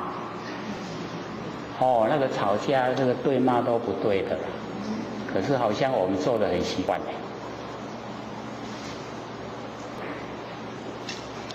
有缘呢才能相处，要结个善缘，最起码就不要结恶缘，所以我们就是自己的心呐，要改变，所以不要把我们日常的那个妄心呐，把它认为是我们的本性，这样你拿那个心来修道，修不成道。咱本心呐，不属于见闻觉知。我们那个不生不灭的真心佛性呢，它不属于见闻觉知，可是呢亦不离见闻觉知，因为它是属于佛性的功能作用，所以也不离开见闻觉知，但莫以见闻觉知上取见解。我们就是不要在见闻觉知上面要升级我们的见解。那个才是错误的地方所在。莫以见闻觉知上动念。所以呢，或许就把那一个小刮胡说最关键的地方呢，就是见闻觉知上动念。就是妄上又加妄。见闻觉知已经是妄，然后我们在妄的上面动念，又加妄。那个真的掏袂开那感拢怕他掏袂开。一莫呢离见闻觉知密心，就是不要离开呢我们见闻觉知，不要离开佛性的功能作用来找真心。所以又一个小刮胡说，由不变之体所发。那个见闻觉知就是我们的不变之体所生发的。你知道吗？因为有不变之体才有见闻觉知见闻觉知是功能作用，不要把功能作用当成本体。我们众生都会把功能作用当成本体，所以或许就会讲说我们拿钱去买东西那个用是不是只有一次？你即马摕去买钱就去用收去对不？你即马空的时阵，你去迄店讲来，我甲你买，你要用啥去共买？是不是没了？唔过甲抢来，钱过甲抢来，过甲你买，哪有那样的？所以用只有一次体它是永远在。虽然不在你身上，可是在别人身上，体还在。它怎么流转？有没有流转？体都在。有这个体它就有用。那我们要了解说，在体在我们身上，我们去用的时候，用只有一次不能把那个用当成体。我们众生都会误认，都是那个用，把那个用当成体，错在这里那我们知道说，原来那个要收摄又把那个收用的那个功能作用又收摄回来。在佛性本体要这样才可以，摄用归体。我们切的就是这个功夫就是没有摄用归体。然后我们就想在用的那个上面做功夫了。所以我们了解说，凡尘有很多事都是有一些都是已经呢大家很习惯，把那个佛性的功能作用当成本体已经当得很习惯。大家安尼我嘛这样安尼，所以我们要知道大家若要为地府去哦，咱唔当去，要不要跟？不要哦，对，所以自己要主张，讲我无爱去，我已经去了伤久啊吼，迄去爱受苦，我不去了，地狱我不去了，去不去啊？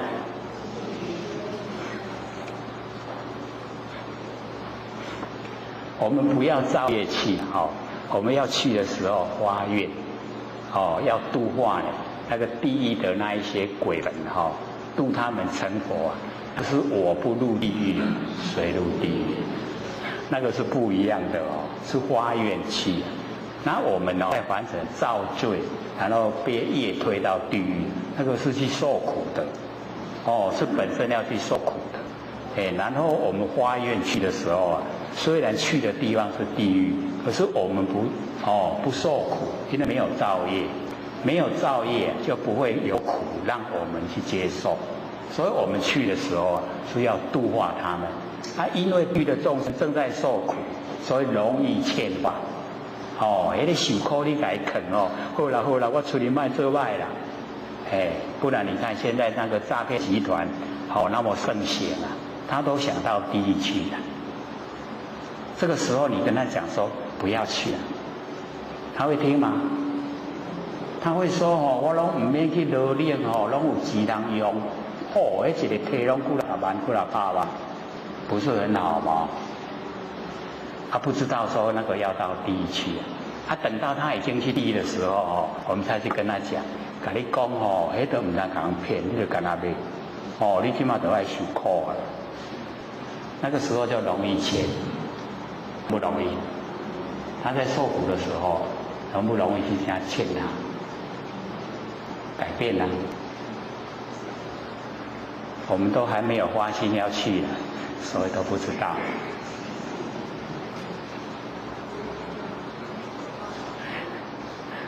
我们就是要了解那个因果是定绝对的道理呀。不要说我没看见就不相信，那个都很厉害的。因果是绝对的，不相信因果因为有一些比较那个先进他说研究因果已经落伍了，不合潮流，不合时尚。是真的这样吗？那你都可以连呼吸都不用因为为什么要呼吸？要生活生命能够活下来，所以要呼吸你不相信因果，那也不要吃饭。为什么？因为吃饭就是要维系生命是不是因果？所以你也不爱相信因果，你出来拢去讲人知道意思吗？就是你的那个乌人拢走去查，用白人来看人，安尼会去用对咧，会不会？绝对会人若无过去互你认绝对甲你对。有的甚至用那个刀子甲你插回巴肚里。所以我们了解因果是绝对的道理，一定要相信那相信因果了以后，我们就绝对不会做坏事。所以孔老夫子就讲我们那个慎终追远，明德归厚。孔老夫子在讲因果，我们很谨慎它的结果，每一件事情都有结果，我们很谨慎追到结果。哪一个人敢做坏事？都不敢的。明德人民的那个行为自然就很仁厚，很淳朴。结果孔老夫子一讲，我们再拿来用一天，要我们365天都用我们只用一天清明。我们慎终追远，是不是到坟墓去拜拜？是不是只有用一天？孔老夫子很感叹我是讲365天你哪敢要用天很无奈。好，剩下8分钟要给各位问问题，有没有要问的剩下8分钟而已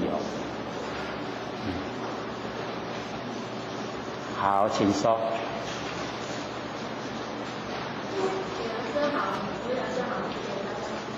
是想问一下，就是说，刚刚在这场中啊，学长是有说用生命布施的福报很大。那请问一下，怎么样用生命布施？那是什么状况？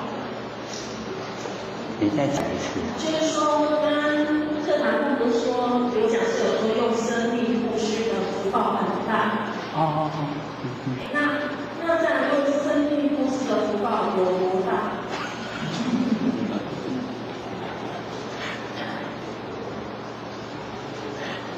你是在分别心吗？因为我们要了解说，我们一般的布施啊，都是讲外财、身外的那个财物啊。身外的财物来布施都很容易。那个用生命来布施啊，就叫内财。内财，因为众生呢很重视身跟命。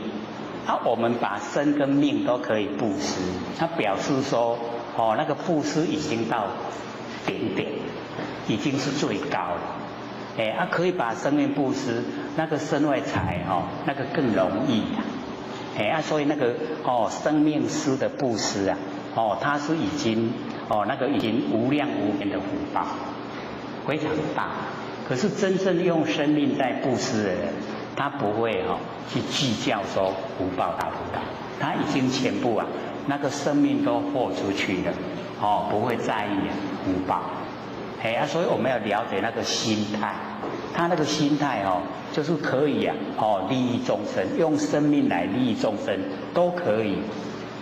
那个已经要利益众生到极点了，已经顶点，可以利益众生，用生命给你都可以。不像说我们是用有限的那个身边的身外的钱财，所以那个要接受，论福报来接受的话，那个是用财是没办法比较的。所以佛用的3000大千世界7宝布施，讲到最后呢，就用生命来布施。所以那个已经是布施的最高了。那个已经接受福报无量无边了。可是佛不那样来说接受福报，因为他的重点不在接受福报，他的重点是要度化众生，他的心意所在就是要度化众生，使众生都能够成佛，他的命没有都没关系，是这样的。还有吗？还有5分钟。跟顶节就是有没有？顶节就是顶节就是那个是比较在完成的那个愿力很大，就是把那个灾难顶下来，然后来救完成的人。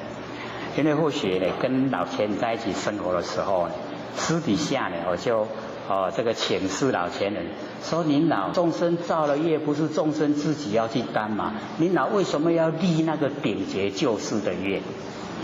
他老前人就跟或许说：“你不知道你现在的众生这么迷昧，他造了很多罪业都不知道有罪业有罪过，不知道过错了。那你现在就让他去接受果报的话，他等于说他要还险要行善都没有机会。所以先把这个灾难顶下来，让他有时间去反省，有时间去改过。”老前人是这样回答。所以我们了解那个顶节救世那个愿力是很不容易去达成。所以一立了那个顶节救世的那个愿一定会自己本身德要够，然后会就是在身上会有一些这个病痛产生的，那个都是顶节就是后来的那个直接呈现的那个效果出来，就是可以把那个灾难顶下来。所以有大德在，有立顶节救世，完成了一些大灾难会化小，小灾难会化无，就会消失了。所以我们要了解发这个愿很不容易就是要自己要有那个担当，你就是要承担那个不是空口说的你做了就是要去你发了愿就是要去做去做的时候你就是要去忍受那个痛苦那个苦就马上呈现，呈现你要能够忍得下来，这样才算顶级救世。那个跟我们那个就是布施啊，又有一点不同，因为布施就是当下我能够多少我就做多少，那个顶级就是后边没完没了的嘞。你也想立吗？还有2分钟，还有没有？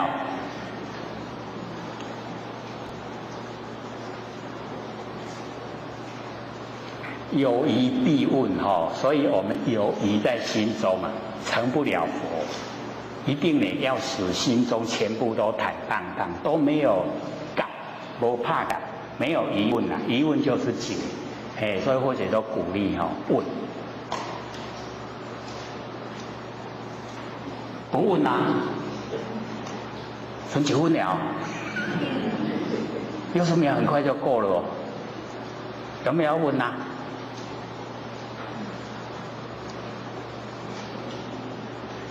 其实各位要了解到，我们人这么多了，问题可以说是非常的广泛或许跟各位讲说有不对去问其实我比大家较惊咧。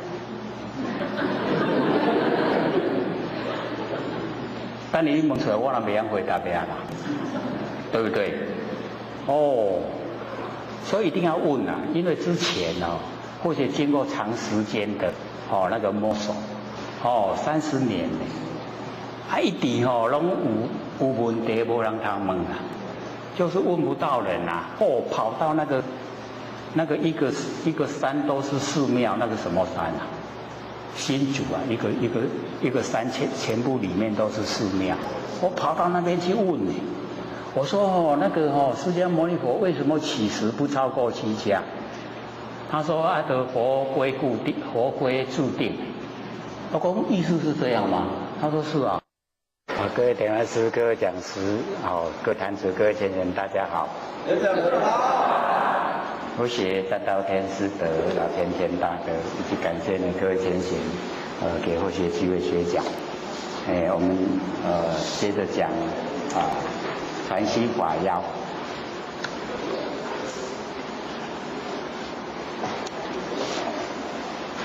我们上个礼拜呢讲到哪地方的？下面的对不对？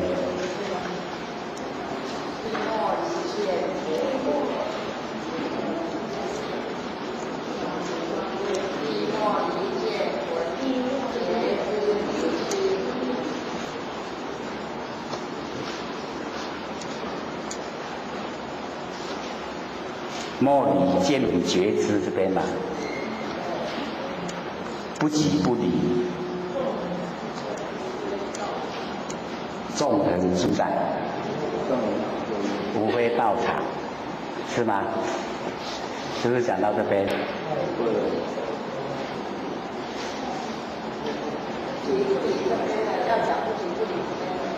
不急不离，这个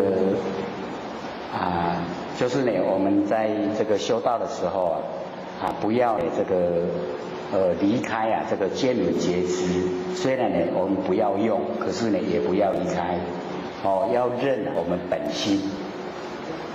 本心呢就是不生不灭的那个佛性本体生花，所以我们要认原来的我们本心。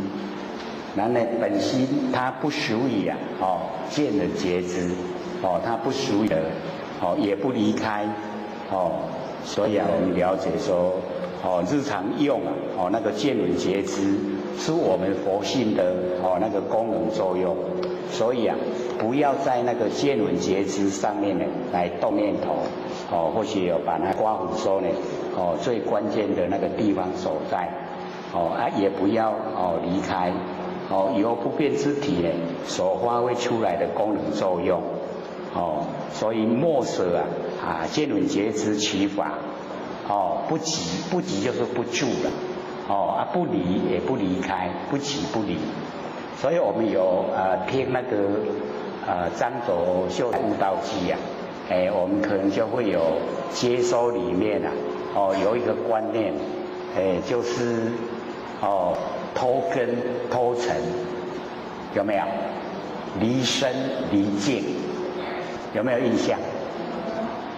我们的佛性啊，它脱根，脱离我们六根，就是呢，不在六根里面，然后呢，这个离境也不在六尘里面，它离言而独立，离开所有的因缘，然后独立的，这个很不容易体会啦，所以在呢那个《楞严经》啊，这个释迦牟尼佛跟阿难对答的时候啊，就把这个问题啊，他有提出来，说呢这个盲人有见，阿难说盲人没有眼睛啊，怎么有见？有没有看到这一段？有没有去体会？没有啊。那个比较细，比较细的啊，一些真理所在，因为佛就讲说盲人有见，阿难呢就回答说盲人没有眼睛啊，怎么会有见？然后佛就问说，盲人没有眼睛所看到的黑暗，跟我们明眼的人，我们有眼睛的人，处在暗室啊，所看到的黑暗一不一样？那个阿难说一样。然后佛就讲说，这个盲人，我们给他眼角膜，他可以看见，那个叫眼见。那我们明眼有眼睛的人，明眼的人，处在那个暗室，然后我们开灯啊，让那个明眼人也看见。因为是开灯，那个灯呢，叫灯见，不是眼睛看见，是开灯以后，那个灯让那个明眼的人看见，所以那个佛就讲说盲人给他眼角膜，他是眼见，然后我们明眼的人开灯那个是灯见，那么灯能够有见就跟我们的眼睛没有关系所以佛就讲，眼睛能够显色、显示形象，然后灯也是一样，可以显现形象所以我们要了解说，我们的那个佛性本体它不用借着我们的六根，它自然就有那个见，看见的见性，它能够有见，然后呢这个离开我们六尘就是盲人他所看到的黑暗，主暗成见就是看到黑暗以后它一样即性一样发挥作用。因为凡尘呢我们一般的接受都是明来见明暗来见暗，都是外境给我们什么我们接受，然后呢就去讲出来。然后佛就讲因为我们见性所面对的那个凡尘的景象，它有变化，可是我们的见性本体它没有变化。明来见明，暗来见暗，它自然什么都能够看到。那凡尘的景象一直在变，所以我就不要去注重凡尘的景象。所以呢，我就讲说，我们那个不生不灭的真心佛性是脱根脱尘，脱离六根，脱离六尘，离眼，离开所有的因缘，它独立存在的。所以我们了解说，很殊胜的这个佛性可是现在呢它呢这个寄托在我们的身体里面所以我们最大的就不觉的地方呢就是说认为身体是我，然后呢那个佛性没有形象我们忽略它，不知道它是我。那佛就讲真理说呢，身体的我是天地的物质，水火风土呢众缘际会借我用的那个呢不是我所能够掌握。所以我们就是要了解到这身体它本身是假的我们呢借天地的物质所有风土来用，终究要还给天地都要还给天地，不能我们自己所拥有假如说是我们可以主宰的话，我们在最年轻最有活力的时候我们就要命令他身体不能再变化。可是我们没有一个人可以做到了他一天一天过，一年一年过，自然呢就会衰老然后呢走路这个死亡道路，每一个人都免不了，都是要走这个道路。那我们在生的时候，就是身体众缘际会可以让我们用的时候，我们借假修真，把那个不生不灭佛性把它修正出来，让我们呢那个不生不灭的佛性来主宰我们是身体的视听言动，都是由佛性主宰。那假如说我们可以启发佛性，主宰我们视听言动我们不会造业不会造业就不会受苦。所以我们要了解说这个最重要的就是一定要启发不生不灭的佛性本体或者自开始讲就一直在强调不能用我们日常用的生灭心来修道用生灭心修不成道，一定呢要启发呢不生不灭的真心佛性那也告诉各位怎么样启发就在日常生活之中呢，只要有空闲我们就可以坐下来，然后万念都放下一念不生。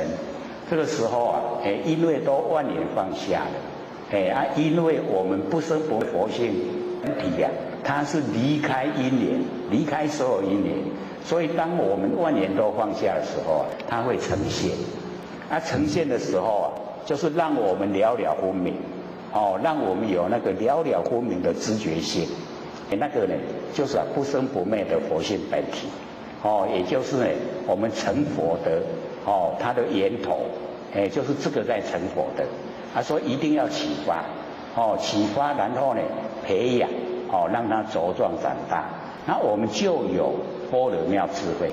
那有般若妙智慧自然就认识真理，真理认识了我们呢就能够呢这个走回到我们佛性本体的定有智慧，有般若妙智慧，有定定跟慧呢互相会资助帮助那这样呢我们这一生呢就很有价值就已经可以修正修正呢让我们成就能够成佛。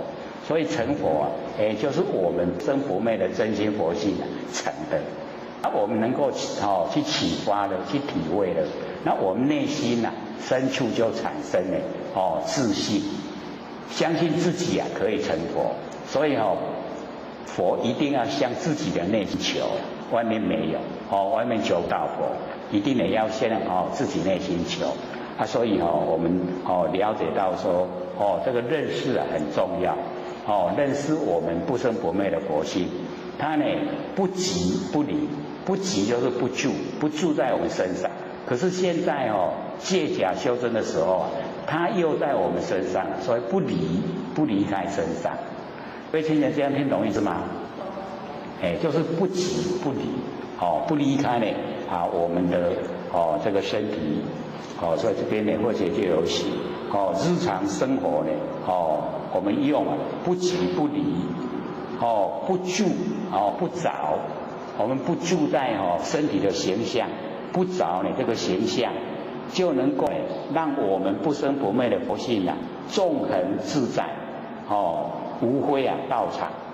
不管是我们纵纵呢就是南北，横呢就是东西东西南北都能够自由自在那个非常理想整个呢都是道场，整个都是我们佛性这个生活的地方所在，那个呢就叫道场这个地方已经呢是一段。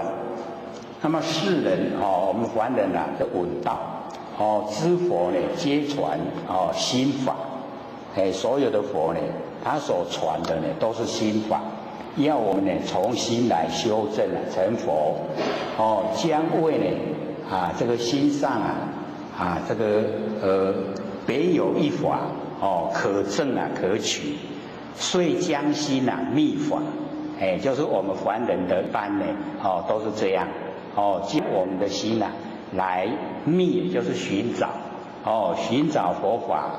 不知道呢，我们的心即是法，我们的心呢就是佛法，法即是心那个佛法就是我们的心，不可将心呢更求于心不能说呢我们拿着自己的心来求呢自己的心所以这个是最大的我们的那个认知不同的地方所在。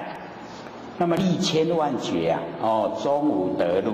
假如说我们用心来找心用心来找法，这样的话呢，经过这么久的时间都没有办法得到就是得不到。所以只要我们呢这个当下承担就已经是了所以不如当下无心当下都没有心所以这个没有心各位都了解到呢，就是我们把六根对六尘产生的六识那个都不要用那个心很多了，非常多各位先生，六根对六尘产生六识知道吗？我们呢这个平常呢时常在讲生活之中呢都是我们用六根眼耳鼻舌身意然后对着六尘色声香味触法，然后产生六识我们把六识当成心都是这样在生活。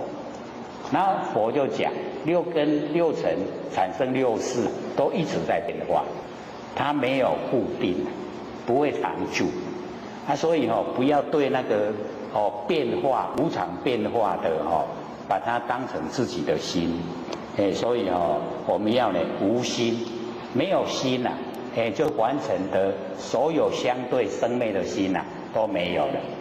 那么这个时候就是剩下我们不生不灭佛性本体，那个不生不灭的佛性本体就叫真心，就叫常住真心，它永远都在的不生不灭的永远都在。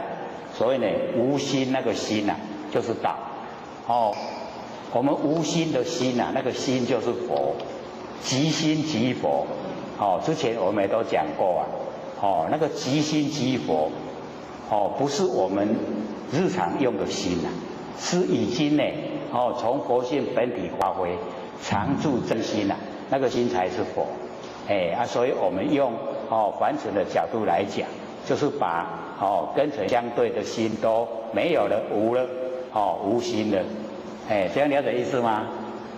所以无心很不容易我们都不肯放掉日常用的心不肯放掉，都是跟尘相对的六根对六尘产生的心，那个心生灭的不要用所以那个都不要了，无心的叫做当下无心当下无心便是本法，就已经是了就是我们呢不生不灭的佛性本体，就本法根本的佛法就是我们那个佛性本体如力士呢额珠那个大力士这个额头上面他们念有那个珠是非常的这个成就了以后在额头呢有一个珠与你额内就是蕴藏呢在额头里面。那么向外求觅周行十方终不能得他的额珠要向外去找再怎么找呢都找不到智者只知这个能够了解的人把他这个给他说你儿子就在你的额头里面这个当时自见本知如故这个有智慧的指点了以后呢他就可以自己见到自己那个额头本来那个珠就原来都在。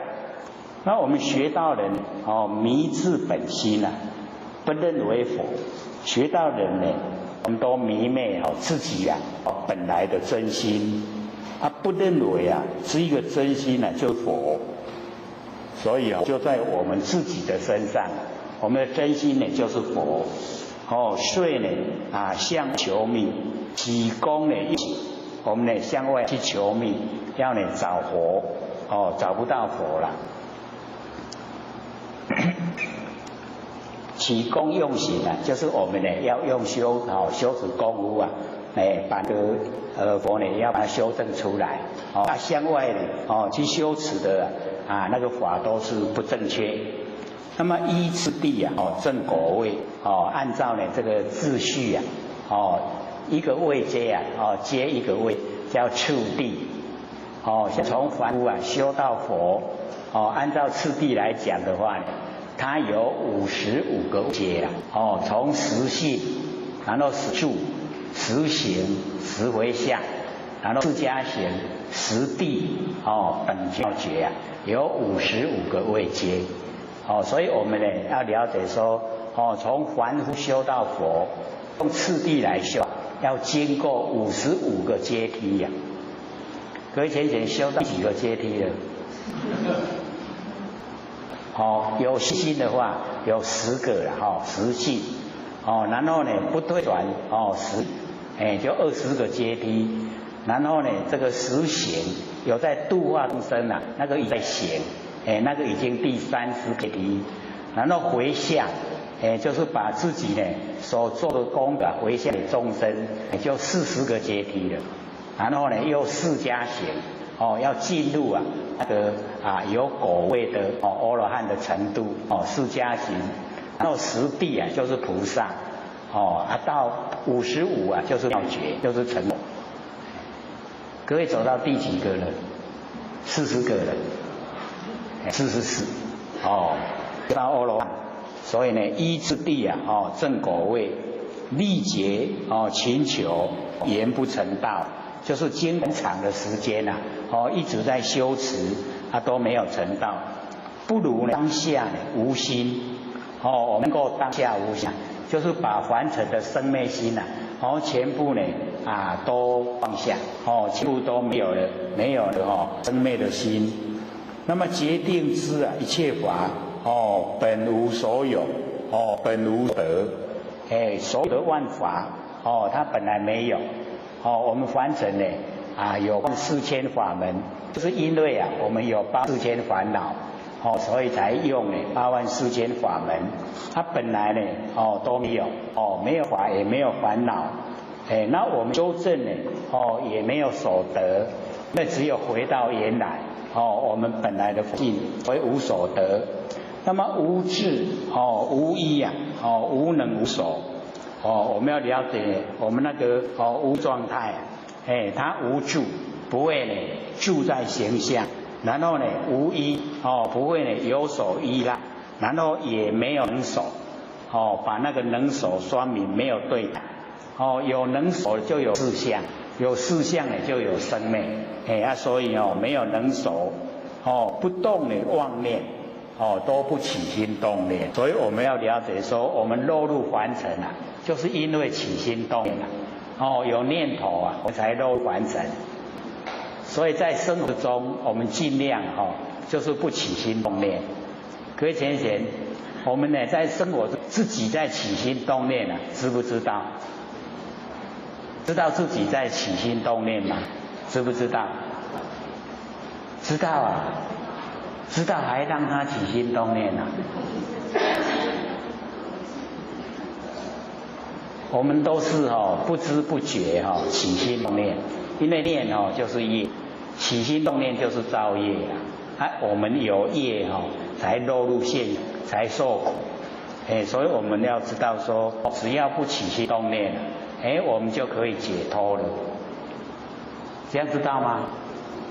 关键所在因为起心动念太容易了我们都不知不觉起念所以我们修持就是要努力回光返照我们外放的精神收回来做什么？守住念头我们呢能够回光返照，叫做真如守自性。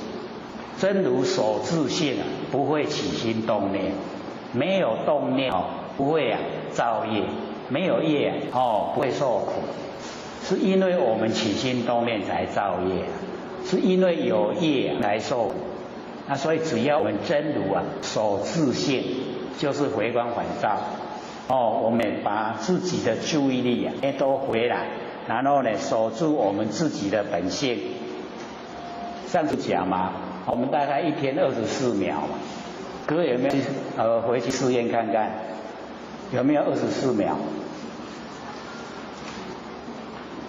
没有试验的，看看自己真如守自性可以多久的时间？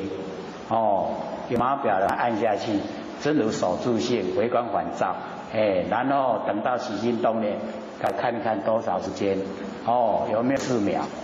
慢慢让它增加，能够24分，然后最后24个小时，整天了然后1个月、1年，然后10年。成佛了，快，很快就怕我们真如不守自性，不守起心动念，起心动念造业，造业就要受苦，像下来，咱家己在对不？咱有搞无？真搞所以我们就是要了解自作自受，是绝对的。我们要纠正，了解说，原来真如守自性，不起心动念，我就可以不用受苦，就这么容易。就是因为有起心动念，所以才六道轮回在凡尘受苦。所以我们源头那个造业的源头要知道，有念头了。我们才有行为，有行为了，我们就造了业；有业了，就一定要接受果报。做了好事是福报，好事比例比较少了。这个10之7、8都是坏事。只有1、2个好事。福比较少。受苦的都比较多。所以我们要了解是我们起心动念，了解了吗？以后应用这个爱动念那边，不要了要回光返照，要真如来守自性，把那个注意力收回来，守住自己不生不灭的心，这样他就不会起心动念，就不用受苦了。辩证要我们不动妄念就可以证悟菩提，就可以觉悟了啦，就已经到佛地。所以我们因为都是佛了，为什么没有成佛？就是因为起心动念。这样了解吗？只要不起心动念就成佛了，容不容易？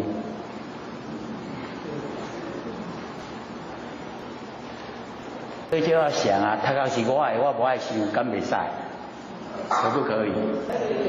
可以嘛我们为什么都不做？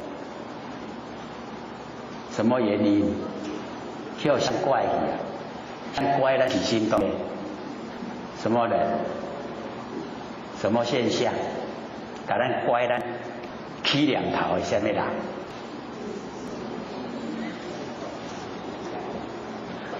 所以我们要了解这个很奥妙引起我们起心动念的就是我们周遭的环境。我们周遭环境让我们起心动念，那我们周遭的环境都是变化无常，它没有常态在变化，就是因为它一直变化，所以我们才起动念。假如说全部都不动，都如如不动，我们会不会起心动念？就不会。所以因为外面在变化，我们就说跟着动。就起心动念的，所以就要得说造化在引诱我们起心动念，要认识造化，造化它是众缘际会，缘际则生缘就美，都是因缘际会，都是假象，不真。我们不要把外相真，全部都假的。那我们知道全部都是假的，要不要附和他们？不要以后遇到的时候真的不要哦，不要这个时候坐在这边，可以知道不要。可是哦，当我们度现象的时候，要，那个情景不同，那个已经那个主观变客观了，本来是我们可以主宰的，佛性自己可以宰，可是那个时候已经被环境主宰了，我们就做不了主，当不了家，所以佛性很可怜他修养很好，只要这个我们感官，只要我们生活需要要起心，他都不会阻挡，不会说不好，都不会。可是我们要自己告诉自己，说外境的变化很大，我们不要跟着外境起舞，不要他变就变他的，我守我的自性，要守住自性了，就成佛了，成菩提了，成道了，所以不会很困难大概在我们受不了诱，各位受得了吗？这个就牵涉到我们修养好的人外面的诱惑就诱惑不了，不懂。可是假如说我们这个没有定力又呢很容易喜心对境又很在意，那就那个诱惑力量很大，一下子就会坏体怪体什么时候才可以清醒过来？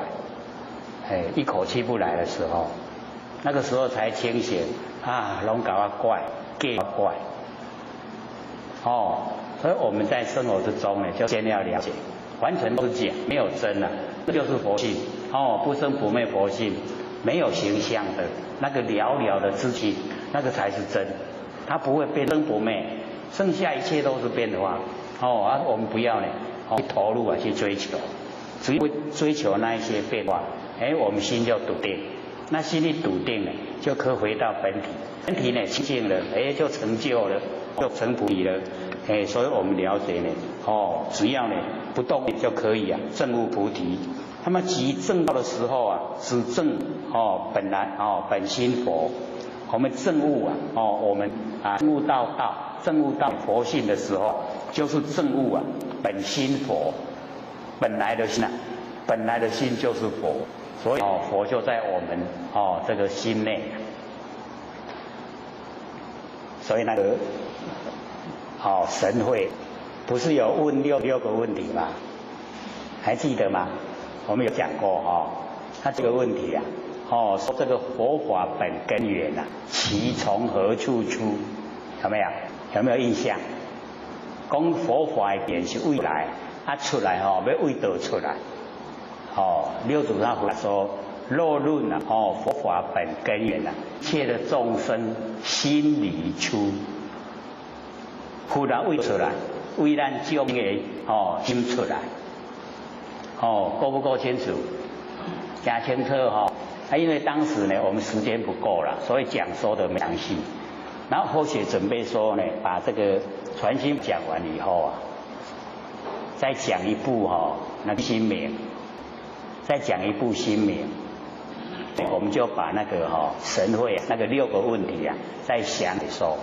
因为神会也是一方的领导者，他问出来的问题是很简单的，它很有内容，那我们要透彻了解它里面的含义怎么问那怎么回答，那我们怎么样从其中得到利益，得到修持的那个指点那个都很大的帮助这样好不好？好。因为信心明跟心明它不像呢我们传心法要这么白话所以那个研究真的还是要这个能够把心回来才听得懂，不然等到下课一定第一个反应有听没有懂，他都没菜有听没懂的没菜，这个都对我们帮助很大。只要你听得你肯做那个成仙做佛都不困难，很容易，而且是从内心自己的内心深处生出来的信心，是绝对可以成佛，时间早晚了啊，自己绝对可以改变自己的环境。这个都是从我们自己内心产生力量。这个力量的由来，就是我们要心来追求，一定要追求到真理，不然我们求道很殊胜，殊胜在哪里啊？我们都没有去探讨，到它殊胜在哪？它可以使我们成佛，可以使我们改变环境，可以使我们脱苦海。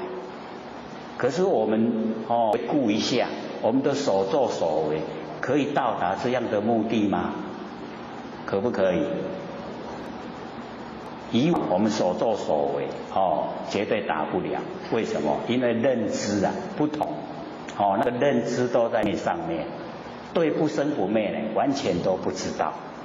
那不生不灭都知道，我们就没有办法成要成就一定要进入不生不灭的领域，那个就是真理世界。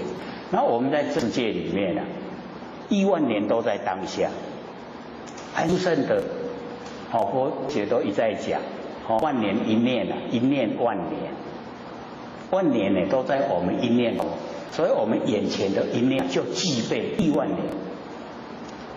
我们老祖师下生还要56亿万年后，可是现在就在我们当下，它已经呈现在我们当下，真理就是这样，很奥妙的。所以我们一定呢要用一点心追，各位就可以相信，9个月之前开始研究跟9个月以后的现在绝对是不同，同不同？不同在哪里呀？就在我们内心内心很大的不同，因为认知都会整个改变。那我们认知改变了，我们心态改变，我们环境改变，我们周遭所有亲朋好友也一样跟着改变，都很理想。以往那一些呢，这个给等教多，很会教的慢慢不见了，有没有？我没一个印拢要保持迄给等教多，不是啦慢慢在修正自己，慢慢在改变，使自己的见识自己的心胸也跟着很宽广，生活就一定越来越理想，所以我们了解说，我们呢在这个日常的生活中就要努力的修道。修道不是说要找个时间再找个地点都不用，我们生活就是道，要在日常生活之中来修。已经呢，当然就是道，就像那个释迦牟尼佛那个讲授《金刚经》的时候那个整个成的就已经是道了，它都是跟众生一样手以持钵如为大乘去起食，都跟众生没有两样他已经呢把那最上圣的佛整个都教导给众生呢去做，只要我们跟他一样就已经也都是佛了。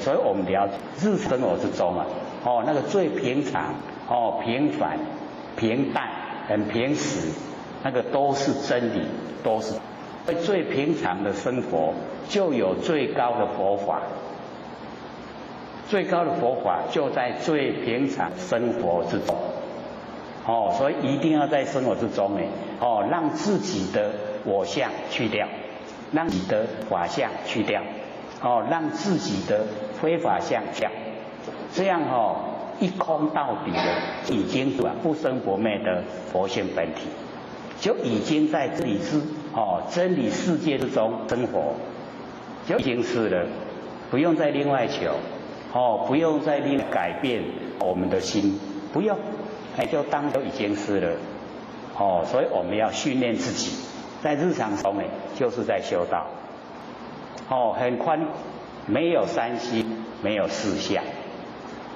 我们年岁一大了这三心四相都很强烈了，那我们就是要了解到那个三心四相害我们让我们六道轮回。三世过去世、现在世、未来世，色受拢去调调，拢互咱直直落啦。啊，那哪拢没有三心哦，就没有思想。啊，没有三心哦，三世啊，摄受我们不住。过去是把咱吸袂掉，现在世嘛，把咱吸袂掉，未来世嘛，吸咱袂掉。啊，三世拢吸袂掉，我们整个佛性都呈现了，呈现拢跟火赶快了，哦，已经没有两样。可是我们哦，就是很难去三心，就是会起心动念啊，所以一起心动念，三心都来了，这么厉害，真如不守性。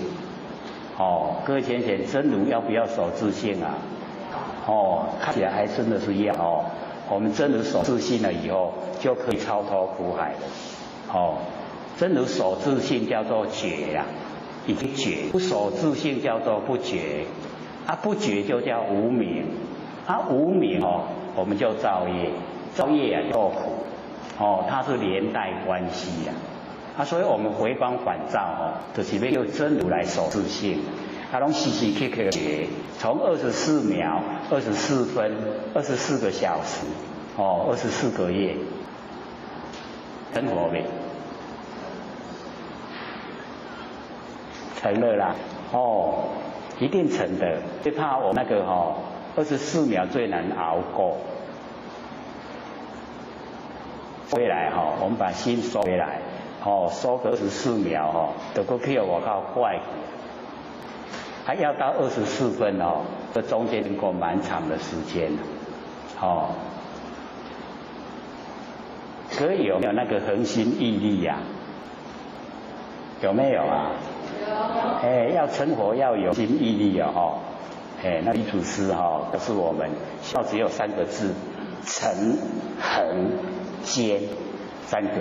那个这3个就好，要有诚心，要有恒心，要有坚定的心，那就一定成的啦。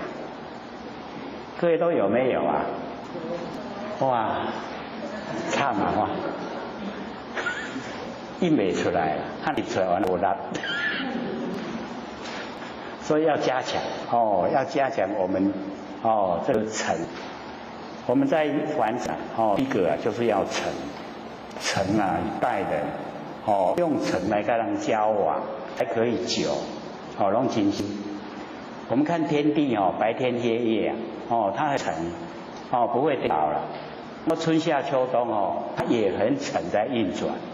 然后呢，那个地长的万物啊，它也很诚，你种什么它生什么了，对不对？要不要学？我们就要学天地的诚像现在夏天袂讲热，对不对？很沉啊，在白天不会变成夜，都是很沉，所以我们就是要学沉。只要我们沉了，做人就成功了然后呢，第二个要心，只要有恒心啊，做事都可以成就，一定可以达到目标。所以呢，要有那个心。第3个呢，就是要有坚定的心不能遇到困难，他的腿退缩了所以很坚。还有好记无？真好记嘛真好做好不好？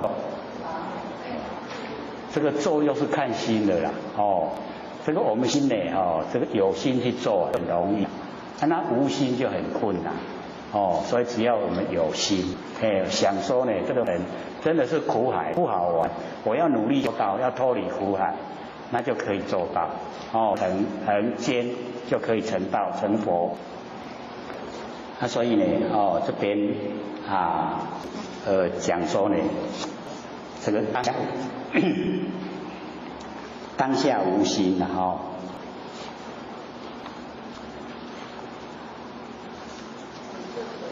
历劫功用病逝啊修，是不是这边？这个讲了现在不知道会得。历劫呢，就时间的经过很久。我们呢修的功夫啊，那一些呢都是在有为的事项面的功夫了。那所以我们要知道说，有为的事项就是跟众生结缘。聊一聊我们的业障咱个伫外口咧做，拢有形有相在代志这些事情呢全部呢都是众生结缘，然后了我们的旧业哦，那无形的明心见性，那个才真的进入修道。那所以心地不明啊，了解我们的心，以及呢不讲的本性啊，那个对修道来讲，都是不实在。而且都一直讲老前人说啊，摸根的成仙做佛，摸不到根呢就瞎修行。他摸根呢，就是已经摸到生不灭的那个佛性本体了，这个叫摸到根。你摸不到根呢，就瞎修行了。眼睛呢，这个在做，眼睛闭着做，怎么可以成就？成就不了的。我们了解说，一定呢要从明性着手。那么如力士呢，得珠的时候啊，是的本头珠。那个大力士啊，他练功夫呢，练到额头都有珠啊，得到的时候呢，也是他自己本身的不是外来的不关呢向外寻求之力，向寻求的那个都没有办法达到，有办法都是本身呢这个生发出来。故佛言：我以阿耨菩提呀。15手得，这个释迦牟尼佛呢，这讲说呢，在呢无上的正等正觉呀，15手得。因为呢，在大藏记载，这个释迦牟尼佛在修菩萨道的时候因为那个无上的正等正觉啊，多罗三菩提法非常崇拜，非常的向往，所以他一直以为就是他使他成佛。一直都把那个法抱在这个心中之中就是因为他有这个观念，已经成佛的都不受记，都不给予受记。一直他把这个观念放掉以后，那个阿耨多罗三藐三菩提把它放掉了以后，燃灯佛才以我受记如意呢当过佛，那个是这样。所以就是不能心中有所得，有所得就是有所失有得失就是生灭所以心中一点点的生灭都有，这样了解意思吗？那我们回顾我们生活之中哪一样事不是生灭？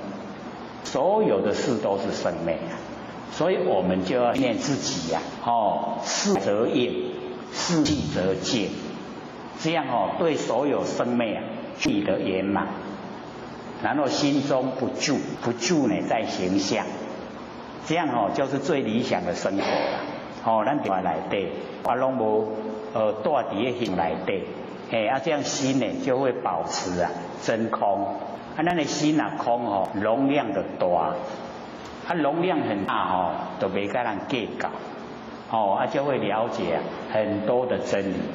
我们教就是不了解真理要甲人计较，过一年会真够甲人计较袂真理想的拢袂甲人计较。我们要到计较，那个都心胸爱才会计较。然后我们要学学了很大的那个度量。就像我们弥勒祖师那个度大能容了解一切的凡事都了解了都没事，什么事都没有了，吃亏也很高兴。要培养是一种美丽的操吃亏都很高兴有没有这样大概都是吃亏都面红脖子粗，对不对？会很生气他这个很生气就是不了解真理凡尘东西是假的为生气。所以佛就讲以阿耨菩提无正等正觉15手得我们也要了解说证悟本的时候只有我们那个本性我们现在呢是让它失掉失去了，不知不觉咱也有的嘞然后证悟是把它找回来而已并没有所得啦有所得就有所失了，变生就变两边那么恐人不信，恐怕我们都不相信，故以无言守戒，就是肉眼、天眼、慧眼、华跟佛眼，以那个无眼守戒，各位同学，我们有个眼，只有肉眼，这个肉眼叫做见光不见暗，暗的不看到啊，所以我们众生呢都有这个肉眼，然后天就是能够见到真，是有天眼，然后慧眼呢就是能够了解到那个般若妙智慧所了解的对象，所以我们就有讲慧眼是英雄，慧眼智慧的眼睛就是我们也有，然后华眼，这个华眼最不容易是后得智，后来才得到智慧，能够呢看到呢众生根基有的很浅，有的很深，知道以后呢可以有修持的法门让他修持，根深的人呢深的方法，根浅的有浅的方法，所以那个叫华眼，比较不容易，只要具备前面有识，那佛眼就有了，那个佛眼呢就是四眼具备了。那无语守眼，这个无语，就是真语、实语、如语、意语不诳语。那个真语，我们就是要了解那个一些呢记载在那个《金刚经》里面的，那个真语就是无我相、无法相、无非法相，这个一空我空了、法空了、非法空了，一空到底，这个语叫做真语。这个不应起法，不应起非法。不应起法，不应起非法，正的反的都不要，然后呢，这个法上应舍和非法，法这个法都要舍掉，那非法更应舍，这都是一空彻底的语言，这个叫真语。然后我们要了解说，这个凡尘这个若见之相非相，即见如来。这个是已经进入实语部分的，真语跟实语一个是讲真如之体，一个是讲实相之用，所以那个真如讲出来都一空到底，一空到底呢，我们就是了解全部呢都是无相，没有形象。无我，没有我的存在，那个呢都是讲那真语，那个实语就是实以实语，依法呢这个应无所住呢，行以布施，无所住是空，行以施是有，它是空跟有两个同时存在，就是即跟造即同时，就是有体有用，那个呢就实以实相。那我们要了解说，从真语的地方呢，先聊到佛性本体；从实相的那个里面的含义我们有体后要有用，就是要度化众生，使众生也能够成就。所以讲那个真理跟实语相这个应无所住，应无所住呢就是空，然后耳色即心就是有，所以我们不一边应无所住变空了，你没有生起心有没有就变成落入一边，所以那个两边全部都同时讲出来，那个叫实语。那第三个如语就是如其所亲证，就是自己释迦牟尼佛本身已经证悟了，那个就叫如语。然后不异语就是没有两种话。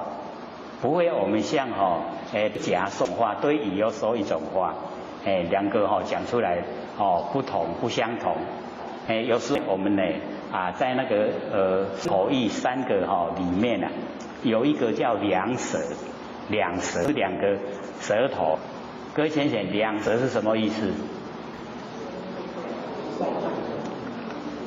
就是调拨离间呐，调拨离间哦，就是两舌，该讲该讲，啊，讲我无讲，互因两个冤家，哦，那个叫做两舌，罪很大。啊，无代无志啊，你互人去冤家，罪大不大？虽然嘴巴讲出来，这个很大，哦。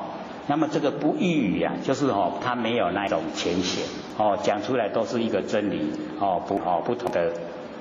然后呢，不诳语啊，就是不诳骗众生，不会这个骗众生的事啊，讲的都是从真理出来，这个呢无语啊，守言真实不虚，切切实实，都呢让我们可以受到利益，是第一义谛呀。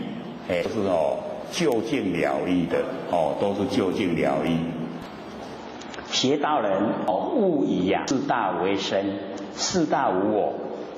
我们呢这个学道啊，不要以说这身体啊，就是我，我的身，四大呢就是水有风土，水有风土呢，它非常广泛啊，这个虚空里面啊都有，所以叫大，那个都是摩诃啦。这个虚空里面啊，有水有风，我们要了解这个佛在讲说色空的，色就是形象空呢就是这个空间空中，那色呢跟空为什么是不二？为什么是合在一起？因为我们能够看到的那个现象啊都很粗啦，那很细的现象都看不到。那我们这个空中啊，它有水有土，或者都一再讲，这个空中啊，我们可以把那个水集中，像用除湿机啊，或用冷气机啊，水就会集中的，我们就可以看水，这个空中有水，那火，就是热度啦，这热啊火，我们整个空间都有火，只要我们那个用那个打火机或是来把那个火呈现，就会跑出来。它这个空间里有。假如说空间没有火啊，你那个打火机跟那个火柴没得，就是空间里有有火，所以它才会呈现。那我们也可以感受这个空间那个热度啊，它就是会水和风，那风更容易知道了。我们一手不动，一手动，有没有风？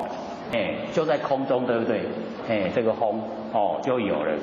它土呢，就是那个灰尘，那个所有门窗都关起来，我们里面呢一样都有灰尘，所以只要那个太阳从那个空隙啊照进来，我们眼睛就可以看到很微细的灰尘，把那个灰尘就变土了。所以这个空间里面啊，水有风土。都已经在空中，水有风土跟空合在一起，那个水有土叫色，空叫空，色空不，它是是合在一起的。所以这个讲的是真理，不是呢讲说这个空中里面呢有色，我们说空中就空，哪有色？可是呢这样一分析了以后，确实我们知道。这个空中里面啊就有色，它色空不二，它是合在一起。然后呢，我们把它引到我们的那个佛性来，老子告诉我们说，常无啊，欲以观其妙；然后常有，欲以观其假。无就观妙，有就观假。这个常无啊，跟常有，这两个有跟无啊，此两者啊同出。它同时出来，而异名称不同，一个有，一个无。同谓之玄呐，玄之又玄，众妙之门。众妙之门就是常有跟常无，常有跟常无合起来，就是我们不昧的真佛性。我们真心佛性就是常住的有跟常住的无。我们要知道常有常无啊，是咱的不行它常住，都有跟无，有没有形象，无确实存在，所以这个无啊，就进入真空；有没有形象，就进入妙，所以叫真空妙有。我们的形象我们这个身体的形象真空妙有，这个空佛性在，妙有的佛性没有形象，可是都存在空中，这样了解吗？有较清楚一点嘛？这个就是有一点想的深色啦，真理呀深色。可是我们研究要了解说它真理所在，切实的不是讲虚幻的，是切实啊，就是存在。那我们那个不生不灭的佛体呀，就是真空妙有，然后充整个宇宙虚空。所以我们要证悟本，就是要了解我们本心是什么状态。不知啊，不知要安怎证悟，所以一定要先知影。要先知影，咱就讲原来我心有的知觉性这么宽广，这么宽广的知觉性，原来它不生不灭。原来有奥妙功能作用，我怎么都不知道。各位先生，我们怎么都不知道？没有研究为什么不研究呢？没用啊！你无用什么钱啊？趁钱要创啥？要食饭啊！食饭要创啥？要活来活来要创啥？我没有去想有没有啊？要想活来要创啥？活来要受苦啦。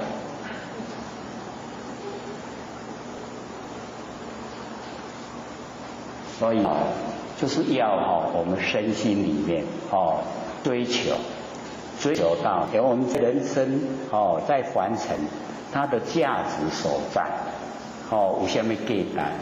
伫凡世间也是什么价值？看到凡尘的在万象，跟凡尘的在万事，然后我们看的又怎么样？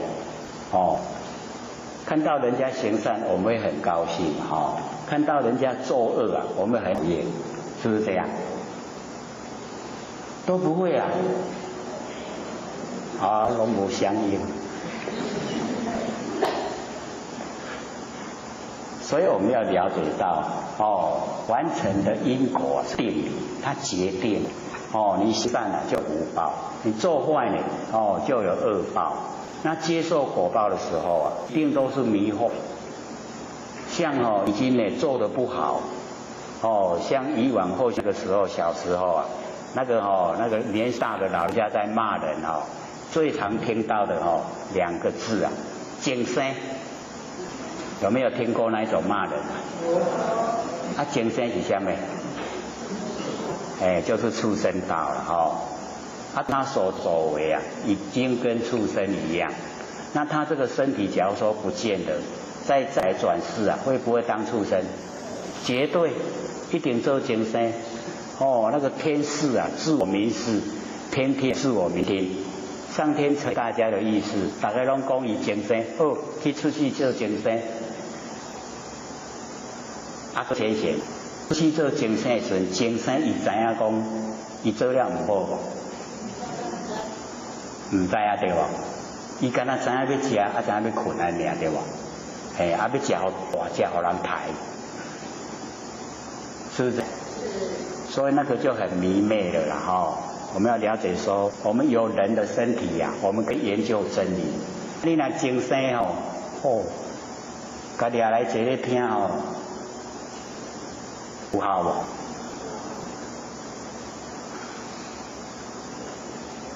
没用所以我们就了解说，人生难得有人的身体真的是很难不容易。那我们既然已经有人的身体，又站到上天大开普度，这么幸运的不努力修真可惜所以一定要努力精进修持，让自己对真理都了解了解以后，我们选择最有价值的人生方向去努力追求这样呢就不白费我们来这一生的不然现在大开普度很殊胜大道都不努力去行，不是白白会空过了所以佛菩萨都很紧张，说众生那叫我台湾拢地来拢唔肯修啊，有没有这样说？都有我们有没有努力在修道啊？可能是心里面在想，有啦，都有认真在修啦，有的一寡都唔知呀，有一些都不知道怎么做，所以就是要努力探讨说应该要怎么做，才会呢改变了我们那个以往的那个六道轮回的那一种习惯性。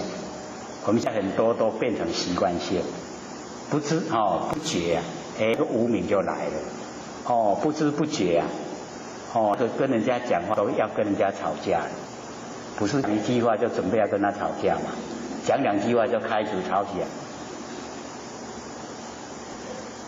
要不要改啊？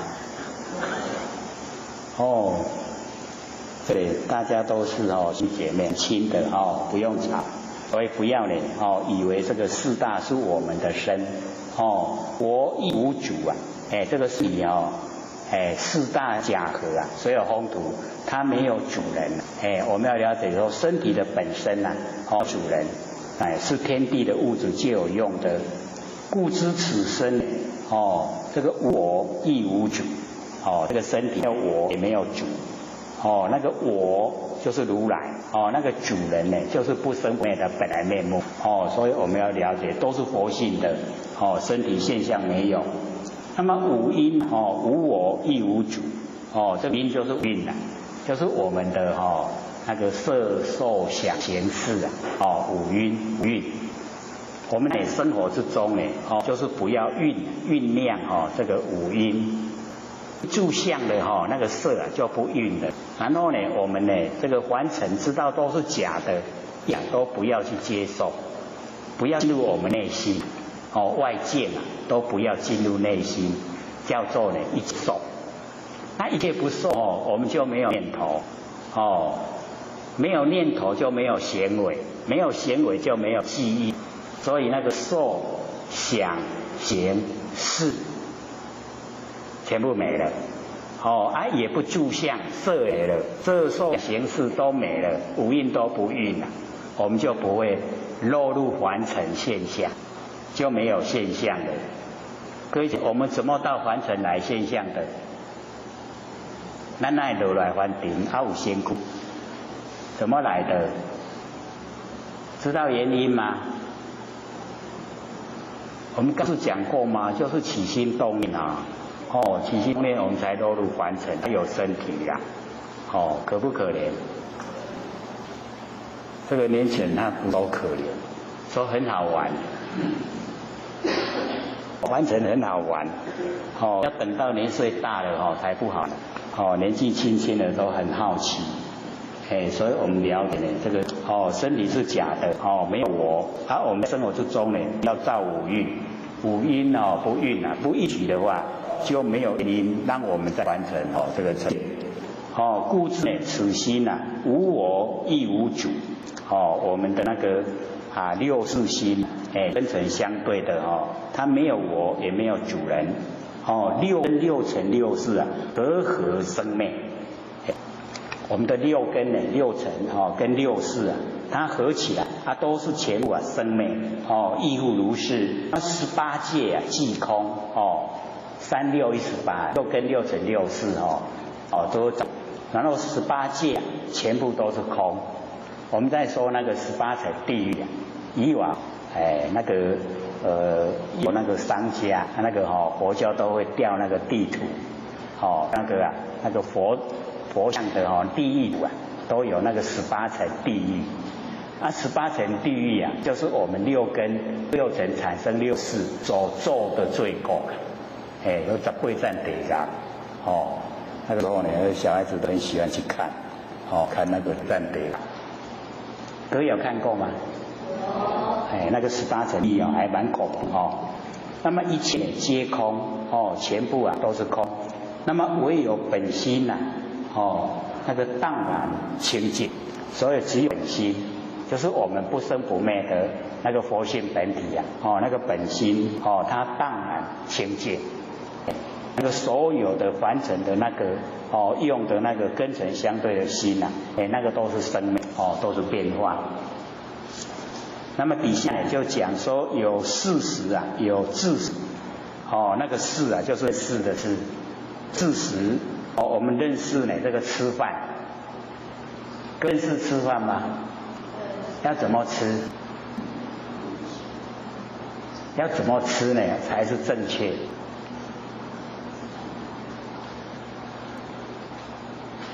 所以能够养生啊，能够使我们的身体它能够呢撑得下来。这个呢就是已经呢可以的。可是我们现在呢，人都是这个找好的，所以会造了很多的业会杀生、假吹，然后有自食就是呢智慧的那个吃法所以我们呢要选择呢后面的有自食，吃身呢居仓为饭，就是我们这个身体呀它会饥饿。这个饥就好像有病了一样要把它治疗。那么随时啊举要供给它，要养它，就是呢要使它能够呢生存的下来。不生呢贪着，就不要贪着那个吃东西呀卖假遐臭的物件。谓之啊自食，就是有智慧的那个吃法。那么知情呢取味啊，妄生分别唯有四果不生厌离啊，谓之食。那个知情就是呢随着我们喜欢，然后呢取味爱食，然后有分别心讲迄臭迄钱较芳食迄臭的物件就是呢求四果爱好食。不生厌离就不知道会跟那一些那个结怨无离开家，也有做事实。所以我们现在凡尘啊，自食的比较多自食的比较少。那么底下呢又是一段声闻啊因声而悟啊这个声闻者就是那个小乘佛法因为声音呢得到领悟啊谓之声闻。但呢不了自心就是了解自己的心，依教上呢取解，在那个声教上面来了解真理。或因呢神通，或是呢因为神通，或因为瑞相端，那个瑞很祥瑞的形象，语言运动，闻有菩提涅槃三阿僧底劫，这个修成佛道。那么皆指以声闻道，那个从声音得闻声闻道，谓之声闻。佛为直下呢顿了自心这个佛呢，他要传授的就是我们心见性，了解自己的真心。本来是佛，我们的心本来就是佛，无法可得没有法。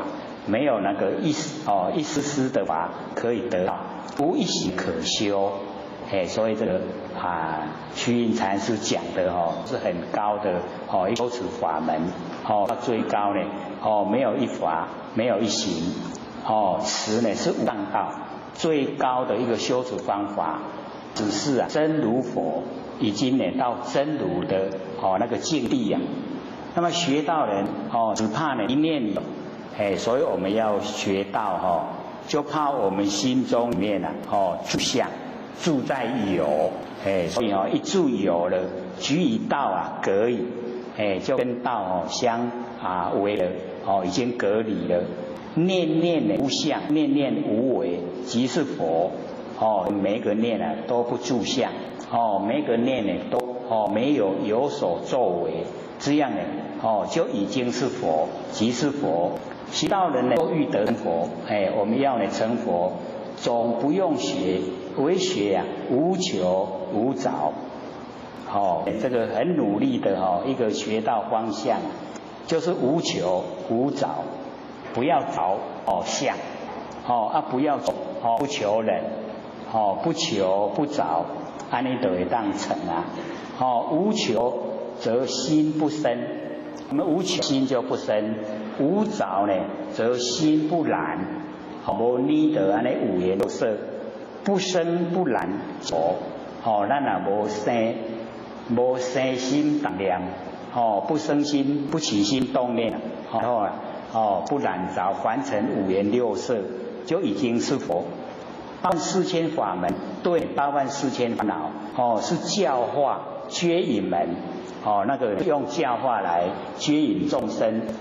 本无一法，离即是法，本来就没有一法，全法都没有了，没有办法执着，那没有执着也就是成就，离即是法，离开所有的不管形象，不管语言，不管文字，不管是事情，全部都离，那已经呢就是法。那么知离者是佛，知道呢要离开呢，就是佛。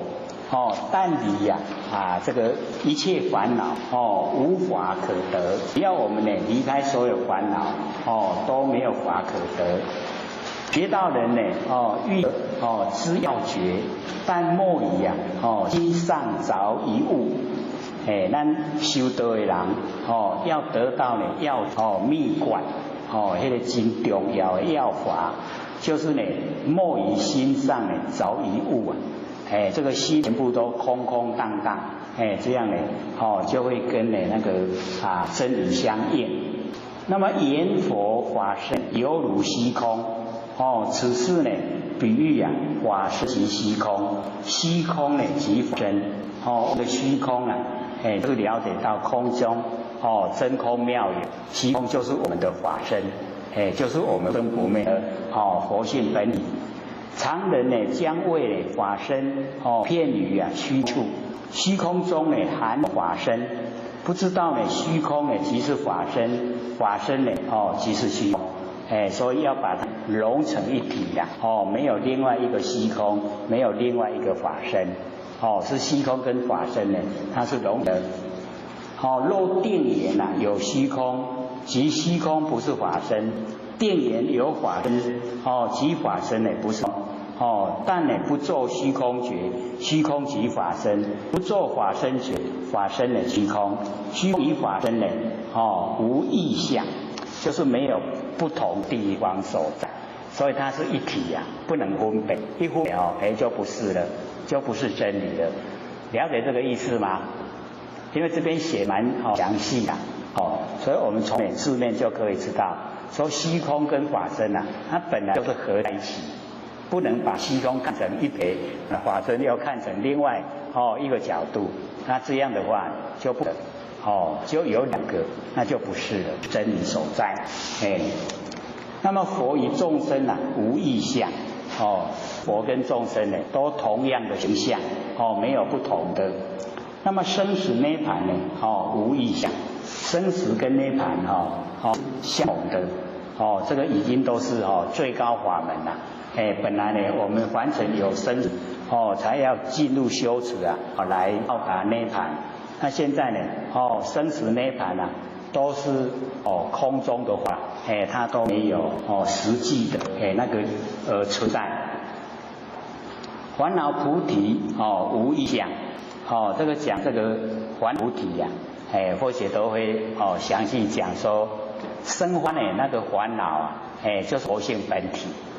佛性本体才可以生发，才可能生发烦恼。各位，从烦恼哪里来？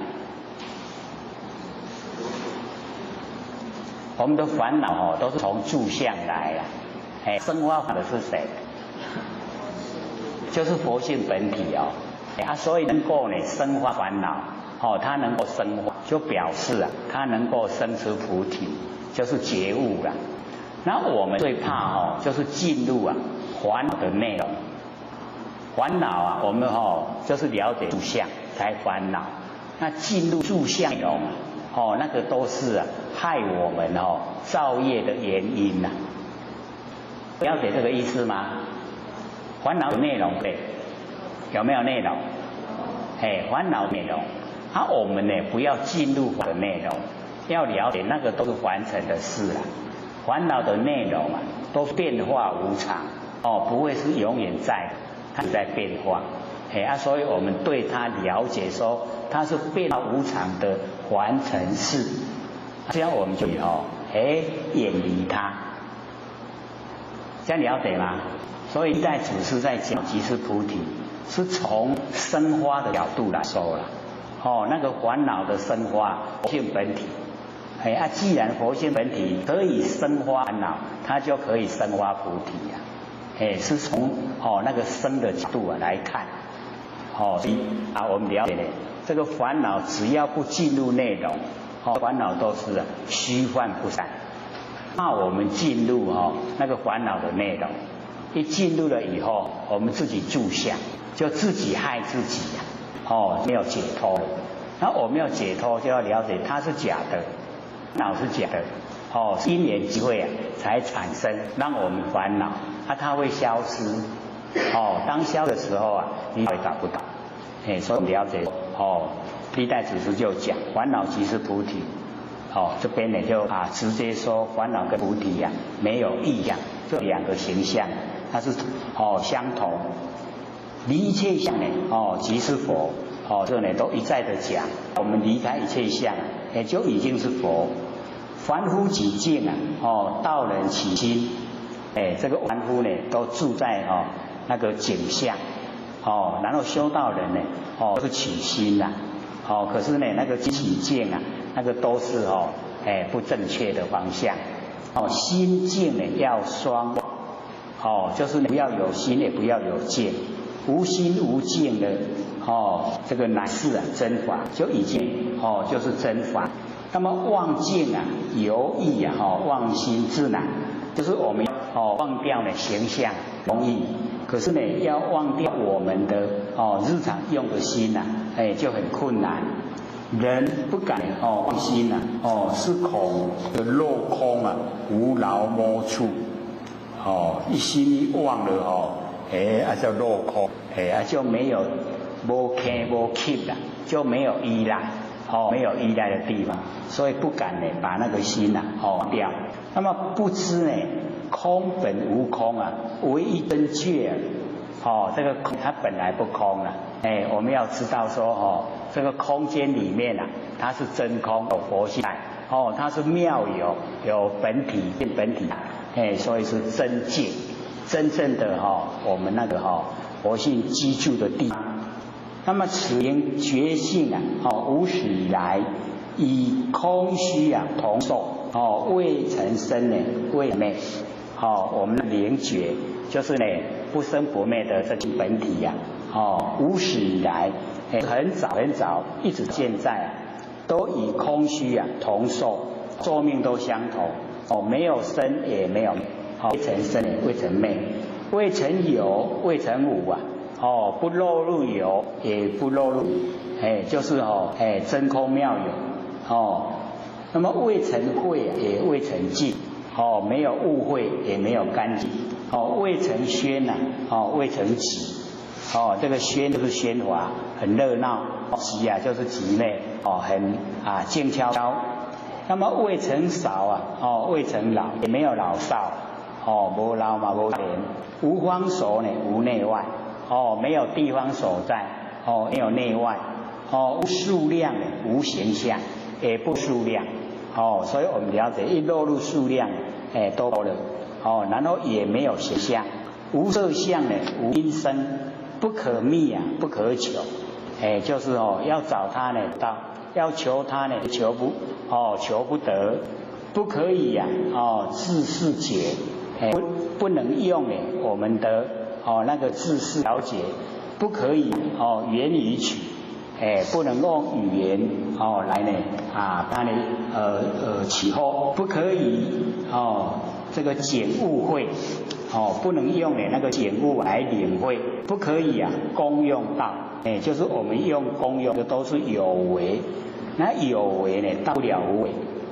知佛菩萨以一切乘动众生同大涅槃性就是佛菩萨所有会动的众生众缘积积而现的这个生相叫众生同大涅槃性都是一样，都是生不灭的性即是心，那个性就是我们的心，心呢即是佛，心呢就是佛，佛即是法，所以我们要了解这个法就是佛，佛就是法。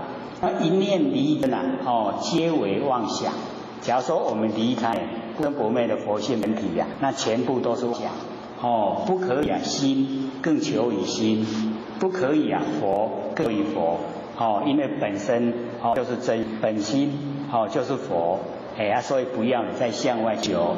不可以法更求于就已经本身就是法了，本心就是法了，所以不用你更再求。故道人直下无心莫就是全部的根尘相对的心把它放下，没心的就能够默记，跟真理相应。离心极差，就是我们心里面要这个拟定起心动念，离心就偏差了。以心还心，此为正见。就是要用心还，这个心印心，这个叫正确那个见解。深悟向外直径为心，不要向外去追求那个外面的环境。是认贼子向外去追求的话，已经偏差了。认贼为自己的宝贝儿子，有贪痴即立戒定慧。无烦恼焉有菩提？因为有贪嗔痴，所以立戒定慧。假如说没有贪嗔痴戒定慧就不用了。所以底下就讲说，本焉有菩提，没有烦恼，所以菩提也就不用了。这两个都是相对。故祖师佛说一切法，为除一切心。我无一切心，何用一切法？都回到我们这个本来。言尽佛上，更不得一物在我们那个本源清净心地上面更不得一物，就是心中不能有住相，住在形象就已经佛不见了。比如虽以无量的珍宝庄严，终不能住。我们用无量的珍宝把这个虚空这个装扮得很漂亮，可是拢放不掉了。这个虚空怎么放你都放不住伊拢乱虚空不了。我们的佛性就是这个样子。你住一相的那整个虚空就不见了。够这个住的话，虚空不见。那么佛性同虚空，我们性跟虚空是一样。所以无量的智慧功德庄严，终不能住。有很多的那个无量功庄严，一段未掉了。但迷本性反不倦了。我们要在佛性上就是叫做迷昧，迷昧我们本性的，然后这样本性不见了，转换了。所谓心地法门，万法皆依此心建立。心法门，万法都按照我们的那个心来建立。意境即有，无境即无。我们的心意境就有心。然后没有境的时候，心也没了。可以境性上专走这个境界。我们不要在佛性清净的那个性分上面把它做成那个境界来解说。那么所言定慧见利利，我们的定慧本体的那个定慧然后见用这个鉴别作用就利利分明绝对是有。那么积极心性见闻觉知，皆境上奏觉。他说落入这个文字语言住在形象，用举止心性见闻觉知的话，那就会落境上，在境上里面去了解。那么暂为中下人说的这个暂时就是方便法门，为呢那个中等下等的人来讲，那样可以让他们呢这个由小向大向呢这个圣去发展因为呢根器之中还没有到达那个大圣。那么若欲亲证呢，皆不可做如实解要亲证的时候都应到最高法门的才能够呢这个自己亲证就呢不可以这样来解说。境是境福被呢这个环境形象束缚了。那么法有末处末于有地这个佛法有那个存没的地方所在，存没在哪里？存没在有所以我们呢这个生活之中呢不要找有，一找有那个佛法就变得只要我们进入那个真空妙有进入不性本体。那么但离一切法若有见即是法所有的法我们呢不做有就是不要住在相不管是语言文字或是事情，所有呢都不要住就是不做有来解都是没有，都是空的万法都皆空了所以我们了解万法皆空空性呢就是佛性我们呢把万法当成有佛性就不见。那么自达摩大师到中国为收一信为传一法以佛传佛这个达摩祖师到我们中国来老水还朝就是只有收一信不生佛性。那么为传一法就是佛的方法。那么以佛传佛就是要我们都能够成就成佛不收呢以佛就是不讲外面的佛。那么以法传法，不收以法就重要的最殊胜的法传出来，让我们印证成佛不收一些比较呢这个中低那个阶层的法。那么法级呢不可收之法很高不能收收了就住行的所以不可收之法是最高。那么佛级可取之佛我们一切都不取，都舍了慈悲喜舍，最后那个舍全部都舍就成就成佛。佛级不可取之佛就是舍掉了才成就。乃是呢本源清净心也，是我们的本源清净心。维持一事实一恶而非真唯有这个是事实在的，剩下呢都是假的不真。那么般若慧慧呢即无相之本也所以那个般若不翻成呢聪明因为我们聪明反被那般若呢是佛性本体它所产生的，所以呢这个般若就是妙智慧。那么智慧就是没有相之本，我们呢不住相，就是因为有般若妙智慧所以就不会住相。启发这个很重要，那一定呢要把凡尘的万念都放下，般若才能够启发这个是很重要。那么凡夫不去道去呢就是往凡夫呢不往这个道的方向走。那么为之六情就是放纵我们的这个情我们这个六根呢对六尘产生的那一些喜欢呢我们都放纵它乃行六道，就变成六道轮回。那么即学道后一念即生死，即知魔道我们学到呢就是时常在心里面算计那个生死，对生死的对生灭的事情很在意就会落入魔道。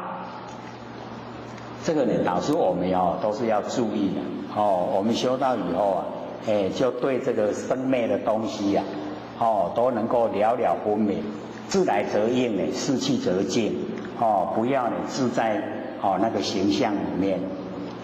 一念起知见即落外道我们呢这个起心动念有自己的见觉那个就落入外道，就是已经呢是道之外。那么见有生呢去其昧即肉呢生闻道，这个见到有生灭，我们呢往那个生灭的方向去追求，就变了落入生闻道，就已经呢在小乘佛法里面。那么不见有生，唯见呢有灭是远觉道，远觉呢就是12因缘，那个修呢12因缘叫远觉道。那么法本不生，今亦不昧，不起恶见不厌不欣，就是呢不讨厌，然后也不喜欢。一切之法为一心事然后乃为佛圣缘。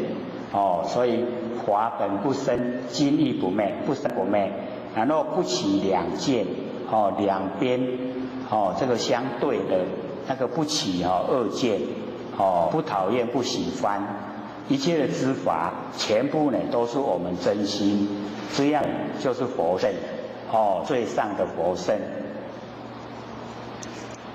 各位田姐会不会讲得太快好像有一点在赶那个时间的样子，说这个讲太久了，听得懂吗？听得懂就没关系因为蛮白话了抄下来呢都是把那个比较重要的抄，有一些呢不重要就没有抄下来。凡人呢皆逐渐生心，心随心厌，我们凡人呢都追逐见，就是外面的形象，然后呢从形象我们就起心动念生心心就有了。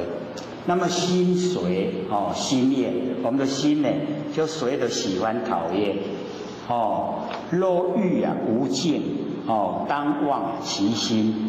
假如说呢我们要呢把所有的这个景象都消灭我们呢就是要忘心，把那个追逐形象的心忘掉心忘呢则见空心一忘了以后所有的景象都空了，见空呢则心灭没有见就没有心了不忘心呢而除见见不可除不忘心的话，我们要除掉景象那个景象没有办法被我们除掉只欲纷扰耳就越来呢纷纷扰扰，故万法唯心心亦不可得万法呢都是我们的真心，可是呢这个真心也一样我们呢不可得，得不到的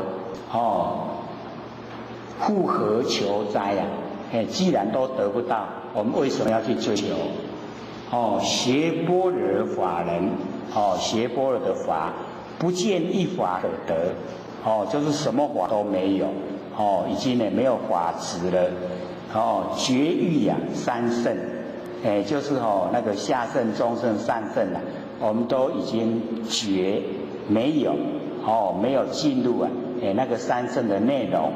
那么唯一真实唯一的真实呢就是佛性本体这个才是真实。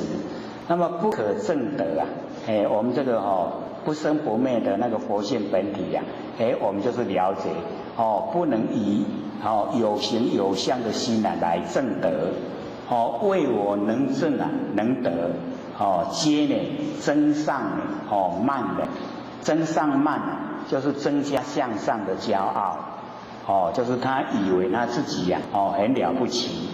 那么法会法华会下这个拂衣而去者皆师徒也这个法华妙法莲华经有5000个比丘就是呢这个离喜就是不听他觉得那个不合他的意思，所以我们了解是他们自己那个程度还不够了所以就没有办法再坐着听下去所以这一些呢就有一点增上慢自己认为自己很了不起。故佛言我于菩提呢我于菩提实无所得，默契而已在呢这个佛性本体呀，实在是无所得，只是呢已经默契契入真理。那么凡人欲修正但观五蕴皆空，四大无我，真心无相，不去不来，生死性亦不来，死的时候呢性亦不去所以这个倒是很重要我们要修正就是要观五蕴色受想行识皆空然后呢四大所有风土身体的四大无我这身体的本身没有我，然后真心呢无相没有形象然后不去不来我们要了解这个如如不动我们那个真心常住真心如如不动所以不用去不用来，生的时候性不来，死的时候呢性也不去，湛然缘起这个湛然常觉那个是佛性的原始状态心境一如我们的心呢跟外面的形象它一体的一如，但能如此直下顿了就是能够顿悟不为三世所拘束就是不会被呢过去世现在世未来世把我们摄受不被它呢拘束绑住了，不会便呢出世人呢就已经呢离开苦海了，切不得呢有分毫的去向不能够有一点点的那个往不同的方向去追求那个去就是往的意思去向往哪个方向去追求。若见呢善相呢知佛来也其种种现前亦无心随去就是已经呢见到那个善相很殊胜的形象，诸佛已经来也，表示说你修正了以及种种殊胜的景现在你的眼前，也无心随去若见恶相种种的现前，亦无畏心也没有害怕的心但自妄心同于法界变得自在所以这个两边都除掉不管是善的景象恶的景象都是假的啦所以不要在意他们，只要我们呢都很笃定，就跟法界是一体的，都可以自由自在。那么还原化成者二圣及实地那个化成变化的层次那个二圣就是小圣佛法，以及呢到实地菩萨乃至呢等觉妙觉等觉就是实地菩萨，妙觉就是佛。那么皆是前力接引教就是方便的法门来接引众生那个教化变为化成也就是变化的那个层次让他们暂时去那边住言保守者乃真心本佛自性之宝那个保守我们呢要到达保守就是真心呢本佛本来呢我们那个真心的佛自性之宝那么此宝不实以情量，不实以呢我们凡情来衡量所以我们了解这个是很殊胜然后呢不可见立我们这个宝它不可见立无佛无众生没有这个假名的佛，也没有假名的众生，然后无能无所，没有能所，能所已经双名了都没有。那么何次有成那个化成一个地方呢暂时让他去住那个也都是假的，是方便的接引若问此既是化成，何处为保守这个是化成的话，哪个地方呢是保守？保守呢不可指，指己有保守，非真实守也所以这个保守没办法去指点出来可以指点出来的就不是真实，那个保守，故云在俊而已，就是呢，用言语来描绘，说真经真简单的教义在近者不可定量言之，所以真经还是偌经，袂使有一定的数量来讲，但当呢体会弃之即是，就是呢我们要体会，然后呢要契入，默契进入。又剩下9分钟了，本来说要15分钟给各位问，都讲得够好了。各位先生有问题吗？还是没办法讲完，下个礼拜的还要再说。好，请说。讲是如何有心，如何无心。好，这个如何有心呢？跟如何无心我们呢最重要的就是有心就是我们6根对6尘，这个是我们生活之中大家都在用那我们一定都有心为什么？因为根尘相对一定会产生念头，这个叫做有心我们就是从根尘相对，6根眼耳鼻舌身意面对6尘，色声香味触法。那我们一相对以后就会把它们当成是实在的存在。因为当成实在的存在，我们要去应对。那我们应对的时候因为那个观念我们都把它认为是切实呈现，是存在的东西，所以就已经落入那个虚幻不实在的那个理那已经不是真理它会变化。因为我们6根会变化，6尘会变化，然后我们生出来的6心会变化。那我们在日常用的这个心就是这个生灭的认识的心都是生灭的心，这个叫有心。所以我们有这个心然后我们应对凡尘的万事，做下来的就已经是形成那个业因。造业的原因已经形成。那我们假如说以为说都是做好事呢，那个就叫得到福报。那假如说我们不知不觉有一些是不实以善事方面，那会落入恶报。这个叫做有心然后我们在生活之中没有般若妙智慧所处理以后的后遗症，都一定要接受业力的果报。这个叫我们平常生活会产生的现象，所以这个一定要注意。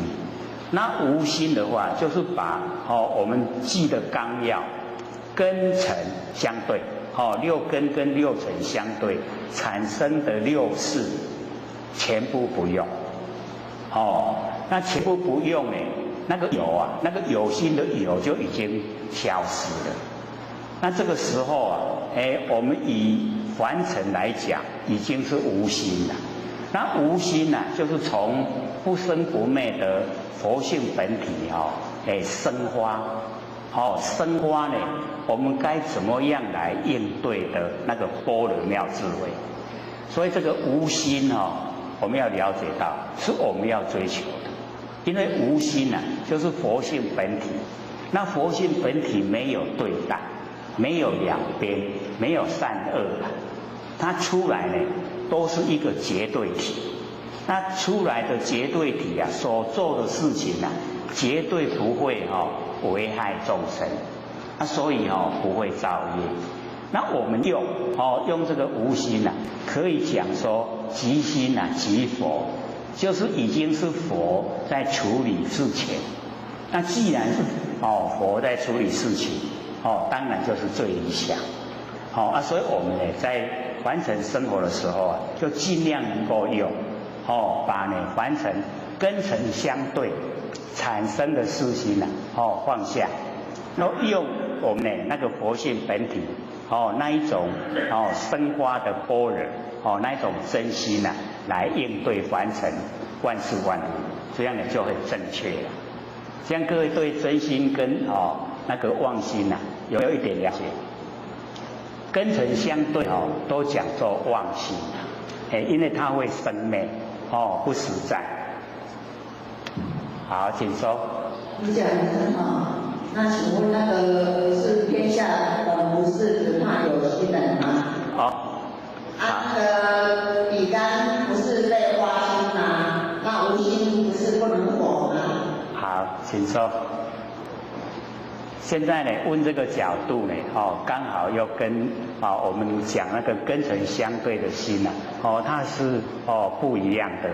这个是在鼓励我们众生就是施以极力我们的意志。那我们要了解到，极力意志它不是跟尘相对的，它是从我们佛性本体我们呢那个立志之学就是要我们要有那种很大的那个花心。那很大的花心是从我们的佛性本体出来。所以天下无难事只怕有心人。这个呢，天下无难事就跟我们讲说凡尘的事都很小很不值得我们去在意所以天下没有困难的事。只要我们是有心，这个有跟刚才那个跟尘相对的有又不一样。为什么？因为这个有是我们立了志向它来的东西。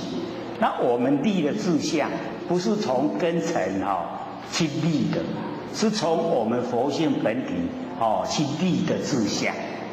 所以我们立志要成佛，立志要度化众生，那个都是从我们佛性本体出来。所以呢天下无难事只怕有心人。只要你有立这个心有这么大的那个愿力的心你一定可以成就，一定可以完成。所以这个跟刚才跟尘相对那个有心它是完全不同的角度的。所以我们了解那个比干他呢那个花心，他就是要因为皇帝已经偏差了，做错了，他就是要救天下的苍生，救天下的众生。所以他那个心他不是为了他自己自私自利，也不是跟尘相对，而是从他的那个内在的慈悲喜舍。他想说众生这么可怜他一定要想办法，不能被皇帝危害。所以他那个花心是不一样的。那我们要就了解到他那个动机那个出发点完全都是在不生不灭的佛性上面出来。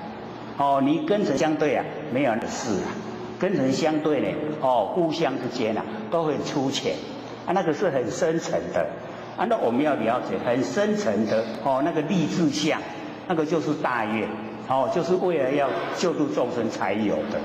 那我们最难的也就是这个啦。那个我们只要说我唯求做佛不求于物，那个也一样，不是跟尘相对，而是从我们的那个佛性本体生花。我要找到我不生不灭的真心佛性本体跟那个跟尘相对生灭变化的是不一样的。所以我们一定要了解，这样可以吗？下课。各位讲师、各位坛子、各位贤人，大家好。不学三道天师德，老先天大德，以及感谢呢各位贤贤节或学机会学讲。我们呢讲传心法要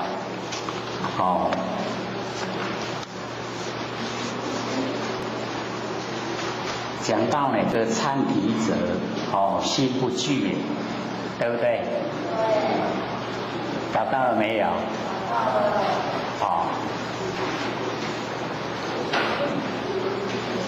这个参体一参体就是呢心根不具，没有那个善心呐，所以叫这个参体。一切的六道众生呢，其之恶圣啊，不信呢有佛果，皆谓之断善根忏体。不相信呢有因果，不相信呢凡人啊，找到了没？还没吗？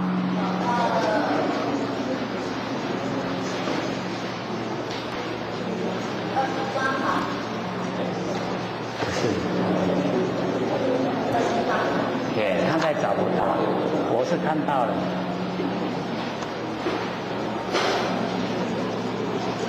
菩萨呢，深信佛法，不见呢有这个大圣小圣，佛与众生呢同一个法性，所以我们了解这个菩萨呢，他能够深信佛法，深深的相信这个佛法，我们呢都可以成佛，所以不会呢那个心里面去分别大圣小圣。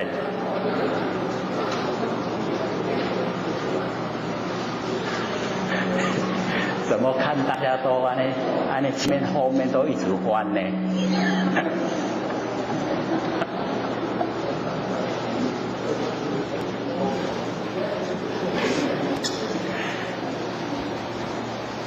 佛跟众生呢，我们那个佛性都是相同。那佛已经呢领悟，把它修正了，可以成佛。那我们众生呢，有的甚至都不知道自己有佛性这个太离得太远。那有的知道不知道怎么修，所以我们研究呢，就是要把它启发。我们老师也讲说把我们那个内在最美好的最珍贵的我们把它呢这个能够培养能够启发培养，每一位都是佛啦。我们之所以没有成佛呢，是被我们自己的那个障碍障住了，才没有成佛。那佛跟众生呢，佛性都是一样的，没有差别。只要我们呢能够万念放下，一念不生呢，就可以呈现不生不灭的真心佛性。各位有没有做不相应。要做我们这个呢，就是能够实际去做的话，那只要有恒心一段时间我们那个不生不灭的那个真心佛性会很明显、很清楚的显现。然后呢，久了，它会呢产生般若妙智慧。所以我们在讲那个般若妙智慧不是我们落入后天从身体从身上去学来的。那个般若妙智慧是佛性本身具备。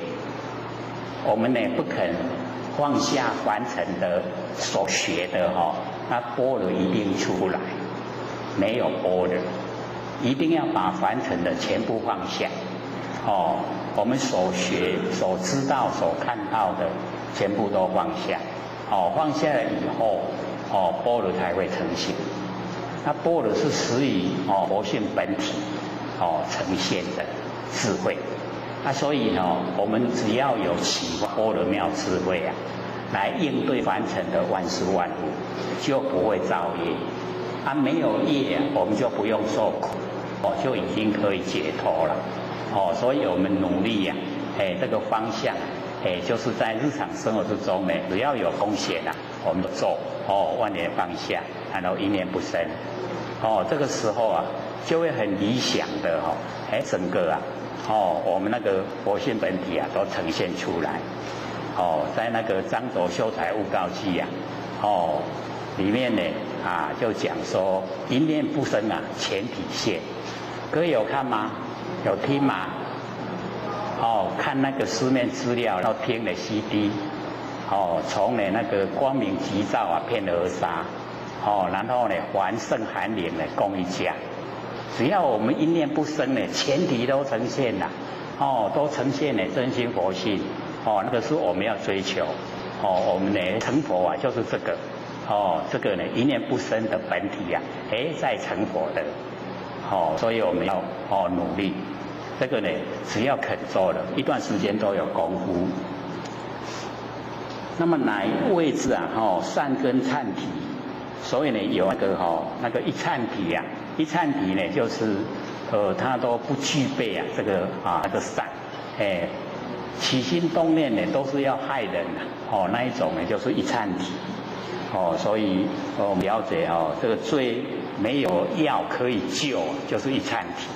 可是呢这边因为他把它拓展到那个善根忏体，忏体呢是不成佛之意呀，忏体不会成佛，没有善根不会成佛。可是呢我们要了解到这里面呢它就分成两种，一种是断善的忏体，断掉善根的一忏体，就是呢大邪见起那个大邪见，他的见解都是错误，然后断掉呢一切的那个善根。那么第二个呢就是大悲的忏体，这个是花心很大，然后呢会丢一个东西很远，狗去咬回来，有没有？那个就叫逐快，追逐啊，有形有相的东西呀，逐快，这个比喻呀，有形之物。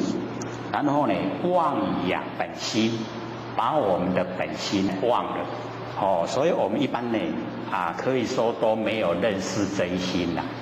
我们凡人在用的心都是日常生活啊，我们六根对六尘产生的，那个呢，我们都把它当成心啦。那或者讲那个是一直无常变化，所以佛说那个是妄心，不真。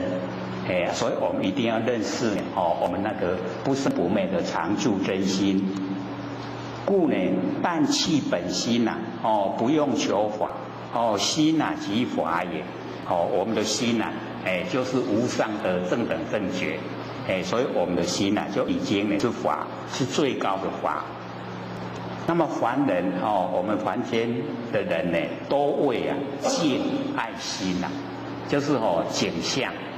所有景象会这个妨碍我们的心，为呢事爱语，见爱心，事爱语，事情妨碍真理，那么常欲逃见以安心，逃开呢那个景象，心就可以安了。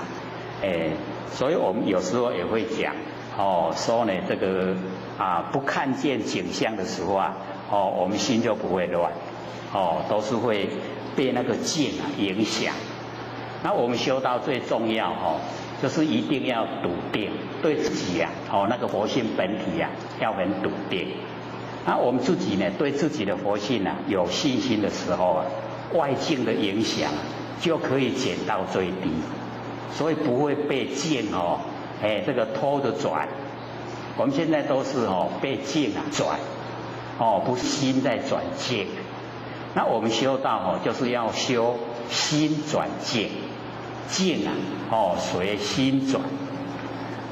或许呢跟老天住在一起的时候老天很喜欢做一个工作，就是把那个居家的摆设搬来搬过去的。知道是什么原因吗？知不知道？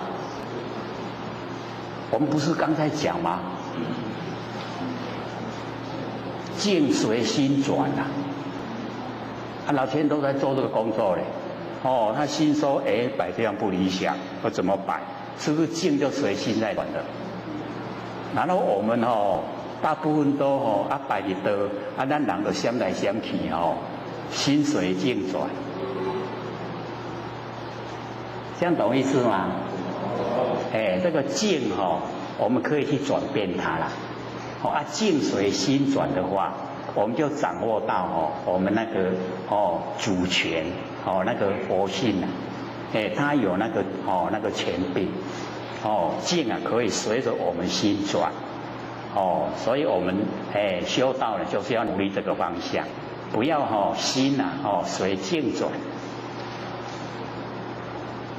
然后要认识劲都是虚幻不实在的，因缘际会才有，因缘消失啊，劲就消失了，所以那一些劲我们不要住那个想，知道就好，知道有这一些就好了，我们可以好好利用，所以呢我们了解说，不要呢逃劲啊以安心，拼事啊以存理，把事情拼除了，拼事啊，然后把理留下来，这样就是不圆融啊，我们要知道说静。心静啊一如，我们的心跟静啊本来就是一体呀。各位有听过吗？心静一如，不患思维，但不除散，积之岁月而不心开，谓之有也。有没有听过？有所以我们要了解说心静一如。山河大地都是我们真心呐，我们要跟它融合，融成一体呀，所以叫心静一如。然后不患思维，我们就是呢不要落入思维，不要去想，不落入思维，但不辞散。我们把心跟静啊，都融汇，不辞散。积之岁月，就是时间要久。积岁月，然后而不心开，我们心呐，已经融成了整个山河大地，整个万象都是我们真心佛性本体了，所以而不心开啊，谓之有也，没有的是绝对会变成一体，所以要先知道了先知道才会做啊，对不对？我们没有先知道的话，我们都会认为啊，我就是身上的佛性，然后山河大地是山河大地，就看成两胚了，他是他，我是我，不会看成是一体呀，是不是这样？这样叫做外道，道之外，因为心外起法，心的外面有法。那个叫做道之外，已经不是在道之中，这样了解意思吗？是比较深一点啦都唔捌听到的，所以你也无较认真听，等于讲听拢无，所以那个听拢无真正常。台北青年就跟我姐说我们这边很理想呢，9个多月都听懂了我们听2、3年呢，2、3年才懂咱2、3年这一条做得住吗？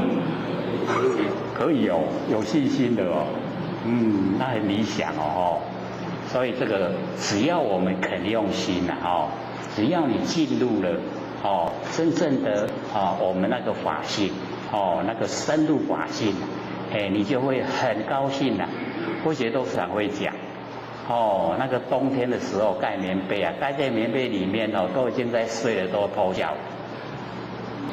可是我们到今老是唉声叹气不是在偷笑。知道什么原因吗？事情太多了很烦所以都唉声叹气然后修了很久都没有功效修的到外口的社会人士都赶快也无什么分别，有没有分别啊？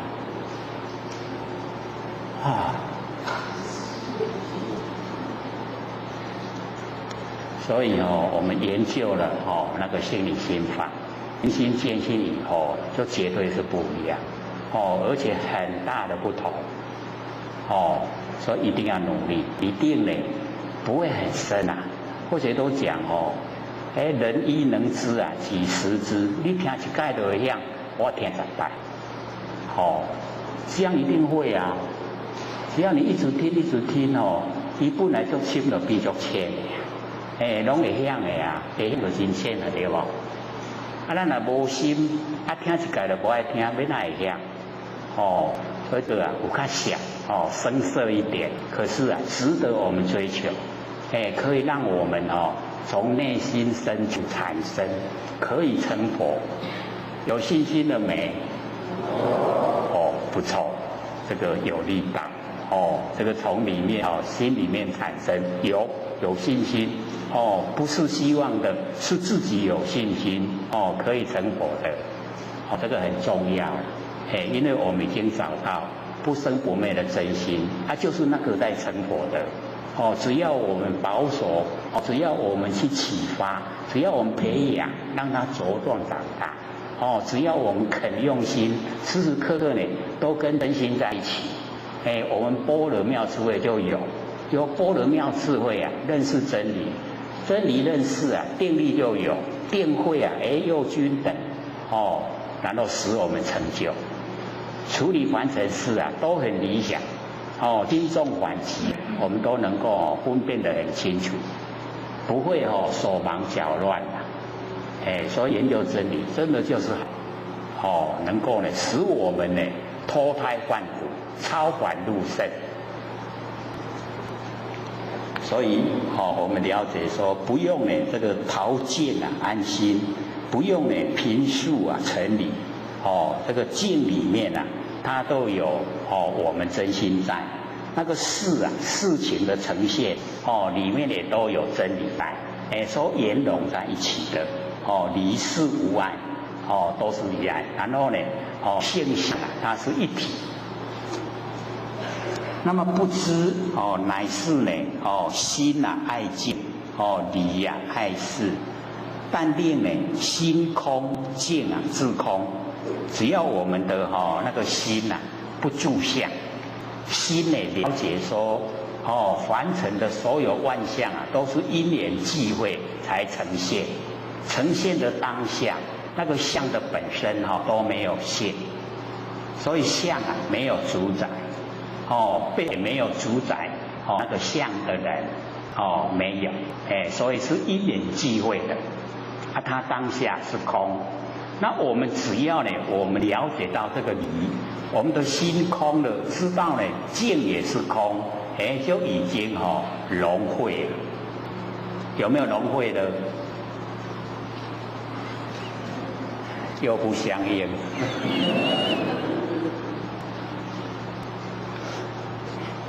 所以知道呢这个我们时时刻刻都在真心佛性之中。那真心佛性没有形象，那外面的形象又是假的缘起性空，因缘际会才呈现，本身也是空的。那我们的心空呢，境也空，有没有融会了？有了已经融会所以在真理中已经融会，融会了以后，我们再来处理事情自己的心就很那个平常心。所以我们呢就讲说平常心是道就是平常心，自己没有产生喜欢，也没有产生讨厌。我们有产生喜欢讨厌，我们就有取舍，那我们取舍就会造业那我们用平常心，事来得应事去就得尽，那个完全都没有造业没有造业就不用受苦后面的果报不会等我们。那假如说我们有取舍，那一定呢后面的果报等着，只要在遇到因缘果报就呈现，我们要去接受。那接受的当下，我们又是迷惑迷惑的时候又是起业我们又是呢自己这个找罪受就这样没完没了。那我们一解脱了，了解了原来凡尘的现象都是假的，我已经不住了，该如何做我就如何做不要呢落入喜欢讨厌，就没有取舍，就解脱了。这样了解吗？所以我们就是要研究真理对真理能够透彻透彻了以后，了解说，凡尘啊，进入相了，就呢千差万别，啊，只要进入性了，都是一体，啊，只要你进入一体了，烦恼都没了。所以我们为什么会讲说，这个断烦恼而入涅槃？因为烦恼性跟那个涅槃性啊，它是一样的。烦恼相是不一样的。那只要我们都不住相，相是假的，我们要不要住烦恼相？不要了，就不要住。不要住烦恼相就没有烦恼，所以就不断烦恼，然后而入涅槃。涅槃就是不生不灭，我们也就可以进入不生不灭。所以烦恼的性跟涅槃的性它是相同的。这样了解意思吗？那我们是住相才真的是很烦恼。那住相以后啊，我们要了解到，就是恶法，善恶的恶法。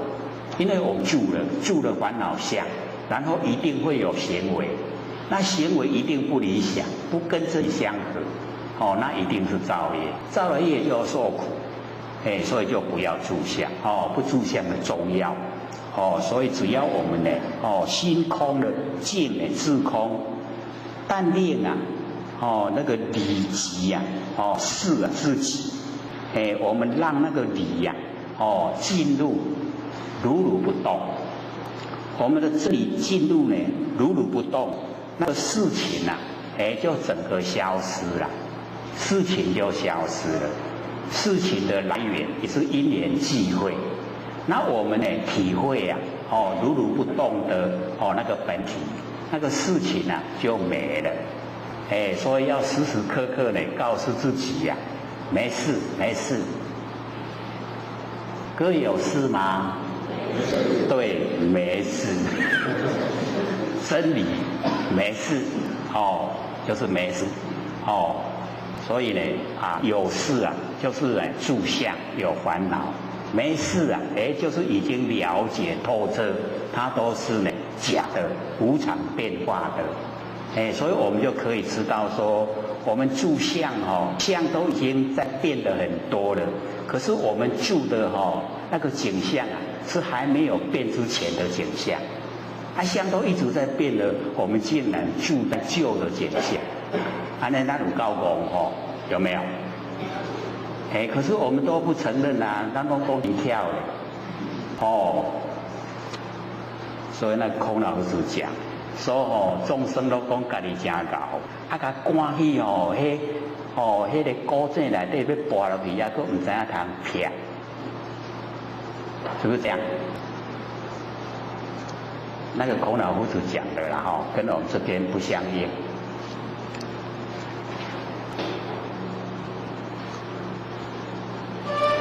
误导用心呐，就是不要呢，把心颠倒用，凡人呢都不肯，空心，空落空，我们呢都不肯把心放空，所以时常拢让心咧负担，那个心里面呢都让它有事情在啦，都不肯放空。各位浅显肯把心放空吗？真的心里面都没事没事心也放空不会落空了，所以我们要了解说，佛性呢它就是真空妙有没有形象在空之中空中呢有佛性在，所以呢真空妙有。我们不要呢怕落空，不知呢自心本空，我们的心本来就是空的，就是没有形象，常住真心没有形象，都是空的，我们要进入空才会跟它相应，所以把心中的事全部都放下了，没有了，就跟真心相应了。就可以进入常住真心。那么与人呢处事不除心，就是那个没有智慧的人他把事情呢都除掉了，可是心里面呢他都住。我们凡人啊，这个住心啊是很强。所以我们那个所有贪嗔痴啊都很坚强，那个就是住心呐。住不住？不好承认了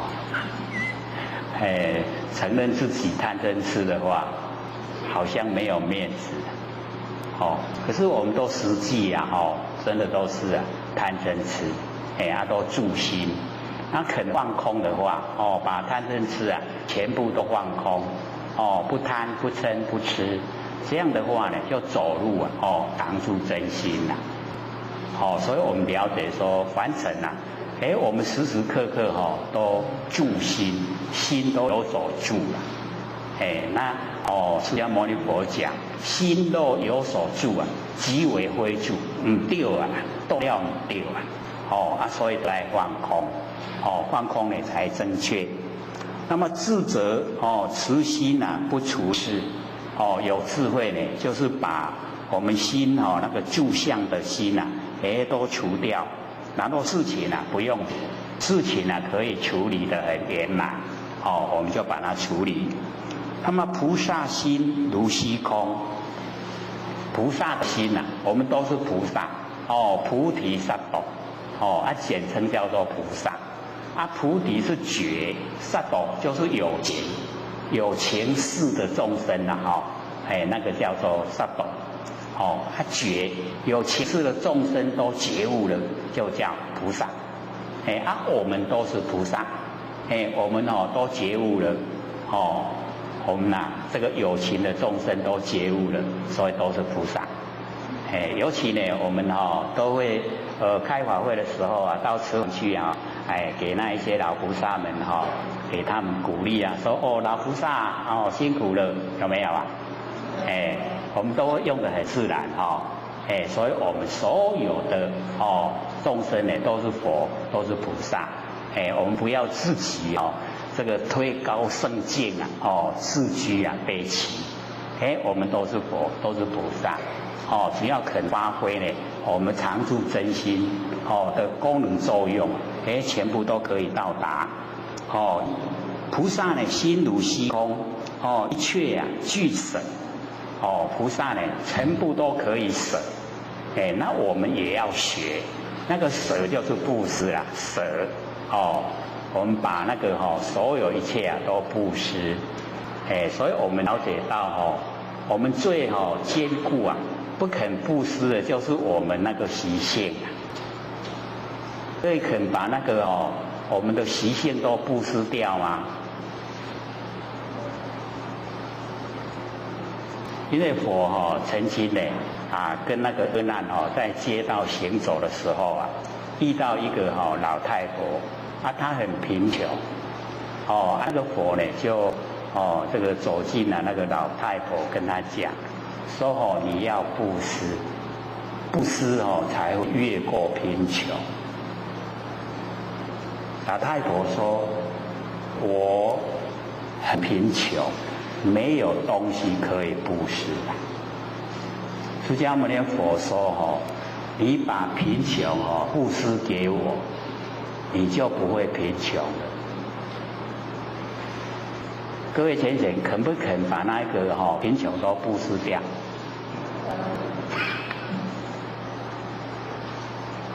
我们会时常很习惯的用我拢无钱，我真善。这个比较没有麻烦对不对？所以那个佛就从我们的心底里面把那个贫穷舍掉，布施掉，没有。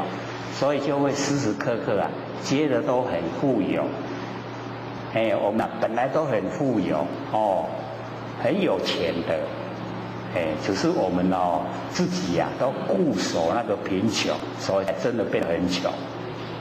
我们要把那个贫穷布施所以呢，这个一切全部呢都能够内外身音一切俱舍犹如虚空。这个呢修持人啊，他可以把那个生命啊都布施，那个就是内外俱舍。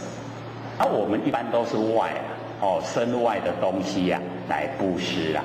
叫我们布施呢，那个我们的生命啊，这比较困难，我们都还很重视我们生命啊，所以那个用这个生命来布施呢，我们都还没有到达。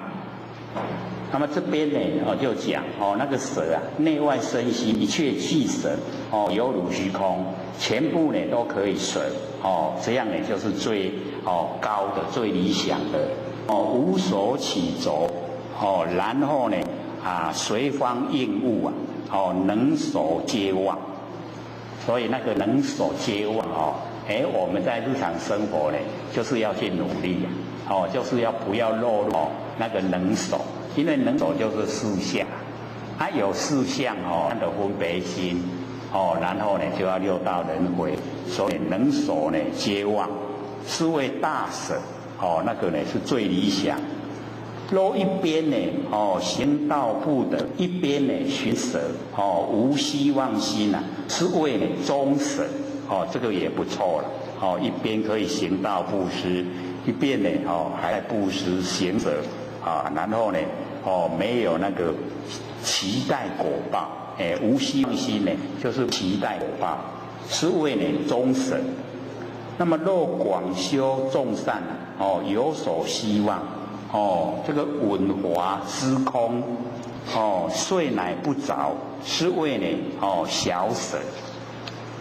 能够广修呢众善，所有善呢都能够做，可是呢他心里面有期待有期待的心，然后听到呢那个佛法殊胜佛法，才知道呢原来都是空的睡乃不着，就已经呢不住相了，这样呢是为小舍就是在舍里面他呢没有像那个身心俱舍那么理想。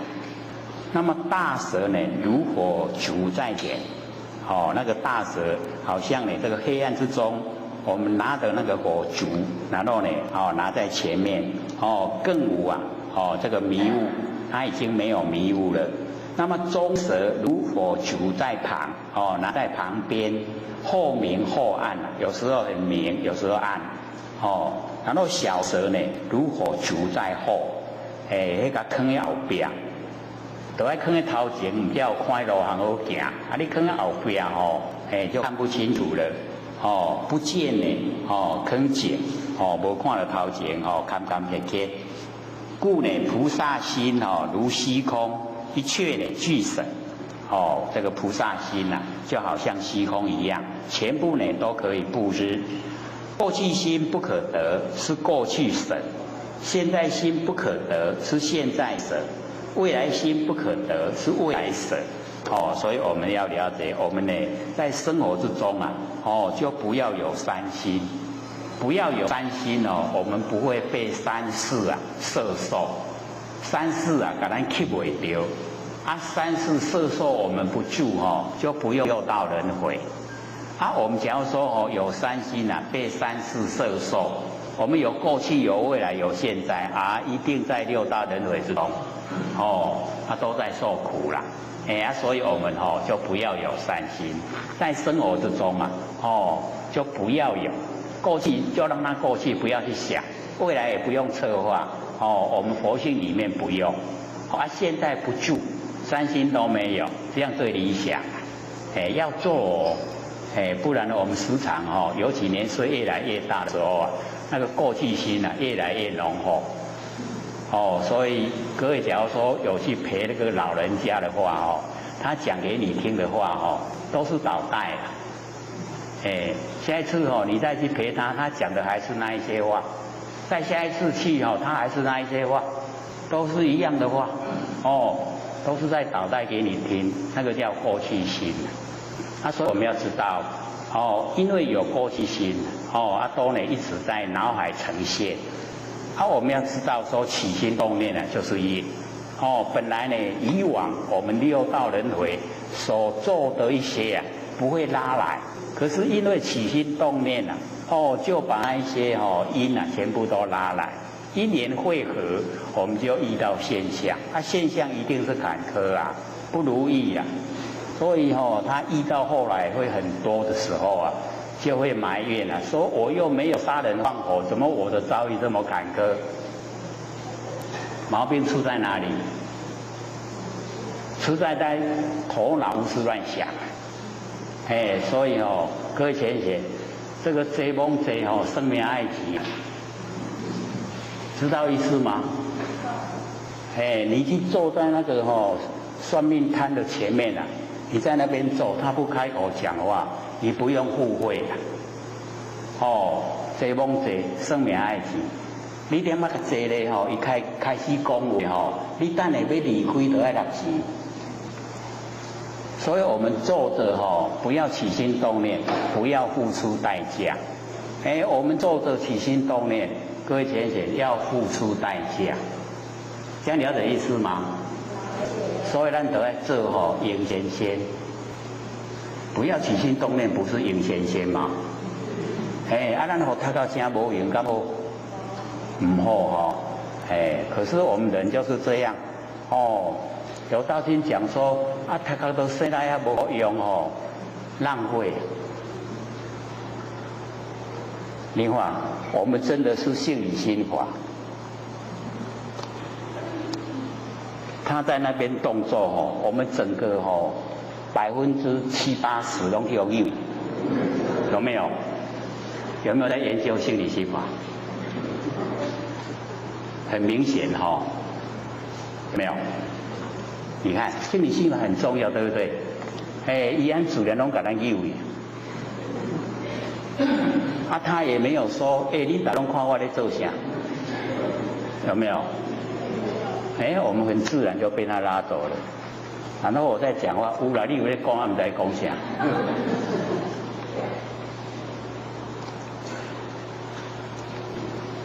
所以呢，我们知道说自己的主人翁啊，自己就是要当家不能呢被外境影响。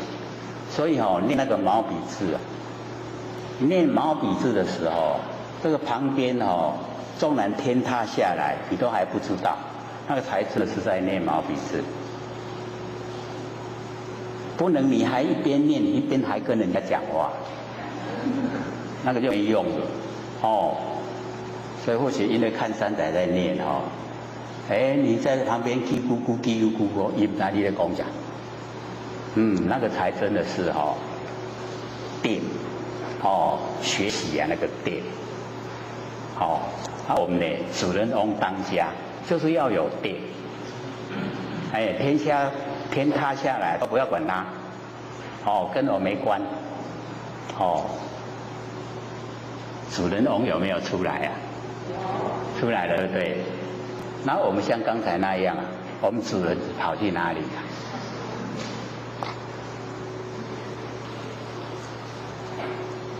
所以各位浅显，修道就在日常生活之中不用另外找场合，不用另外找时间，时时刻刻呢都在道之中只要你肯用心了你被影响了跟不被影响的，你自己心里面知道。别人怎么讲不管他我自己心里面知道。我们骗得了别人骗不了自己。所以自己做到什么程度了自己知道。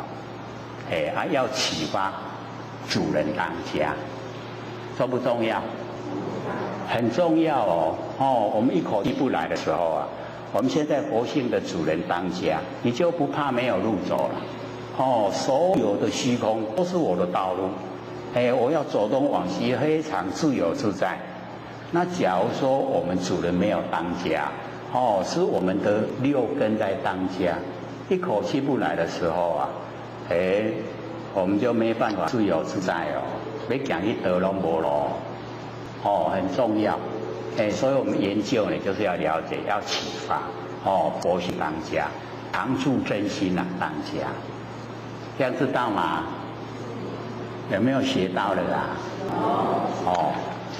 主人要当家所以呢我们了解呢，不要被那个三世摄受所以三际心啊不可得，我们怎么求都求不到了，过去已经过去了未来还没到，现在不住，所以三心都不可得。那不可得，我们都已经不追，我们那个常住真心啊，就了了而得就一念不生，全体现都呈现。那么所谓的三世啊俱舍，自如来护华迦摄以来，以心印心呐心心不异，就是以心印心都呢把那个最重要的心法传承下来印着空即印不成文印着物啊即印不成法所以呢不能印着空，也不能呢印着法，就是呢不能落入有，也不能落入无，无就是空啦，不能落入空，也不能落入有，了解意思吗？我们常住真心呢，虽然没有形象，可是切实存在，切实存在就是有，对不对？不落入形象，没有形象就是空它是空有同时即照，那个即啊就是不变之体，照就是随缘之用，它即跟照啊同时存在所以我们了解呢，我们佛性呢就是这样奥妙不能说有，不能说没有，说有不对，说没有不对刚好在有跟没有合起来的中间叫中道，还能了解不？感觉要轻，会吗？不会啦所以那个道德经老子第一篇就讲说呢，常无啊欲以观其妙，常有啊欲以观其假除两者啊同出而异名，同谓之玄，玄之又玄，众妙之门，有没有？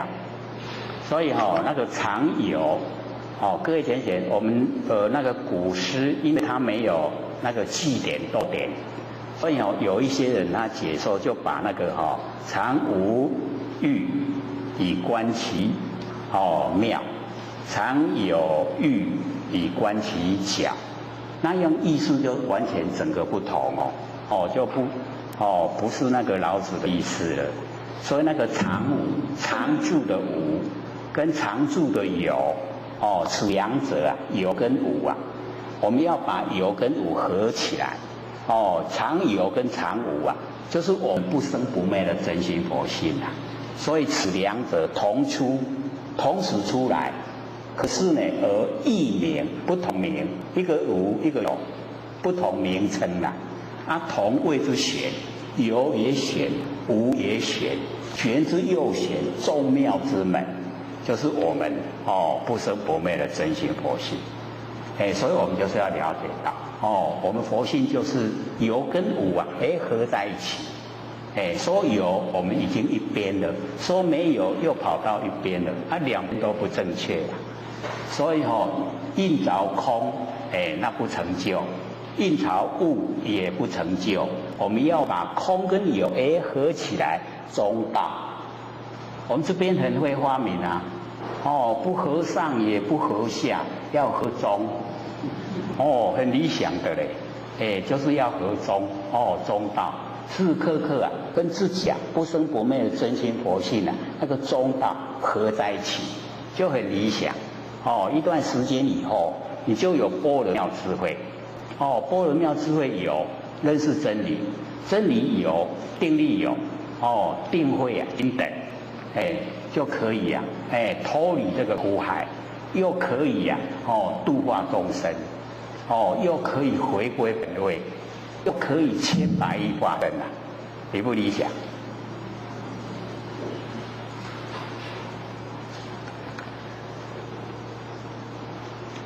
所以这边呢就跟我们讲不能印着空，也不能印着物那两边都不可以。故呢以心印心呐，用心来印心，用我们的那个常住真心来传承，心心不异呀，所有的心呢，都没有不一样的，就是相同，能印所印呐，俱难去会，有能守啊，有能守就有事相，就有生灭，那个就没有办法去会，就是进不了真理呀，所以我们要进入真理呢，就是一定要用心，讲出来都有一点偏的，所以那个没办法讲的，那个才是真正的精华所在，故传，故得少啊，得到的人就很少。然心呢即无心，得即无得，心呢就是没有，都没有了，那个心才叫真心，才叫常住真心。然后得，我们心中有所得的话，就有所失，得失是两边，就是完成的失啦，就是生灭。那没有得了，就是恢复到本来，所以得啊即无得。那么佛有三身，法身呢说自性灵通法，佛呢他有三身，这个法身就是以法为身，我们呢都有，我们所有众生都有法身，就是自性的灵通法。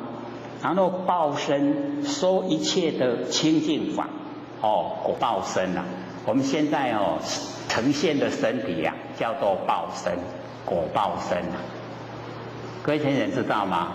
我们也有我们也有果报身我们现在的身体就是果报身。什么都很惊讶不是吗？这个是我们被我们的业推来完成接受果报，不是果报身嘛？就是我们果报身。然后呢，这个报身要说呢一切的清净法，要说清净法。然后法身，就是我们的行为，说六度万行法，我们所有的那个行为就叫化身，我们都可以化很多，对不对？小孩子过马路我们给他牵过去是不是一个身？然后我们呢，这个帮助众生是不是又一个身？我们呈现很多的行为，所以那个化身就很多。很努力呈现我们在完成的这一些这个佛身三身的功能作用。那么法身说法不语语言音声形象文字无所说无所证，自性灵通而已。所以那个法身就是要用体会的它不用语言文字不用音声，不用形象文字无所说，没有能说，没有所说无所证，没有能证，没有所证，就是我们自性灵通通了。各位通了没有都通了所以要了解我们这个佛性是通，不会阻塞的啦。那个三点水在一个带人那个带就是那个智，那个智就是阻塞啦。那阻塞就是不通，它不通呢就是没有回到不生不灭的佛性回到佛性都通了所以都灵通都能够通。故曰无法可说是名说法没有法可以说所以在金刚经里面那个第一分这个佛视线跟凡夫都一样入色大乘起持都一样，没有两样。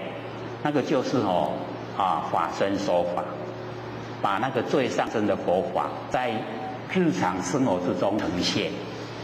佛已经成佛了，他本来就不用自己吃去取食可是他又视线跟凡夫一样这个着于持钵入社会大乘起持，那个表示佛不住佛性，佛没有我相，我是佛没有已经跟众生都平等世间平等法。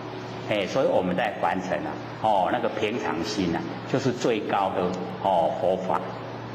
要用平常心来生活。所以佛一示现无我，没有我相。然后呢，1250个人坐着要听讲经说法，然后佛一句话也没说。吃饭的时候就走一持钵入到那个四位大乘去乞食。所以这个告诉我们就是事来则应事去则静。吃饭的时候就是吃饭，睡觉的时候就睡觉。我们有没有这样不是有一个那个老师傅还在这个修行嘛？他的弟子就问说：“师父现在还在修行吗？”说有有。如何修行？他说：“饥则餐来困则眠。”所有众生不是都这样吗？他说不同。这个吃饭的时候不吃饭，脑筋胡思乱想；睡觉的时候不睡觉，一样翻来覆去一不一样？一不一样？看起来没有什么不同不同就是在无形没有形象的那个我们的内心我们的内心不同。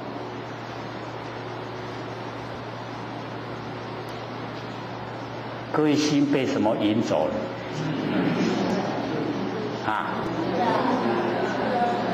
你看我们多么灵通的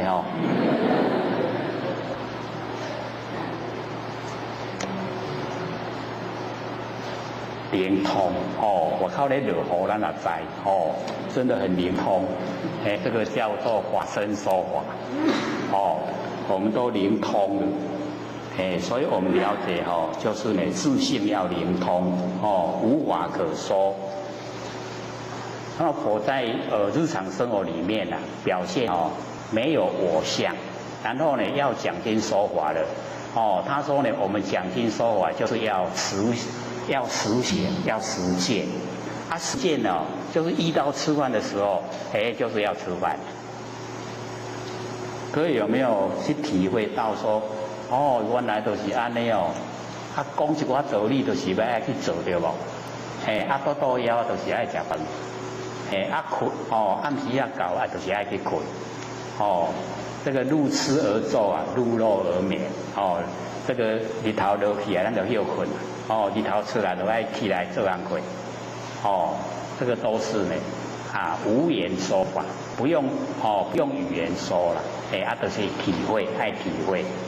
所以在无我无法，然后又很努力的修持所以那个最后呼咒而坐，正念不动，把那个无我相、无法相、无非法相，整个都呈现。所以那个第二分的时候那个须菩提说：“西游一句话都无讲西游为何来？”就是从日常生活那个实行的去体会所以我们众生呢就很难做到这个样子，做到说没有我相，没有法相，也没有非法相，这样整个呈现都是常住真心虽然那个都是很平常的生活状态，可是我们就是在很平常的生活中我们一定都脑袋瓜不让它空着，是不是这样？我们从这个早上一起床以后各位浅显有没有让脑袋瓜空着？有没有？拢互伊真无用互伊比咱的身躯更较无用，对不对？那以后就要学，要让脑袋瓜空着，才跟真理相应。这应先的样子，不是我们身体不动三宝袂使讲身躯扫帚都唔拿来扫涂骹，迄袂使是互咱的头壳莫黑白想就好不要起心动念让整个我们那个那个思索的领域都是进入真空，是最理想，所以我们要了解到，我们那个那个佛性本体会生发念头，咱拢佛性本体真无用念头拢直直生，咱即马互伊休困卖生，咱即马倒转来回光返照来看迄个本体，这样我们才能够成就。我们要成仙做佛，就是这个的生发念头的这个，能够生发念头就是佛性本体。那不是佛性本体伊无迄个功能，它没有那个功能可以生发念头。所以念头的生发我们要了解我们不要跟它作对因为它产生功能作用那很正常的，只是我们不要让它作用的过了头。我们时常都会胡思乱想各位浅显会不会？那个胡思乱想比较好过生活了，一天一天较好过，对不？你不胡思乱想的话，一天一天很难过。为什么？因为走入真理世界一个念头都无，迄24秒真久咧，久不久？胡思乱想是很快就过了，对不对？尤其这个被人欺负的时候在心里面骂一骂他那个过得更快，会不会？不会用看遐大肠好真有气力，怕伊袂赢啦，好伫咧心肝内底甲骂就好不是说很快就过了吗？对不对？你看这个也是一个法可是这个法呢，要告诉我们说我们都会走那个偏路，小径较好行行大路歹行，走大路不好走，走小路很快，快不快？各位都没有走过那个小路吗？走小路才快走大马路绕了一大圈，一小路穿过去就到了很快的。所以呢，我们了解说那个法身说法一句话都无讲一句话无讲呢，整个真理都呈现所以我们就是要培养来领悟这个不用说话的那个最上乘佛法都不用说告诉你守住不生不灭的佛性本体。佛性本体在生发万念那生念头就是咱的佛性本体生出来伊生出来各位浅显，我们有没有去认识它？咱念头为得出来？为它搞出来它较袂生念头是为佛性本体出来所以我们了解那个佛性本体我现在去认识它成佛的啦，要成佛就是伊啦，要生念头迄个啦，有真亲切无？即摆咧生念头咱就甲伊讲，你要做佛的，唔通生遐有诶无诶念，安尼样的，会吗？会对，你要做佛咯，你唔通生遐有诶无诶有的没的那个不好的念头，你都不要出来你要成佛的所以我们了解说那个无言说法最上身的那个法身呢，无言说法。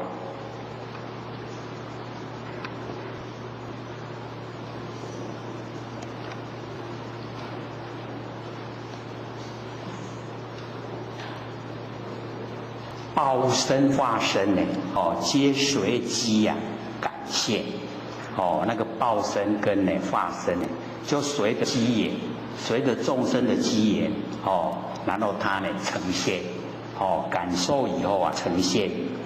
那所说的法呢，亦随事应根以为呢色化这个色受众生啊，教这个众生。那么皆非呢真法，都是呢方便法门。故曰呢报法非真佛，亦非呢说法者。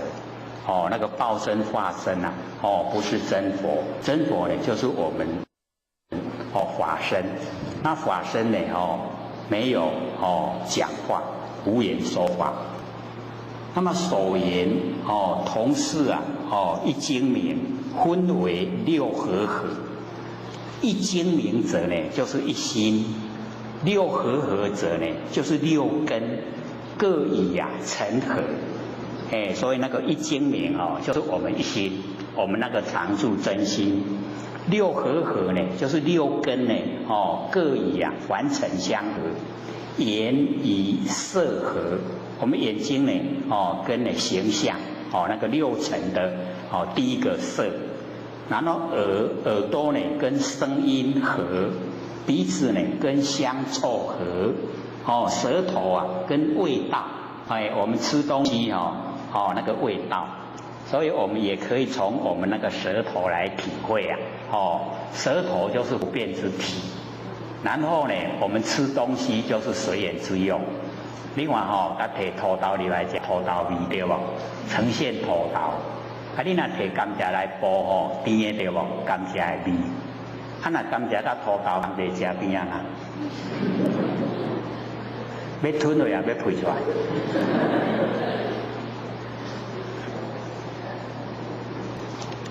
那么身呢以触合，咱的身体啊跟接触相合，所以我们这个穿衣服啊，就跟身体接触。你看嘛，都爱穿拄好，穿了伤看破龙蓬松看起来不好看。穿了伤束绑了艰苦，都爱穿拄好，中庸之道，中道。所以呢，身啊以这个触合。然后意啊以法合，我们那个意第六个那个意啊，没有形象啊，可是我们意念是最活跃，那个意跟法，这个法呢，就是我们前面啊眼耳鼻舌身，然后落入意地去落来，眼耳鼻舌身拢无囥。无法度囥伊家己的意念啦，要囥在倒，要囥在意地，所以目睭看到，拢囥在意地；耳仔听到嘛，囥在意地。所以这个啊叫做法影子啊影，目睭的看到的影，耳孔听到声的影，鼻孔闻到草芳的迄个味的影。敢若喙食的、身躯接触的，迄个影子啦，影子都法，所以这边的法是比较小啦，那就是讲我们呢眼耳鼻舌身落泄在意地，还些影，所以我们谈话很有意思有影无？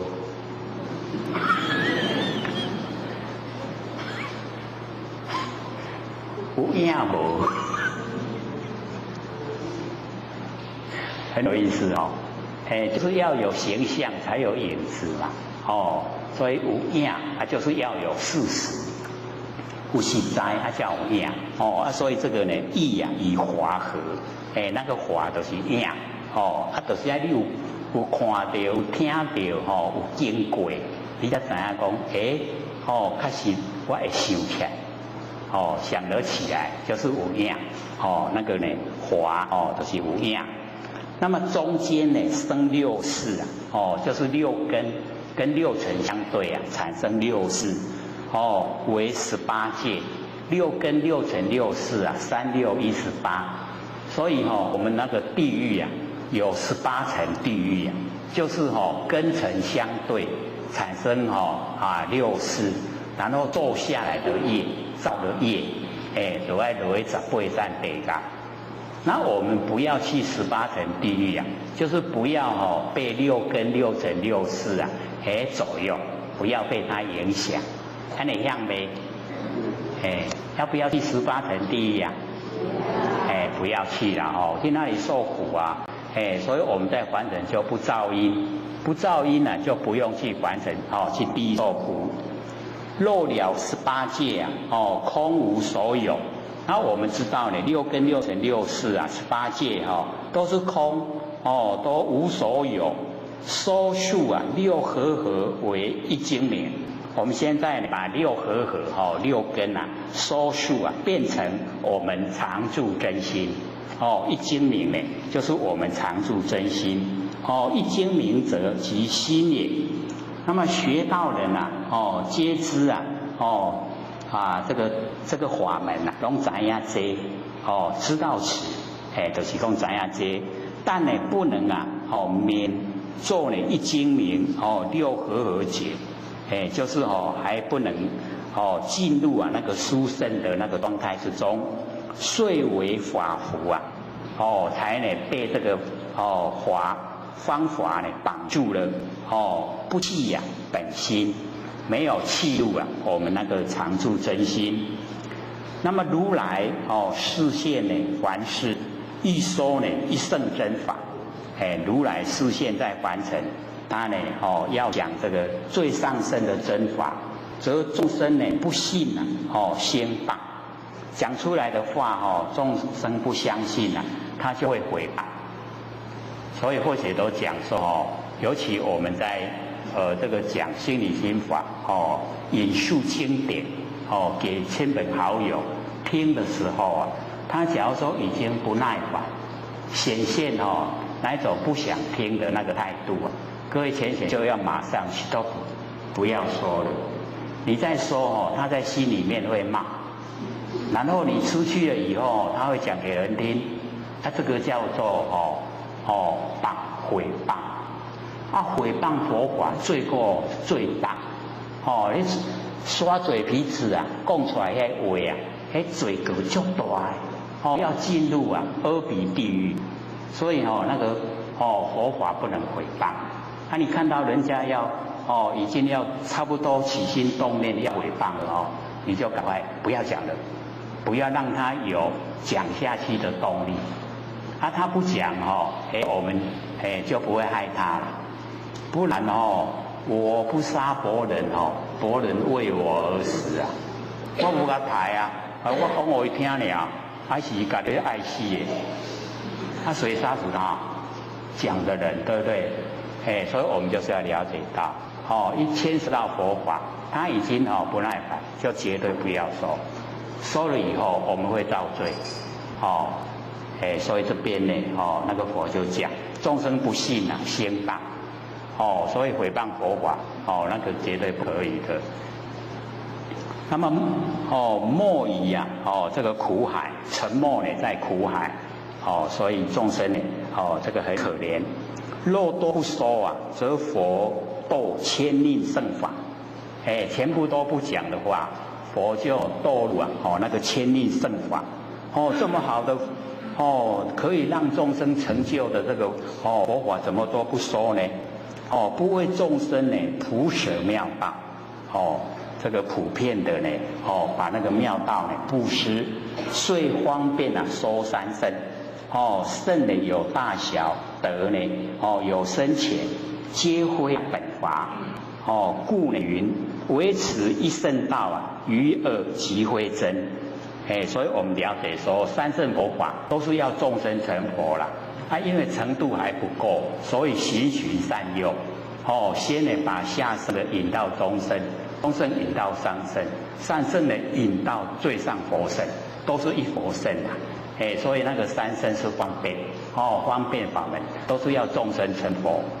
所以我们了解说，开始啊，那个下圣佛法，敲打那场。上经真好听，还甲鼓励你上经功德真大，伊他们就讲就紧来上，直哩上，经就是佛的理，直哩上伊就会接近佛理呀，这样就有那个佛音啦。有佛音以后，这么耍的认真来修，中圣法，就是呢事有动静。学法术啊，参禅打坐啊，观天文地理啊，众生法了。然后呢，再引他呢，向上一层，上圣佛法，那个呢性理心法，就是上乘法，能够研究了性理心法，了解呀，明心见性，心明因果就不迷昧了，不会做错，见性啊，成佛无疑，绝对可以成佛，所以我们就是要了解到，我们见到我们自己啊，不生不灭的真心佛性，他就是啊佛，成佛的就是他，见到了没？所以讲心知就好啦，唔免搁问啊。因为或许是有估计说有一些比较拼的时间没有那么久是最近老师鼓励才来的，所以也是要照顾到。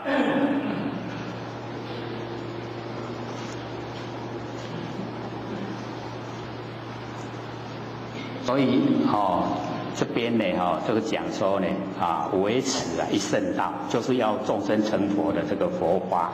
余二呢即非真，剩下呢都是方便法门。南中呢未能显一心法，没有呢显现这个最上乘的一心法，故呢遭迦摄同咒呢同法咒咒。这个释迦牟尼佛给迦摄那个大弟子给招来说来，你来坐，跟我坐做伙，同法咒咒，跟佛坐做伙然后呢拈花示众，拈花示众人天百万，人天百万莫之所措，佛是咧创啥？那有人唔讲经点伫咧拈花咧耍？所以我们要了解到，佛把那一朵花当成凡尘所有的动向，凡尘所有会动的这个形象，那谁看到啊？谁看到？谁看到？就是我们每一个人的佛性看到，所以大家都还不了解的时候那个大迦摄破颜微笑，有没有？那个记载都是安尼这简单这么简单所以释迦牟尼佛就讲他说无有正法掩藏，涅盘妙心，实相无相，微妙法门，不立文字教外别传，那护主摩诃迦摄，所以我们就是了解到拈花示众呢，这个是要离言说法，离开语言来讲经说法。那么迦摄呢破颜微笑佛就讲无有正法掩藏，涅盘妙心，实相无相，微妙法门，不立文字教外别传，护主摩诃迦摄。那么此一支法经传承，就是一直来传承这个以心印心。那么若能契悟者便至佛地，能够契悟就已经可以到佛地。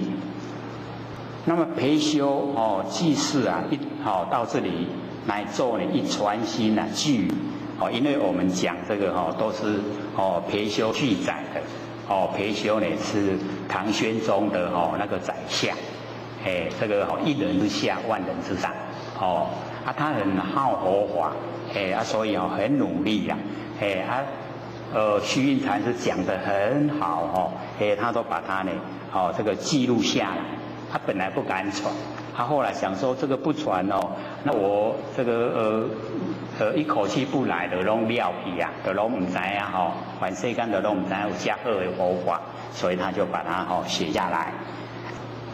那么最后他自己讲说心不可传，以气为传这个常住真心没办法传，可是呢只要你领悟契会了契悟了这样就已经是传了。那么心不可见以无为见，无所作为无所作为，不要住相呢，无所作为就可以见到我们那个常住真心。那么气亦无气无亦无无，所以又把我们很微细的我们说契悟了契悟了，会住在契悟了，又变成障碍所以他说气亦无气对好像说我们用那个直滑渡过呢那个河流，渡过河流以后啊，不要把那个执法背在身上走路了，丢掉就可以了，这样知道吗？那工具就是要让我们渡过那个河流，所以无义无武，那个武啊也没有，就是连那个武也没有，化成啊不住，就是变化的。我们现在都是变化的城市，我们所住的地方呢都是变化，一直在变化。这个城市啊化成，我们呢要了解到水泥的寿命啊是100年。所以我们用水泥盖起来的房子啊，它寿命正好用是100年，超过100年以后啊，它就危险了，风化了，就呢不牢固了，要打掉呢重盖，所以这个叫变化的城市啦，那我们要了解到，我们众生这个寿命啊，到现在大概平均是70岁啦，能够活到100多岁那个是比较他行善他有一些根啦，让他能够活过100岁。他真正的平均呐那个岁数啊只有70而已，所以活到70就已经正常值了。那我们老一辈的他都讲，咱啊话一轮60年啊，一架子啊。咱若有法度吃过一架子就无夭寿啦。没有满60岁那死都夭寿。所以我们就是要会养生虽然身体是假的，我们也要照顾它，借假要修真嘛所以身体要照顾好。那我们化成啊不住变化的这一些现象啊。我们都不要这个心啊投入的太多，或者都想说我们南部可能还好一点啦，北部现在那个房子都很贵我们尽其一生的那个努力啊，都买不起一个房子。咱的规世人拢甲投入买房子剩的拢免做，对不对？剩下的我们就被房子绑住了。这样我们的努力方向就会有偏差。一口气不来的时候我们投入一生所买的房子又带不走，可不可惜呀？所以我们就要了解说可以遮风避雨就好了啦。我们买不起，无咱去踅就好啊，迄工踅得较俗嘛可以住就好，有的吃有的穿，然后呢在心性方面呢做功夫尽量利益众生，我们这一生才有价值。以价值的角度来看就是要投入修道，就是我们修道不会后悔到一口气不来绝对会很高兴凡人的话一投入赚钱沾得了成功，一口气不来后悔了，无菜家人都带不起所以留给那个祖孙财产不好我们现在就可以看那一些这个很有钱留给祖孙，他们在打官司就是为了财产分财产在打官司。所以那个比较有智慧，他都讲钱有钱留给那个祖孙祖孙有智慧的有智慧的子孙的话，他把那个智慧都不用了，就变成就用现成的钱，他的智就变成语变成地精功。那迄个无智慧你搁留钱互伊智慧搁较无所以越来就越不理想，会每况愈下。所以钱就不要留给祖孙，留给祖孙就是要德要用德性所以祖先有德呢子孙拢会庇荫，那个才重要留德给祖孙，不要留钱钱呢我们就要学那一个啊，那个摆档咧卖菜的呀，有没有？他不是赚得很少吗？他竟然可以这个布施1000万，少少钱伫里赚，伫里布施呀，他就是说钱要给有用的人用，会样用的去用，他过得很快乐啊，快不快乐？我们就是要学那个样子，没有负担。这个上天认可，所以你讲的正确，就是要这样把钱留给有用的人去用，所以我们就没有负担了，过得会很快乐，因为心容易放空，心不住相，一放空走入真理了，常住真心呈现，那个是最理想，所以我们了解说，我们9个多月上课也从来没有打理。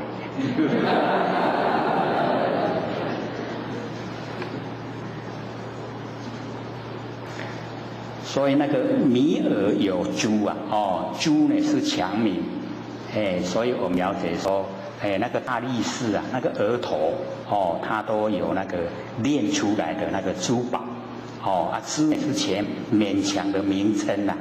那么成其有形，那个化成成也是没有形象啊，即心即佛。我们呢就是那个常住真心呢，就已经是佛。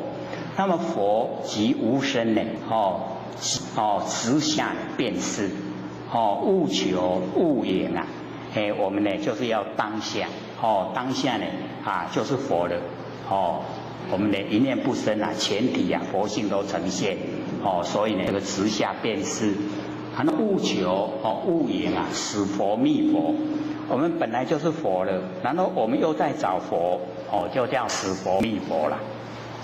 其实我们这个佛来找佛，这样就不聪明的啦，本身就已经是了，倍费工程，就是加倍浪费，我们呢那个生活之中所用的心力。那么随法生解即漏魔界，就是呢我们不要随法生解，就是要深入真理，在真理世界呢生佛。那么凡圣呢不分乃离见闻，凡跟圣呢我们没有分别心，本来都是一体的，就可以离开呢那个见闻，我们6根的那个见闻。那么无心世境以物无境，这个无心呢我们都无心的，就好像镜那个镜子，镜子它也没有心你若徛伫个头前，你的影照出来，你若照影就消失啦。伊拢无心，伊袂甲讲，进来，我头前，有没有？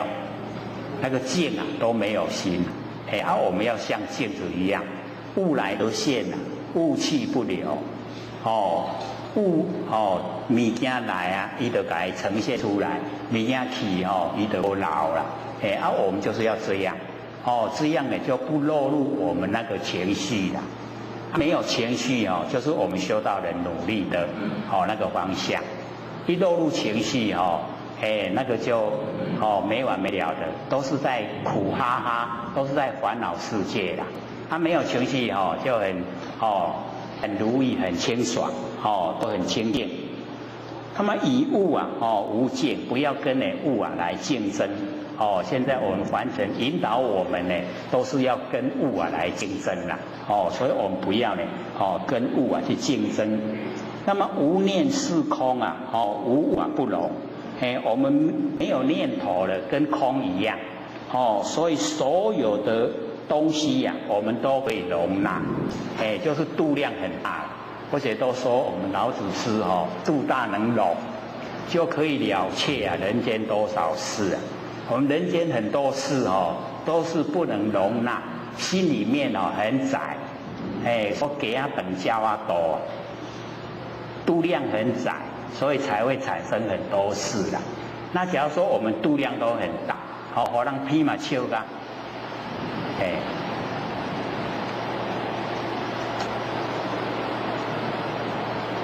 三圣呢，外法，这个三圣啊，那个方便法门啊，是始于外法，不是心法，力觉啊，虚否，就是呢，我们经过很长的时间啊，很难遇到这么殊胜的这个心法传心法要，若能如是啊是出世小。假如说我们能够按照这样来做啊，就是离开苦海的英雄，那个境啊，就是完了，就是已经讲完了。那么此篇呢传心法要，把得到的殊胜呢全部啊发挥指明。我们得到呢说道很殊胜。可是怎么殊胜我们都不知道了。研究以后啊，才知道真的很殊胜。外面怎么找也找不到的。意呢在言外，切勿呢找语言文字，也勿忽略中间的过程。是甘露啊，别使它呢变成砒霜。各位浅显，砒霜是什么？毒药了所以不要使甘露变成毒药。所以我们了解假如说呢，我们这个在生活之中呢，身体都不动三宝，就是都不劳动，不努力的工作，这样的话已经呢就是这个自己这个找自己的麻烦。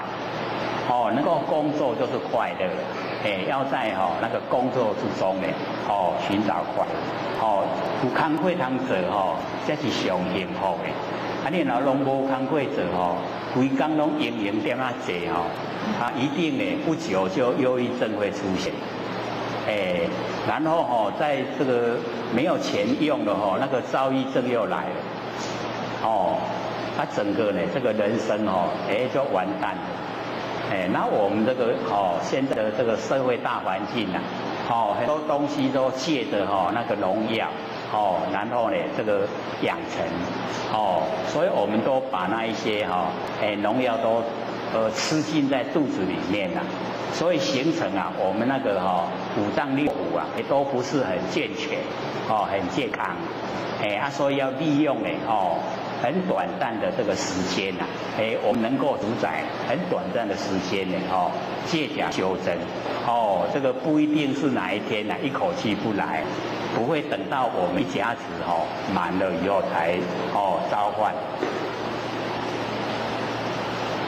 所以老一辈都在讲，观察是咧得死的不是咧得老的。真的现在有年轻人这个都不爱惜自己的这个生命，晚上呢这个上网都不睡觉黑拢咧切家己的害羞这2天的报纸不是登嘛有一个才几岁，就是晚上上网他上网上个7号表，有没有看到？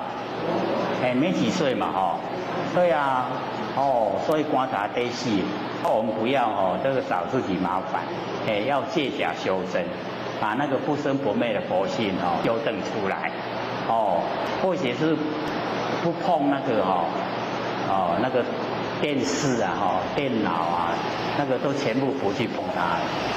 因为或者在想他在怎么的这个发明发达，都是从我们人的头脑出来的啦。从我们的佛性去生发出来的这一些产品。那现在很多那一些软体的游戏的全部都是打打杀杀。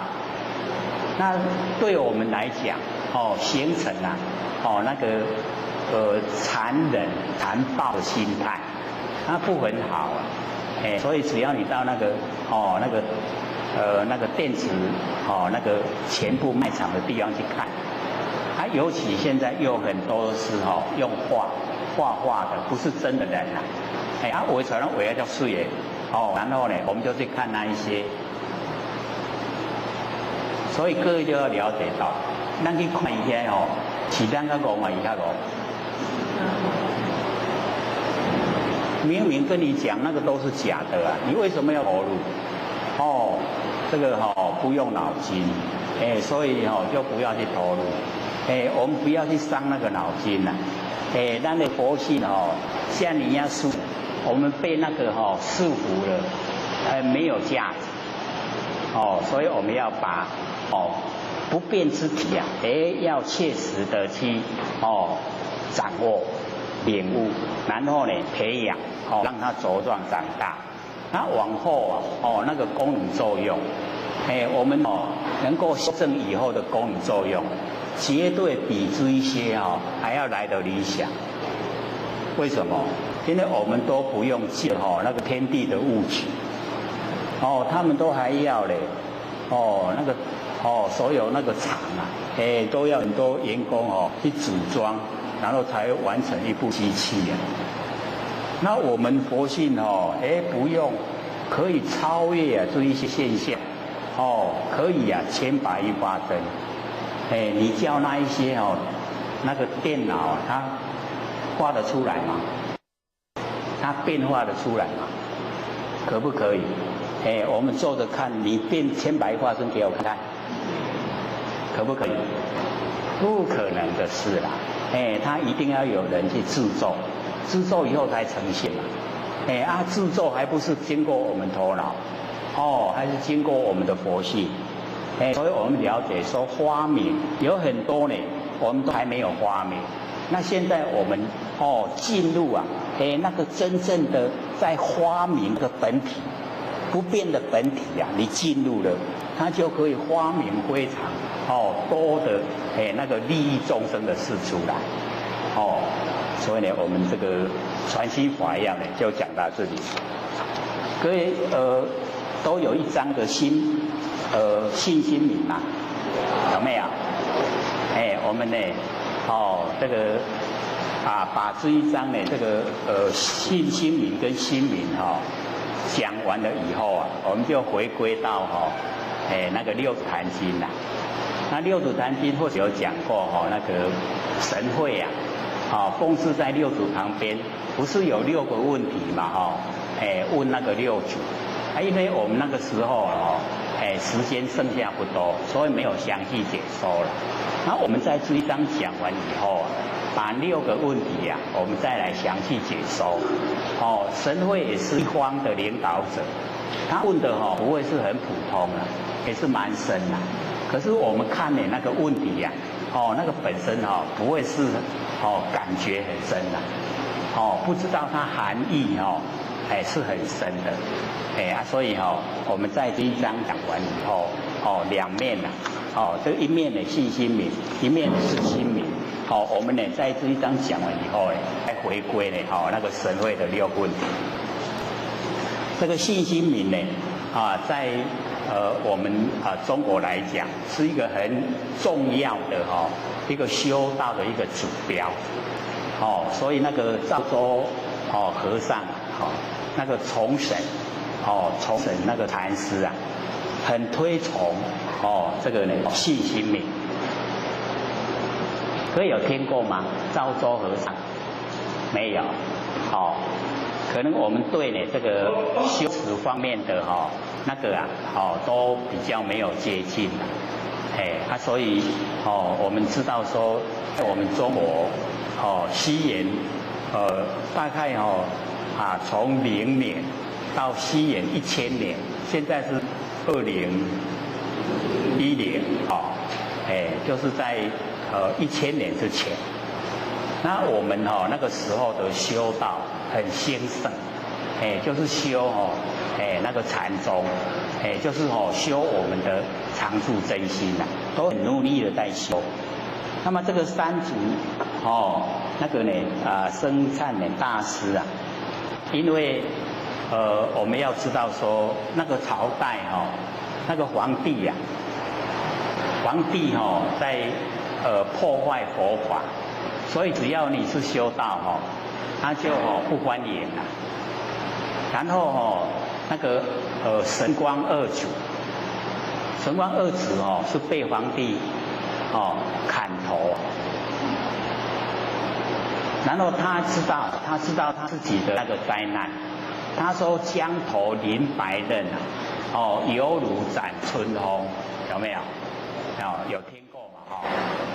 就是那个神光呢说这个皇帝已经呢对这个佛法这么破坏，所以跟那个山主讲，说你赶快逃到深山里面，不要传不要传佛法，你传佛法保证是死路一条，你要把佛法能够保存下来，所以就到深山里面去躲起来，他都没有出来讲经说法，这个山主没有，所以他的历史记载他的文件就不多了，因为他都没有出来完成，然后呢这个士族是小孩子的时候就到深山里面去遇到山主，山主呢就把那个道脉传给士族，要士族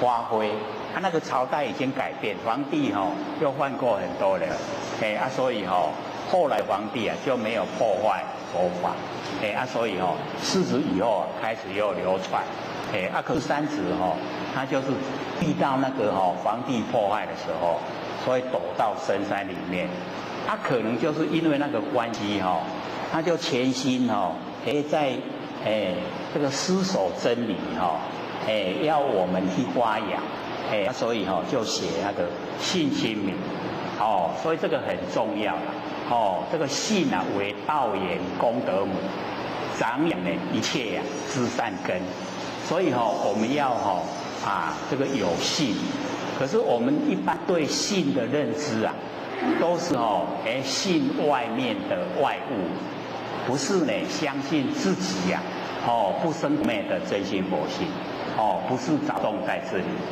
可是呢这个信心铭他就全部要我们来相信自己常住真心，从我们自己的真心起信，然后回来相信自己，所以呢这个信心铭对我们来讲帮助会很大。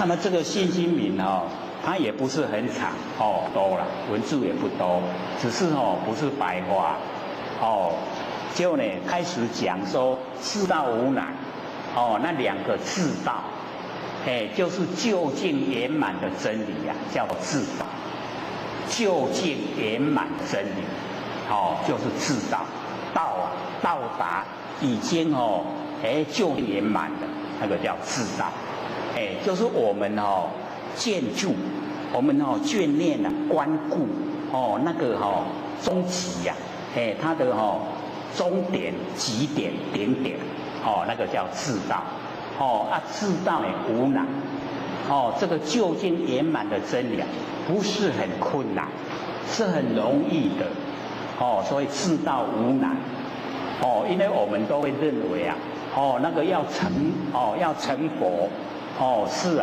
很不容易都会把那个自道看得很深，很不容易去做，很不容易到达所以那个山主就开始就讲说自道无难，不会很困难很容易自道很容易。那么危险卷择，这个危险卷择就是我们不能进入那个选择，那个是去挑选。我们去挑选的时候那已经是离开道了，所以这个道不能挑选不能选择啦。这样懂我意思吗？我们假如说有选择有挑选，那个就分别心啦。它一落入分别心它是属于我们佛性的功能作用，就不是本体了所以这个山主就讲说自道无难危险卷择这个挑选你去选择那已经呢就已经不是自道了这样了解意思吗？虽然说它不是很白话，可是也不是很深不会很深。只要呢，我们用一点心呢，都可以了解。按摩呢，爱憎，就是我们不要进入喜欢讨厌，不要爱憎，爱就是喜欢，憎就是讨厌，我们呢不要进入喜欢讨厌。可是我们在凡尘就是很容易进入喜欢讨厌。我们的生活之中，都是两极化，不是喜欢讨厌，不是喜欢就是讨厌，都是两极。可是呢，我们要进入至道，进入到道的究竟圆满，就不能进入这个两边。所以呢，淡漠爱憎就可以洞然明白。只要我们不落入两边，不喜欢讨厌，我们对整个究竟圆满的真理我们就会明白，就会清楚整个都显现。所以这个呢蛮重要了，就是能够全部整个都呈现道是什么状态，那究竟圆满。毫厘有差，天地玄隔，就是不能差呢，一点点毫厘非常小的，我们出发点呢不能差一点点，出发点差一点点到目的差得很远，所以或者就强调。我们要用不生不灭的心来修不生不灭的道，这个就是开始的时候一点点都不能有差错。假如说我们用生灭心来修道，我们凡人日常生活的心都是生灭心那个事心都是生灭。那我们用认识的心来修道，这个道就修不成，不会究竟圆满，不会。所以我们呢不能在开始的时候就已经偏差，一定呢要正确。那我们这个追求的方向也要正确，不要追求神通那个神通是我们佛性的功能作用。只要我们能够呢进入佛性那个不变之体，那个功能作用以后自然会呈现。所以我们开始追求的时候绝对不要去追求神通。我们一追求神通方向偏差，然后神通变生灭，我们追会被我们追到，可是一段时间它会变化，那就不是了，不是我们想要的，所以我们开始的时候就是要正确，就是追求真理，追求真理以后，在我们身上就是常住真心。那么常住真心呢，我们就是要透彻的去认识，这常住真心呢，就是我们建筑的终极，终点点我们呢努力方向，就是呢一定呢要朝这个方向努力。毫厘有差呢，天地玄隔，就会差得很远。那么易得现前莫存顺利。我们要我们那个不生不灭的真心佛性呈现在我们眼前，就是不要心里面不要存在顺利，就是不要有两边就是要呢我们要这个守住那个中道。所以我们了解这个和中是很重要，时时刻刻呢都和中，那个就没有胜利就没有存在这个胜利，所以我们知道这个真理只要我们肯用心呢去追求，一定会呈现那个答案在我们眼前。那么伪圣相争是为心病，那个伪圣呢相争，我们在凡尘违背我们的心意，以及顺着我们的心意这两个方向我们去相争的话，是为心病心的毛病就是这样，就是不要有两边，不要有那个顺利。那凡尘生活一定都是顺利在凡尘的生活啊，不是顺着我们的心呢，就逆着我们的心呐，都不会呢，刚好是究竟圆满，不会是那个样子。所以我们了解说呢，那个为圣啊，相争呢，就是我们的心病。那么不识贤子啊，徒劳面见，就是我们不认识啊，那个玄之又玄的宗旨。那个玄之又玄啊，就是我们常有常无、不生不灭的真心佛性，那个本体。我们不认识的话呢，徒劳呢面见，就是我们要打坐做功夫呢，那个都是枉费了，徒劳。现在又讲了，忘记时间了，剩下10分钟而已。给各位呢这个前贤问问题，有没有问题啊？剩下10分钟，好，请说。好。外国前贤有6个问题要请教，第一个问题是，我看见多只饿狮子快饿死而发慈悲心从高处掉下，舍身喂狮子。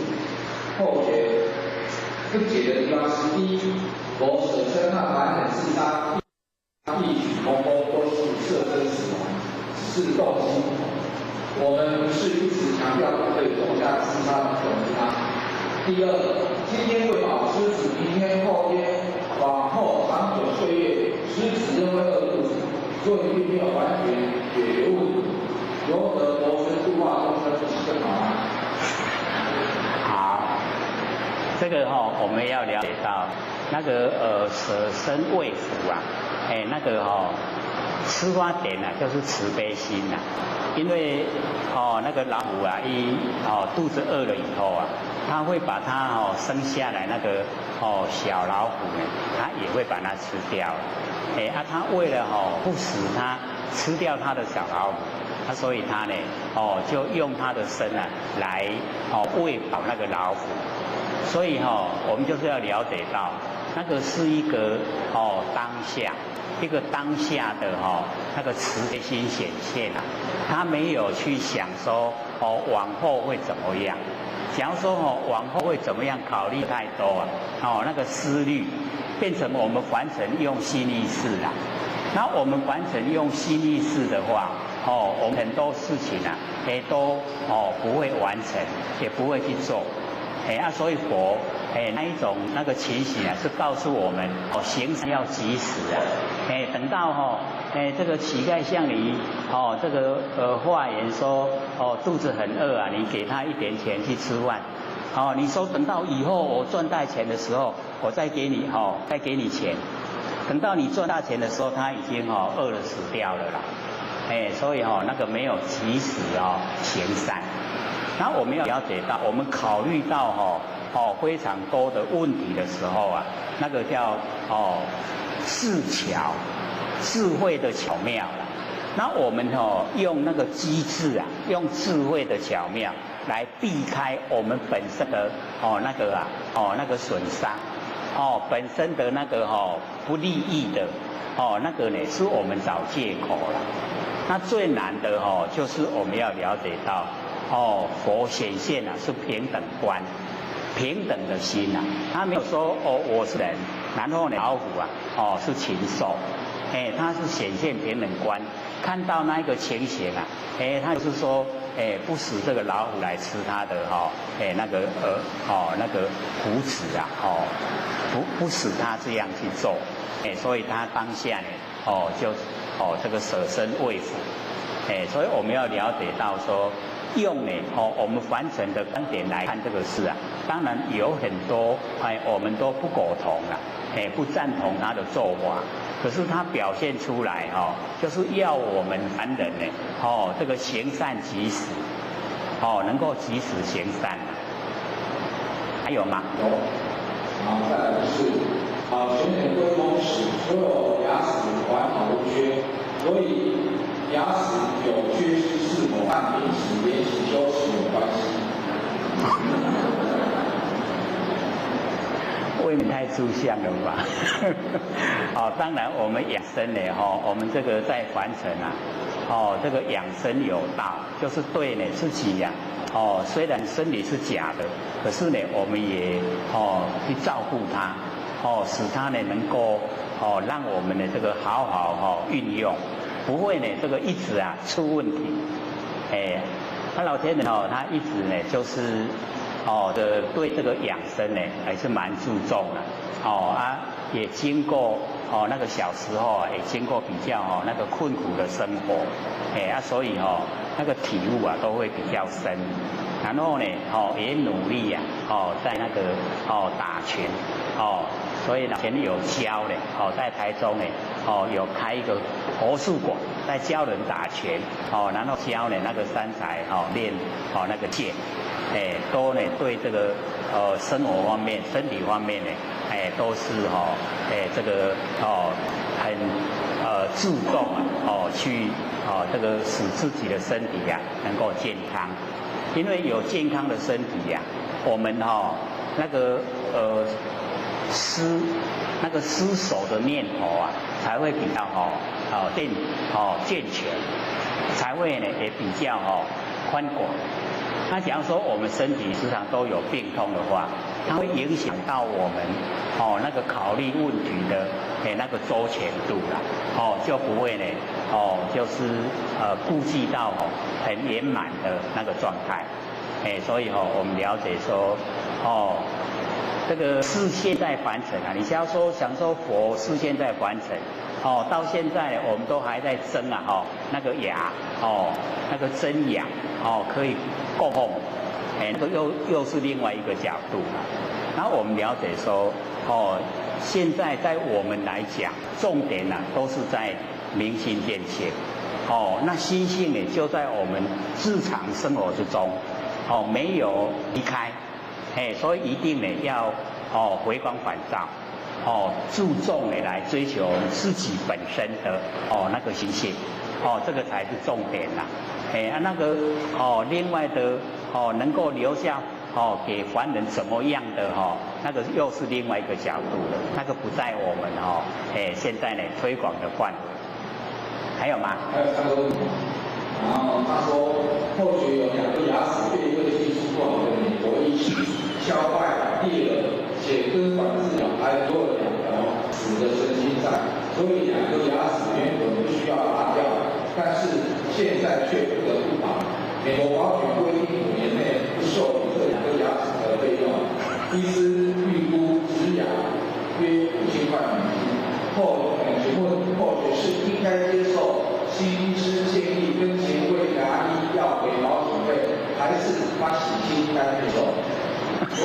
这是因果造成，所以不管别人多不合理，即使依然乱收费，我们要该接受吗？标准如何定才算是有智慧和中庸之道？好，我们呢就是要用我们的那个一般那个常情凡人怎么样去利用的，我们也要用也不能说我们吃亏了还说讲说欢喜心甘愿受，那个不合真理我们欢喜心甘愿受是我们业力现前，他那一个是我们处理事情的方面没有处理得很圆满才会呈现那个事。那要怎么样会比较用的会用少，然后我们自己本身又可以免除那个痛苦以那个为前提，那个为重要。那个欢喜心甘愿受是我们的业力现前才做的事。再来剩下2个问题一个是信理心法纲的 DVD 7跟 MP3盒送给对头大会多于机械刀心吗？因为教课内容有提到心术不正不可教他，有时候很难掌握别人心术是不正。这个都鼓励大家多看多听能够呢改变自己的那个心这个是很重要所以没有求道的也可以不同那个宗派的也可以，都可以要这个衡量自己的心正不正哦，他听久了自己会知道。那最后是想学法，依神秀也想学法，他学了再去度神秀，人人皆学得正法，不是更好吗？何况神秀也在教导一方众生，以正法教大家才是理想，不是吗？是没错的啊，因为我们六祖坛经他所强调的就是领这个天命的一代祖师啊，因为神秀他的那个根器啊，就是没有到达六祖的程度了，所以六祖很推崇，所以各位没有看那个古登会员跟那个景德传灯录，它里面有记载，那个皇帝跟那个不是有请六祖去皇宫嘛？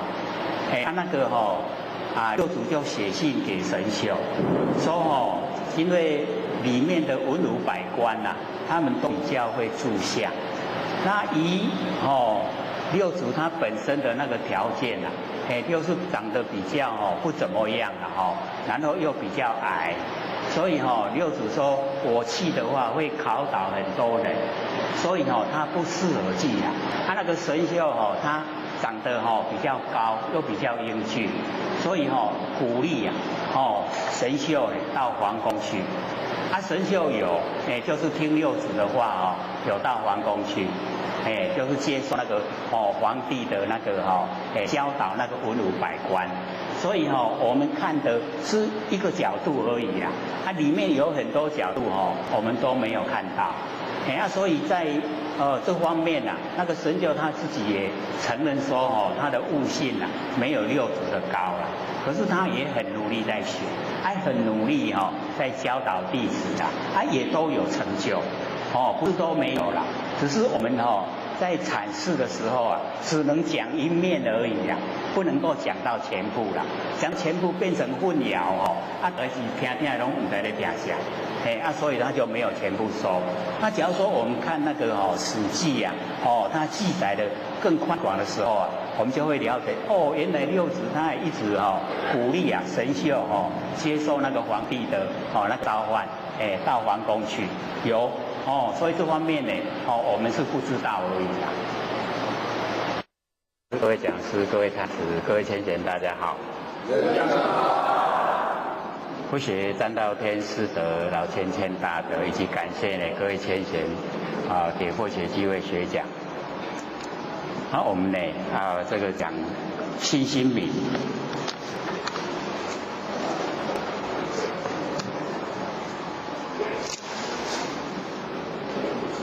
我们上个礼拜呢讲到哪边的？第三行圆筒太虚这边嘛。好，各位手上有没有资料？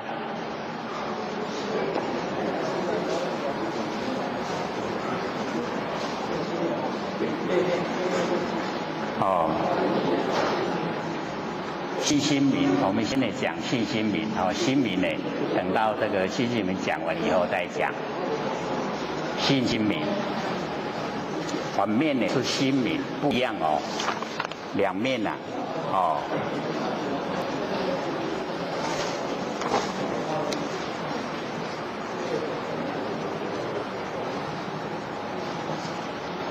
都有了吗？有了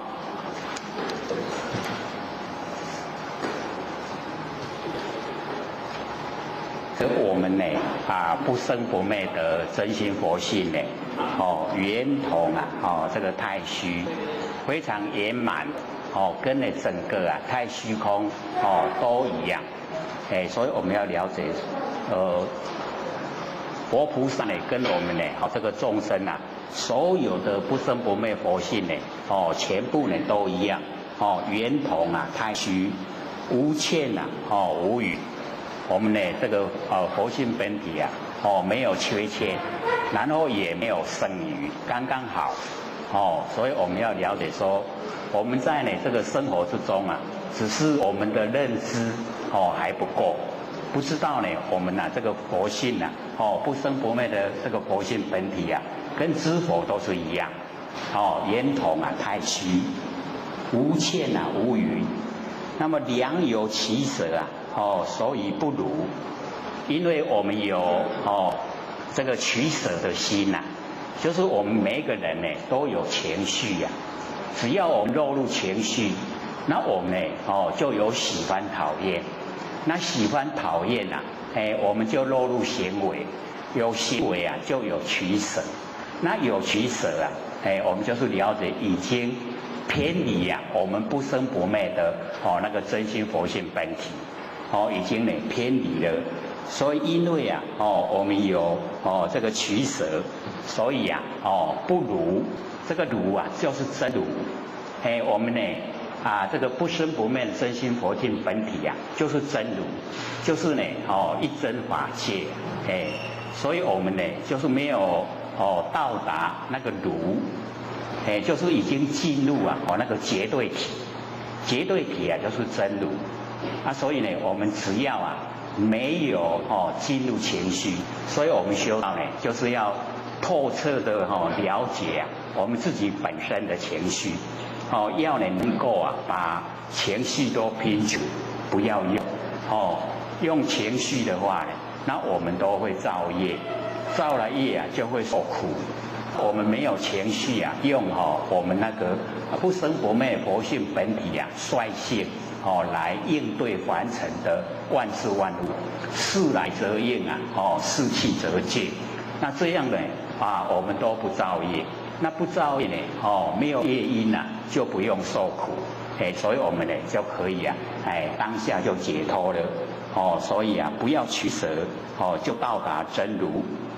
那么莫执有缘勿住空忍，就是呢我们在日常生活之中，我们都会攀缘，我们的那个攀缘的心都很浓厚，就是呢我们对所有现象都有希望，都有企图。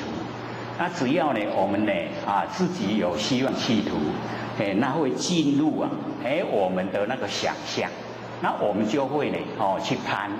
那我们一攀缘了以后我们心就不平静。那心里不平静我们所造的一切又形成业因这样的话呢就等于我们会在这个六道之中轮回。所以呢我们呢莫主，不要追逐那个有缘，不要追逐有，不要追逐攀缘这两个呢我们可以去掉的话，那我们在生活之中所有会造业的因全部都已经呢摒除了。那我们不造业就不会受苦所以一定要了解到，我们在现象受苦是我们造业来的没有业就没有苦。所以要从业因我们把它消除掉所以呢莫执，不要追逐有缘。那勿住空忍，不要呢住在这个空忍。所以我们要了解到虽然说我们说要不住相，可是不住相我们的习惯性就会变这个住在那个玩空不着有就变着空了。所以这边的空人就是呢人就是安住不动。那住在空里面安住不动的话那不是正确啦。那个空跟有我们是要了解到是从我们呢不生不灭的真心佛性所生发的。那我们知道呢它两边全部都包含在佛性之中。所以我们所要了解的空跟呢我们着想的空竟然是不一样。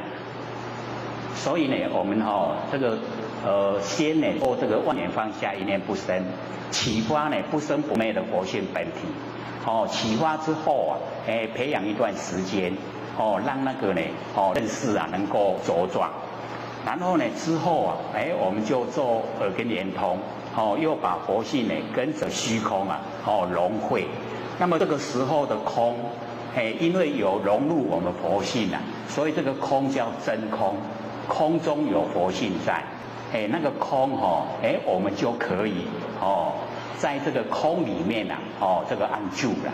所以这边呢，物住空人这个空啊，它是完空，所以完空呢，跟有相对待的这个我们不要住，我们要住在呢佛性本体的那个真空，真空妙有，真空呢就是空中不空，空中有佛性在，妙有啊就是有没有形象，所以叫妙有。那我们佛性本体叫真空妙有。是充塞整个啊，宇宙虚空，宇宙虚空啊，全部都是我们真佛性，所以非常宽广。我们要了解到，我们佛性啊非常宽广。那我们之所以啊，没有这个到很宽广的程度呢，是我们的那个认知啊，不够。我们平常没有研究，没有学习，不知道。不知道呢，我们佛性有这么宽广。假如说我们一知道了以后啊，我们就会啊，慢慢的来，这个进入，真空妙有的实际呀，那个理地，道理地方，我们可以啊，安住在这个真理之中。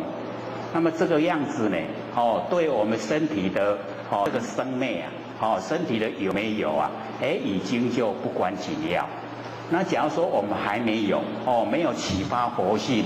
也没有培养我们那个般若妙智慧，那么呢，假如说身体没有了，那我们会被业把我们推，业力把我们推到什么现象啊？我们就在什么地方现象，现象以后啊，又是要过一个分段生死。那假如说我们已经可以了，已经呢启发不生不灭的佛性，可以启发了。然后呢，我们又把它培养，让它茁壮长大，已经呢跟整个宇宙虚空能够合成一体。那么这个时候啊，我们就是了解到整个法身啊都呈现，就是我们呢不生不灭的佛性呢，整个都完全都呈现了，这个是最理想。我们要了解到呢，我们追求啊，就是了解到说，我们要把所有的这些呀，生灭的妄，都把它去掉，然后呢，妄已经全部去掉以后啊，真呢就显现。那真一显现以后啊，常住不灭，它是永远都在，亿万年都在，所以我们也讲过说呢，时事古今呢不离当念。我们当下的一个念头啊，具备了亿万年，我们都不知道呢。我们当下的念头啊，有这么宽广，有这么的奥妙，因为呢，我们都缺少研究呢，不知道。那现在呢，我们呢，就是呢，静下心来，我们呢来了解说，我们现前的一个念啊，就具备了亿万年，非常长久。亿万年前、亿万年后啊，就在我们当下的一个念头，我们要了解说，当下这个念头很重要，所以呢，在日常生活之中呢，就尽量啊朝这个方向努力，万年都放下，不要攀缘，然后呢，一念不生，万年放下，一念不生呢，这个时候呈现啊，就是不生不灭的真心佛性。所以这个佛性一呈现以后啊，我们保持那个灵敏度，那个知觉性，保持那个知觉性啊，一段时间，我们慢慢的佛性功能啊，它会慢慢呈现，我们就有那个般若妙智慧产生。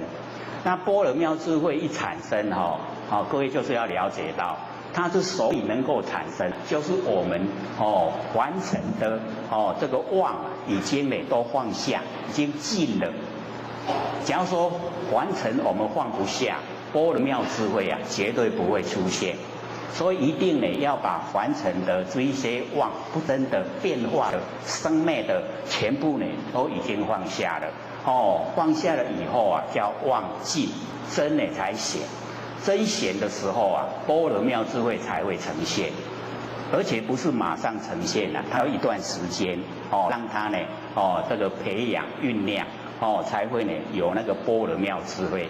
那般若妙智慧啊，是佛性所具备的，它本来有的是我们平常都没有用没有运用所以才这个不呈现。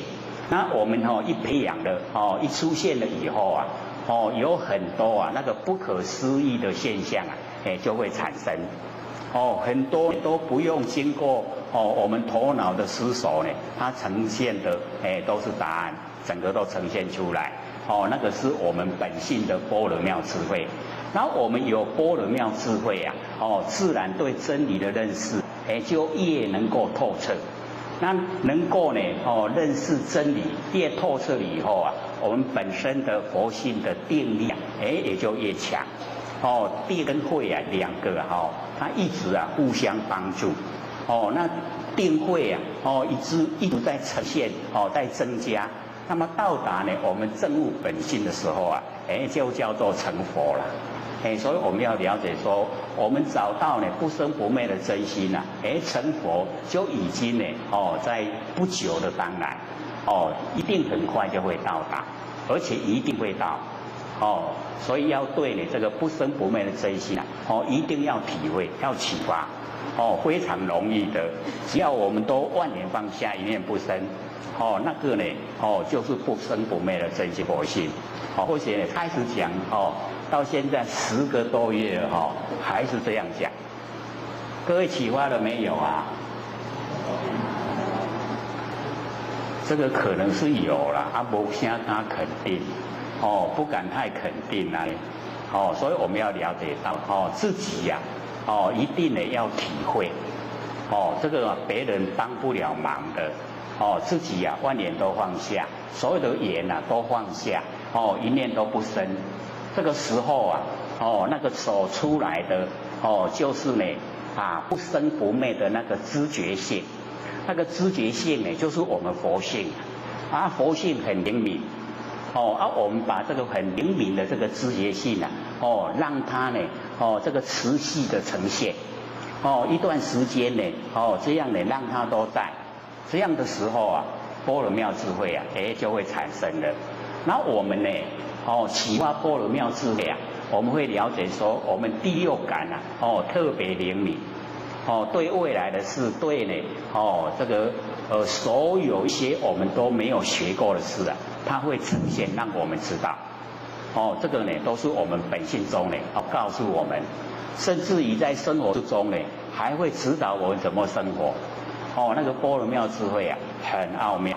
有般若妙智慧啊，我们离开形象啊就很容易我们之所以啊没有办法离相离不开形象，被形象呢束缚，就是因为没有般若妙智慧啊。所以我们有般若妙智慧啊要行持忍辱波罗蜜啊就很容易，因为很容易离相离开所有形象走入真理世界。那么这个时候呢从真理的角度出发来看呢，所有这个众生呢众生呢是众缘积聚而现的生相所以呢都是假象所以没有人侮辱我，我没有被人侮辱，都没有。所以呢有般若啊就离相了，离相了就没有烦恼了所以这个很重要，而且要自己努力我们呢不肯放下我们凡尘所学的那般若一定没有一定要放下凡尘所学的所知道的所经过的，一定呢要放下般若才会产生，而且是从佛性本体产生不是从我们落入凡尘以后学的产生，不是绝对呢不能从我们的那个聪明之中呢去这个对呢那个般若的那个解读我们呢了解说般若不是我们凡尘有现象有身体以后所学的是佛性所具备。这样各位了解吗？老子说呢，彼此贤然能无痴乎？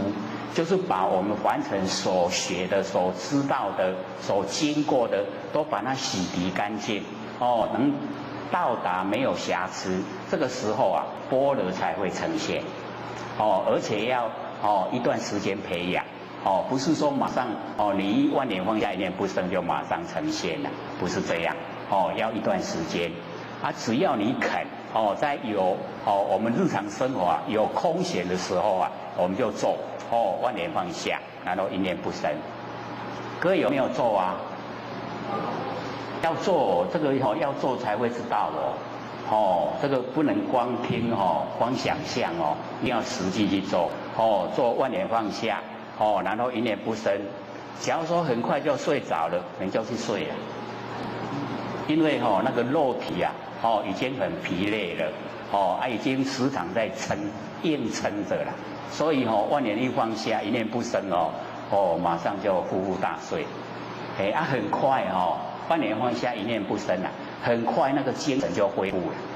等到你恢复过来的时候啊，有空闲再做再做万年放下，一念不生。这个是精神很好的时候啊做精神不好要睡觉你就睡它很快就恢复了那个疲累啊很快就过去了一过去以后啊我们又开始做只要你肯这样连续一段时间呐绝对你会发现进步很大自己的进步很大自己的观念啊也会改变。整个呢，以往所认为的一些呢，执着的问题啊，也会解决。就是因为我们肯万年放下，一念不生，肯恢复呢到我们那个本来面目。我们的本来面目啊，都是非常清净。只是我们落入凡尘啊，被凡尘感染的五颜六色，所以本来面目不见了。那我们现在呢修持啊，就是要恢复我们清净的本来，使我们的那个身心都清净，身心一清净啊，佛性就清净，佛性清净呢，自然啊不生不灭的本体啊就呈现。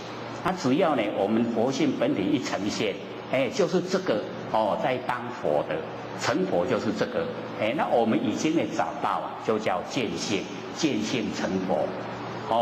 我们研究呢说根尘相对啊，那个六识那个心是生灭的是四心是生灭的，所以我们心已经明心，那明心我们就不会造业了心已经明了所有的业啊都是从我们心生发，心生出念头，然后落入行为，然后才造业。那我们已经都了解了明了我们的心，所以心呢要产生呢那个恶业的时候啊，我们马上有那个知觉性去阻挡它，可以做这样呢恶业不造我们就不用受苦所以心明因果就不灭，不会迷灭因果，然后见性成佛无疑一定可以成佛所以我们一定要明心见性。各位浅显明心见性了没有啊？是有回答了，可是都不敢肯定，那个心都还不笃定不过或许是很赞叹我们这边都才10个月而已就可以进入很理想的状态对自己不生不灭的那个本来面目就能够认识。那或许在北部大部分呢都经过大概是1年、2年3年才会领悟到是一个状态所以我这边算是这个成效很好这个大家都一致很专心的这个学习所以我们就可以回顾说我们还没有研究之前跟研究了10个月以后纵然竟然一定有差别，有没有差别绝对有差别以往呢有人问我们说你能成佛吗？那个时候大概是心里面在想希望成佛，对不对？那现在人家在问就不一样了你能够成佛吗？可以的，是不是这样？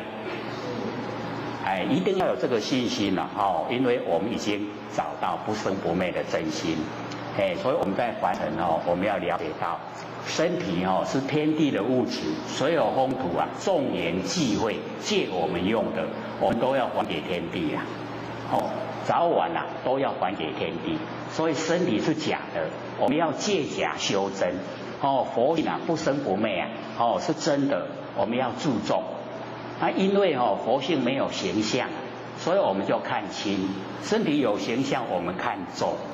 所以呢，佛说我们颠倒，众生都是颠倒。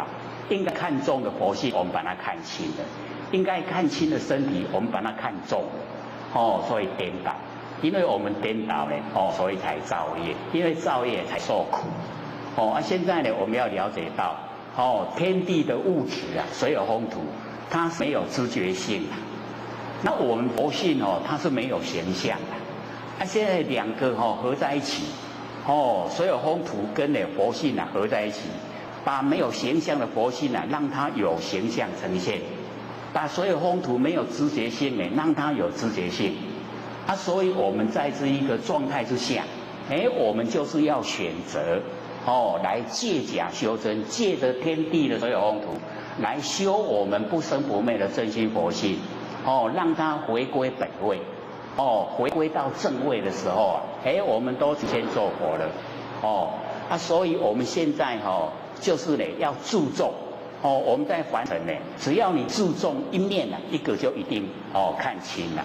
注重佛性的身体就看清了，注重身体的佛性就看清了，对不对？我们都是这个样，这个样子所以在我们已经看中了不生不灭的真心的佛性的时候我们已经看中了，看中呢就会朝着不能有一点缺陷，不能有一点瑕疵不能让我们呢不生不灭的那个佛性沾惹尘垢，凡尘的这一些污垢呢都不沾惹，那我们呢佛性已经恢复光明，恢复光明了以后呢，这个身体早晚都是要还给天地的，所以就不要我们当然不糟蹋它，可是也不要太着重在身上，养生呢是可以，可是呢不要说太过分的，我们养生能够养到这个1000岁那也一样要死只是慢一点死而已那现在以现在的这个现象来说我们看到那个你岁一大了行动不方便这个出门以后呢，这个处处都不受人欢迎。本来年轻人上下车不是很快吗？他今天或许刚好要出门的时候他从那个家里社区一出来，就看到哇，车子来了，公车来了，可是离得好远然后也在想说这一下子要再等20分钟了，一定坐不上。结果就遇到一位那个老先生他这个行动不方便拿一个那个4角形的代步他在车上慢慢要下车了因为他的行动很慢，他行动很慢我说如果我坐着不免搁等20分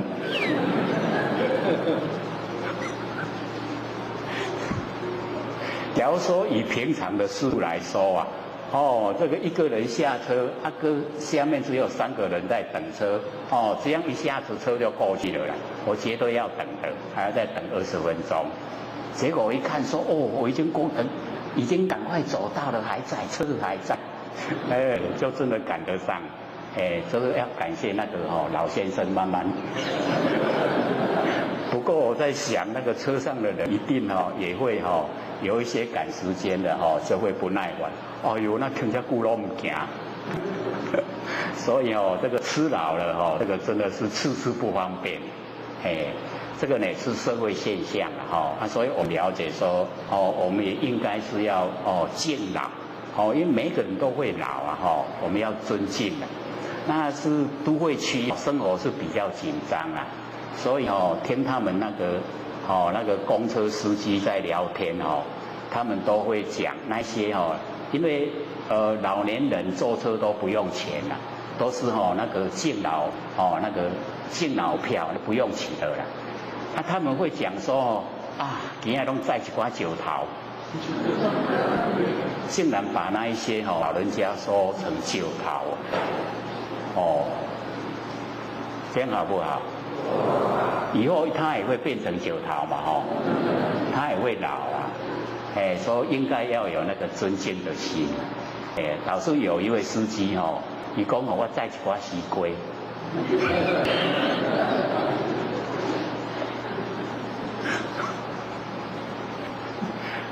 所以听他们那个司机在聊天哦，也是蛮有意思的。在铺柏油，他都在铺地毯，因为在铺柏油，车子就会被阻挡在后面啊，会塞得很久。所以有一些他们那个对谈那个大哥大在讲，说都在铺地毯，听起来蛮有意思的。所以我们了解说，在凡尘呢，很多事啊，你用不同角度啊，来观看的话，会有不同的那个感受。我们呢，就是了解到我们在修道的时候啊，会身心呐都会很健全，所以行动就会比较敏捷啦。那因为我们一般人啊，对这个凡尘都会比较贪恋。那贪恋凡尘有一些就少运动，那年岁一大了以后啊，又缺少运动就会老得很快，那行动呢就不很敏捷，就会造成人家的不便，所以我们修道呢，就是要这个努力的生活。各位有没有努力生活啊？要很努力生活，不要呢手不动三宝。在家里面事事做，这个做事啊，而且都讲做事才是幸福啦。有事情做了要很高兴。假如说都没事做的话，会了一个报会的人啊，我们都不希望呢变成报会的人，都希望成有用的人。所以在凡尘呢，就要努力的生活，要努力的使我们不生不灭的佛性啊，都发出光明，可以乐于帮助人，帮助人就有很多事可以做了，对不对？不计较那个得失啦，不计较呢那个名，所以呢我们在了解说生活之中呢，看看我们怎么样的那个心态呢，来保持怎么样的那个生活。所以我们讲说呢。这个呢，物啊住空人，不要住在那个玩空，我们要住在真空妙有，真空妙有呢，就是我们不生不灭的那个佛性本质，它呢非常宽广，充塞整个宇宙虚空，超出呢我们太阳系，所以每个佛世界西方极乐世界，东方琉璃世界，全部呢都有这个北方呢，八方世界。那么一种平怀，泯然自己，就是呢，我们要有一种，只有一种，平怀，就是呢，我们那个胸怀之中啊，就是平常心，平常心啊，就是道，就是我们呢，就是已经进入一个绝对体，没有分别心。所以呢，这个一种平怀，这个就是我们要自己努力，因为佛已经呢，没有分别心啊，所以证悟成佛。那我们众生呢，因为有分别心，所以我们变成众生啊。那哪一天呢，我们的分别心啊可以去掉了，我们也就可以证悟本性了。分别心知道吗？我们这个可以说六道轮回太久啊，我们一见就分别了，眼睛一看了耳朵一听了，分别心自然就产生了，就是喜欢讨厌，喜欢讨厌就是分别心啦。我们有没有喜欢讨厌？这个没有喜欢讨厌大概要去精神病院。所以每一个人呢都有那个喜欢讨厌，可是呢我们要了解到我们不要在呢凡尘的现象之中呢产生喜欢讨厌，因为凡尘的所有现象呢都是无常变化，都一直在变，所以不要对这些现象呢产生喜欢，产生讨厌。那没有喜欢讨厌我们就没有取舍的心，没有取舍的心就不造业了，不造业呢就不受苦。就已经解脱了。所以一种平怀，我们已经进入一种，就是真如一真法界，那一种平常心的状态，我们修怀都是平常心，那样呢，整个都是不生不灭的那个佛性呈现，泯然，这个泯呢就是泯灭。泯灭呢，我们把所有的一切都泯灭了，让它呢恢复到自然，泯灭恢复到自然，全部呢都是一个绝对的佛性本体，所以泯然自尽，他自己就已经呢全部都已经消失了，没有相对待，所以我们不用分别。不用分别呢，就可以证悟，可以成佛了。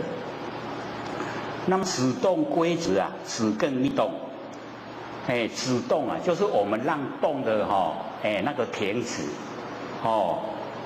止动就是呢让动的停止，我们让动的让它归到停止，那么这个样子那个动它会更动的厉害，知道这个意思吗？知不知道？像说我们很容易起心动念，对不对？然后我们在起心动念的时候说不要有念头，不要有念头，会不会这样？努力嘛努力说不要有念头，不要有念头。我们那个念头各位先生是更多呢还是更少？不要有念头，不要念头，不是多了嘛所以这个止动呢归止，我们让动的让它归到停止那个它会动得更厉害。那要怎么处理？各位姐姐，最理想怎么处理？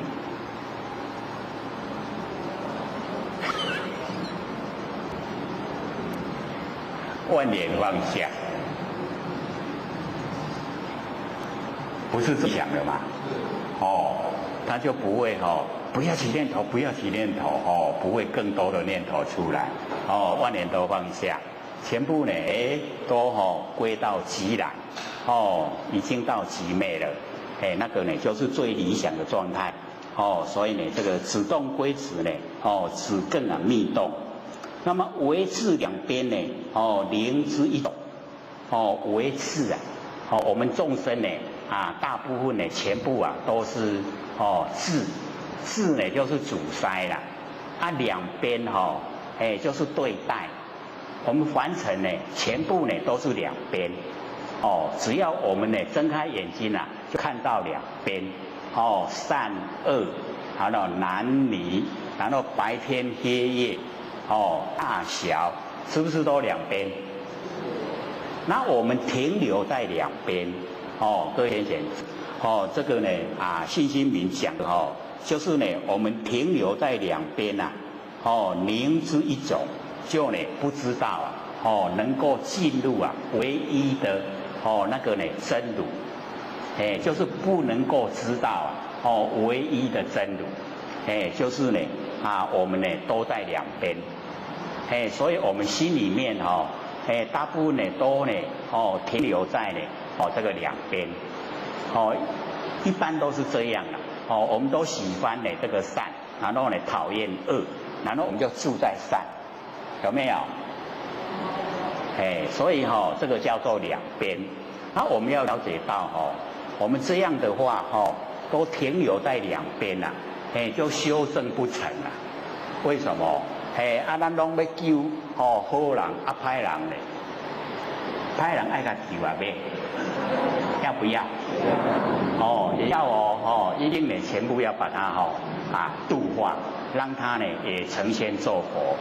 所以我们要了解到这个所有众生都是我们心分之内的众生，都是我们自己所以有一个众生没有得度就是表示我们还没有修得圆满。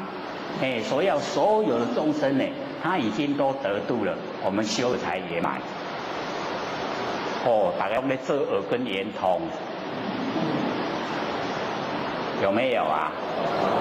拢去外口吼声吸引的，所以你看又圆因为四周都在下雨有没有圆？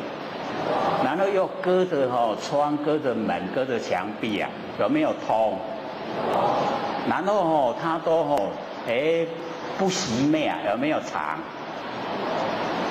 常住圆通还有常。我们佛性的状态，有雨的时候啊，我们听到；纵然它雨都停了以后啊，我们也听到。听到静悄悄，外面静悄悄啊，我们听到雨声，听到静悄悄，那个都是佛性的那个稳性啊功能作用。所以我们了解，我们佛性呢就是具备了圆、通、常。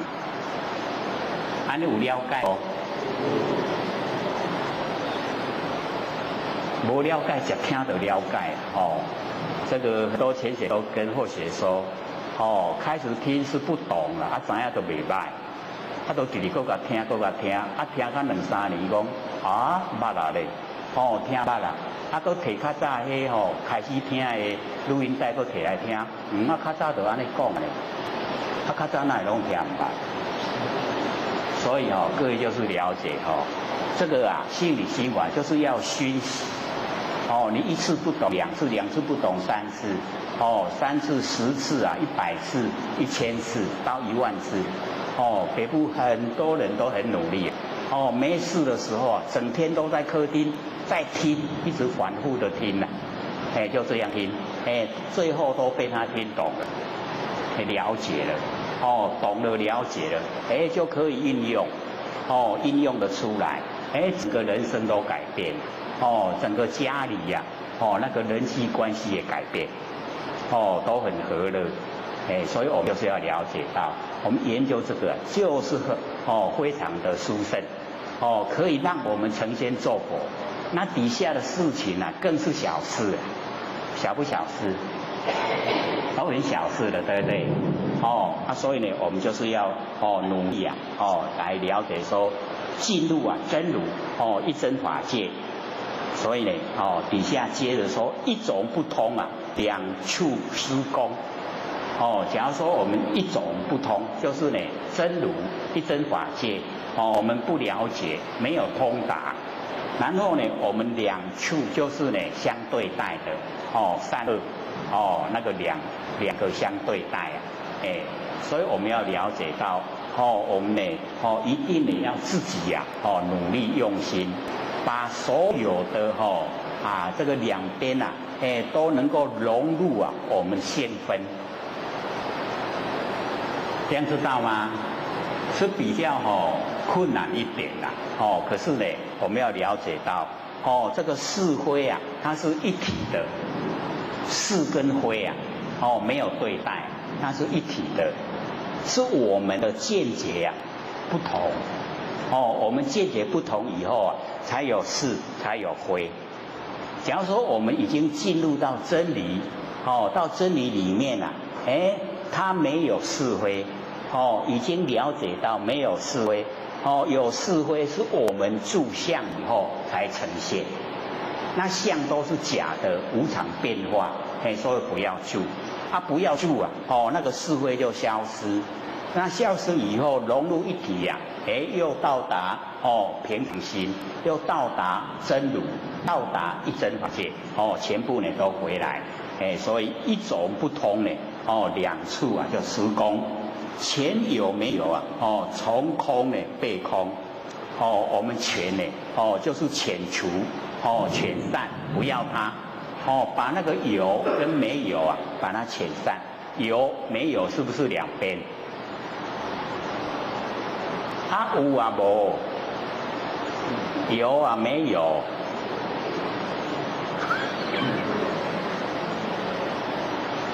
所以我们很容易进入这一种状态，到底是有没有？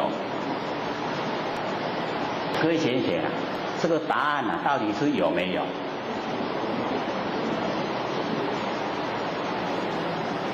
有没有？因为他讲前有前没有，他到底是有没有？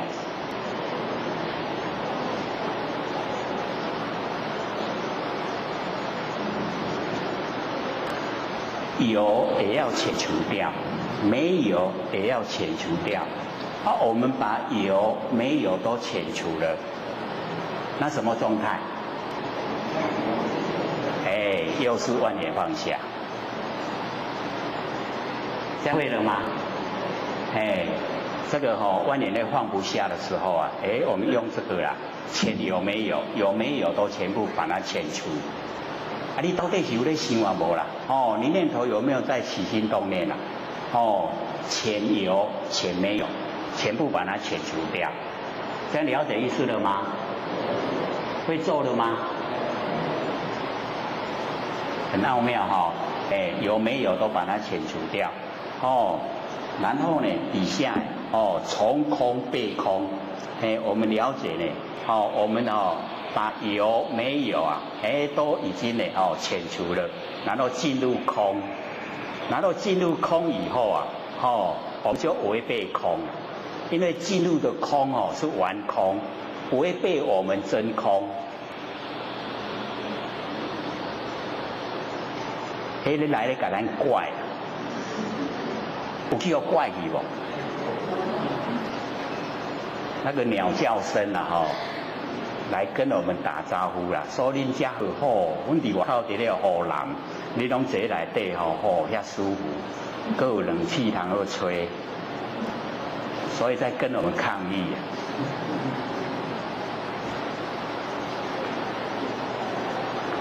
从空呢，就是我们进入啊，跟有相对的空，可是那个空是完空，所以我们不要找有，也不要找空，两边都不对，我们要真空，就是要在佛性之中，所以我们不从空背空，多圆多虑啊，转不相应，这个我们要跟我们呢不生不灭的真心佛性啊。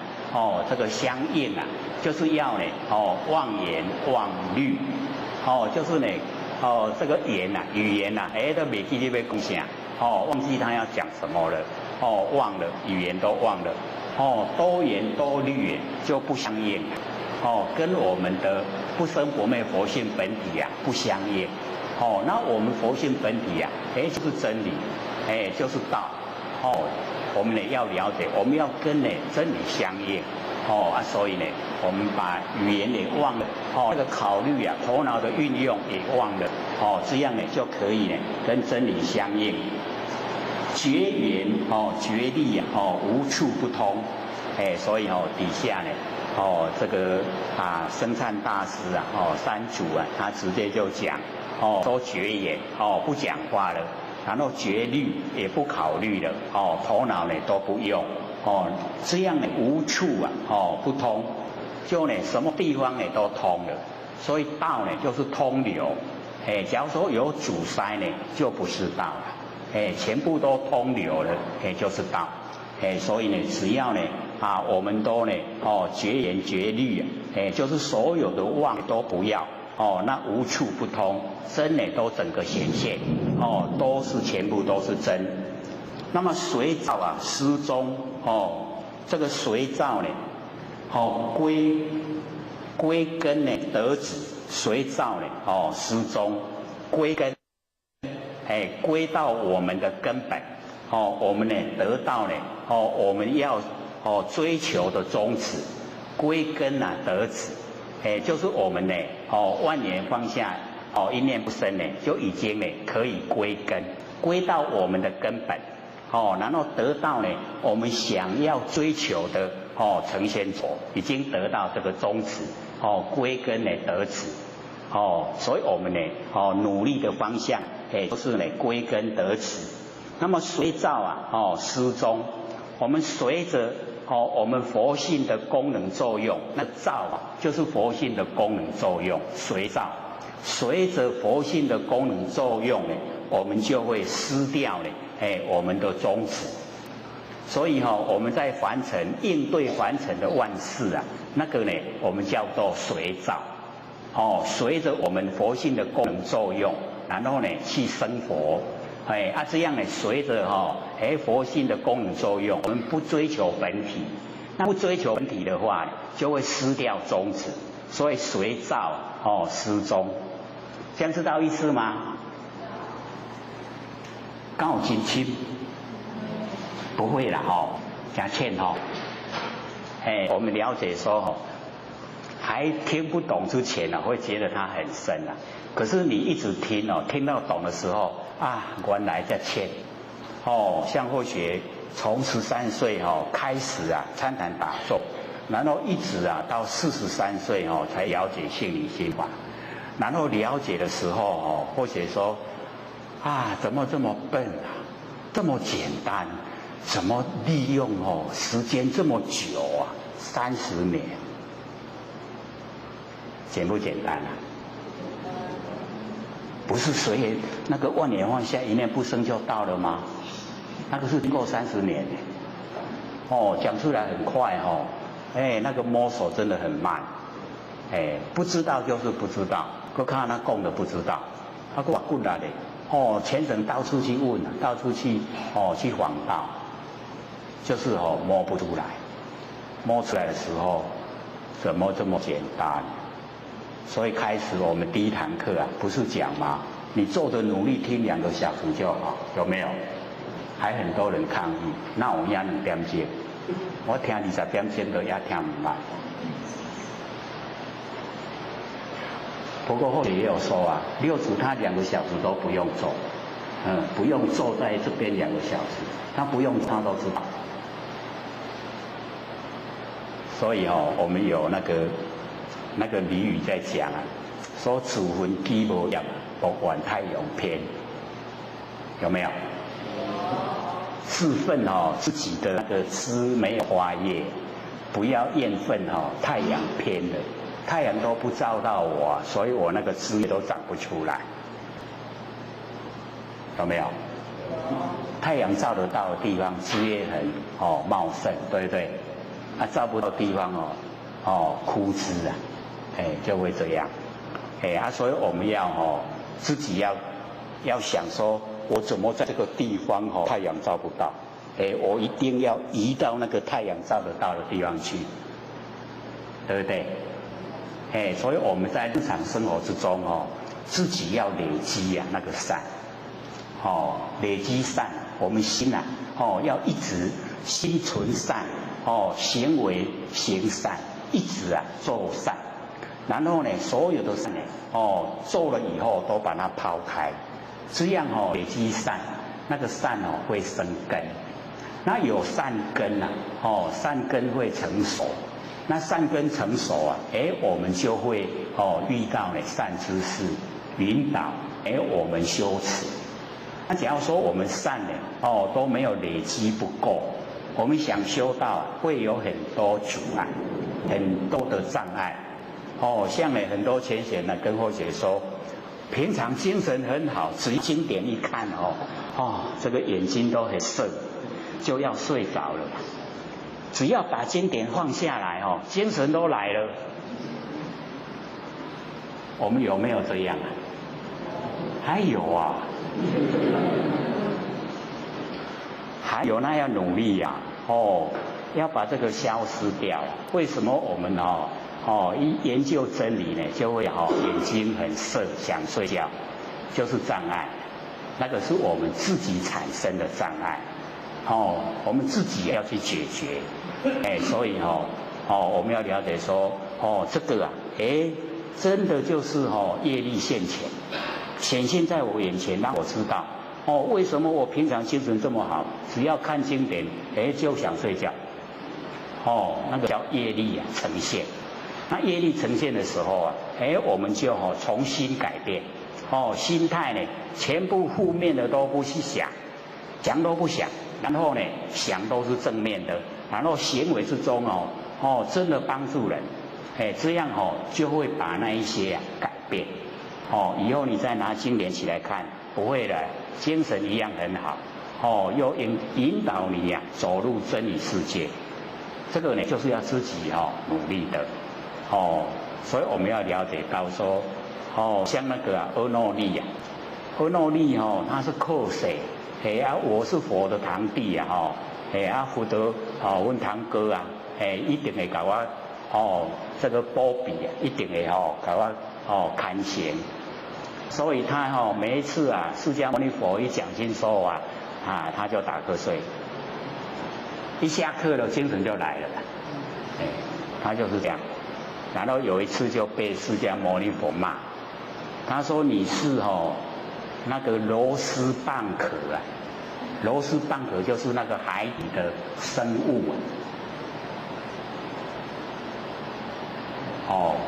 海底的生物啊。他说你一岁啊就1000年，不闻佛的名字啊，佛的名字你都没有办法听到。那个阿耨利很伤心，他说啊，我堂哥啊，你搞我每在念动，讲我是那个蛤蟆，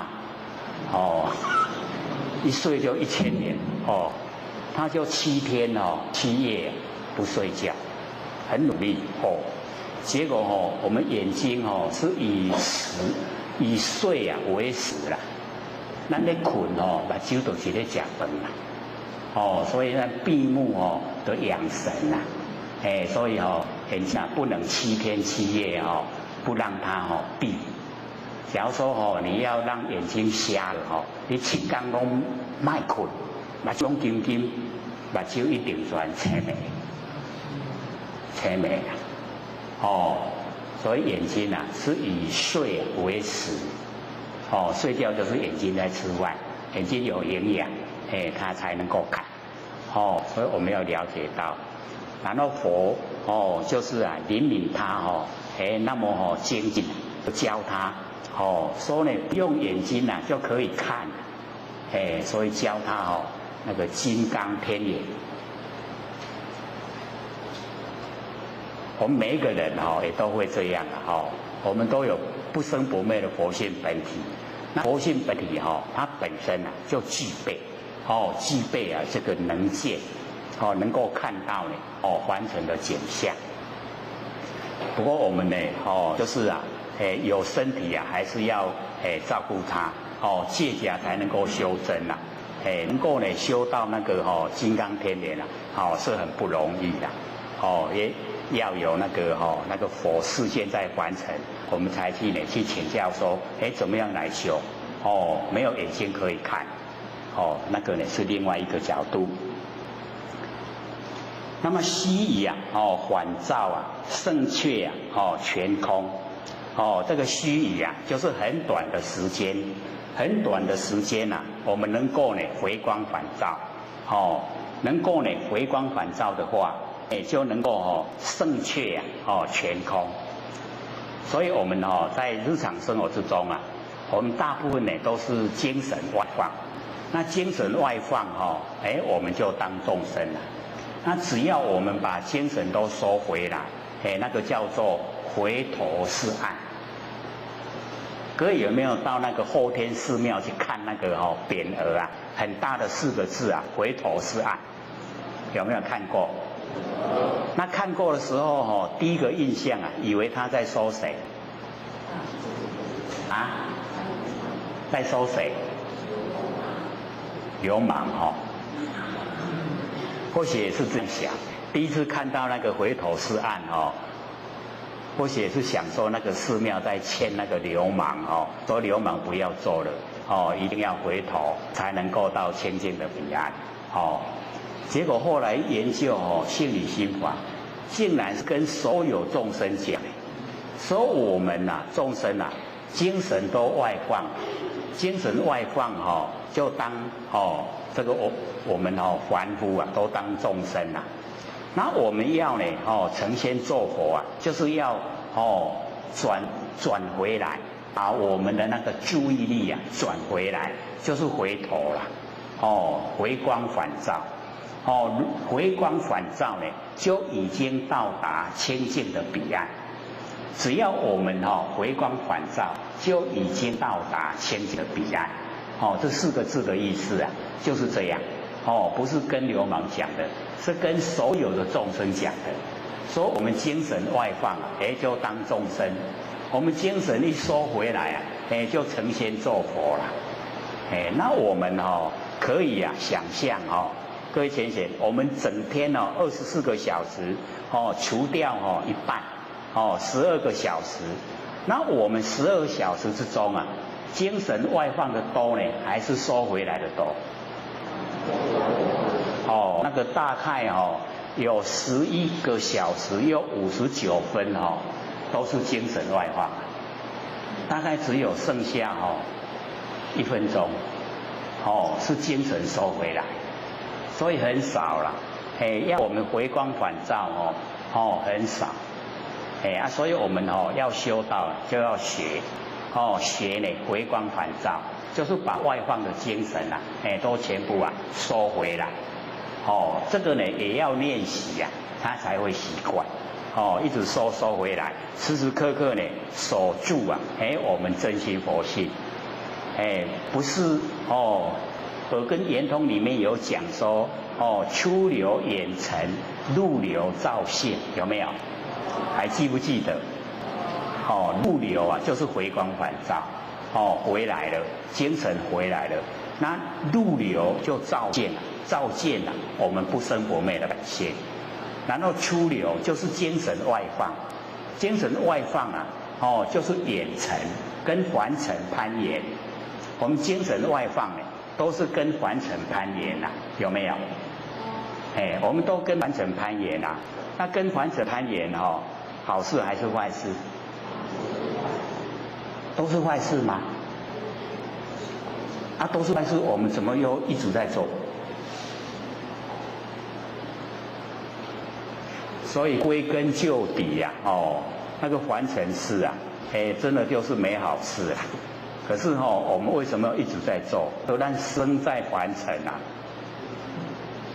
不是有讲嘛这个人在江湖，这个身不由己。我们身不由己心不由己吗？由不由己？那我们怎么样去运用心？随他伊若爱佚佗就互伊佚佗，对吧？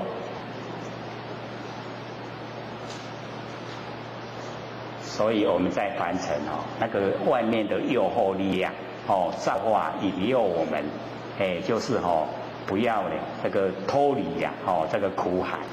然后我们要了解说我们不想受苦的话，就要努力的把我们的精神往回收。就是回光返照，能够回光返照的话呢，我们就可以这个回到呢我们不生不灭的那个佛性本体回来。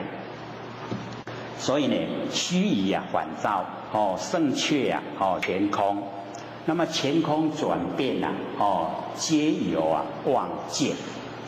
所以我们这个眼前这个眼前所有呈现的这一些景象空间所呈现的景象乾空的这个转变都全部呢都是我们的望见。所以我们要了解这个经典里面所讲的望见就是呢根尘相对所产生的我们的6根面对6尘所产生的呢那个6识就是望见。那因为是一个问题就是蛮大的所以所有的社会人士呢他都不接受认为说我所看到的都是真的怎么会是假？不知道呢所看到的都是无常变化。那无常变化的那一个景象产生的心会不会也跟着无常变化？那会跟着无常变化，是不是妄？然后我们这样的见解就叫妄见所以没错讲的呢都是妄见。那要真见就是呢从我们不生不灭的那个佛性本体那个产生的那个才叫真见。所以真见呢就是佛知佛见那佛的知见它是呢要了解到说三际心不可得，然后不执着一不执着异，异就是不一样的不执着一也不执着异。以前呢我们也有说过了，说佛知佛见佛知佛知道什么呢？知道三际心不可得，就是过去心不可得，现在心不可得，未来心不可得，三际心都不可得。那我们不可得的这个三际心全部都放下了以后我们那个不生不灭的佛性就了了而得了。所以我们在生活之中呢，尽量不要有过去心，也不要有未来心，也不要有现在心。三心没有，我们不被三世摄受。或者都一再讲过我们有过去心被过去世摄受，有未来心被未来世摄受，有现代心被现代世摄受。三世都把我们摄受住了，我们就要六道轮回。那我们三心都没有，过去心没有，未来心没有，现在心没有，三世摄受我们不住，我们不要进入六道轮回。这样了解意思吗？较接听一定听得出意思出来，他就会了解说，原来我们在日常生活之中起心动念竟然是那么重要。平常我们都以为说，我在起心动念又没有跟别人发生关系认为都是无关紧要不知道呢，我们之所以会在苦海里面沉沦，就是因为我们起心动念。所以呢，对这个念我们就是要加以规范进入正见以后落入正思维，这个可以除了这个以外就不要了，就万念放下，一念不生正见正思维是从佛性产生的。那产生那个呢都是正确的那个八正道的部分所以我们可以用。那除了这个正见正思维以外那就不要都是妄见妄见变化无常我们知道就好知道了就好所以这个前空转变皆由妄见。那么不用求真唯悉习见这个不用求真这个在我们这个修持来讲好像跟我们是不是要跟我们作对我们真的在求真怎么说不用？各位知道这个意思吗？跟那个那个张轴秀才悟道记那个一样的趋向真如亦是邪。各位有听吗？什么意思？假如说知道趋向真如亦是邪就知道这一句不用求真的意思就会出来因为我们当下就是真，不用再求真了再求真的话我们就变成这个将心起心将自己的心又来取自己的心然后头上又安头，多余的啦所以这个不用求真，本来就是真了，我们已经本来就是佛了。那为什么没有成佛？就是加那一句唯悉习见，把我们的所有见都熄灭所有的见都熄灭我们就成佛了啦。还有简单不？挺简单可是就是要熄灭我们的见解就是很困难。各位浅显，要熄灭自己的见解容不容易？容易。很困难所以我们就是要用一点心去研究，说我们的见解是怎么来的是怎么样才产生我们的见解。那这一些见解它是不可以改变的吗？只要我们用一点心来研究就会了解说原来我产生的见解本身就已经不正确了，难怪就叫妄见不真，它都变化的所以呢不用求真，唯悉习见把我们那个见解全部呢都熄灭就可以。那么二见不住圣末呢追习。二见就是两边的见解我们呢不要住在两边的见解，我们呢很容易住在两边呐，对不对？善跟恶，善恶啊就是两边呐，那我们很容易住，我们一定要住在善，这个已经是住在两边了，同志吗？所以这个呢两见呐，这个这个两边呐，两边的见解啊，我们就是不要住，不要住在两边的见解，要了解说是非是一体的，是非都是从我们呢不生不灭的真心佛性啊生发，然后生发以后，我们来应对，来应对这个现象，应对的好叫是，应对不好叫非，是非就呈现。所以是非啊，是我们去应对现象以后才呈现的这个名词。那我们要了解说，还没有处理之前啊，它本来就是一体的，没有是非啦。所以我们要把那个两边都能够融入一体。在生活之中我们是要学啦学把两边的融入成一体。那两边能够融成一体呀，我们就可以省却很多的烦恼呢都消失了。我们因为住在两边烦恼才产生。所以我们二见两边的见解已经都不住了，都不住呢两边的见解，慎莫追寻，很谨慎的莫就是不要，我们不要呢去追寻，我们越追寻就会离本来越远，所以我们不要追寻，一样呢万年都放下了，当下所呈现的全部都是真。没有两边的见解，所以我们两边呢不住，慎莫呢追寻，才有是非纷然失心，有了是非，这个呢公说公有理婆说婆有理那个都是是非啦，一落入是非以后已经呢我们的心纷然，就是很扰乱劳乱，已经那一种状态之下。心都没有了，已经失心了，纷然失心，二有一有，这个两边两边的见解从